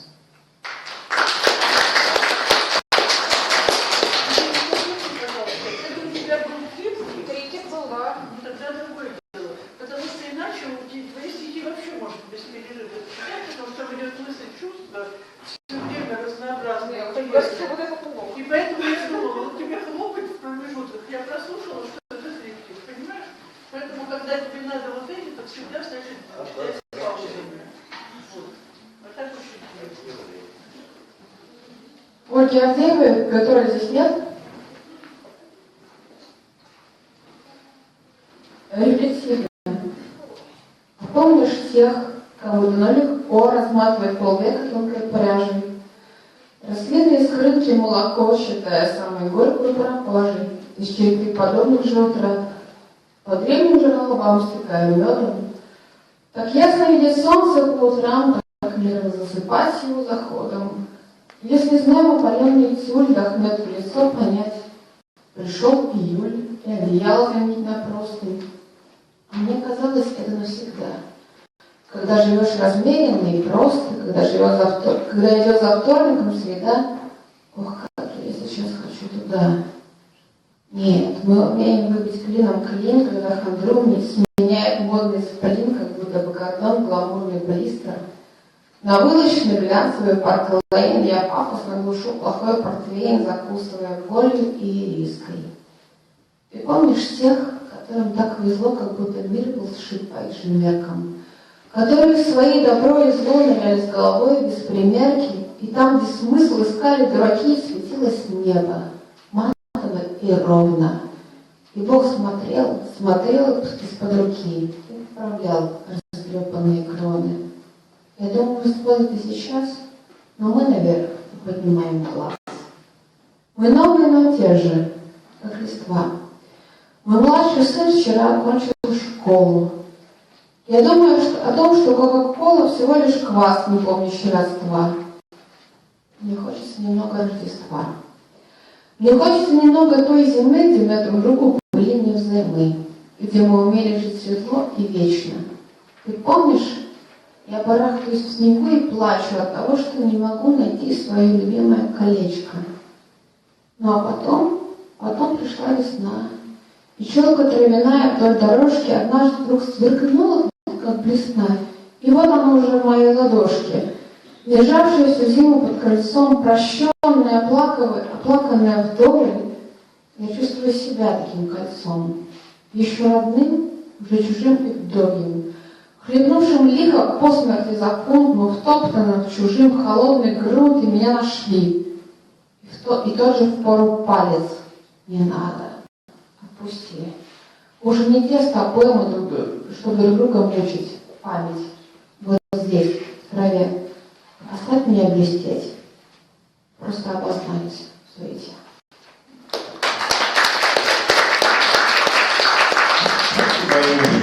А продолжает у нас еще одно литобеднение, в смысле то же самое литобеднение, только другие авторы. И я приглашаю сюда литобеднинская записатель Республики Коми Ольгу Горьеву.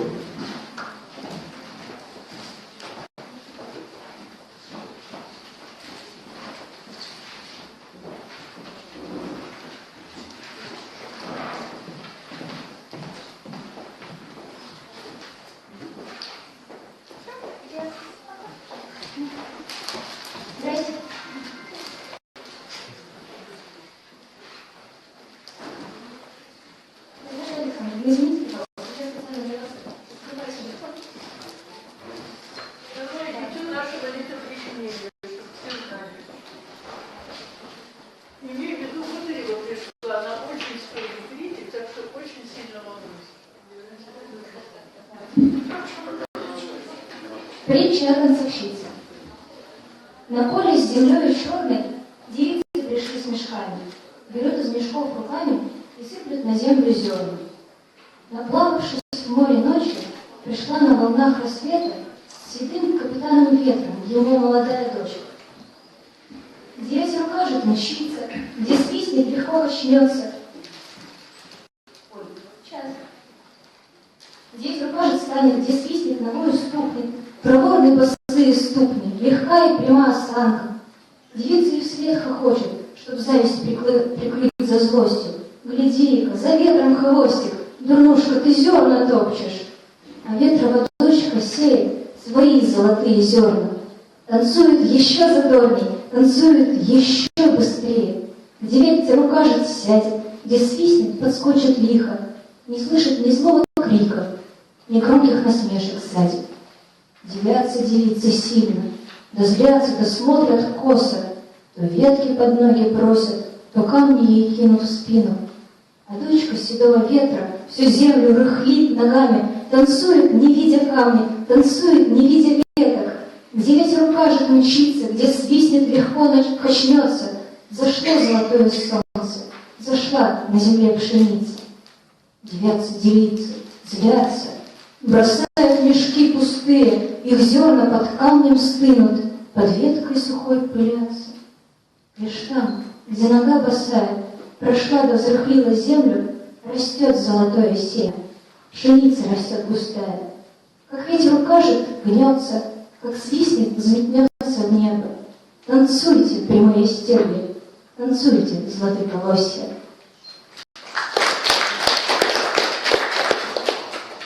Песня дуракам. Свеженькая. Вчера сегодня написана. Нет, не ночью в автобусе. Солнышко касалось небосклона. Жил в селе юродивый дурак. Родился и молвил первым словом не агу, не мама, а ура. И любил он то, что начиналось звуком ра. Работу и рассвет, радугу, разбойников и радость, да один размашистый распев. От девчат до дедушки седого каждый день разбужено село. За лучами в 5 минут 7 песней «Просыпайся, расцвело!» Рад, роса, душа летит наружу, запоет, смахнув росу рукой. Расцветали яблони и груши, поплыли туманы над рекой, заживут напевами рябины и разбойным свистом берега. Правда, была про того, чьи письма берегла. Ни отца, ни матери, ни брата, чей дурак ты будешь, Божий раб. С ним пришел и с ним иду обратно, да с родной Катюшей.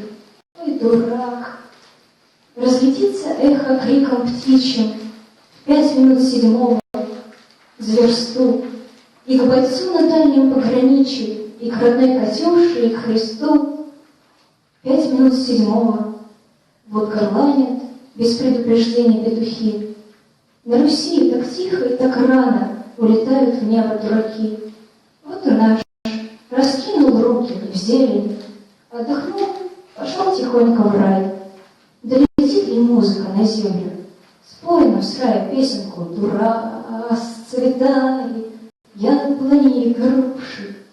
Плыл туман и пресная река, уходила с берега Катюша, уносила песню дурака.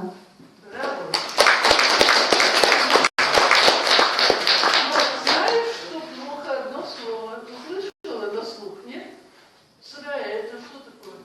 Сырая? Сырая. Ой, извините. Ну, Вот понимаете, ребята, почему обязательно надо читать вслух? У меня у самой 4 или 5 таких вещей есть. Вот, понимаете? Потому что когда читаешь глазами, там все написано, а прочитал стихотворение блистательное, ребенок же пишет. И такое стихотворение замечательное. Ну, вас надоели, растете, кругом соперники, как жить дальше? Нету дела. пластилиновый человечек. Погода снегом город застелила, свистела тихо песенку под вечер, а кто-то взял кусочек пластилина, помял в руках, и вышел человечек. Помял и сразу на ноги поставил на твердый стол, да так неосторожно, что человечек, хлопая глазами, качнулся на сбивающихся ножках. Шагнувшись, шаг проделал еле-еле, не держат ноги, тонкие, как спички. Быть может, пластилина пожалели. Зато слепили маленькую птичку. Откуда ты, забавное создание, едва живое, нелепый, как букашка? Давай-ка, чтобы ноги крепче стали, другие слепим. Вот и зови пташки. Споткнувшись, опрокинулся неловко, с размаху неуклюжий человечек, на спичечную серую коробку, но птичку удержал, прижав покрепче.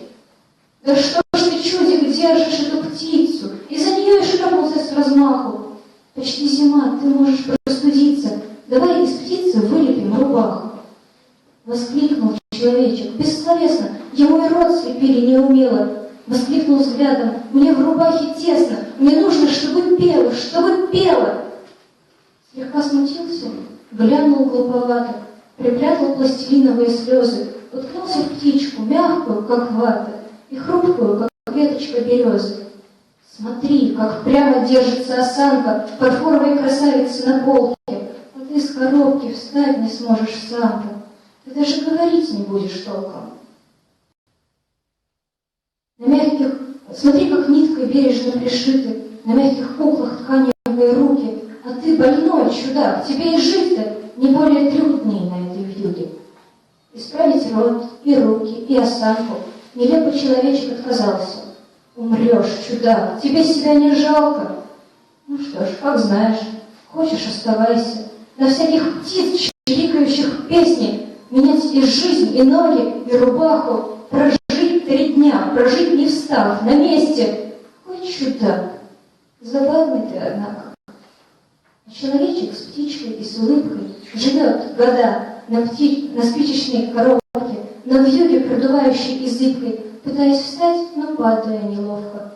Есть крылья, ни рубаха и ни ноги, не греют и не держат, надо крепче. Есть только песня, вроде бы немного. Так от чего живешь ты, человечек?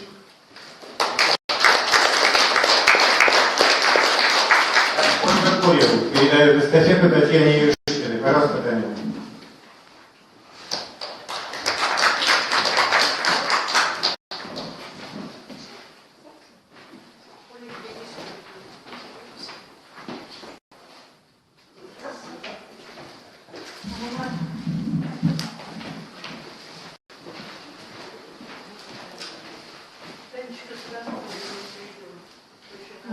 Здравствуйте всем. Меня не снимайте только? Там идет прямая трансляция. Жаль. Ну ладно, ничего не поделаю. Хочу начать... Да. Хочу начать с такого стихотворения, которое называется «Очки» и обращено непосредственно к моим собственным очкам. Никто не узнал бы меня без вас. Давно бы лица моего черта. Попробуй сними, и лишь пустота видна из невооруженных глаз. Но даже и вами вооружаясь, порою не вижу ни черта, ни связей, ни смыслов. Который раз лежу, и опять одна пустота. Очки мои, видимо, ваш прицел ни связи, ни смыслов. Кто вас надел, тот может почувствовать. Есть черта, граница, особый для всех предел. Чтобы видеть, никто никогда не смел того, что в глазах стоит пустота.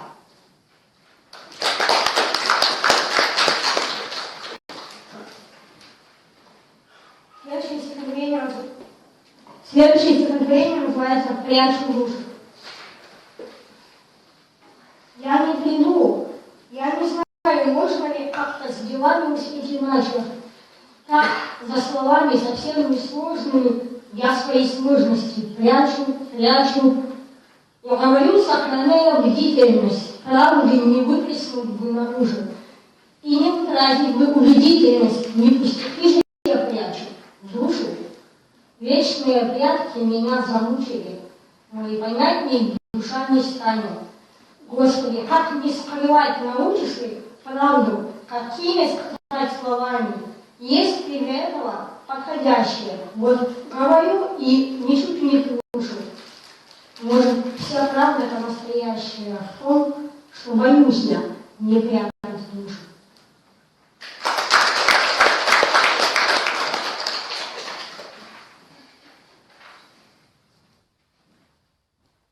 Не заглядываю глубже, что-то внушает мне.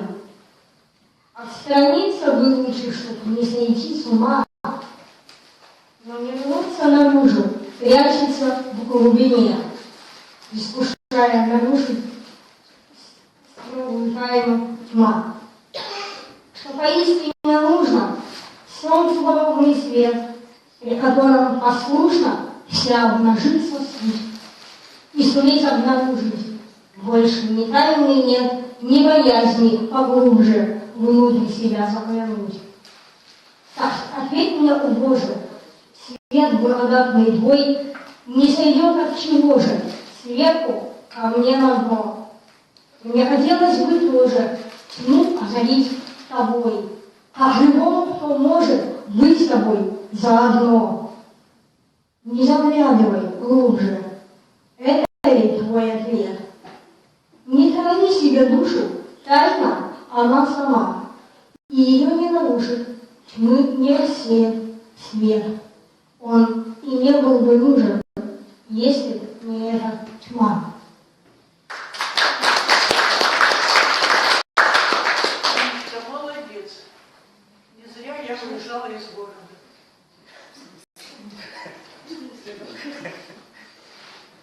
Сейчас одно очень маленькое, коротенькое совсем стихотворение, но называется «Одиножды один».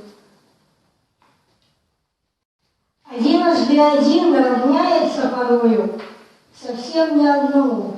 Умножу я себя привычно на себя, меня как будто двое живут один другого не любя.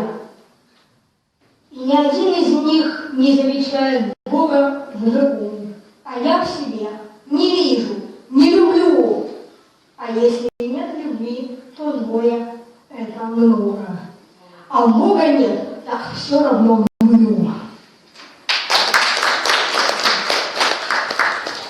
Наконец, в завершении мне бы хотелось прочесть одно стихотворение в связи с тем, что, как вы все помните, у нас сейчас продолжается Великий пост, и мы живем в ожидании светлого праздника Воскресения Христова. И мое стихотворение так и называется «Великий пост». Снова на крестные муки и восклицать, чтобы вернуться к началу, дойдя до конца. Все это завтра, теперь Гефсиманский сад, ночь и молитва, оконная воля отца. Эту суровую ночь проживу с тобой, в длительной тени дойду за тобой до Христа. Все остальное, что стало твоей судьбой, станет моею тревогой во время поста. Время держаться, молиться и вспоминать. Время в себя углубиться, готовясь к суду. Только с тобой оставаться. Опять света воскресного не постираю нужду. Спасибо.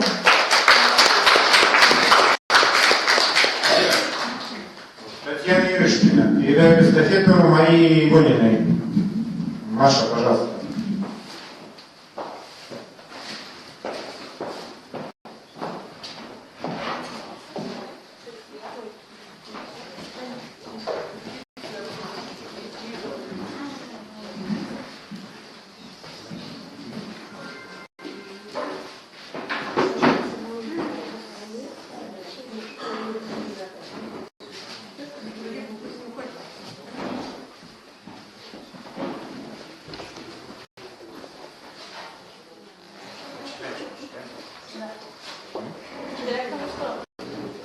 Я современный средство.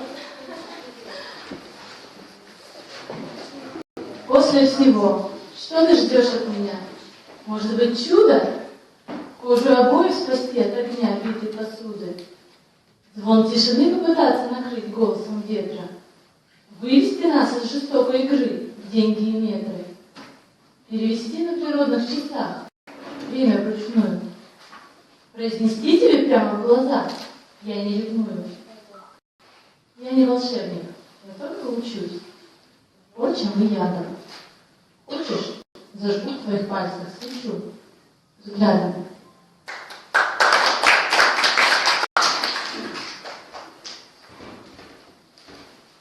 Доиграть до утра не смогла и замолкла, надломившись по краю пластинка луны.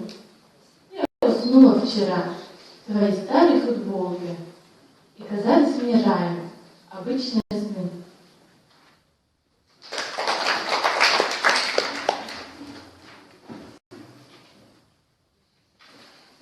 Одну Бог создал из титана, другую вылепил из глины, поставил рядом безымянных и подтолкнул к дороге длинной.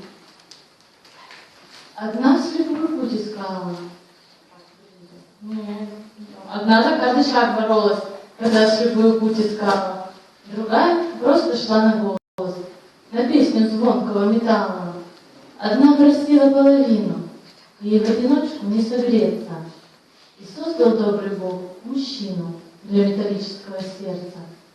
Другая молча наблюдала, ждала, пока они остынут, пока ему не станет мало одной, чье сердце не из глины. И он ушел, простой и теплый. Я подумала, как странно, Бог включит дождь, она размокнет, а мне плевать, я из титана.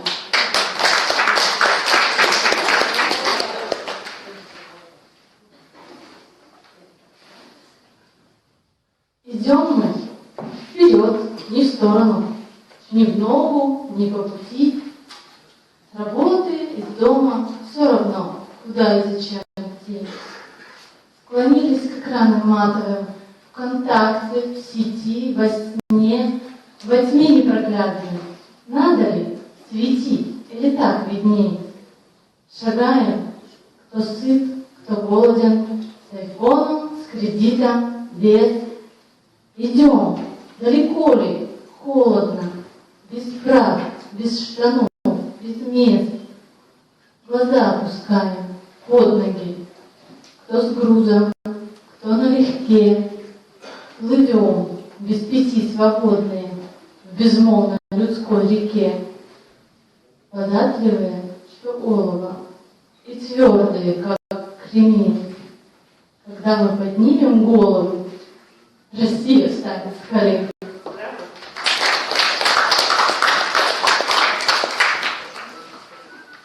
Время сейчас такое, все наоборот. Падает вверх маргарином любой бутерброд. Пахнет бензином вишня без коньяка. Яндекс найдет даже то, что не стоит искать. Льды отступают, спутники мчатся вперед. Тонкие пальцы поэта печатают код. Ставят святую подпись рука мясника. Память хранится не в сердце, а на облаках. Сыплются звезды на землю, разинув рот. Время такое. Надеюсь, что скоро пройдет.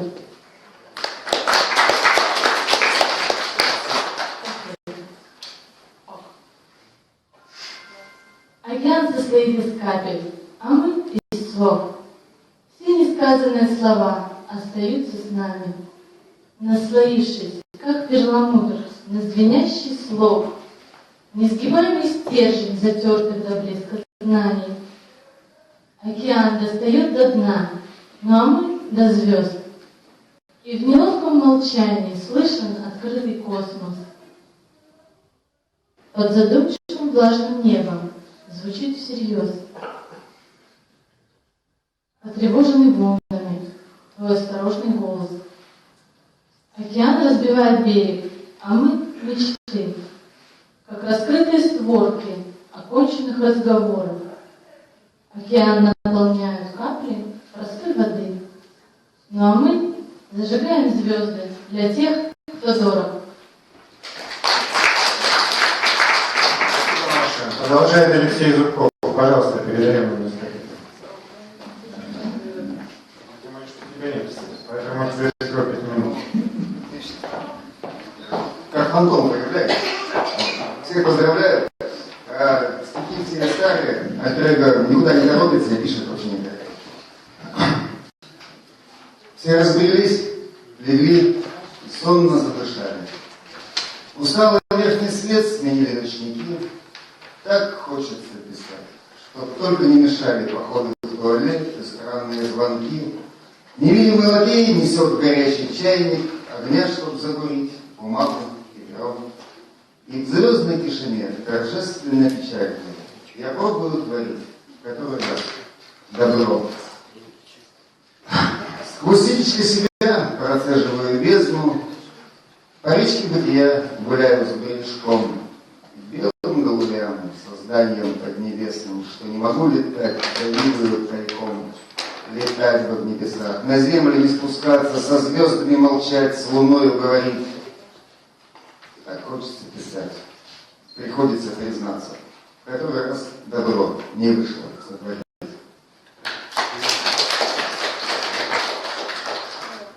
Женщина, лодка, плывет, скользит, плавно ее обводит. Лодка, мой пепел, перевези через ночные воды. Не называй мне своих имен, здесь и мое нечетко. Сух, неподвижен, испепелен. Ты для меня лишь лодка. Не задавай мне вопросов, тьма, нет на них ответов. Светлые мысли, игра ума, а здесь ни ума, ни света. И не дождаться. Времени нет. Лодка плывет, плывет. Пока я тьмою считаю свет, берега не найдет. Путь ей неведом, слеп, одинок. Жизни не измерить. Двигайся, лодка, плыви, челнок. Мой пепел вези на берег.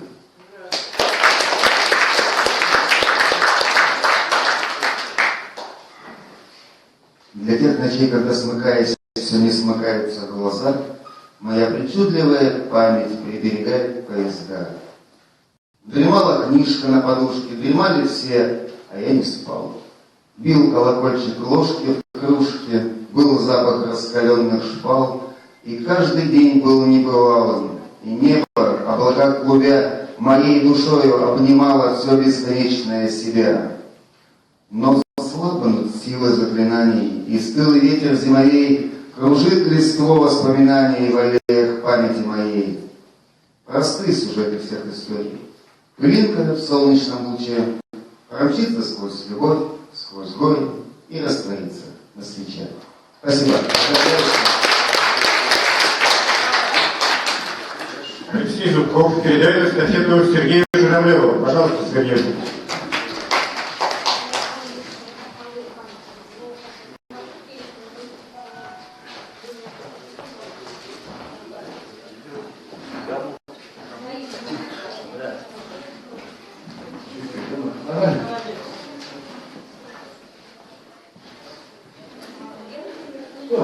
Начинаем читать. Вообще хотел бы сказать очень важную вещь. Я вот очередной раз убеждаюсь, что весьма важны в стихах паузы, интонации. Если бы после наших вот этих марафонов или эстафет хотя бы диск создавался и сохранился авторский голос каждого, я думаю, что это было бы хорошим, как минимум, музейным экспонатом о нашем времени. Это я так, как идею. Раз уж книжки нельзя выпускать, хотя бы, может быть, звуковой диск был записан. Ну, тему убиваешь слово музей, ты экспонат сразу увидеть хочется. Тем не менее, я даю конструктивную идею, а не поэтическую. Ладно. Ломают старый город. Подъехал кран и крак, свалился на пригорок. Еще один барак. Уже скрипит бульдозер, сгребая кучи хлам. Мир прошлого вывозит на свалку самосвал. Не жаль барачной жизни, скрипя на стеклом. Жаль только старый дворик с качелями при нем. Стучат, гремят качели, я, грозный капитан, взлетаю без сомнений в открытый океан. Хрипло по-пиратски ору, карамба, бля. Что девочка, панамки услышала меня. Что девочка, песочница, услышала меня. Не жаль барачной жизни, гори она огнем. Жаль только старый дворик с качелями при нем.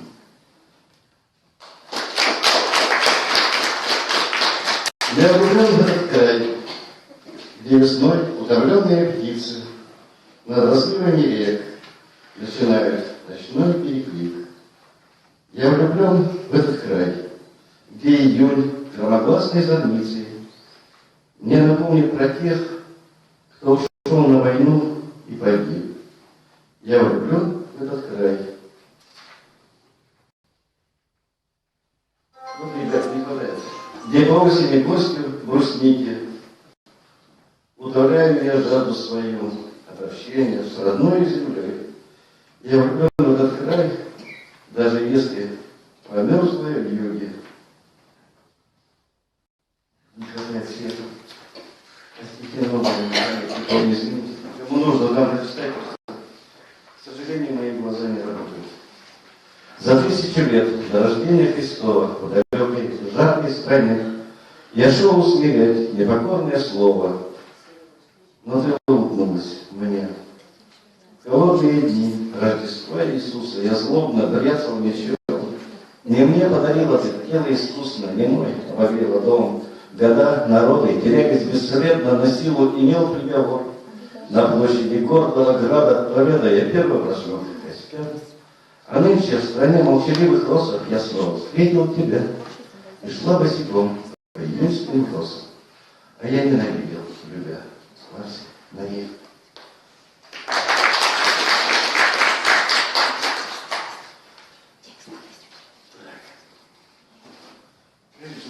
Жестко, а? С моими глазами.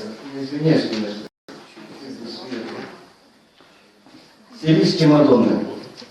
По улицам Алеппо, лягушку в упрек, безбравных оркестров идет бессмертный полк.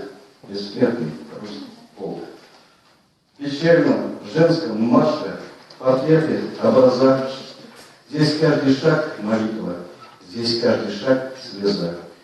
печальная слеза. И вековечные скрепы всех мировых скорбей, солдатские портреты в объятиях матерей, восточных матерей, сирийские мадонны в пиджамах и платках, бессмертный полк Алеппо проносит на руках.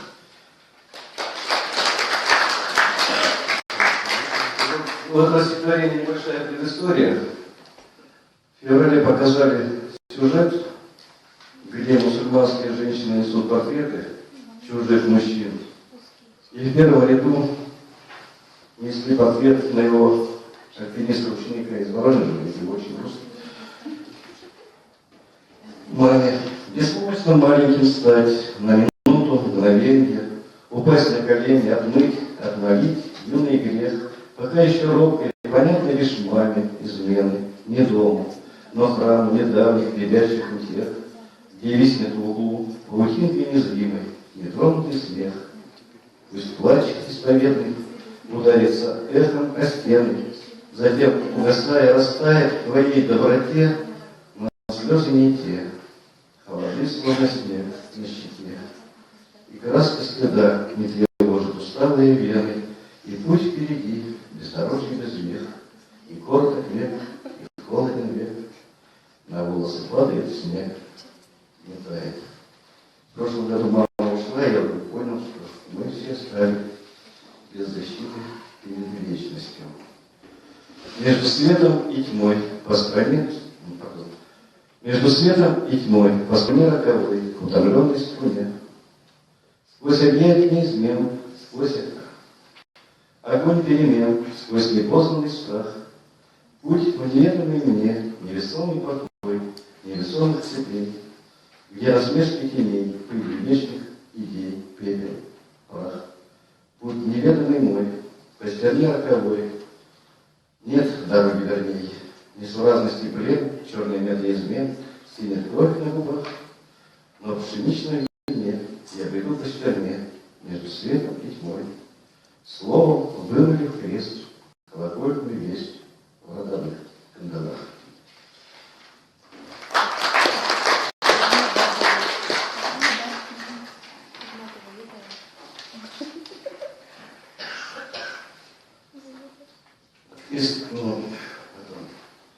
От Христа наперстного до Христа печального, годы, версты, от рождения громкого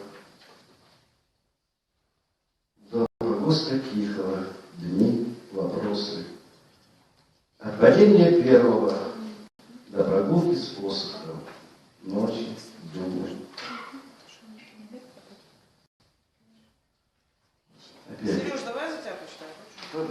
Прочти, я просто так хочу, но света не хватает, а я на один глаз вижу. Я просто потому, что это чистая физиология, не то, что я... Мне и очки не помогут, к сожалению. Давай.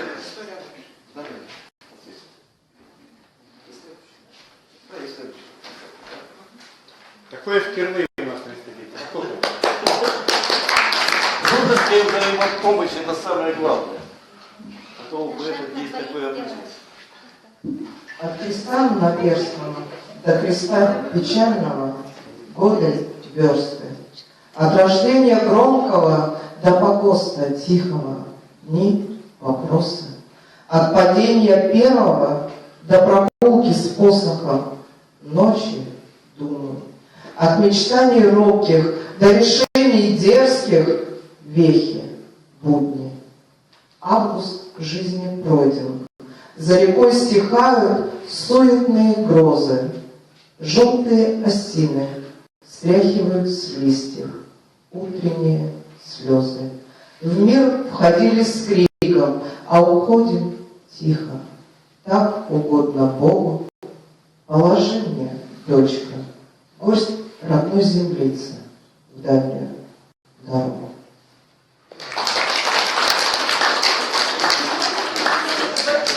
Читайте стихи хорошо написанные, потому что сам поэт себя губит. Но Серега не может, он хорошо читает, просто он не видит. Но вот поэтому все молодые, запомните, надо хорошо учиться читать стихи. Это обязательно.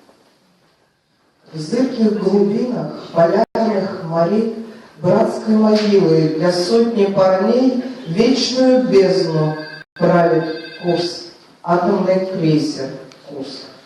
Новая тайна печали людской скрыта завесой, соленой морской метели надежд чаяний. Ответ прозвучал молчание. Зыбкие волны качают венки, в темной пучине спят моряки. Вечную память держит курс, атомный крейсер Курск. Мечутся чайки под белым крылом, слез материнских седой окоем. Стелются волны, плачет печальные. В ответ молчание.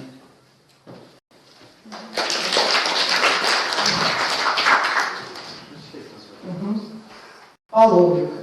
Друзья по путешествию паломничеству Великий Устюг на родину святого Стефана Первенства. Заповедная пустынь. Заповедная пустынь. Здесь даже медведь усмиряет свой рык. Крест обетный, плакучей березы, от взглядов корыстных укрыт. А в траве у подножия креста перезрелые грузди и родник, без присмотра людского, наполненный грустью. И тропы не видать, а когда-то вела напрямки к родовому истоку. И тоскливо о прошлом кричат кулики, кликуны от порока. Но придет босиком по хрустящей осоке подросток, и унылому дню вопреки негостивым огнем расцветают жарки, и сбивает на землю ветвяные росы скитальческий посох. Подчиняясь капризу нетвердой руки, побеждая проморозглую стынь, и взлетают стрекозы. Беззаботно смеется паломник, наверное, забыл, что очнулся в испуге, поверив в неясную быль. Ведь сегодня во сне он увидел, как плачет старик, умирая на станции Ростань. Сотни верст от родного погоста. Как он шепотом просит найти и очистить родник, обновить крест обетный и водицы целебной испить, и людей по тропе провести, и не сгинуть бесследно.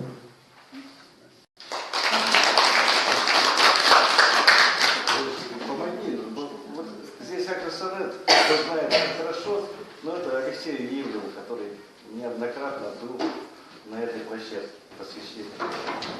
Сегодня я пел его. Прощание. Истоки мироздания и души, единство гор и буйство океанов, словесную руду ты заложил, любовь — цемент, лекарство от изъянов. Единство слова с мудростью Творца в порыве страсти выплеснуто миру у светлого небесного гонца апрельской ночью. Аккорд капели, нетерпение руки, листы бумаги, таинство строки, едва ли знал ты, оставался месяц. Как тяжело рождаются стихи.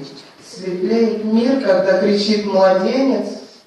Есть истинная правда бытия, юдоль поэта, и вода, и пламя.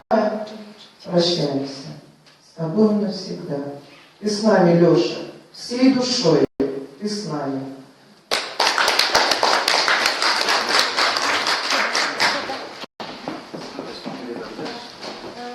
Василий Васильевич, слово Андрею Попову.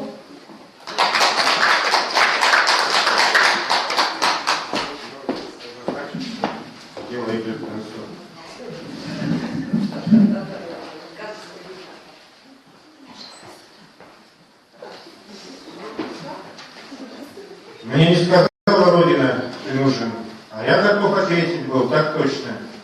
Не стал бы думать, как тебе послужишь, когда в душе прислуживаться тошно. Когда мои намерения благие, дорогой станут в сточную канаву, в хроническую мглу и ностальгию, и в кровную обиду за державу. А ты, мой брат, а ты, мой ворон черный, упрямый и любезный, как нарочно. Какой отчизне служишь непритворно, когда душе прислуживаться тошно?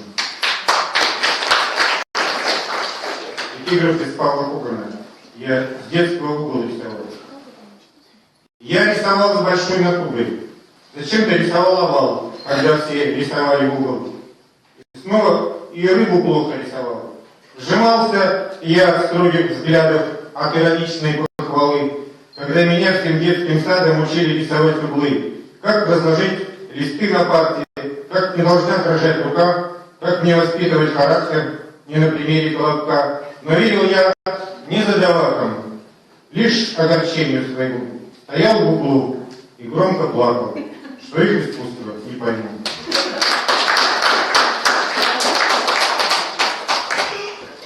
Дня смерти я не ведаю, а тут стал плотника просить, чтоб сделал гроб.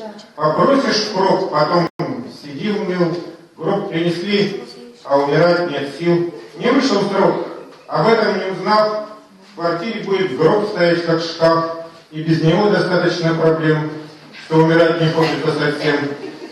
Поэт далеко заводит речь, удобный гроб никто не хочет лечь. Соседу не предложишь, например, удобный гроб, и твой как раз размер. Не станешь уговаривать гостей, удобный гроб возьмите, вам нужнее. Если даже редкому хмурю от сердца скажешь, гроб тебе даю, тот не возьмет и будет возмущен. В бы такую щедрость видел он. Последние новости. Взорвали мост, теперь опять на базе. Французы обещали сжечь Москву. Еще посмотрим. Скорострельный лазер я снял с плеча и положил в траву. Ни аспирина и не аусвайса. Трава по пояс, только не курю. Карательный отряд АБ Чубайса нас обещал повесить к ноябрю. Но Гиркин приказал нельзя сдаваться, связного отыскать, звонить в риском, а сам пошел допрашивать китайца, не ладившего с русским языком. Вверх по везению есть киты Каддафи, партийный схрон, перезимуем там, а летом, да пошли они все нафиг, Полтавский полк, Великий Курдистан. Нам обещали визы и медали, и Третий Рим, и комплексный обед, и дождь пошел, китайцы расстреляли, минировать болото смысла нет. Божий человек. На северном просторе, где каждый день зима, себя он бросил в горе от гордого ума. Он может спать в трущобе, раздеться догола. Оставил он в сугробе разумные дела. Нет больше ни полушки, за странной душой раскроились психушки, неизлечим больной. Такому по природе помочь нельзя уже. Он чокнулся, ероден, безумен и блажен, не соблюдает правил, чужие знает сны, молитву избавил от ядерной войны, от сбоя генотипа, от уличной пивной, от мирового гриппа и язвы моровой. И всем сказал, молитесь, молитесь посильнее от яростных событий и от трагичных дней, иначе возвратится великая беда. Молитесь, психбольницы, Сбербанк и Минтруда. Не то увидим вскоре, что мир ревнив весьма к живущим на просторе, где каждый день зима.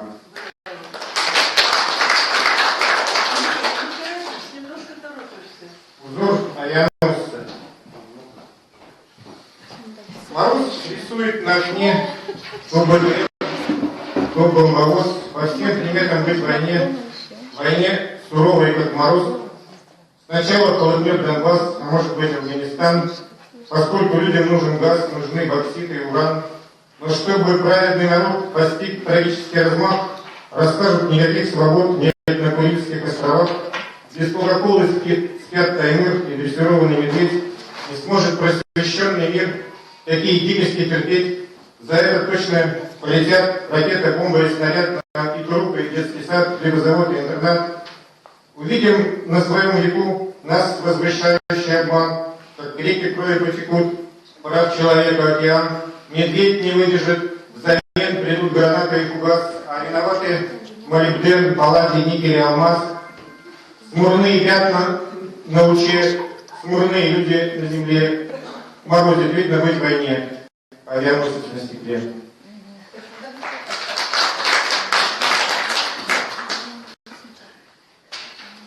Мне ничего не надо от страны, Жена и жена привыкли ко всему. Мои стихи, кому они нужны? Да никому, пожалуйста, никому. Зачем ищу слова, не зная сна, как костыри безногий инвалид? Привыкла ко всему, и спит жена, и как страна, с ней рядом кошка спит. Пустили слух, что умер Бог. В восторге десятки независимых газет об этом пишут. И сказал Георгий Иванов, хорошо, что Бога нет. Забавно, это модным министрелям и разным социальным докторам нет больше Бога. В Бутове расстрелян и продан за границу, как уран. Волнуются московские предместья, Алтайский край, Владимирский Централ. Чего шумят? Мы знаем, Бог воскреснет. Он для того всегда и умирал.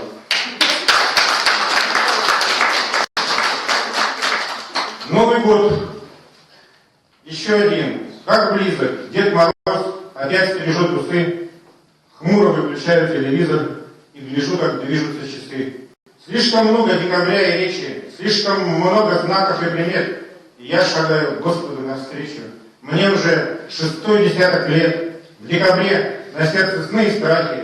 Тьма, как в телевизоре в окне. Нос и кони, говорят монахи. Ангелы на нашей стороне. Изгнание, утраты и болезни, позор и даже смертный приговор — все для стихов становится полезней. Что уточняет сердце и простор? Беда и одиночество. Все, кстати, все подойдет для созревания слов. Меняется, как небо, созерцатель судьбы и быта местный философ. Он может все, когда страна немеет и превращает осень в свет строка. Отчаяние, ямбы и кореи несет, как в лодке времени река. Молчит погода, счастье льет посуду. Весенний день не понимает нас, но искренним словам доступно чудо. Любое чудо в самый темный час. Братство спит, обманчива свобода, равенство бездарно, как запой. Лишь слова, а без судьбы народа, русского народа, звук пустой. Что ты знаешь о судьбе пророков, инженеров, воинов, крестьян и блаженных, понимавших строки, что писал апостол Иоанн, и бродяг, что шли по всем эпохам, к Беловодью шли за 7 морей, бурлаков, чекистов, скоморохов, ямщиков, таксистов, косарей, повитух и плакальщик и прачек. Без судьбы народа моего ничего твои слова не значат. Лишь слова не значат ничего. Царство Божие не для пьяниц.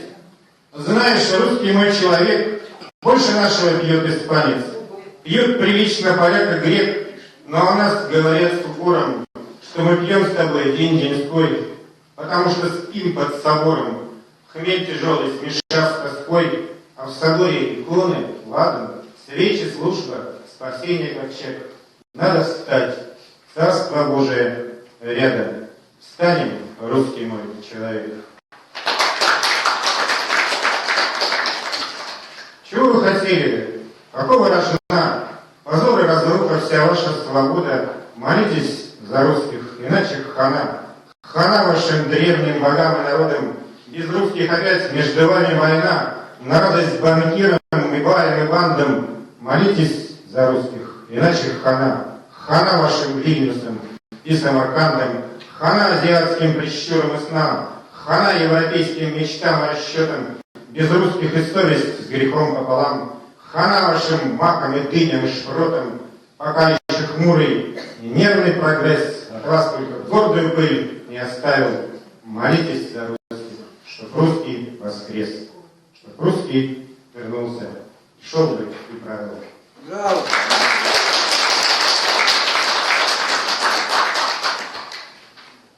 Если ищешь рай, то ищи на востоке. А на западе хлеб и масло свобод. Можно весело петь, не скрывать пороки. Можно выйти от тоски, и никто не прервет. А начнешь умирать от свободы песен, позовешь нотариуса и семью, скажешь, завещаю всем 1000 песо. Но подумаешь, Мог бы я жить в раю, умирать бы мог без юристов и грусти, от восточных ветров и в сарае дрожа, и великий Ростов или великий Устюг хоронил бы юродивого бомжа, и прошли бы слухи, что ты, умирая, рассказал то ли служке, то ли стене, что тебе показали пути до рая, по какой восточной стороне. На 4-й пунической. Верю, Рим поднимется с колен.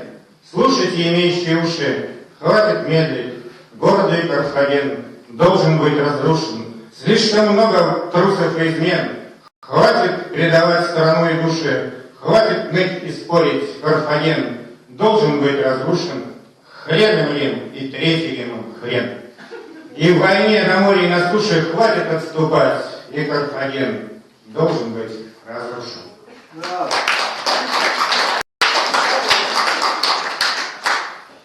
Православная ведьма. Старушка Божия раба, что в храме убирает пол, библейских мудростях слова. Ты зря с ней разговор завел, ты зря. Трагичный домосед, портвейно лечащий невроз, надеялся найти ответ на свой мучительный вопрос. Зачем живу, скажи мне, мать, я искренне понять хочу, что мне купить, чтобы лучше стать, куда поставить мне свечу. Ты для нее не блудный сын, не символический сынок. Здесь нехрist храм, не магазин, свечу поставишь между ног. Не ожидал такой прием, не получился разговор, а ты хотел услышать, в чем ошибся мудрый Киркегор, когда в аду, вскипев от зла, в портвейне крепком и густом, услышишь голос из котла, то он покажется знаком, расскажет, рядом закипев, ты в храм, не в магазин пришел, старушка, кроткая как лев, что в храме убирала пол.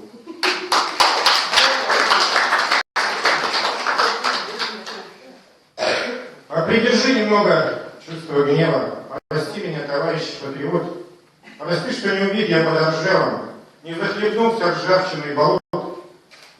Но жил я честно, и я по крови помню, но русским быть по духу мне дано. Прости, что не расстрелян в Белом доме, что не погиб в бою подведено. Прости, что не сражался в Приднестровье, друзей не предал, как и горьких строк. Жил и живу надеждой и любовью, и верою в Россию видит Бог. Дым отечества сладок, любой зимой сладко жить и приятно в родном дыму. В Воркуту спешил, говорил домой, но мечтал из дома сбежать. Почему? И была порой для меня тюрьмой Воркута, и порой я любил тюрьму и понять не мог, город этот мой. Почему? Я другие искал себе города, но любовь моя мне очень нужна. Мерзлота мне и не вечна, молчит беда. Безнадежности нет, приходит весна. И осталась любовь в той тоске без сна, в умирающем городе навсегда. Я жил возле речки Усы, вдали от печали эпохи, но, Господи, даже и псы едят твои трапезы крохи. Густела полярная мгла, зима изводила, Создатель, но бросил ты мне со стола хлеб скорби и хлеб благодати. Пусть крохи мне бросил, как псу, но разве я верное чадо? Стихи всеблагим Прусу на шумном перу знать не надо, куда бы река не текла. Любые стихи им не кстати, мне крохи домой со стола, хлеб скорби и хлеб благодати. Владимир Тенецкий, может кто-то не знает, это такой поэт был, жил во Франции, потом переехал сюда, как он переехал, его сразу посадили на Соловки, а потом в конце жизни сослали в Воркуту и расстреляли возле нашего кирпичного завода. Не жилось во Франции поэту, захотелось посмотреть на снег. Уехал он в страну советов, где так вольно дышит человек, где растет на кочках тундра ягель, и где дышит почва, а не блажь. И попал он по этапу в лагерь за любовь в стране и шпионаж, за любовь и странные оттенки той любви. Поди предугадай, что тебя за них поставят к стенке, трудовой народ, любимый край. Не родала скудная природа, расстреляли, да и все дела. Около кирпичного завода Воркута поэта погребла, замели январские метели узника, и смысла в жизни путь. Он совсем не думал о расстреле, не просил во Францию вернуть, не хотел судьбу менять и умер. В Воркуте живу который год. Я бродил по тундре и подумал, глядя на заброшенный завод, что Россию власти не согнули, что никак не понимает власть, если честно, до последней пули жизнь прошла, то значит удалась. Удалась, хоть гении ГУЛАГа не нашли мне никакой цены. Что же мы меняем честь на благо? И порой, как Франция, скучная.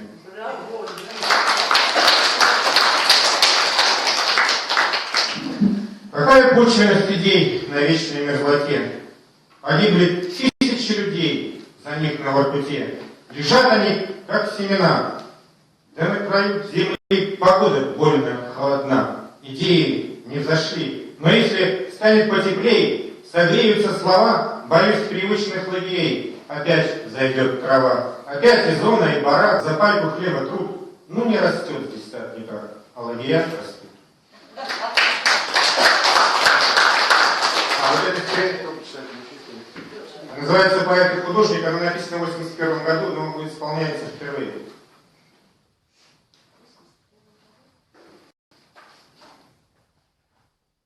Посвящено моему другу Раифу Халилову, он сейчас удачно, как раз тут очень символично угадалось почти. Он сейчас живет в Германии.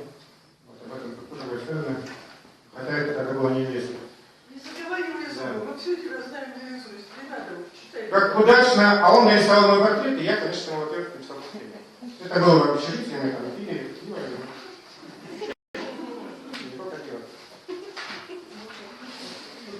как удачно положены краски. Вместо здесь полутон, полусвет. Понимаю, что ты не веласкес, но тебе мой дался портрет. Мы таланты пока не пропили. Жаль, что честность порой не в чести. Понимаю, что ты не Тропинин. Я и сам-то не Пушкин, прости. Допускаю, что лет через 10 этот труд ты удачно продашь. Третьяковских картину повесит. Или купит ее в Эрмитаж. Гид расскажет студентам бесплатно. Как художник такого достиг, нарисованный что непонятно. Ну не Пушкин, какой-то мужик.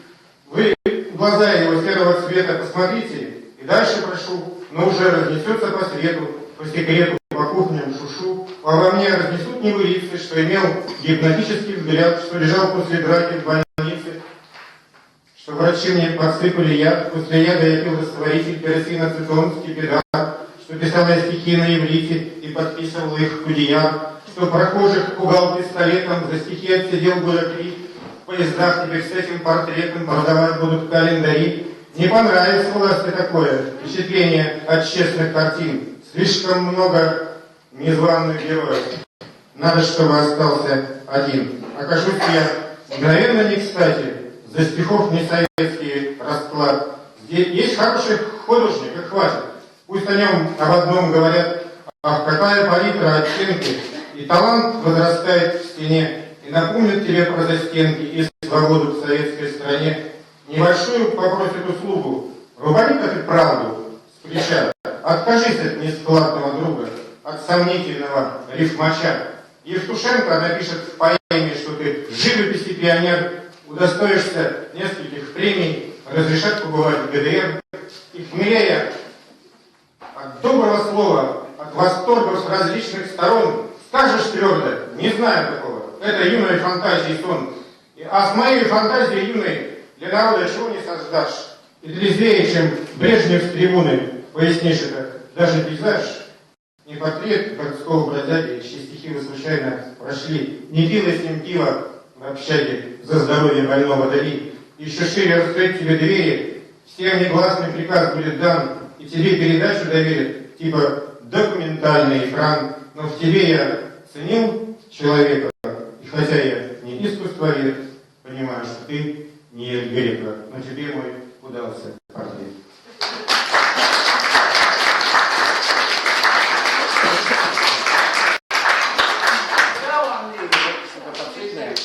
Я передаю слово Алло. Последнее короткое стихотворение. Я ничего не знаю о Гомере. Гомер не знает, кто я, что и где. Живу в такой бездушной атмосфере, такой тяжелой творческой среде, скорее пешком добраться до Китая, чем достучаться в сердце темноту. Гомера я, быть может, прочитаю, но кто прочтет, что я его прочту? Я передаю слово Надежде Мешниченко. Вот так красиво сделай сюда, а то всегда у вас эти воротники. Слушайте, во-первых, у него только что вышла подборка в российском писателе. Вот многие из этих стихов... Подожди, Марики. Вот. Слушай, Андрюш, иди сюда обниму. Не могу, дорогой. Ребят, похлопаем.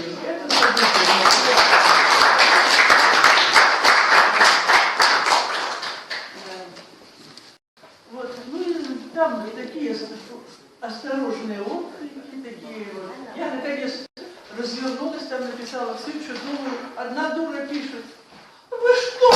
Вы же такой националист! Вы что, опять заставили? Вы же интернационалисты! Ну, я звенела. Вообще написала, может быть, кто-нибудь напишет про русского национального православного поэта, что он из себя представляет. Или вот, и сразу закрыли сайт. Я подумала, что из-за меня так сделали. Но не открыли, поэтому пока не выяснили, из-за чего. Во-первых, Андрей, поздравляю с выступлением. Сколько он пишет, как, не могу, там же все по тексте, там же столько знаний, там же столько гнева и любви. Это же с ума можно с этим просто. Ну так вот, осведомленность нашей кировской замечательный поэт тоже, я вот не смогла ехать, уже второй год, я говорю, Света, я с тобой прекращу дружить, если ты ко мне пишешь. Надя, я тебе клянусь, приеду, всем привет от нее. И сейчас я выходила, позвонил Георгий, господи, сейчас забуду, Ветров. Он со мной познакомился в том году на пленуме, вот, оказался потрясающий поэт, во втором номере «Юности», если кто-то это знает, о нем Анинский написал. Замечательно, он сказал: Надя, пусть они меня не знают, но передай привет. Вот я передала. Андрею Попову. Спасибо, друг, называется. У нас опять ненастная погода, но это прихоть мировой элиты. Спасибо, что в любое время года мы жили как люди на Руси привыкли. Спасибо, друг, что в Бога не играешь, а просто веришь, как умели предки. Спасибо, что меня ты понимаешь, хоть и друзей теперь такое редко. И хорошо, что в новый день рождения могу сказать тебе одно и то же. Спасибо, друг. Ну вот, стихотворение опять на прошлогоднее похоже. Вот, юбилею, сами знаете, что, к сожалению, будет не 17, а 75, 3 июля. Я вот делаю книжку такую, свободную, из того, что не напечатано, из того, что мне самой нравится у себя, и из того, что новое. Ну и вот поэтому с самых разных лет стихи всякие буду читать. Ну, так как я активная очень в ВК, то кто в ВК заходит, то может и знает, но простите. Это вот неожиданно нашла про мужа. Вот, ну это еще давно было, но в общем такой вот маленький. Громом молния называется. Он, да насколько знаю, я тоже девушка темпераментная. То там чувства пускал на раскаты, кто-то в отчаянии вдогонку летел, кто-то внезапно слихал виноват, пряча ладони в ожогах от стрел. А на рассвете, считая минуты, до зарождения нового дня, вдруг появлялись в лугах незабудки воспоминания воды и огня. Эти холест пролеты, на птиц перелеты похожи, на высотки похожи, это как 86-й год, на высотки похожи с трактиров небес этажи, в центре города ЗАГС, на окраине кладбища. Что же, между ЗАГСом и кладбищем не помещается жизнь. От пустой суеты ухожу в тишину кабинетов. Здесь любимые книги и прежних веков голоса. Здесь врагов имена, похороненных в старых заветах, но в новых записаны лучших друзей имена. Здесь в вопросах веков все ответы на наши вопросы. Здесь молчат мудрецы о наивных потомках скорбя. Возвращаясь к тебе, что покаяться нежно и просто. Говорю, потерпи, я почти понимаю тебя. А вспомнить нечего сегодня вечером, 98-й год, а вспомнить нечего сегодня вечером, и делать нечего, любовь с тобой. Какая прежняя, какая вечная, какая встречная прошла любовь. На этой станции не те дистанции, на этой станции вокзалов нет, и выйдет стрелочник, и мы расстанемся, и нам достанется весь белый свет. По снегу спелому, по следу смелому, по платью белому седой зимы проходит памятью тропинка белая, но к той тропиночке не вышли мы, а вышли к встречному разладу личному, да быстротечному, как зимой. И вспомнить нечего сегодня вечером, и делать нечего, и Бог с тобой. Заточение. Писала часть в 99 году, закончила 100. Мое заточение с моей же свободой совпало. На нежность похожа задумчивость тихая книг. А в доме нарядно, наряднее еще не бывало. Кипит самовар, и под окнами спит снеговик. И думать непросто, хотя разбираешься вроде. Запутались ходики стрелок, понять беспределом, Аленушка плачет, а Днепр все хорош при погоде, а хоть не ученый, но цепь золотую надел.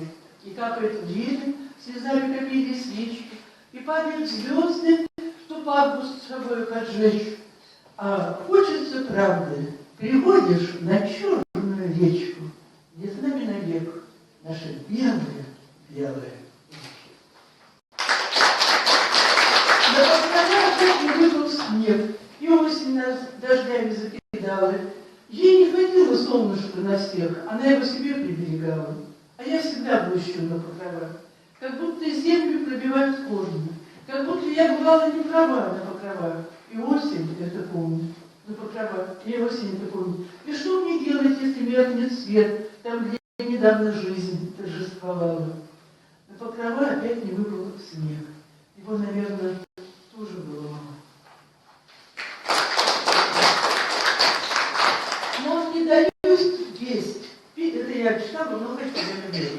Нам не... Сюда бессмертный Иисус. Нам не дают весть. Переживем. Нас обрекли пить, не спилить. Лисами сплошь наш заселен дом. Где коготок там, целиком лис.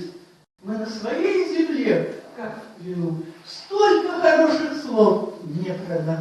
Нам объявил враг третью войну. Русский уже пора, это не час. Час роковой икс, люди людей. Дружбинами гляди и зашел. Нас не считают уже за людей. Это, по-моему, нехорошо. Горести выше крышах выш. Нас научили лгать и терпеть. Нам не дают петь, это ушиш. Русским без песен жить, это смерть. И потому вам говорю, чтоб спохватились на рубеже. Я не тону, и я не горю. Русский давно бессмертен уже. Говорите, Анатолий Федулова, какой не будет день и час, какой не будет год и строй, когда я думаю о нас, в душе луч солнца золотой. Ты выпал мне, как Божий дар, ты выпал мне, как белый свет. Уездный город Сыктывкар на счастье выбрал нам билет. Я столько песен извела на то, как встретились с тобой. А на Дуное я была, и он уже не голубой. Ты слышишь? Где ты в небесах? А я запомнила навек и синеву в твоих глазах, и твой почти мальчишный смех. И лишь на черной калитве все те же наши камыши, и те же мысли в голове, и также звезды хороши, и не корите отчий дом, и не ревнуйте отчий край, когда с любимым мы вдвоем на всей земле, на сердце рай. Зачем звонят колокола, когда луч солнца золотой? Я столько песен называю, а ты не вся у меня с тобой. Худые ножки свесит передо мной, и снег границы лень. Во всей вселенной щетка света месяц. Может, завтра снова будет день. Неужто солнце захлебнет оконце и выстрелит лучами свысока, и снова в мире будет день и солнце. Куда тогда ты денешься, тоска? Она очень интересна. Я не знаю, сколько у меня минут будет, ну да, я все прочту. Или еще кто-то после меня? 10 минут. А кто-то еще есть? Но после того уже все скипело. Ну, я не знаю, я так не говорю. А вы говорите, по блату, здесь по блату ты не добьешься. Память Тамаза Чемпеля. Это гордость Тбилиси, ученый, который перевел на грузинский Илиаду и Одиссея, который доказал, что грузинский алфавит появился на 100 лет позже, чем было доказано. Ну вот сейчас его уже нет на земле. Память Тамаза Чемпеля. И вот тебя нет на земле. Смирно тебя не дождется, серебряный дождик прольется, и тут же растает во мне. И станет седая кура, метаться в тоске и печали. И женщина, как ее звали, оденется с утра, и сядут друзья за столом, как вместе сидеть в уме, и скажут: не стало Чемпели, Тамара, и съежится дом. И Лиза заплачет на взрыв, срываясь с дистанта на выдох. Ну, был же какой-нибудь выход, бессильно она повторит. И Грузия горько вздохнет, и небо опустится ниже, и снова тебя я увижу среди ангелов, там, где восход.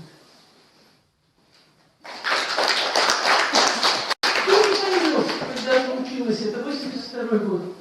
Ты не поймешь, я даже замужем на 50 лет была, а столько раз я влюблялась, вы хоть так и примерно, не пытайся еще это вычислить. Принимайте это как поэзию, поняли? Ты не поймешь, но все равно. Теперь будут наоборот. Вчера она снимала из того, вот мне достаточно. А Марина и так сейчас не нужна. Ты не поймешь, когда случится это, но ты поймешь, какой ценой оплачена победа, ценой угрош. Во мне сейчас живет такая сила, такой разбой, что я взяла и разлюбила. И Бог с тобой, и Бог со мной. Стала ночь бездонной, а свет высок. Он льется с неба прямо на ладони и на висок. Он перекрасил золотую прядь в седую прядь. Как мне сейчас свободно и не сладко, не передать. Было тогда непонятно, за что осенью лето, и почему-то не верил никто в таинство это. Люди пальто доставали теплее с мудростью лисьей. В парке старинном под шепот аллей падали листья. По октябрю налегке, без пальто, лето шаталось. Люди пугались, а это за что? Не полагалось. Золото крон, листопад берез, сердце рассвета. Кто-то любовь мою перенес прямо из лета. И потихоньку поверили все. Это серьезно. Ландыши слез просыпались в росе, радуясь звездно. Птицы вернулись, дожди разошлись, почки набухли. Прямо июльская сделала жизнь, как незабудкину. Только не надо к добру привыкать, к лишнему чуду. Осень к себе возвратилась опять. Вес неоткуда. Люди ругались, настала зима, есть неуправы. Это ж, представьте, сойдете с ума. Сдвинетесь вправо. Снег обнаружился, ветер завыл, мукой последний. Это любовь меня обронил, 8 летний. Это чувство радуется, журчит, словно с гор сбегающие ручьи, словно тундра августовская краса, да небес нейтральная полоса. Этот образ я не могу объять, только сердцем дано мне его понять. А когда во мне возникает речь, и моя любовь возникает встреча, и тогда я знаю, зачем живу, и все это родиною зову. Как же может слово одно томить, заставляя ждать и благоволить, совмещая тризную глубинь, и объятия 3-9 земель, и младенца радостный обум, и костер рыбацкий на берегу, и предупредительный блеск свинца, и молитву матери и отца. Хорошо, когда мало сказано, долго помнится. Я тебя любить не обязана, потому что я птица по лесу, птица по морю, птица по суку, лишь своей судьбой и довольная, потому что мне надо досыта полетать землей белоспольной. Ты лови меня завтра до темна, потому что я птица вещая, потому что я на весь мир одна, никому-то я не обещана. Мне никак нельзя, если связано, я надежная и не скромница. Хорошо, когда мало сказано, долго помнится. Я поддерживала зависть, как обнищавшая любовь. Я говорила ей до завтра, и завтра мы встречались вновь. Меня преследовала сплетня, как разорившаяся грусть. Я говорила ей помедленнее, я завтра тоже пригожусь. Я позже научилась слуху, почти скрипичному уже. Не надо понимать разлуку, ей не поможете уже. Валерий Михайловна, он ходит по берегу Среднего Дона по русскому полю. А это тоже мой друг очень большой. А поле просторно, а небо бездонно, а воздуха волю. Встречают его соловьи да лягушки, довольные ветры, цветов конопушки, да леса опушки, дорог километры. Встречают русалки его, и сирены, и люди наживы, времен перемены, товары обмены, подводы и джипы. И до Тихого Дона, от Дона простого полотнища синих, до Бунина слова, до слова Толстого, до шепота Ксении, и все вперемешку, разлуки и встречи, и щедрость, и зависть, и грубые речи, и певчие речи, и тресны, и зависть, до Тихого Дона, от Дона Ростова, полотнище синее, он ходит по берегу слова простого, что имя Россия.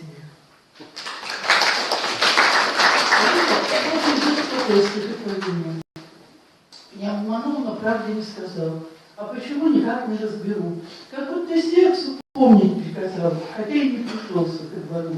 Как странна жизнь, когда тропа одна, а столько встреч и бесконечной речь, и бережешь чужие имена, хотя родные надо беречь. Я это старое стихотворение, с удовольствием его хочу сейчас прочитать. Отчество называется. На дне озер, где только стебли лилий, Офелии прекрасные глаза.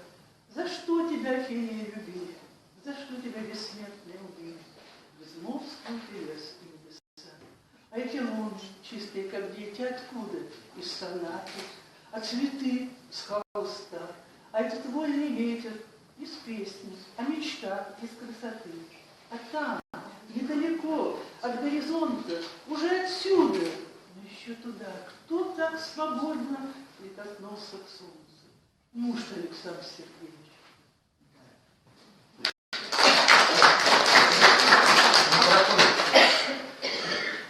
А природа, чего?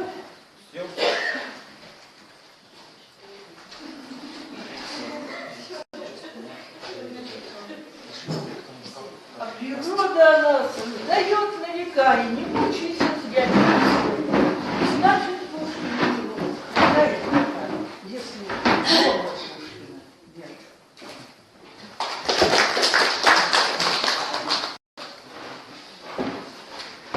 Ничего себе,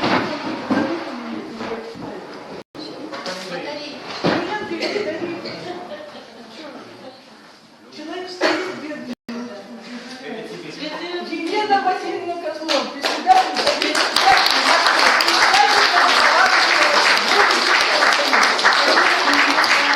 национальной политики. Она извинялась. Елена, я не могу так долго ждать, ты не идешь, Елена автомат.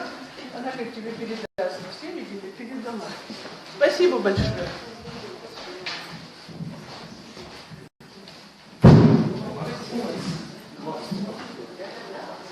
Две сферы. Анатолий Петрович, это муж. Две сферы, море и земля, 87 год.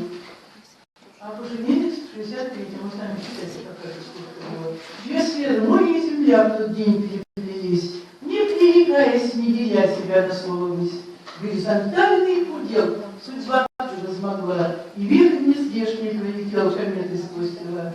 И звезды сыпались с высот по обручу кольца, и вид казался невесом, как бабочки пыльца. И зацепились города за плечи тополей, и прикоснулась навсегда твоя рука моей. Попомнишь дорогу к казенному дому, конечно, и разве ты это не знаешь? А помнишь, по городу шли золотому, и ты говорил, что меня понимаешь? За что мне на свете такое везенье? Я вовсе не стою небесного света. А помнишь, тогда началось воскресенье, конечно. Вот, и душа отогрета. И сколько за жизнь набралось разговоров об этом, да, собственно, что в них такого? Это совсем не особенный год.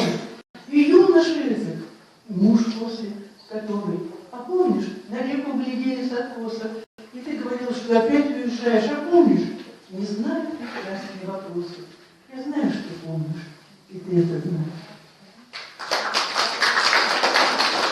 Идея нынче кладбище звучит. Не хочет, не тогда сломался микрофон, здесь надо было сломаться. Идея нынче кладбище трусит, не хочет слушать писать стихи. И корни оторвав, и срезав крону, какую днесь нам надевать корону? Уж не спасет ни молот нас, ни серп.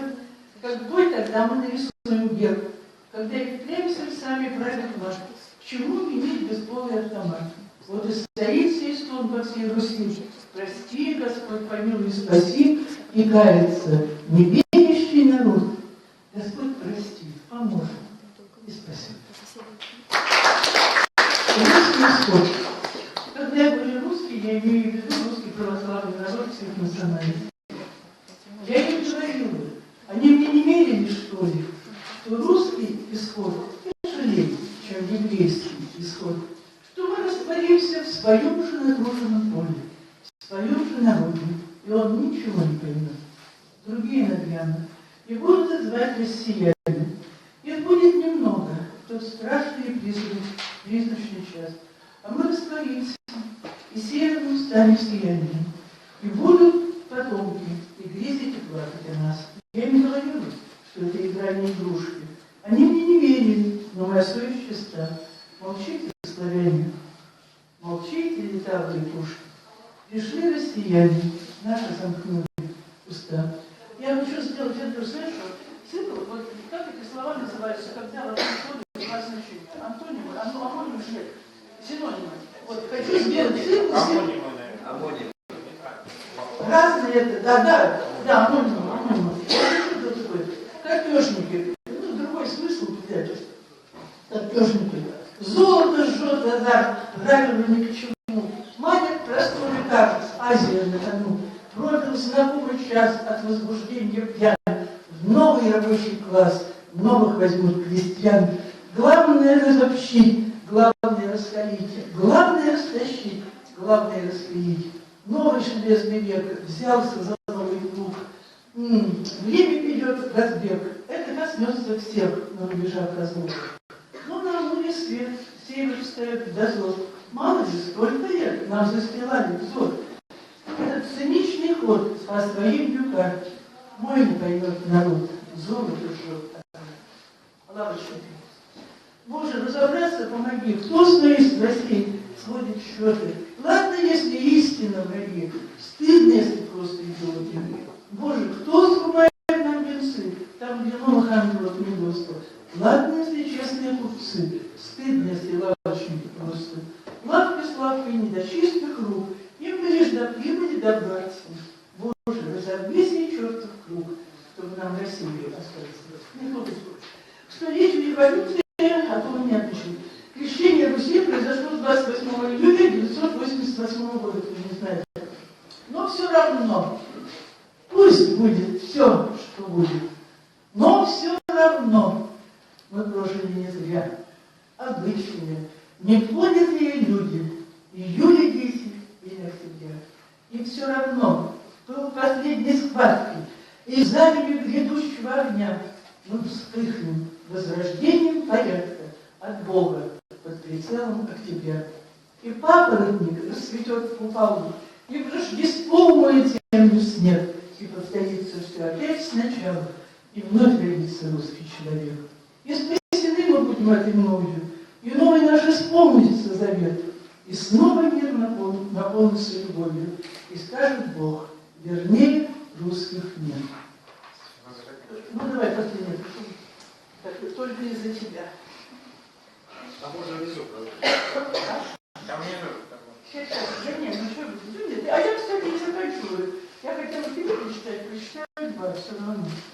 Я вот, пускай терпит. Слушайте, я что хочу сказать, потому что я очень люблю это стихотворение про Толю. Вот, оно написано, конечно, в 2014 году, но когда я вчера посмотрела, что Витя Кушманова нет с 4-го года, царство его небесное, да, помянем, с 4-го года, 14 лет, но у меня ощущение, что вчера его не стало. У тебя нет такого ощущения, что это было вот-вот. Вот. А я написала стихотворение в 14 году, так это все 4 года назад, ну слушайте, я очень люблю стихотворение. Сразу говорю, что Войти Надя очень хороший стихотворение. Жизнь энергии, жизнь и свет. Тьма в уголочке присела под вечер. Ждет, что на севере кончится лето. Белые ночи уйдут бесконечно. Белые ночи на белые зимы. Тьма угадывает подмениться. Как ей цветные луга нелюбимые, как нелюбимы ей юные лица. В этой энергии счастья и чуда горе накинуло дымку тумана. Чтоб не узнали, приходит откуда. Чтоб не корили, зачем это так рано? Горькое горе на сладкие вишни. Падают вишенки, как неживые. Ты улыбаешь, ты извиняешься. Видишь, как вышло. Вдруг превращаясь в цветы полевые. В сердце тихонечко просится вечность. Мне говорят, что тебя уже нету. Тьма в уголочке присела под вечер. Ждет, чтоб на севере кончилось лето. Я, конечно, то стихотворение, которое я хотела прочитать, вы прочитаете, вы но у меня там стоит, я к вам пришла не девочка, я песня, очень хорошая стихотворение. Ну, не знаю, язык. Ты ничего прочитать. А? Ну, оно есть где-то, там я не могу найти, я нервничаю. Слушайте, ну дайте тоже хорошее решение. Скажу вам на всякий случай. Меня эта тайна мучит. Я родиной упоенна, я родиной пленена. И я не видала лучше, хотя я видала лучше. Но все там одновременно, и все против нас война. И поле твое размыто, и сердце твое разбито, и маленькие народы пошли на народ большой, но сердце томит обида. Какая-то посполита грозит то ли нам, то ли им, то бомбой, то вожой. Но я не видала лучше, хотя я видала лучше. Но нам это лучше, хуже. И значит, не нам оно. Раз время всех не мучит, хотя бы, казалось, учит. Но Родины нет лучше. Мы выстоим. Все равно. Храни Господи.